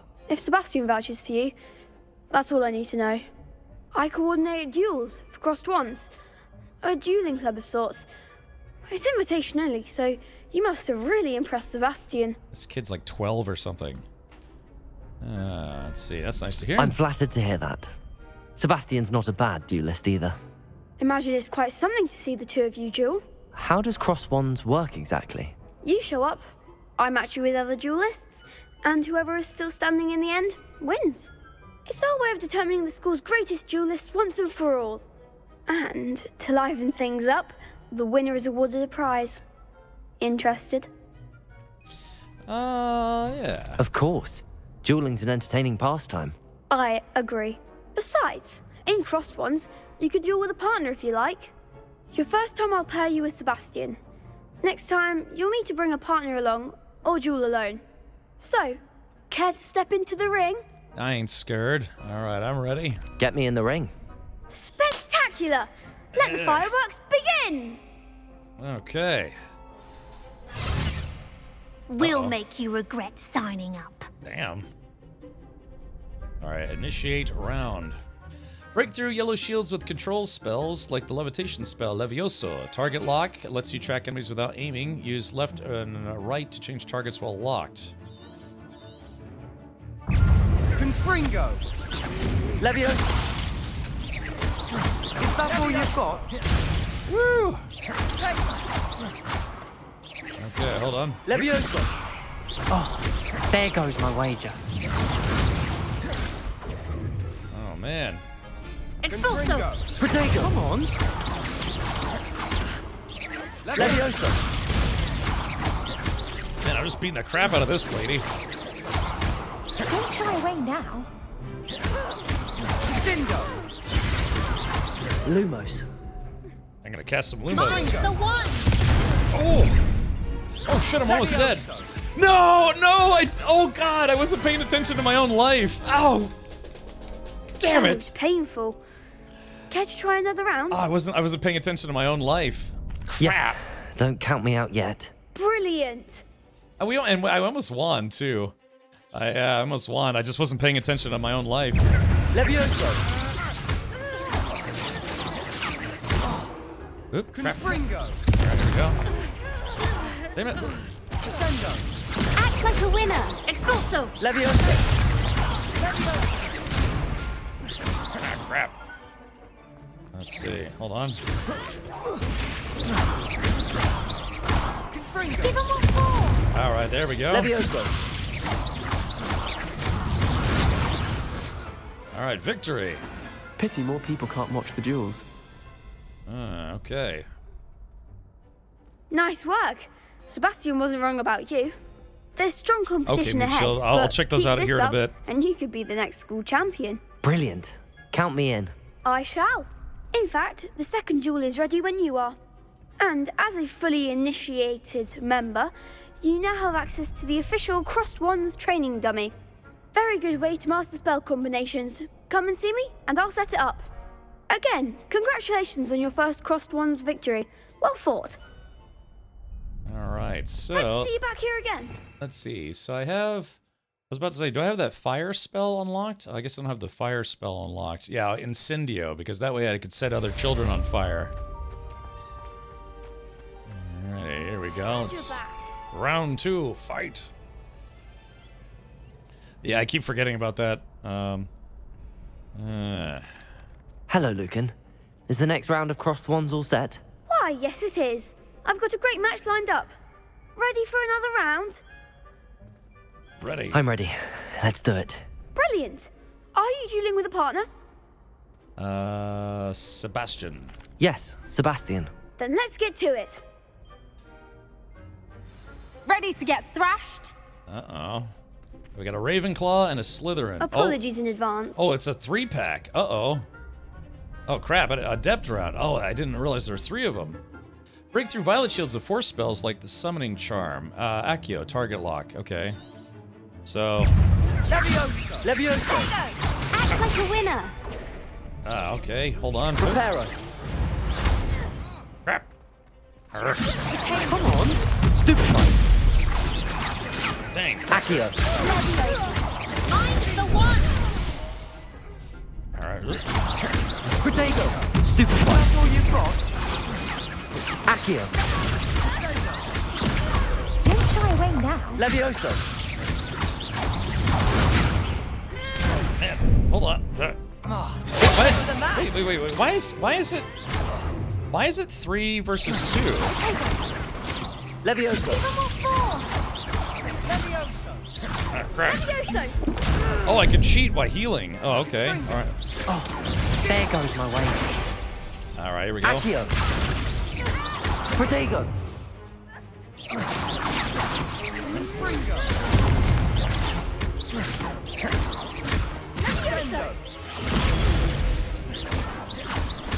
I didn't realize it was it. All right, there we go. Hector Jenkins. Levioso. Confringo. Oh, all right. Victory is mine.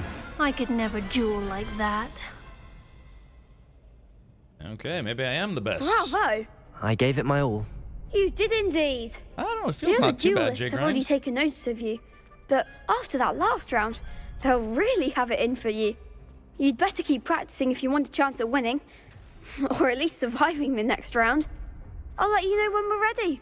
Hope to see you then. Yeah, it's a matter The of... next round is for all the gobstones, so to speak. I think I want to switch my spells around. Like, I want to put Leviosa in 1. Yeah, let's see. Drag slot to spell. Yeah, I want to make my...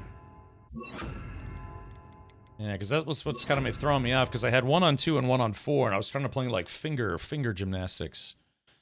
Okay, so now... Let's see. Hello, Lucan.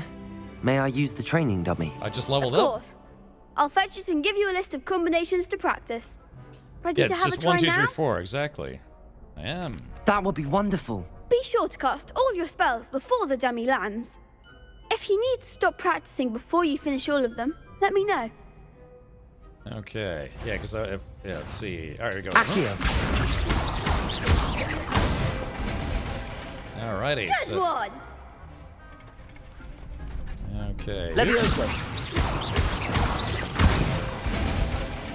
Yeah, Excellent alright. form. Levioso. That was Oh. something. something. That was some. Oh, I didn't realize the spell. Okay, here we go. It's. Wait, what? Oh shit. Okay, here we go. Levioso. Oh, did I? Get it.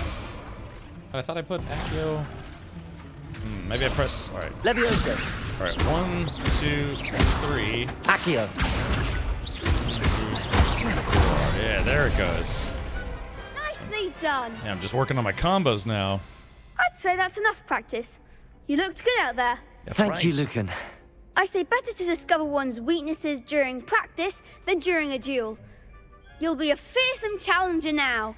Yeah. For using Flipendo to flip a cow 10 times. Assignment's all finished.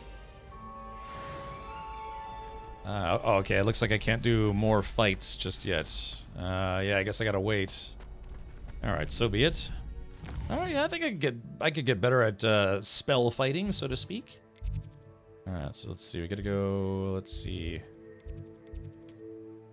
Let's go to that guy right there. Flipendo. Flip, flip, flip, flip, flip, flip, flip.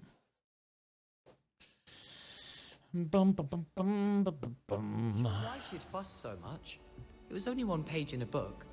I'd never fold down. Hey, look, the spice must flow. And make a fuss. Kitty catty. I'd like an orange cat and either a black cat or a gray cat. I'd like to have 2 cats. Oh, I think she goes An orange cat and a black cat. They just crap everywhere. See, there actually aren't many. Let's What's see. a fun game? What? What's a fun game? It's called the take off your clothes and close your eyes game. Yeah. And I steal your wallet and run away. We're gonna play doctor, and then later wizard, and then doctor again. Doing? Oh, they don't let you jump over railings? 9 out of 10 game. If only a new student were to help me with my sad predicament. This sounds like a trap. Let's do it. Are you alright? Don't you know who I am? Zenobia Noak, the girl whom everyone at school hates for no reason. I'm sorry to hear that. I'm sorry the other students weren't more friendly. That's kind of you. I suppose there are a few decent souls here. I wanted to make some new friends, and so I brought my collection down to the common room. My gobstone collection, that is. I was hoping someone would want to play. Are you familiar with gobstones? Little balls, like marbles. Grand game. And if you lose, they spray you with a foul-smelling liquid. Ah, so that's why people don't like her, because she's probably really good at it, and then she makes everyone stink. Gobstones? Sounds like a fun challenge. That's what I tried to tell everyone. People can be so cruel. Just because they're sprayed all over with smelly gobstone spit, it's their own fault for losing. Exactly. Imelda is one of the worst losers. Everett and Astoria are terrible as well. And now those poor losers have taken my gobstones and hidden them in very high places all over the school. Yeah. Rather an overreaction on their part. I'll say. Anyway, I can't work out how to get them back on my own. I don't think I know the necessary spells yet. I need someone, perhaps a selfless and talented 5th year to help me. Any ideas on how to reach them? Accio, maybe. Do you have any suggestions on how to get your gobstones down from their hiding spots? If I knew that, I'd get them myself. Whoever hid my gobstones that high got up there somehow. Haven't you any friends at school? Not really. Natty said hello once, but not a word since. Well, you have to figure, for kids, a difference in a year or 2 of age is a big difference when you're a kid. When you're older, not so much, right? But, yeah, it could be seen as uncool for a 9th grader to hang out with a 7th grader. Or whatever it's called in the Harry Potter world. But, yeah, for like a 47-year-old hanging out with a 45-year-old, it's like, who cares at that point? It's not a big deal. I'll see what I can do. I'd appreciate the help. If you do find all of my gobstones, do come and see me again. I'll be back to playing Snake Pit and Jackstone by myself in no time. Snake shit. So gobstones, eh? I wonder what they look like and where they might be hidden. Let's see. It's kind of funny looking back, so that's so true, though. Now, if you've, so Tarmon, you've actually, quote-unquote, flipped a cow. Doesn't that kind of hurt the cow? Because they fall asleep standing up. They, like, lock their knees and they just sleep standing up. But doesn't that kind of injure them? Or are they just kind of like, ah, crap? You know? I think cows are kind of heavy. You'd think falling over would just, I mean, like, if I fell over, it's like, yeah, that would not be super painful, but it would be unpleasant. It's like rolling out of bed accidentally. I remember one time when I was a kid, I had a bunk bed. I didn't have a sibling that was in the other bed. I don't know, I wanted a bunk bed, so my parents got me a bunk bed. You know, in case I had a friend stay the night. But I remember I used to like to sleep on the top, but one day I rolled off the top of the bunk bed and I landed face first onto, I had some wooden blocks that I built a castle out of, and I rolled off the bed and landed face first onto that, and golly, did that hurt. No idea, they weren't my cows. Well, a cow's a cow. But yeah, you know, that oh, gobstones. Yeah, that hurt, man. I'd better keep an eye on high places around the school for Zenobia's gobstones. Yeah, so there's apparently one somewhere around here. Hold on, we have another. The Daedalian keys are back. Aren't they brilliant? Nelly. Hello, Nelly. You seem excited about something. The Daedalian keys are back. The what keys? The Daedalian keys. Surely you've seen them flying about. Rumour is that a former headmistress, Professor Moll, conjured them to protect the contents of certain locked cabinets years ago. Years ago. Professor Black couldn't be bothered to disenchant the keys, and they appear every few years. You should try to catch one. Why would I do that? Each key will lead you to a locked cabinet somewhere in the castle. Ooh. If you can manage to get the key into the cabinet lock, not an easy task, you may find a reward. Why would a headmistress do such a thing? Why would Professor Mole conjure flying keys? What I heard is that it had something to do with keeping Peeves out of things. But that may or may not be true. Yeah. He's a poltergeist. I thought they could go almost anywhere. Why don't you follow the keys? Surely you will be trying to complete the challenge as well. I've tried, and I can't even get past the first cabinets. Perhaps you'll have better luck. I'd love to know what's in the cabinets. I'll look into it. Perhaps I'll give it a go. I hope you do. In fact, I think I heard one of the keys in the astronomy tower. You should listen for them. Man, I hope you follow a few keys at least. If you manage to open a cabinet, I'd love to know what you find, if anything. It's a giant Twinkie. All right, hold on. I feel like I'm getting a lot of quests. Let's see. Yeah, we need to focus on our main goal here, which is getting skills and spells. Incendio. I want to be able to set people on fire. Okay, so hopefully. Yeah, so we got to find the. Oh wait. I'd better keep an eye on high places around the school for Zenobia's gobstones. Yeah, wait a minute. Accio! Well, that's one of Zenobia's gobstones. I hardly see what all the fuss is about. Oh yeah, I smacked an owl just then. You see that? Levioso! I like this. This game is actually pretty well made, I have to be honest. So did this game win any awards at the Game Awards when it came out, or not really? Have you got your broom yet? Not yet, J-Grind. I'm sure that'll facilitate flying around the castle a lot easier. Hold on, I found one. Hello, Zenobia. What did you need help with? I need someone to collect my gobstones that have been hidden in very high places all over the school.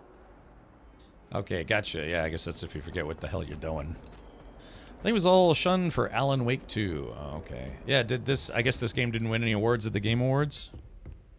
Spell revealed is a good spell to use to find the gobstones. Oh, yeah. Retractimus.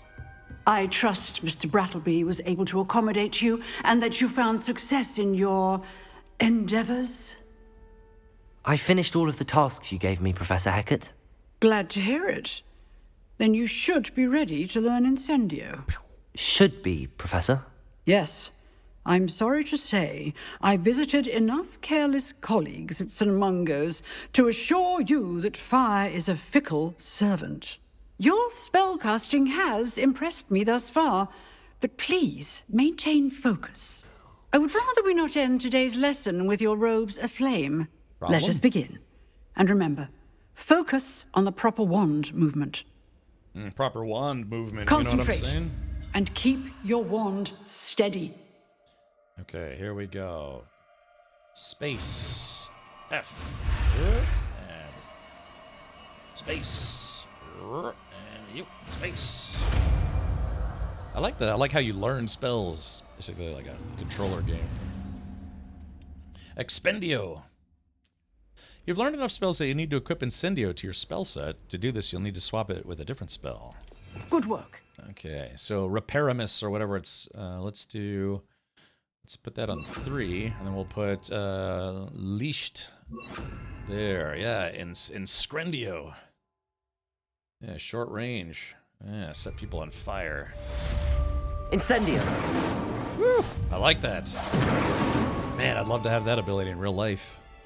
You could start grills and campfires, no problem. Hogwarts wasn't even really? It didn't even get any nominations? Ouch. Yeah.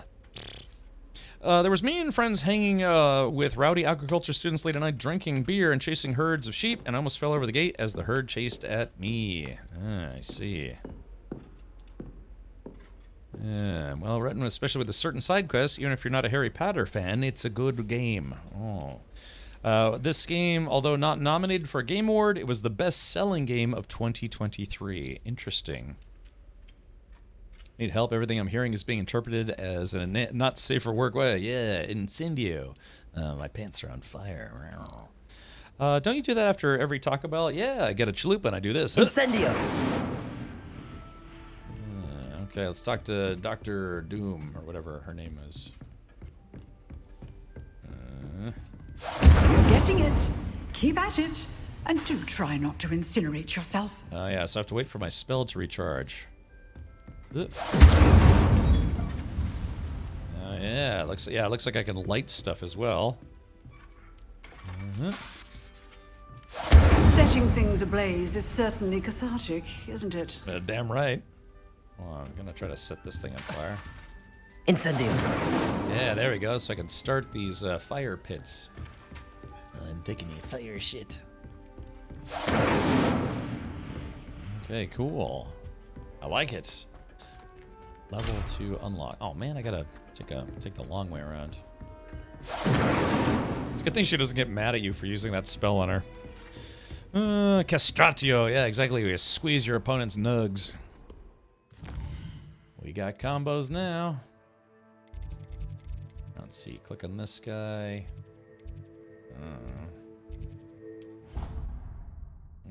So I could do Leviosa, then Incendio, and then Avracadabra, or whatever it's called. Avracadaver. Oh, I hate being left out. All too well. And you know I like a good cauldron cake. Ooh, cauldron cake. Going without me. I had mentioned. Oi! Let's see. Can you help me? Hello there. Hello. Perhaps you can help me. Hello? Were you calling me? I was, yes. Thought you might be interested in joining me for a bit of an adventure. Following a treasure map, to be precise. Slight respite from battling the odd troll, I should think. Asked Poppy if she'd be interested as well, but couldn't drag her away from her puff skein. I found 2 maps lying about, both leading to locations around Hogwarts.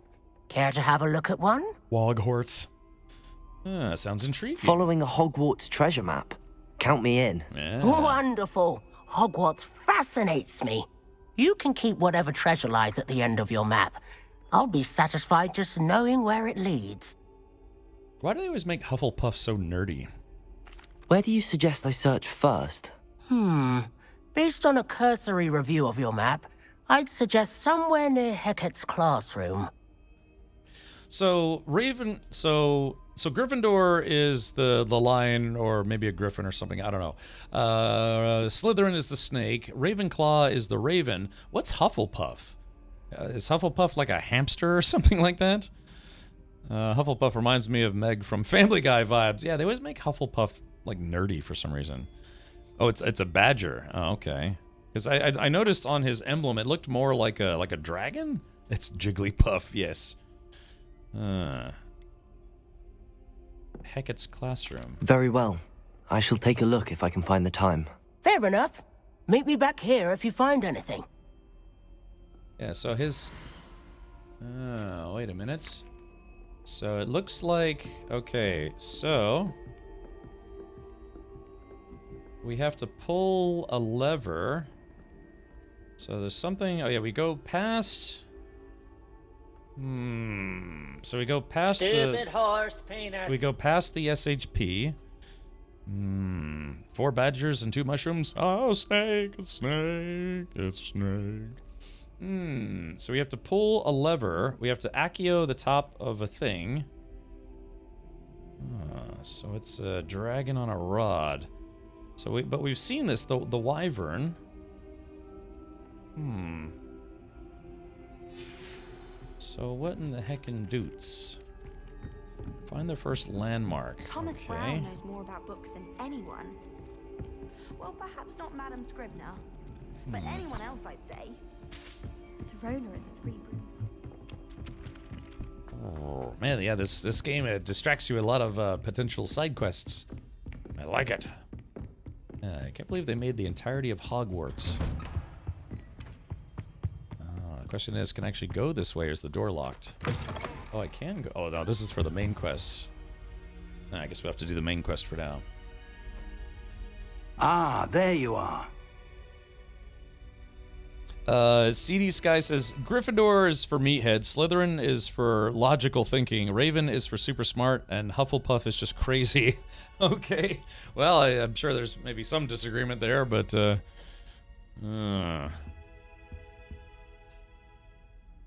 Hello, sir. You'll be pleased to know that I worked on my defensive magic with Professor Heckard. So I hear. She tells me you've taken rather well to your new wand. You must continue to work with her and your other professors to improve your skills. That said, I don't wish to postpone our visit to the library any longer. So, shall we proceed? We will. Fig, I have work for you. Come. Headmaster, I'm with a student and my schedule Your is... schedule will wait indefinitely, as will your student. I would think that after all the trouble you caused me with Osric, you'd be eager to make amends. My office, 5 minutes. That's a Slytherin. Yeah, because they said that Hogwarts... That man is exasperating. Unfortunately, our trip to the restricted section will have to wait a bit longer. But, Professor... We have no choice. It would be unwise to provoke our illustrious headmaster further. I shall find you when I've completed whatever toils I must endure. Toilets. Aren't they supposed to be doing a DLC or something for that Quidditch game? They made an entirely separate game for it. Yeah, they chose not to include it in this game. Instead, they made a separate game. Now, we saw this monkey with a ball. Are these things that we have to... Accio! Levioso! Incendio! Did you see it, like, bounced off the wall there? Because, yeah, unless it's just a decorative item. But yeah, that's the second time I've seen a monkey with a blue ball. It won Best Game on Steam Deck at the Steam Awards. Well, there you go. Probably won Best Game Ever by Harry Potter Fan, the award show. If this game was multiplayer, it would have broken the gaming industry, yes. But of course, it'd probably be hard to do the story of the game as multiplayer. Well, no, I mean, sometimes games, usually what they do is if they have, it's a game that had a single player story, but then added multiplayer, then usually what they'll do is like whoever initiates the conversation, you see their character, but you can still run around as a group. You have to get the quest first to collect those monkeys. Oh, all those monkeys have blue balls, it's true. All right. So, let's do this. It's a shame you can't just jump over railings. Professor Fig, as if my schedule wasn't congested enough, the Ministry has charged me with arranging the rather inconvenient arrival of a new student at Hogwarts, a 5th year if you can believe.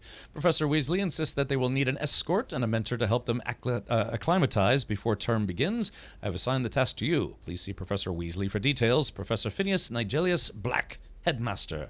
So, what was Dumbledore? Was he like a Gryffindor or was he a Slytherin? Yeah, it's almost like, you know, Harry Potter. I mean, in the movies, it was implied that Harry Potter should have been a Slytherin, but he actively chose Gryffindor. So the Sorting Hat's like, yeah, you just tell me what you want, and I'll just put you in it. I kind of ruined the game by unlocking the house chest first and then doing everything else. The house chest first. Is that bad? Hey, Mr. Dave, welcome. So yeah, what if this headmaster is from Slytherin? What was Dumbledore from? You could have each person on the screen seeing it as if they were the only one doing it for single-player story with multiple players. Yeah, I mean, some games have functioned like that, right? Dumbledore was a Gryffindor. Ah, I see. Yeah, were there... But I remember, I think from the movies, they said there was a previous headmaster that was Slytherin, wasn't there? He was Hufflepuffin because of all the stairs he was forced to walk up. Oh, yeah. Yeah, but didn't they say in one of the movies that there was a previous headmaster that was actually Slytherin? Sebastian mentioned sneaking into the restricted section. Perhaps he'll have an idea. Nigelus is a Slytherin. Yep, that we knew that. Yeah, they did, but it's part of this game too. I have so many quests, I'm not sure which one I should do. I kind of want to find that secret one. Hold on. The Dalian Keys, cache in the castle. First clue shows a rhinoceros skeleton on display. Yeah, okay, so let's track this one. Ah, okay, so yeah, we have to use the clues that we're given to actually find. You know, there is such a thing as trying too hard. Don't get too cocky simply because you had one victory over Sallow. He never backs down from a fight. What is this? Oh, it's locked. Slytherin does not equal evil, just ambitious, so it wouldn't be a surprise to find Slytherin all over the damn place. What are your thoughts of the new Harry Potter TV show? Well, it's not out yet. In fact, they just announced finally who is going to be Harry Potter, Ron Weasley, and Hermione Granger. They have finally cast a new set of children. And we were talking earlier about how those kids are never going to have a regular life ever again. They will always be known as round 2 of Harry Potter kids.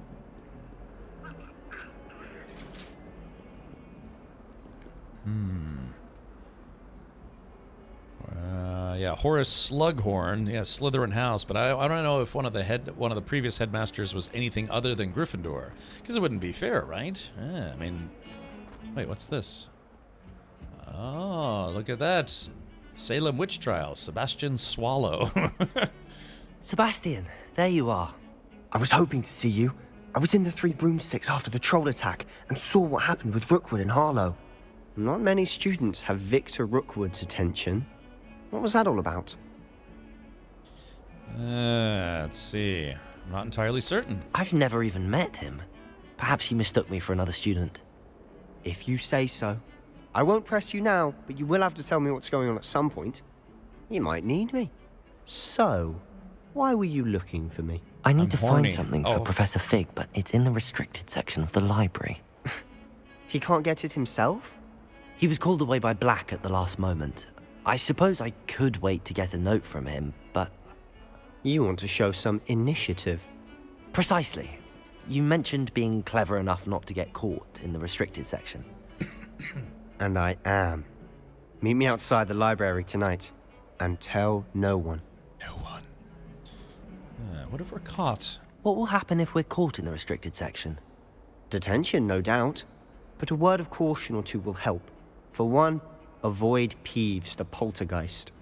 Aside from wanton destruction of property, he loves nothing more than telling on the likes of us. What about the librarian? Round 2 Harry Potter kids. I mean, really. Sebastian is a G. Oh, really? So he's not like a Draco Malfoy kind of guy? Let's see. Man, there's so much gossip and intrigue here. It's like the Desperate Housewives of Hogwarts, maybe. I saw someone point out a legitimate critique about Snape and Hermione being black. Namely, they call it Harmony Mudblood, and Harry's father at one point hangs Snape from a tree, which I have to admit is a good point. Well, I'm sure they're going to take some artistic liberties at this point. Even what was it? J.K. Rowling tried to convince people that she didn't write all of the characters as all being, basically white kids. She said, no, they could be interpreted different ways. But then people pointed out some of the stuff that she specifically wrote describing the characters. But, at this point, it's fine if, they change things up a little bit, I suppose. I mean, like I said, we've already got the movies. And if they want to change things up, well, let's do this. So, if you hadn't seen the casting, so these are them. So these are the kids. Yeah, HBO Harry Potter TV series announces cast for Harry Potter, Hermione Granger, and Ron Weasley. So yeah, so these are them. So Arabella Stanton, Dominic McLaughlin, and Alistair Stout.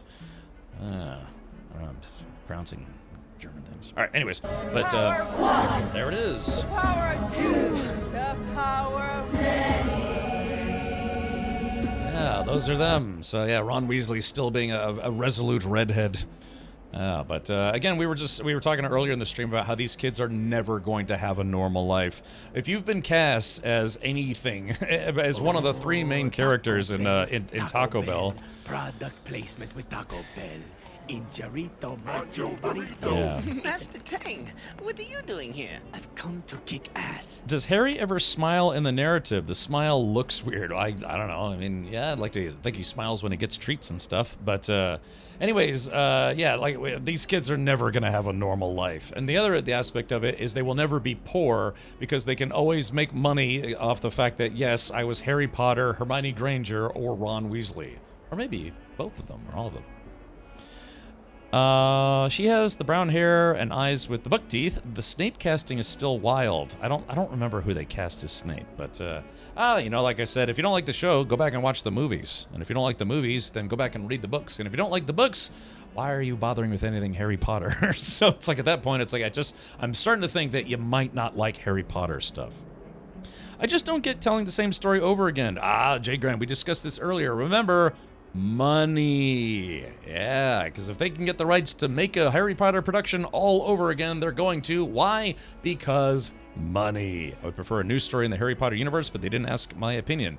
Well, like I said, we got the beasts of fantastic booty holes and where to find them. But yeah, it's remember. Yeah, hold on. Let me say this with some emphasis. I'm putting the wrong emphasis on the wrong syllable. Money. The all-powerful dollar. That's why. Money me boy, Bob. Yeah, exactly. Exactly. Money me boy. Yeah. Money. That's why they ever do anything, right? Maybe. Are they going to redesign the Hogwarts in Florida to match the TV series or the movie? Probably not, but they may add elements of the TV show. Yeah, I've done pretty much all of the Harry Potter stuff at Universal Studios. Except, actually, wait, I take that back. They just opened a new third section for Harry Potter, Wizarding World of Harry Potter, here at Universal Florida. I haven't been to it yet, but it just opened 6 days ago. So, and I'm probably going to live in Florida the rest of my life, so I've got plenty of time. Did you ever watch that show, The Magicians? I think so, yeah. The movies also do not include a lot of backstory and lore / characters from the books. With the TV show, you have time to stay true to the book narrative. Yeah, because if they do, let's put it this way, there's what, like 17 books or 10 books or whatever, they can do an entire season, and if they don't do abridged seasons like, only 6 episodes per season or 8 episodes, if they do a full 10 episodes per season, each season could be a book, and then you automatically have, what, like 9 seasons? And so, yeah, they could take the time to flesh out a lot of stuff. Now, I've never read the books, but even I know that books tend to have a lot more detail than what can be shown in a reasonable amount of time in movies. I mean, you take take a book that you've read like Lord of the Rings. There's a lot of detail that they put in the books, and even though those movies were like 2.5, 3 hours long, they still omitted things. Like Tom Bombadil was completely omitted, for instance. So, I don't know if J.K. Rowling is going to be involved. Actually, we could do is we could take a look at that. J.K. Rowling. Let's do this. Let's do Harry Potter TV show. She might be listed as a producer or something along those lines, or she might be like, no, I've got $800 million. I think I'm good. Papa Esidu is going to be the new Snape. Interesting. Yeah, it's called Untitled Harry Potter series. Potter. It's always great when Draco Malfoy says Potter. He's like, Potter. I should have known. I smelled your poorness from here. Can't wait to see how they handle the kids hitting puberty over such a long period of time, filming time. Well, Mr. Dave, I mean, dude, have you ever seen the movies? That, yeah, I mean, like what was it? Daniel Radcliffe was what, 10 years old or 12 years old in the first movie, and he's like 37 by the final movie. I mean, there's a drastic difference in age. Yeah. Look up Daniel Radcliffe pictures of him in the first movie, and then pictures of him in the last movie, and it's like, yeah, it was literally, he was an 8-year-old, and then he was an 18-year-old or something. So yeah. All right. Well, anyways, let's see. Yeah, all cast and crew. So let's see. Directors Mark Mylod, writers Francesca Gardner, Martha Hillier. Producer, so J.K. Rowling is involved. She is listed as an executive producer, but Francesca Gardner is the executive producer who's the showrunner. So yeah, it's primary director. Now, a lot of shows these days, especially episodic adaptations, they typically have different directors per episode. Like one director might direct 1, 2, or 3 episodes, and then, they might get multiple directors in a season now. It seems to be very common. But yeah, it looks like the actual showrunners are going to be this Francesca Gardner lady, and I don't know, maybe someone else, but she is listed as the showrunner. So looks like J.K. Rowling is going to be involved because, I mean, hey, it's her literary universe, right? Or literary, cinematic, and now televised universe, but it looks like someone else is actually going to be in charge of the whole thing. So yeah. And I think the movies had different directors and stuff too, so. There are 7 Harry Potter books, not counting the Cursed Money Grab. So there you go. So if they took one season per book, and then each episode's about 45 minutes, then cumulatively, well, yeah, think about it. Yeah, it'd have 10 episodes, that's 450 minutes. So that 150 divided by 60 is math. Feel free to do that math. So you'd have a lot more time to show more of the detailed elements, right? So yeah. So I guess for people who really love Harry Potter and like, okay, good, this means that, yeah, it'll be a retelling of the stuff we already watched in the movies, but maybe they'll go into deeper depth about how I have to bite my tongue here. I was going to say how Luna Lovegood ended up at a wizarding strip club after the series ended or something. I don't know. Yeah. So J.K. Rowling's just the money? Not necessarily. Being a producer usually means one of two things or both. One is that your opinions influence the production of whatever it is, a TV show, a movie, a play, or something like that. You're a producer. The other aspect of being a producer, yes, is generating funding for projects, like acquiring funding, working with publishers or not distributors, publishers, or places that can fund a project, so to speak. So, let's see. I wonder if Rowling would mind lending me $100 million. I'd like it if she lent me just like $100. That would be nice. So yeah. But yeah, for the person who's wondering, yeah, it looks like J.K. Rowling is involved as an executive producer, but she's one of 6 executive producers. Probably they might have just made her like an executive producer because it belongs to her. Like the whole thing more or less belongs to her. She created it, more or less. Yeah, I think the sweet spot for TV episodes counts as 10 to 12, minimal filler and time for creatives to write. Yeah, some shows, they give us these abridged like 6 to 8 episode seasons. It's like, dude, that's not a season. That's like an afterthought.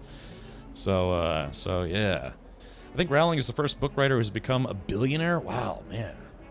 You think Stephen King would also be up there. He's had like a dozen movies made out of his books, TV shows, all sorts of things. Okay. So anyways, there you go. So just, yeah, there's a TV show. No idea when it's coming out. Probably not anytime soon. How concerned should I be about the librarian? Madam Scribner doesn't take kindly to clandestine activities taking place amongst her precious books. So do all that you can to avoid her. She and I have had our entanglements, but I can hold my own against her. You may not be so lucky. All right, I'll pee on you tonight. Thank you, Sebastian. I'll meet you later. Let's see here. Yeah, who is it? Yeah, Nick Frost is going to be the next Hagrid. That's probably going to be a pretty good choice. I mean, granted, the original actor for Hagrid, I mean, he just made that character. I mean, I never read the books, so I don't know, but yeah, it seems like he really, really made Hagrid a very likable, if not lovable, character. But Nick Frost is, you know, he's also been kind of like a big boisterous guy for most of his acting career, so we'll have to see. But yeah, I know some people were not happy about John Lithgow being cast as Dumbledore. If you don't know John Lithgow, he's been in a bunch of movies. He was the guy, I think, from Third Rock from the Sun TV show. He's guest starred in a lot of TV shows as well. But yeah, making this guy Dumbledore, that should prove interesting. Yeah, this guy's been in a lot of stuff, man. I think his probably the most famous movie he was ever in was Buckaroo Banzai in the Fifth Dimension. Oh God, John Lithgow in a Speedo! John Lithgow in a Speedo! No. John Lithgow in a Speedo. Wasn't expecting to see that today. Yikes. All right, yeah, he was in Dexter. He's just been in a bunch of stuff. But yeah, casting him as Dumbledore is an interesting choice. Yeah. My God, that's gonna be hilarious. What, with Hagrid or John Lithgow? Yeah, he's been in a bunch of stuff. He was in Cliffhanger with Sylvester Stallone, where he played a international criminal guy. Yeah, that feels off, but I'll give it a chance. We'll have to see. Yeah, we'll have to see. This is gonna be like a village pantomime. Some of you may die, but it's a sacrifice I am willing to make. There you go. So yeah, so that's John Lithgow. Wasn't he also in Churchill? Probably. Simon Pegg is in Hogwarts Legacy. Oh, he is. I didn't know that, actually. All right, thank you, Hankin. Thank you for hanging out with us, buddy. And, yeah, I can't wait to see your Hogwarts at some point. Oh, my gosh. He is and always will be the leader of the aliens from Third Rock from the Sun. Sure, why not? Going? Uh-oh. Oh, I guess we're starting this quest already. His brain ain't right, but it's fun. See there? That's the door we need to reach. And those annoying prefects would love nothing more than to rat on us to Scribner. So don't let them see us. Understood? I can be sneaky. Let's go. Hold on now. There's a spell you should know. The Disillusionment Charm. Good for getting places you're not supposed to be. Cast it and you'll appear as little more than a trick of the light, just as long as you keep your distance and stay quiet. You mean I'll actually be able to turn invisible? Something like that. It's not as foolproof as a cloak, but those are expensive. And spells are free. Give it a try. Give a guy a try. All right, Disillusionment. So I'm learning a spell from another student. Fascinating. Here we go. And I knocked that one out of the park. If they made Morgan Freeman into Dumbledore, yeah, that'd be interesting. Morgan Freeman. I can't do his voice. Let's see. Okay, so I learned a new spell, so that means I should probably swap out... Oops, wrong button. Wrong button again. I'm just pressing all the buttons, apparently, at this point. Gosh, hold on. Do you think Harry Potter would work in today's day and age? When you say today's day and age, because, I mean, Dunpeel, the Harry Potter books, I think, took place in the 90s, the 1990s. So, you know, it was the burgeoning internet, you know, just... a lot of stuff hasn't changed too much. It's mostly internet technology. I guess wizards would have smartphones, you know? Maybe they might say it's like, hey, you're allowed to have magic on campus, but no smartphones. I want Peter Dinklage to play the spider. Yeah, that would be fun. I mean, if the books are released today, sure. I mean, most of the stuff about why Harry Potter works is because it's set in a setting where people don't use modern amenities, right? Except, you know, there's things like the flying car and the buses that shrink down or whatever. But, you know, I mean, people still have cars and buses to this day. But yeah, if it's like, oh yeah, how come the students aren't watching TikTok videos and doing dance challenges on their off time? It's like, well, yeah, I don't know, you get these what do I call them, Gen Alpha, Gen Z, Gen Alpha kids, and be like, yeah, I don't care about wizards, I care about TikTok dance challenges. It's like, okay, well, sure. Nicolas Cage is Voldemort? Maybe.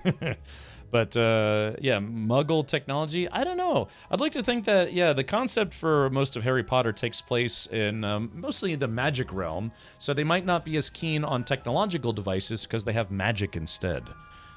So technically, yeah, I can imagine if they somehow the royal what is it called, the RAF? No, not the RAF. What are the British Special Forces guys called? Why am I blanking so hard? I've been live for 9.5 hours.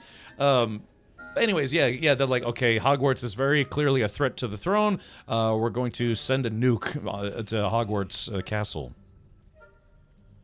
Yeah, the SAS. Thank you. Yeah, what was it? I think it was short for, what was it? The Special Air Service, but it's actually like their version of like Navy SEALs and stuff. Yeah, the SAS and the SBS. Yeah, was it Special Air Service and the Special Boe Service? Yeah. I'd trade tech for magic any day. Well, there you go. Okay, so I need to go to my tech tree, or my special boat service. Oh, okay. I'd like to get some special scrote service, if you know what I mean.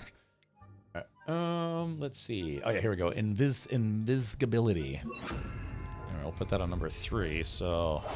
Silent as a grave.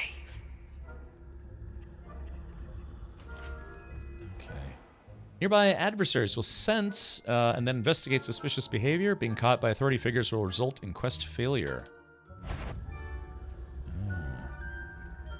So the question is, how long does this spell last? So these are like the hall monitors of the game. There's really no need to develop technology when you can cast a spell to do the thing you want to do. Yeah, but what if you want to watch Netflix? You can't watch Netflix on your wand, right? So, at least you'd have to cast Netflixius. Yeah, how do I know how long this spell lasts? So I think it was only a limited amount of time in the movies, right?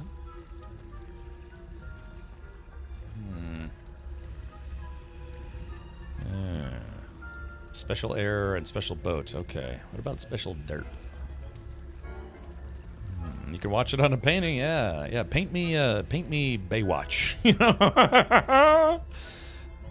Cast DMCA, yes, exactly. All right, sneak into the library. Hold on, can I close this door? Okay, there it goes. Blast! The librarian's still here. Quick, behind the bookcase. Quick, behind the librarian's behind. Damn. You told me the librarian would be gone by now. I said usually, but it'll still be all right. Do you see her desk behind me? The key is in the drawer of that desk. Now, here's what we're going to do. I'll create a distraction to draw her away. You focus on getting the key. I'll meet you outside of the restricted section. I wonder what happens if you get caught playing with your wand. All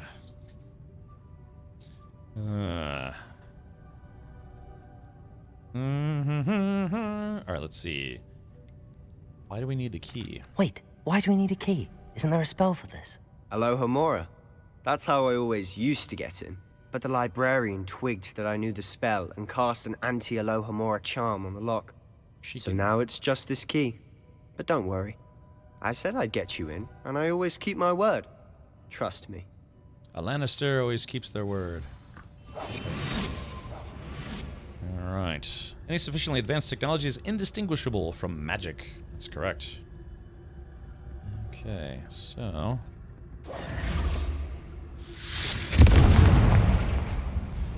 Uh-oh. Is someone there?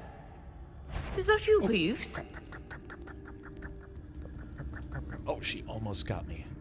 She almost got me, chat. Oh, wrong way. Yeah, make sure use that special wand oil, yes? The key. Here it is. Okay. Crap. Here she comes.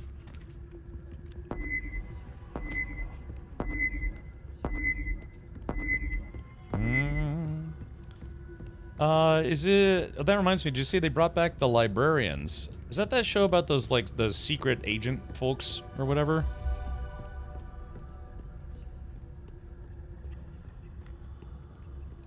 Okay, I got the key. That unlocks my heart. That wasn't so difficult after all. Now to find that book.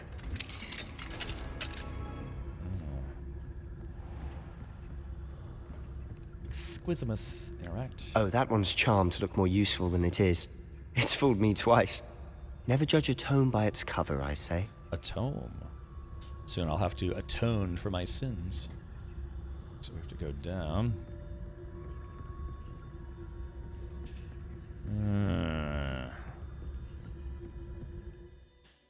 Use basic cast while undetected to lure authority figures and enemies to a desired location. Aim mode grants precision. Spell targeting reveals additional spell targets. Ooh, this is probably going to be tough. I love the first Librarian movie. It was literally a generic movie but I loved it for that. Yeah, isn't that about the special, like, special forces people? Or maybe something. Collect artifacts, protect against magic. I still want to do a rewatch of the old TV show Friday the 13th. I think it might be kind of fun. Ghost, don't let her see you. Alright, we're a ghost. But where? Where's the ghost? Oh, that ghost. Oh, okay. So maybe...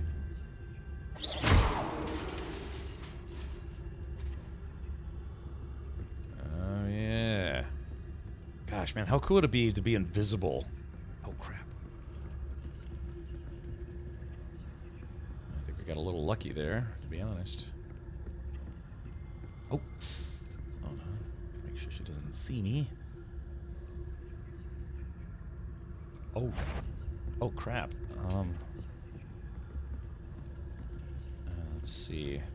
So I have to distract her somehow.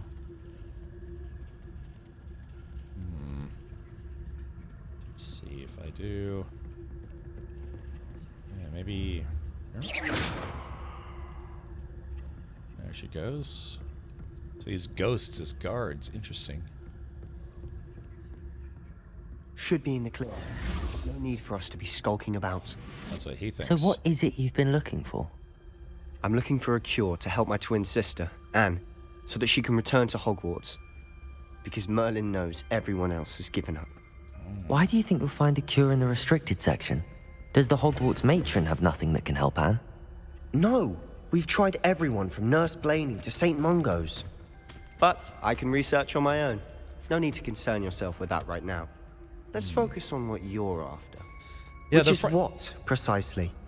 I'll know it when I see it. Yeah, You're being awfully cryptic.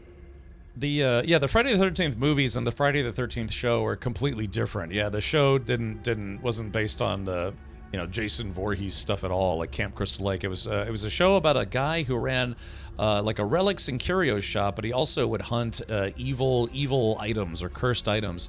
They had this guy and this redheaded lady. Ooh, hold on. Oh, yeah, this is that chest where it's supposed to. Wait a minute, aren't I supposed to be able to open this chest? Oh yeah, there it is. I just got $500. Ooh, wait a minute. So if I have this spell, I can unlock that other chest. Yeah. I watched the Friday the 13th 1 and 2 last week. You mean the movies or season 1 and 2 of the show?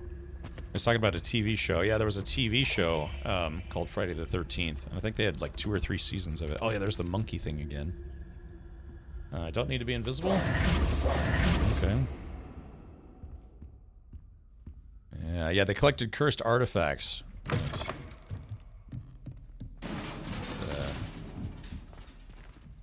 Let's see. Probably some dangerous stuff down here. Probably like dragon eggs and dragon vomit. Oh, hold on. Let's see. I gotta use my Reparamus spell. So let's do, Reparo. That's weird. Why didn't that work? Who have we here? Ah, crap. Sebastian Cello and his new little friend. Out exploring where they shouldn't be. Naughty, naughty. You'll get caughty. Peeves, don't you... I'm going to tell. I'm going to tell. I'm going I guess we should have stayed invisible. Oh, blasted Peeves! I've got to stop him, or at least get to the librarian with a good excuse for all of this. Don't get into trouble. Wait, I don't want you getting into trouble for me. I have a way with the faculty when it comes to disciplinary matters. Besides, I like having friends who are in my debt. Typical Slytherin. Now go. Good luck in your search. Dang, if we'd... Now, Where has that damned poltergeist got to?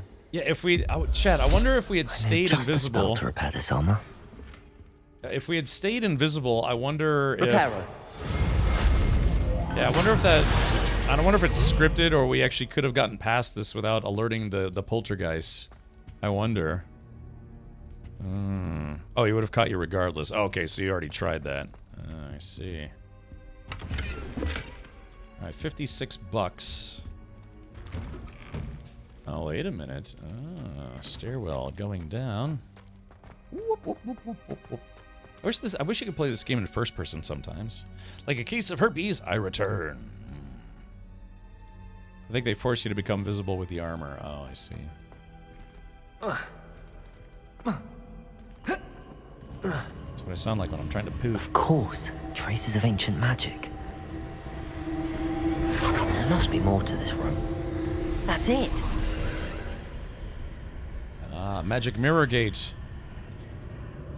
Hey Cap, I haven't seen Hog's Legacy since release. Yeah, I mean, it's been almost, I think, 2 years since this game came out. So, yeah, this is my first time playing through it, so maybe. Lord. So, yeah, maybe now is finally the time to finally play it. I've got 8 days until Dune Awakening Early Access comes out, so maybe I can beat this game before then.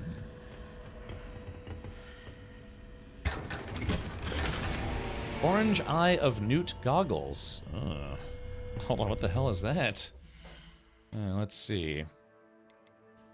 Okay, I've got some extraordinary gloves. Yeah. Okay. Interesting. So, yeah. We've got those. Alright, but now we're going to do this. We're going to change it to make it look like I'm not wearing them at the moment. But they are better gloves than what I'm wearing right now. And then, oh yeah, Orange Eye of Newt goggles, legendary, plus 14 to defense. God, that looks very strange. That's like, what was that guy's name? Mad Eye Moody, I believe? Yeah, Mad Eye Moody. It'd be nice if they had a little story to them or something, so let's go ahead and do, boop. There we go. So I'm getting the perk of it without, Good.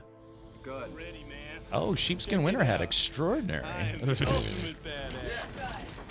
State of the badass art. Alright, make it look like... there's that, but I'm making it look like I'm not wearing anything at all. Nothing at all. Nothing at all. Stupid sexy Dan with his 30-month sub. They've had a lot of stuff added and updates for better graphics and quality of life, so definitely good timing. That'll be tough. It's quite a long game. Okay. Let's see. Let's do this. Just out of curiosity, there's a website called howlongtobeat.com. I believe it's part of the IGN network. Long to beat. Yeah, so if you ever want to see you know, some averages on how long it takes people to beat games. So for instance, Claire Obscure, Expedition 33, the main story only takes about 27 hours to play through, but if you want to do the main story, plus extra goodies, it takes about 40.5 hours. But if you want literally everything, you can expect to spend 61 hours. So, yeah, completionist for Red Dead Redemption 2, 188 hours, but only 50.5 hours to beat the main story. So let's try Hogwarts. Let's see, Hogwarts. Hogwarts Legacy. Oh, it's not too bad. Yeah, main story, 26.5 hours. Main plus side quests, 45 hours. Completionist is 71 hours. So, if we do some quick math, although I'm streaming for quite a long time today, I don't normally stream, 10 hours a day. So let's say if I get in, let's say 6 hours, and I have 8 days left, 6 times 8, that's 48, which is more than time than on average it takes to beat the main game plus the side quests. So if I skip some side quests, I think I can beat Hogwarts Legacy before that game comes out. Now, I'm probably going to be streaming this Saturday, but I'm not going to be streaming on Sunday, so I'd have to subtract a day as well. Is this accurate for you? No. So for me, usually I'm kind of like a main plus sides kind of guy, but I'm rarely a game completionist. I don't go out of my way to 100% games, usually. Nothing at all. That's right, Meat Shield. Yeah, so I think it was 120 to 150 hours for me on Hogwash Legacy, and I 100%ed it. Well, there you go, yeah. So you definitely got your money's worth out of that one. I'm clearly bad at this, then... No. Don't take the time as in, like, oh, a judgment of how good or bad you are at video games. It's just the average time that people spend playing the game. They show you all the stats and stuff, and it's based on self-reporting. So someone's like, I beat the game in 3 hours. Bullshit, you know, it's and no chance unless they somehow glitch through all the story stuff or whatever. But if someone's like, oh yeah, I spent 300 hours playing this game, that's also not a good indicator of how long it actually takes to play through the game. So what How Long to Beat does is it takes an average. I'm not judging you, but I'm just saying. Yeah. Everybody else is gonna. Yeah, exactly. So yeah, so this is based on a listing of 8.2 thousand people who registered that they beat this game. 6.2 thousand people listed that they have it on their backlog. 116 people said they replayed it. What is it? I guess most people get to about a 79% completion rating. So yeah, and apparently 388 people are listed as they're playing it right now. So yeah, so this game kind of tries to mathify, if that's a word, about all your stats and things. So yeah, on average, people are beating just the main story in about 27 hours, 21 minutes. Median is 26 hours. Rushing through the game is 19 hours, and a leisurely pace for only main story is 35 hours. So yeah, it's kind of a cool sight to see all sorts of stuff. But again, it's based on I think it's based on, what was it, self-reporting, but also Steam stats, I want to say. I can't remember. I'd have to look it up, but you can probably go to the About section to see how they factor those times in. You've got to calculate Richard distraction time. That's about 40 hours, yes. So I like it, Chris. It's been pretty fun. I beat in about 55 hours and did another 4.5 hours of post-game stuff. Well, there you go. Alrighty, well, welcome back, Chris. Hopefully your day at work was not too shabby. So, all right, well, I'll try not to rush, but I'll try to see if I could beat this game. And there's no reason why I can't come back to it. Yeah, although 9 times out of 10, if I don't beat a game on my first playthrough on stream, then it ends up on the streaming backlog.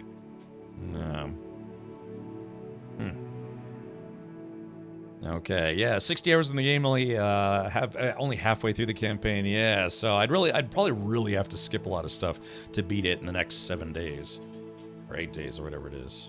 Okay, but like I said, maybe I'll just play and I'll just enjoy myself. But I'm gonna switch over to Dune Awakening Early Access when it comes out, and because it will tickle my pickle to play that game. No, not the backlog. Dun, dun, dun. Backlog. The place where games go to die. It's like a retirement home for video games. All right, so let's see. A stunning gray textured handle with a stylish shell at its base. Oh, look at that. Oh, I like that. How did I get this? Chad, this is my wand. There are many like it, but this one's mine. Dune! Jay Grind's already logged hundreds of hours in Dune. He's like, I can't wait for another 500 more. Alrighty. So we got that guy.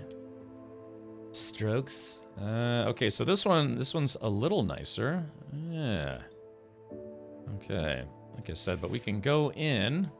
We can change the appearance back to make it look like, like I'm using...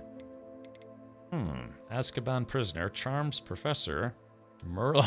Hey, Chad, you like them apples? Merlin's cloak, traditional school robe. I think I kind of want to keep on, rugged overcoat. Yeah, this is like a Fantastic Beast style coat. But yeah, there are collections. Merlin's coat, a professor's robe. Oh yeah, that's like the professor that we learned how to do levitate stuff from, I think. Then yeah, prisoner of Azkaban coat. I think we'll keep the school uniform on, at least just for a little while longer. Although I do like the concept of dressing up like a young Merlin. Okay. Flying mounts and broom upgrades. Whew, man, I'm actually starting to get a little tired. I've been live since 11:30 a.m. This is probably one of the longer streams. Probably one of the longer streams I've done in a while. Okay, so... Revelio. The Athenium. I see your Schwartz is as big as mine. That game looks like Elder Scrolls and Dark Souls had a kid. I do have it. I streamed a few hours of it. It feels like Sky Oblivion to me, or like, you know, it feels like a Bethesda game. It's supposed to be kind of devs wearing their influences on their sleeves, I think. Revelio. Reparo.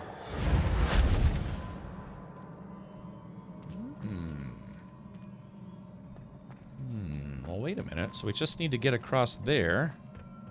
Oh, Chad, I don't know if I can make that jump. Yeah, there's so much I have to play now that I'm not being miserable. Yeah, man, if you can get your mind off of things. Yeah, if it's not drugs, it's video games, right? Whoa. So... Ah, I need to wake up that rune over there. Oh, yeah, let's see. There it goes. Very clever. Eat bonbonio. Look, I'm kind of hungry, actually. Uh-oh, they've got some guards. Not surprising. Guards at the ready. Okay, X. Yo, what the hell?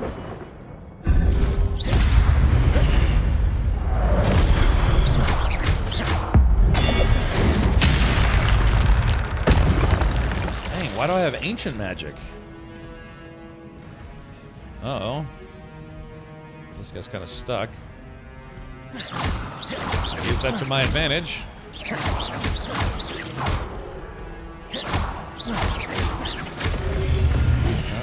Let's see. Alright, got him. Your gift of ancient magic accumulates by successfully attacking or taking damage. Successful 10+ hit combos will begin generating ancient magic power-ups. Collecting these will greatly fill your ancient magic meter and recover a small amount of health. So yeah, if I do combos. The infamous streamer backlog, not to be confused with other logs of varying lengths.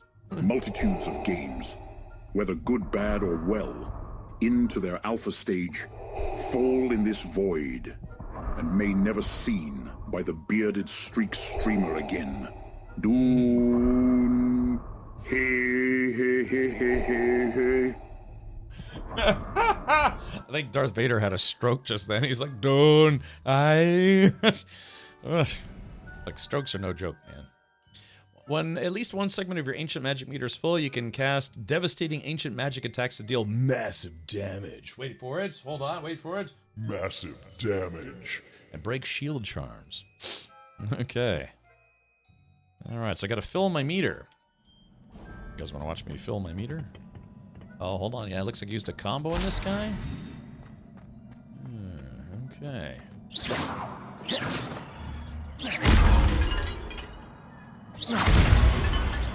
Yeah, if there's anything I love in video games, it's explosive barrels. Yeah, so we're kind of skulking about. I like the fact that you have an invisibility spell. I don't need a cloak, I have a spell for it. Ah, crap sandwiches.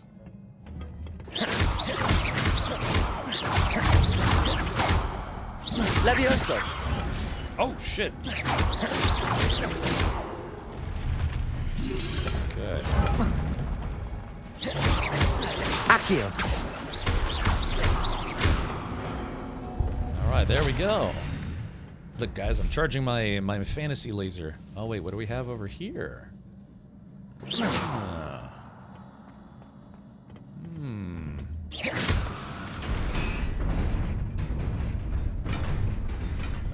But wait a minute, there's a chest over there, so how do you think we get to that? Is there... Here we go. Okay, that was not it. For he is the Kwisatz Haderach. Yeah, jump, you can make it. Well, not exactly. Oh, yeah, I wonder, there's probably some kind of fun secret thing in there. Revelio. Yeah, so how do we get to that bad boy? There's gotta be some kind of levitation spell, yeah? Oh, wait a minute, hold on. Did I see something?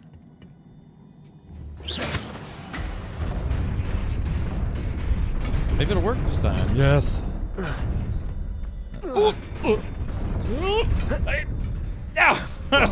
God, stupid thing.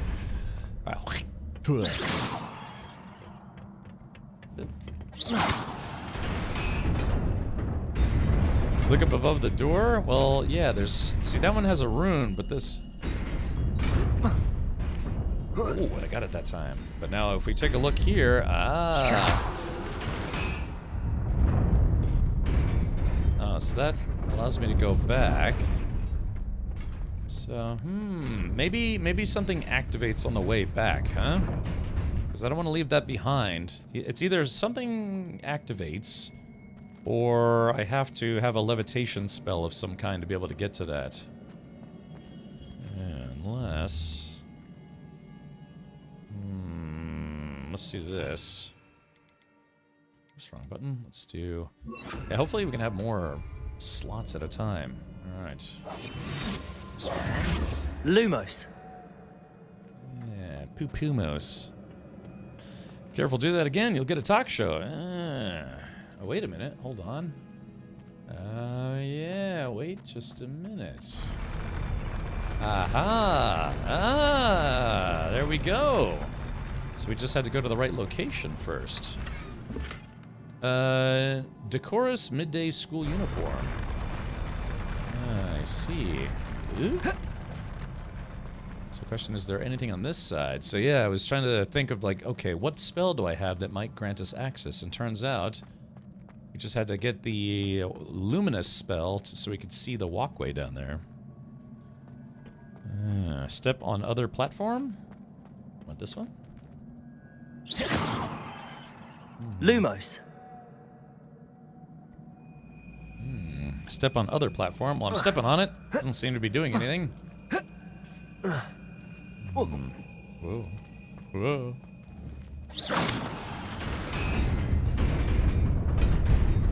Yes. Alright, so let's take a look at that. Some kind of jacket that I got just then. Oh no, it was an outfit.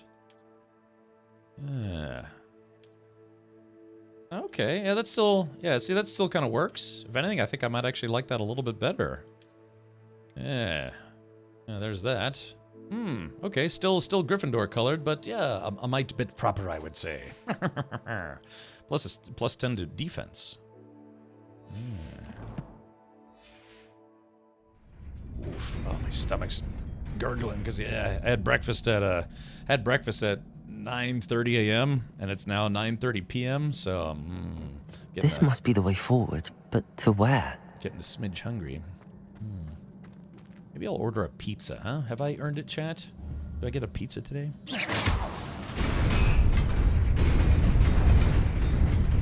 Oh, wait a minute, what's this?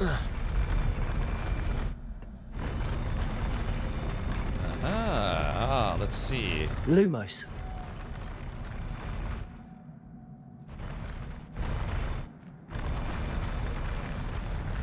Oh, weird, it's being kind of weird, I guess? Oh, damn it, I almost made it. Well deserved. Oh, I see.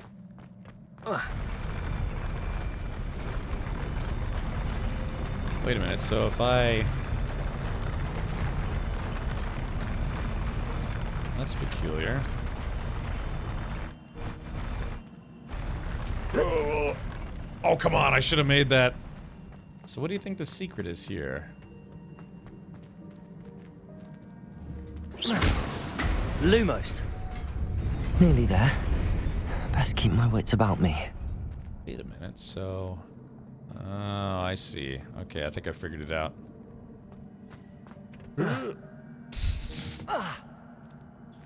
Yeah, so we do this, which opens them that way. That's... maybe I thought I had it figured out, but maybe not. Oh, there it goes. Yeah, okay. Super sweet. Regal school cloak. Ooh, let's take a look at that guy. Alright, so Regal now. Regal school cloak. Ah, it says it's locked. I have to be... Oh, I have to be level 8 before I can wear it. I see. Okay, well.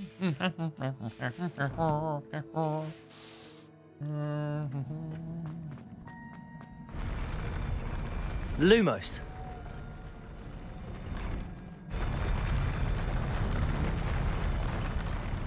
It's nice that it lets me walk back without too much fuss. So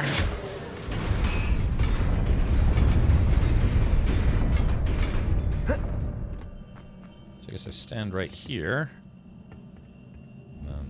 hit it again. Ah, yes, there it goes. Interesting. Ooh, got another chest. Lumos. A spring ivy scarf. Alrighty, let's see what that looks like. What am I on Arrakis or something? Spring ivy. Plus 16 to offense, so what we'll do is... This is big brain time. It is. Okay. Change appearance. Yeah, we'll just make it look like I'm not wearing it. Yeah, because you have all these different scarves in the game. Oh yeah, this is Carmine Lightning Bolts, Charms Professor, and then yeah, these are the ones I've collected. But we're gonna go. I'm not much of a scarf guy. I never was, even as a kid. I wasn't a big fan of scarves. Porn, yes. Scarves, no. We have Fremen now. Ooh, a sleek school cloak. Okay, let's take a look at that one. I'm getting all sorts of stuff from this place. Okay, so this one is well appointed. It's level 6. Sell value is 60. This one's 60. So these are both level 8. This one almost looks like it's too small for me. Alright, we'll just stick with that one. They both have the same stats. So I guess I could sell all these robes when I go back into town. Uh-oh. Okay, here we go. Oh, yeah. Gonna have our work cut out for us. Alright, here it is. Alright. Levioso!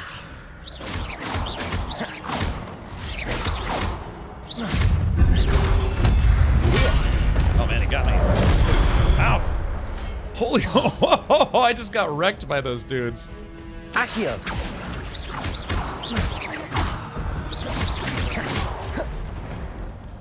Okay.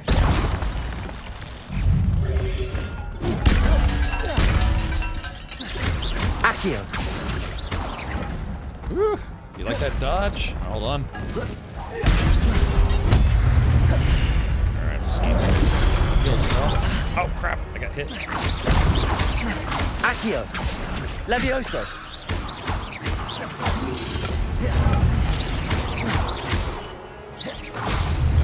Alrighty. Whew. Alright, my ancient medieval magic or whatever it's called is up to 1. Yeah, I could do some mega damage, but I'm gonna save them until I get to a boss fight. I was just, you know, the fight before the fight. Well, that was for a first year, not even a first year student. Well, I guess, yeah, first year student-ish. It is a book after all. It is a book. Let him cook with the book. Oh man, I'm getting hungry. Yeah, I gotta remember to parry more often. Katy Perry, you know, the astronaut Katy Perry. I think that book just peed. Didn't know books could pee, but, you know, in the Harry Potter world, why not?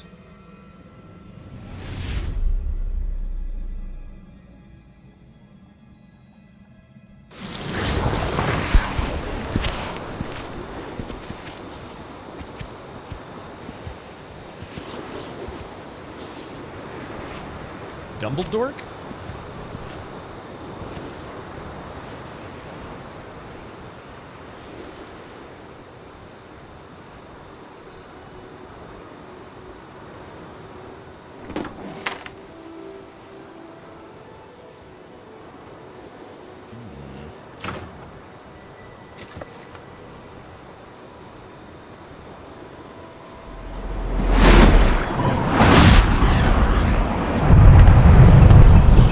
Making it rain, yeah.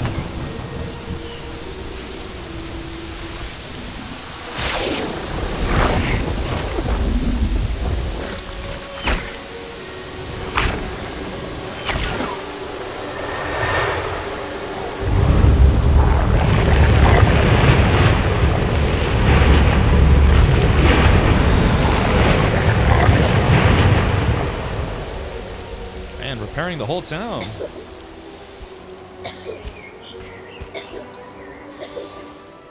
There's nothing we can do for him. He's definitely going to die.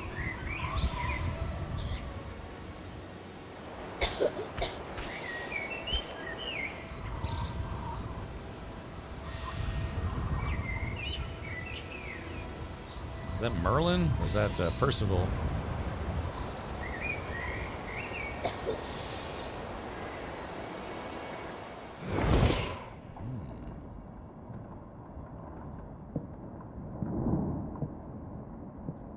wanted to see me?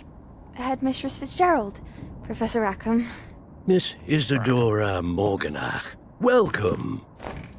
Professor Rookwood, Professor McCaw. We understand that you are adjusting well to life at Hogwarts. I am. I am glad. Especially in light of your unusual situation, starting as a 5th year.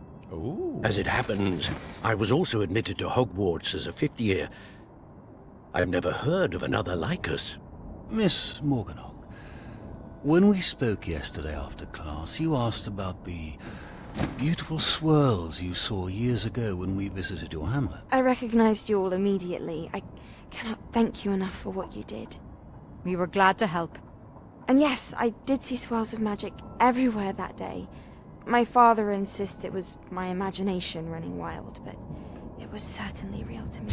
It was not your imagination. Percival, Professor Rackham can see them too. But we've never known of another who could. I don't understand. What are they? The whispers or traces that appear when a particular form of ancient magic is wielded. Ancient magic? Few are capable of wielding it. Hogwarts itself is a stronghold of ancient magic. So if I can see traces of ancient magic, does that mean I can wield it too?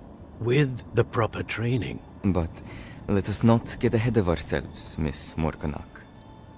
Before I can train you to wield such magic, you must first master all that Hogwarts has to offer. A magic this powerful can do great harm in the wrong hands. It must be wielded by a select few. Select pew pew. As such, we ask that you not speak to anyone about what we have discussed here today.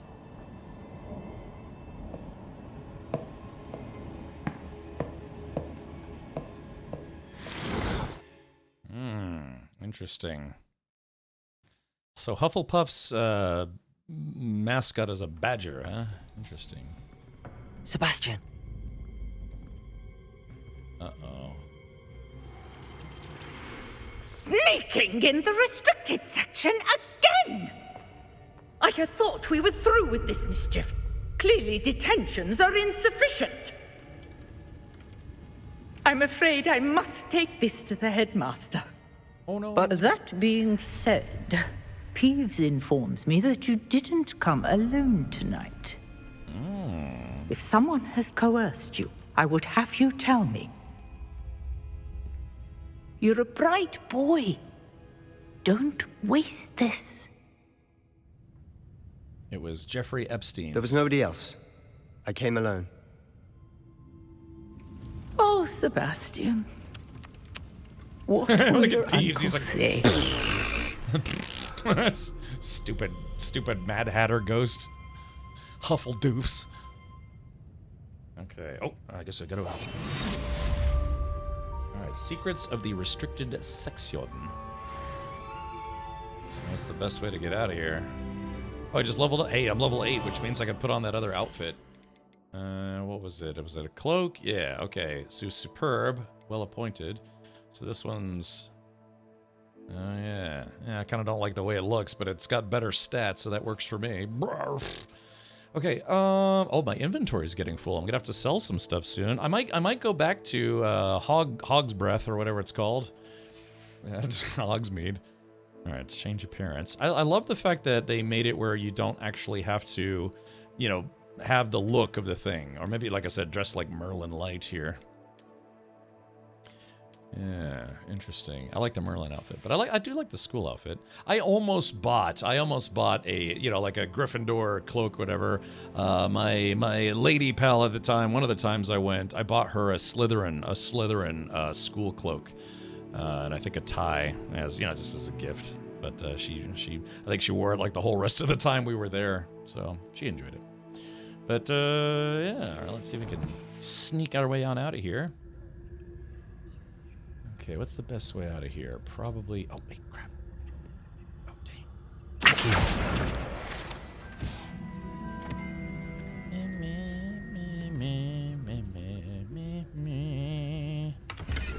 Ooh, there we go. Still some gold. I mean, that's basically theft, you know? And he's just like, oh, this is fine. Okay, so we should be able to sneak Sneak a leak our way out of here. Oh, crap. Wait, am I... Hold on. Looks like there's a side quest right there. And I've already gotten away with the crime. I don't want to press my luck, but, wait here. I guess... I kind of don't want to wait here? What's... This has got to be a side quest thing. But if I wait here, I might get caught. But is this whole place isn't the secret library, it's just in there? Alright, we're gonna wait, see what happens. Oh, so I waited there. Cressida Bloom, what the heck? Is everything alright? Oh, hello. Nice to see you again. Thank you for asking. And I'm afraid everything's not all right. I may be in a spot of trouble with the librarian. You might recall that I was trying to cast non-verbally when we met in the common room. Well, I mastered that, and now I've taken to creating my own charms. Thought I'd perfected my light as a feather charm to use on my library books. My arms get so tired carrying them around all day. But I must have confused the Latin word for feather with bird in my incantation, because when I opened my bag just now in the library, they literally took flight. That's amazing. That sounds brilliant, actually. Thank you. Somehow I don't think the librarian will see it that way. I collect the books and remove the charm myself, except this isn't the first time one of my charms has threatened the peace of the library. The guy Amit told Madame Scribner they were my books flying around, so she said that if I caused her any more trouble, she'd write to my parents. Perhaps you could get them for me. There are only 5. She won't be suspicious of a new student looking around. Why did Emmett tell on you? Why did Amit tell Madame Scribner that they were your books? Oh, to be perfectly honest, I don't think he meant any harm. I think he was impressed, bragging on my behalf. Amit spends a lot of time gazing at the stars, but he knows a good charm when he sees one. A nice charmer, yeah. I suppose I could help, if I have the time. Oh, I'd very much appreciate it. One of the books is my diary. I'd rather it not fall into the wrong hands. If you could collect them and bring them to me, I can remove the charm. Okay, flying off the shelves. Let's do this. We'll go back to the journal. That's a side quest, of course. Tomes and Tribulations. We'll stick to the main mission for now. Let's see. So how do I... Odd-coloured eye and looks like I have to go the other way. Yeah, the school is just so huge. Yeah, it's a big school. Blonk. Oh my gosh, it's so big. Get out of my way, I'm a kid. Oh. That took a while for the door to open there. Yeah, like I said, I only watched people play a little bit of this game. And, I still feel, it feels weird not having to push a button to open a door, but that, I mean, it's actually better, right? Oh, wait a minute. Hey, wait a minute. Here's a student who did exactly that. Yeah, see, they got the books to fly along with them. Ah, so this is what she was trying to do, sort of, but she kind of botched it, so to speak.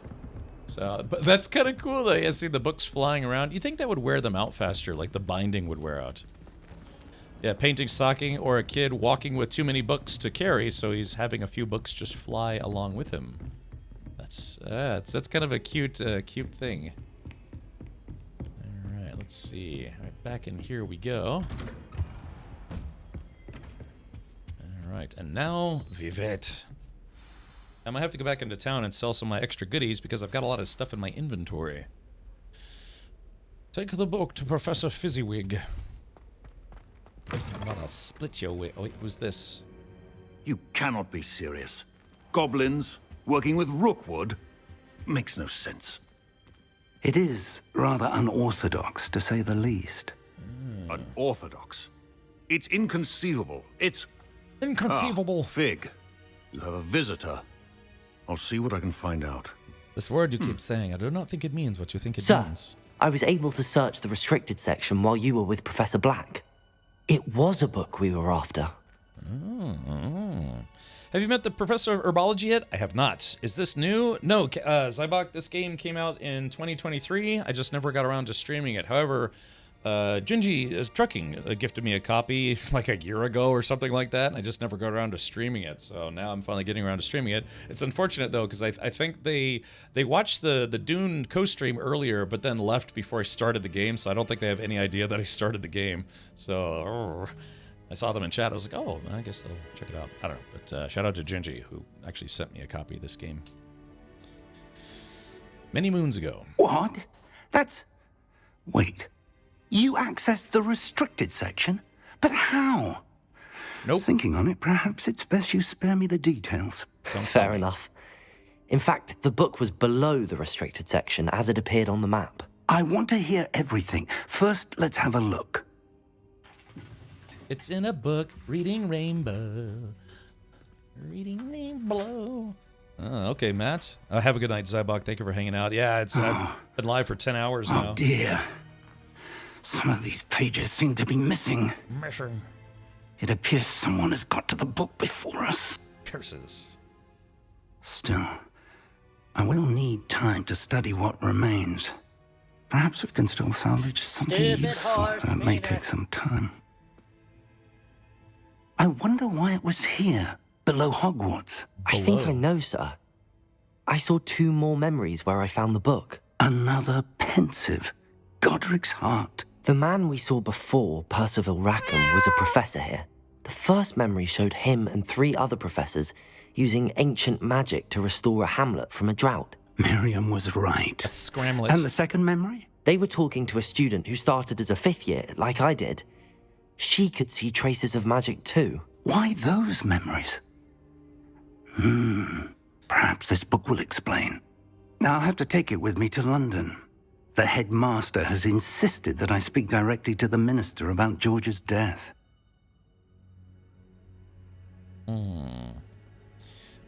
Let's see. It kind of sounds like the voice that they got for this guy. They kind of try to make him sound like Harry Potter, didn't they? Again, they had this pitch shifter thing where you could pitch the voice up or down, but it created this kind of weird processing effect that wasn't great. But they kind of made it just the generic guy or girl character. The guy character kind of sounds like Harry Potter. What will you tell them about Mr. Osric's death? I don't know how much I dare say. George tried to convince the ministry about Ranrock, but to no avail. My instinct is to follow the path we are on for the moment and keep the details to ourselves until we know more. Dang. Pizza. I was thinking about maybe ordering a pizza. I've been live for 10 hours. Yeah, I ate breakfast at 9:30. It's a.m. and now it's 9:43 p.m. I was thinking about ordering a pizza, but all the pizza places near me closed. Bummer. Of course. I understand. I'll see what I can learn about the missing pages while you're gone. Good. Mr. Qua. Don't neglect your studies. Your wand work is improving by the day. But you'll want to pay attention in herbology and potions. There's more to magic than spellcasting. Plenty to keep me occupied while you're gone. You've done exceptionally well. I look forward to seeing all that you've accomplished when I return. Oh, and don't neglect your friends. You may be surprised by how much you can learn from them as well. Uncollected rewards. Tomes and Tribulations. I'm already halfway through level 8. Good job, me. Tell them to open back up. Maybe I'll just wait till the weekend. Today's Wednesday, right? Usually, previously, I used to get pizza, order a pizza every Saturday. It was like Pizza Saturday. Every Saturday, order a pizza. But I have been trying to lose weight, and my sister came to visit me. Meet me in Lower Hogsfield as soon as possible. I would like to talk to you about Rookwood and Harlow, and it might be best to do so outside of the castle. That sounds interesting.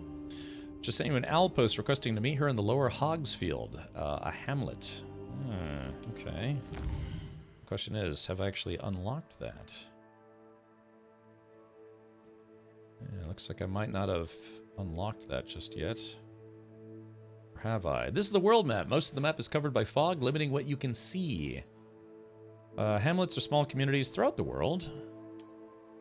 This is Hamlet, Lower Hogsfield. Hamlets provide new opportunities for vendors, flue flames, side quests, and collectibles. We gotta skip all that stuff. I want to beat the game on time. But Lower Hogsfield is located in the countryside and is the closest hamlet to Hogswort.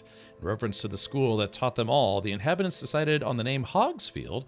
However, around the same time, the villagers of Upper Hogsfield also opted for the name Hogsfield, after Hogsmeade. Thus, an unhappy compromise was decided upon, and each village added a qualifier to their name, Lower and Upper. Yeah, she wants to look at my Hogwarts. They're itchy. As you explore, you will remove fog and reveal more of the map, unveiling new opportunities like hamlets, dungeons, bandit camps, and many other locations. Professor Fig and Weasley have asked that I teach you an additional defensive spell. Please complete the assignments I have given you, and then proceed to see me in my classroom. Interesting. Okay, it kind of seems like we've finished what is effectively the prologue of the game, right? You know, there's a lot of tutorial stuff, a lot of hand-holding stuff, but yeah, it seems like we may have actually finished the prologue of the game, or you know, just the start of the game. So, which part of the hog do you want to enter? The upper hog, which might be difficult. We're free! Yeah, no more hand-holding. Check this out. Whee! He's gonna be pissed I just burned all his books. Yeah, let's not do that, shall we? Alright, hold on. Revelio. I'm just seeing if there might be some extra loot somewhere. Oh, wait a minute. What's this? Ah. Oh, yeah, we can go back into town. I like how there are urinals here. I mean, yeah, even if you're a wizard, you still gotta pee. So yeah, now that I've got the spell of invisibility, I can sneak up on these chests. I get 500 gold. Yeah, see, now we're getting some serious cash. There we go. What's sad is this thing dies every time you successfully unlock it. Then they have to replace the creature inside. I like how this cabinet's super crooked looking. So, what was that? Oh, wait, so if you're invisible, but you do a dodge roll, it takes away the invisibility. Oh, there are toilets. F. There's probably, yeah, what was that thing in Harry Potter? If you, like, tugged on, in one of the movies, he tugged on the flushing tool a few times, and then it opened a secret chamber or whatever? Isn't that what it did? Yeah, wasn't there, like, a chamber of toilety secrets or something like that? Oh, crap! Oh, wait a minute.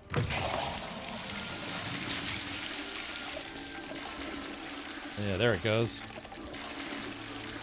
Yeah, I think, what was it, like haunted toilets or something, right?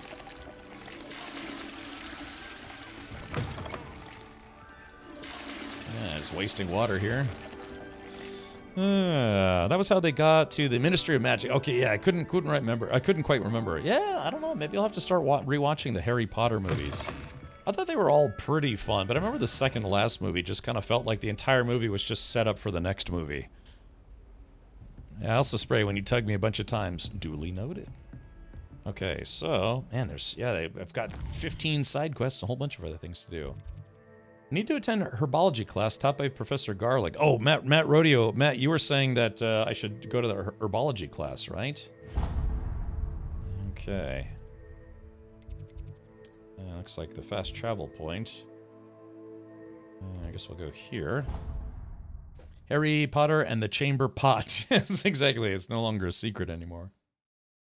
I want to go in the restricted forest and beat up a spider and then get eaten alive. I have to go to herbology class. Let's not be late, shall we? He said I had a complexion like... Ouch. Oh yeah, here we go. An arboretum. I do like arboretums. I like the way they smell. It smells like a whole bunch of plants. I stuff flowers into my pants. Revelio. All it goes, Revelio, ding! There's all these side quests.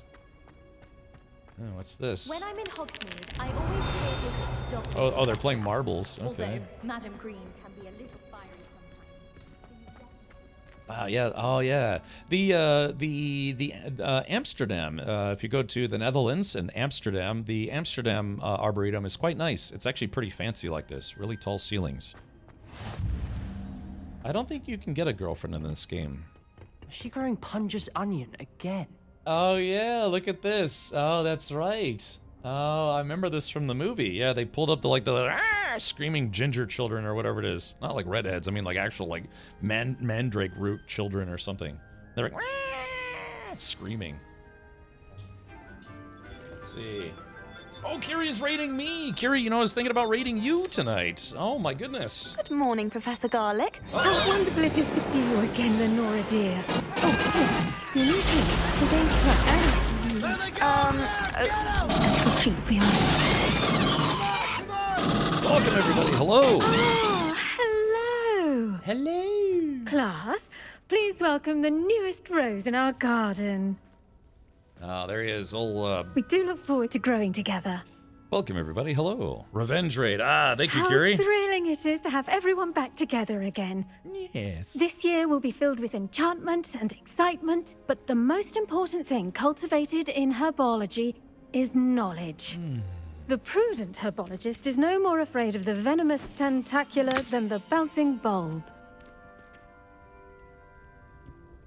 Now then, today we will be acquainting ourselves with the mellifluous tuber known as the mandrake Mandrake, root. yeah, exactly. Accio. Yeah, Let's yeah. see if Good we morning, can't make Professor our Garlic. fibrous friends a bit more comfortable, shall we? First, let's protect our ears. Yeah, as the mandrakes, they scream or Now, whatever. everyone, grip their mandrake by the tendrils and give it a firm tug. Tell me more about the firm tug. All right, here we go.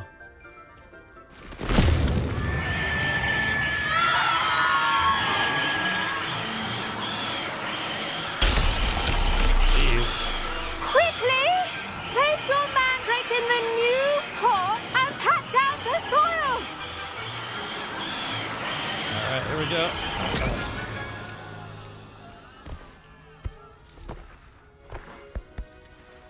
It's like right out of the movie, right? The soil should envelop the root like a warm, dirty blanket, putting the mandrake right at ease. Screaming vegetables. Reparo! She probably has to do that multiple times a day. I'm very sorry about that. Yours was a bit mature, I'm afraid. All right then, off you go. Splendid work, everyone. She seems nice. Now for our next task, we'll be planting dittany at our potting tables. You can all get started. I need to have a brief word with our new student. Oh man, that guy was giving me the stink eye. Something fierce. You see that? Let's see. How long does your wireless headset last? My headset cord is starting to quit on me, so I may be in the market for a new headset. So I actually am using the cord with mine because I'm using it with what's called a Go XLR digital mixer, and it doesn't natively support wireless headsets. Let's see. If we go to...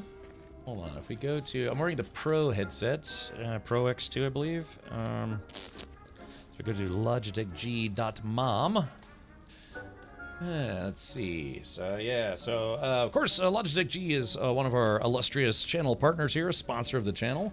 So let's do this. PC headsets. Let's do this. They just came out with the G522. Those literally just came out. Yeah, there's about 160 pop. Don't forget, you can use promo code Captain Richard to get 10% off anything in the Logitech G store, except for the Pro Racing stuff, which I think is only 5% off. But let's see here. Ah, yeah, Pro X2. These are $280, kind of high-end headphones. I think you can get the Pro X's for a little cheaper now. Let's see, specs. Let's see, wireless battery life up to 50 hours, and wireless range is up to almost just shy of 100 feet or 30 meters. So yeah, it supports Bluetooth or the Logitech Lightspeed tech. So up to 50 hours. So if you're wearing them, I don't know, 10 hours a day, that's 5 days before you have to recharge them, and then you just plug them in when you're sleeping, and then and that's it. I have a lot of wireless Logitech peripherals. My keyboards and my mice and all sorts of stuff are all wireless now. The only thing I can't use wirelessly are these headphones because my Go XLR doesn't support wireless headphones. Yeah, they're pretty nice. So that's the Pro X2s. I think the previous model, the Pro X's, it's this style, but they're the previous model. I think they're a little cheaper now. Yeah, there's the Pro X SE. Those are $70. Those are on sale. And then, yeah, Pro X's are now $180. So it's just a little bit of an improvement with the X2 if you're trying to get the newest ones. But yeah, I have a great many Logitech headsets. They sent me the G522s. I have the Pro X2s. I had a set of the G733s, but I think I gave those to my father. No, yes, no. Let's see. Yeah, I've got a set of the Pro X's. Let's see. Oh yeah, so the Pro X cabled is 130, and then it's 180 for the wireless version of what I'm wearing right now. But again, it's yeah, it's about, what is it, 50 hours, 40, 50 hours? I'm trying to think. I've got a set of these somewhere. What else do I have? Oh yeah, these two. I've got the G935s. Yeah, I got those somewhere in a box somewhere. So I have a few extras from Logitech, so to speak.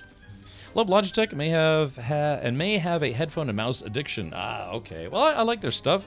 Yeah, the Astro sets sound really nice as well. Yeah, they're a little on the pricey side. It's $280 for those. But yeah, the new ones that just came out are $160. Those are the G522s. Okay. All right. Let's see. All right, chat, you know what we're going to do? I'm going to go to the map, and I want to go sell some stuff. I know I gotta go talk to the plant lady. Hogsmeade. We're going to go to Hogmeat. Is there a way... set waypoint. Is there... Huh, I could have sworn I unlocked a fast travel for... Let's go to the world map. Hogsmeade. Set waypoint. Oh, that's strange. Oh, here it is right there. Oh, it's currently... Oh, I'm probably stuck in the dialogue. Or it might be because I'm inside? Wish Astro had a more comfy handband. Oh, you mean headband? You know, I've worn them, but I don't wear them as much as I wear these. These, I can confirm, are very comfortable. The new ones... The new headphones, those G522s, they have a very, very comfortable ear cup, so to speak. They have an adjustable headband as well. Hell yeah. Hell yeah, Nwe. Welcome. Let's see. I wonder if it's because I'm inside a place that I can't... Oh, fast travel.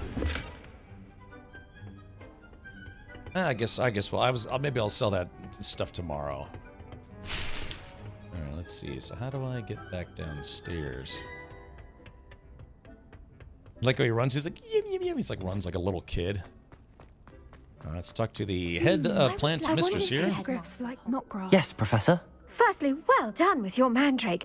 They can be rather difficult to get a grasp of. Can I tug my mandrake in front of you?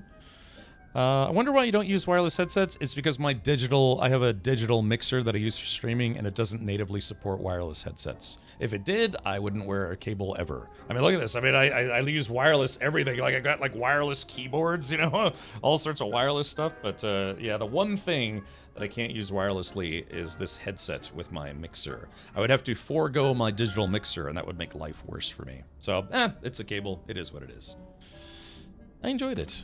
Actually, I enjoyed it. I couldn't help but catch your enthusiasm. How kind of you. It seems you're already taking to herbology like a mandrake to fresh soil. Yeah. Now, as I mentioned, next we'll be planting dittany. Let us find you some seeds. I already have some, Professor. Pick them up in Hogsmeade. You visited the Magic Neep. Wonderful. A prepared student is bound to bloom. I've arranged for you to have your own potting table here in the classroom. Wasn't easy to spare one on such late notice. Plant the seeds there now, and you can return to harvest them later. Even with soil, sunlight, and a bit of magic, they will take time to grow. Yeah, you know, it's funny. Let's see how to balance my staff. She doesn't seem that much older than, you know. She looks like she's like in her like maybe mid-20s. So she probably graduated from Hogwarts or Hogface. And then they just hired her to work here because maybe they needed an herbologist. Then last person died of old age, and they fed him to like a piranha plant or something. But yeah, she doesn't seem like she's that much older than the students.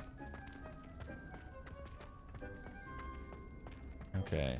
Oh yeah. If you're into redheads and you know, have a green Dittany's thumb. restorative properties make it a vital ingredient in the Wiggenweld potion, as you all should know from Professor Sharp's class.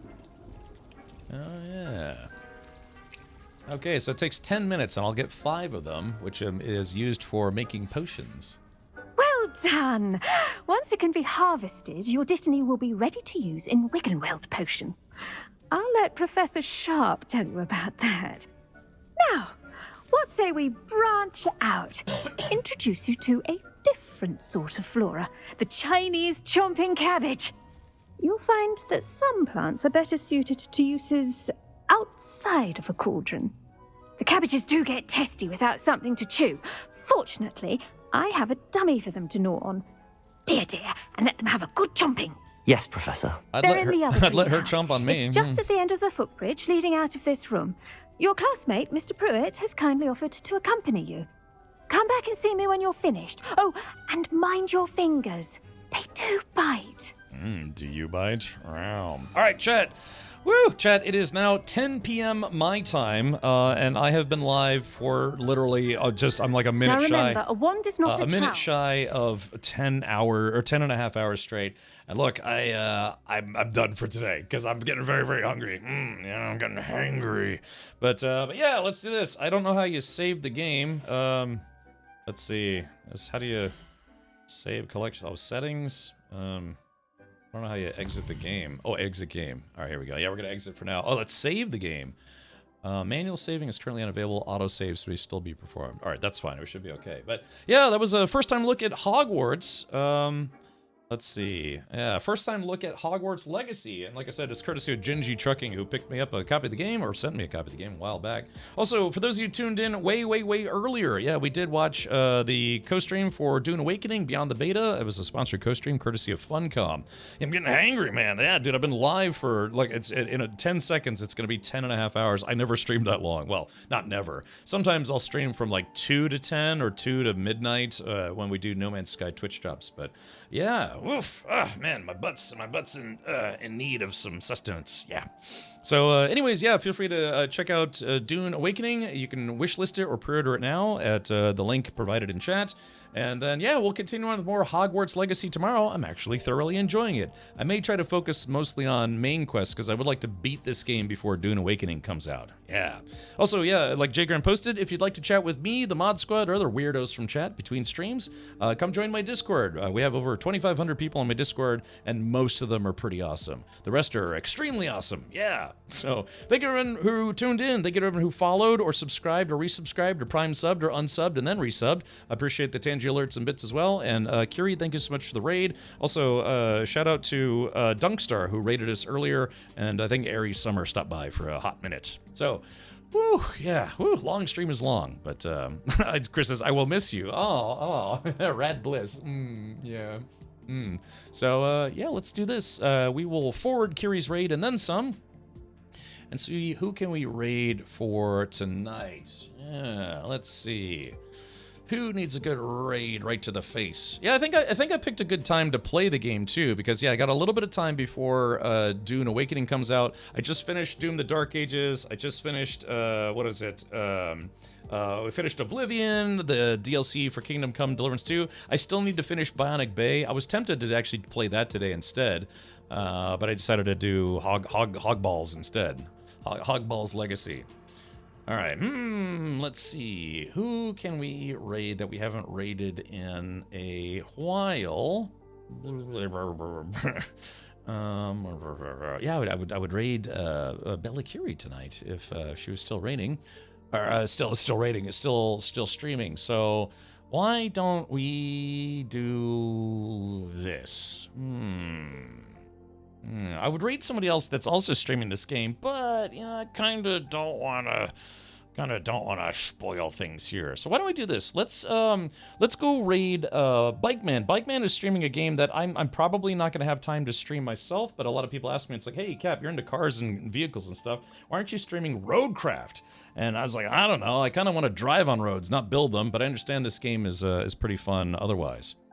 No Man's Sky is on sale for 60% off, so New Expedition may be coming soon. Yeah, it usually kind of aligns with that. So let's raid Bikemen, who is streaming some Roadcraft. Oh, what did I do this wrong? Why's my chat command not working?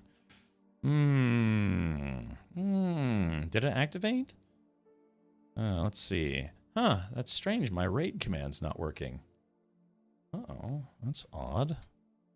Let's see.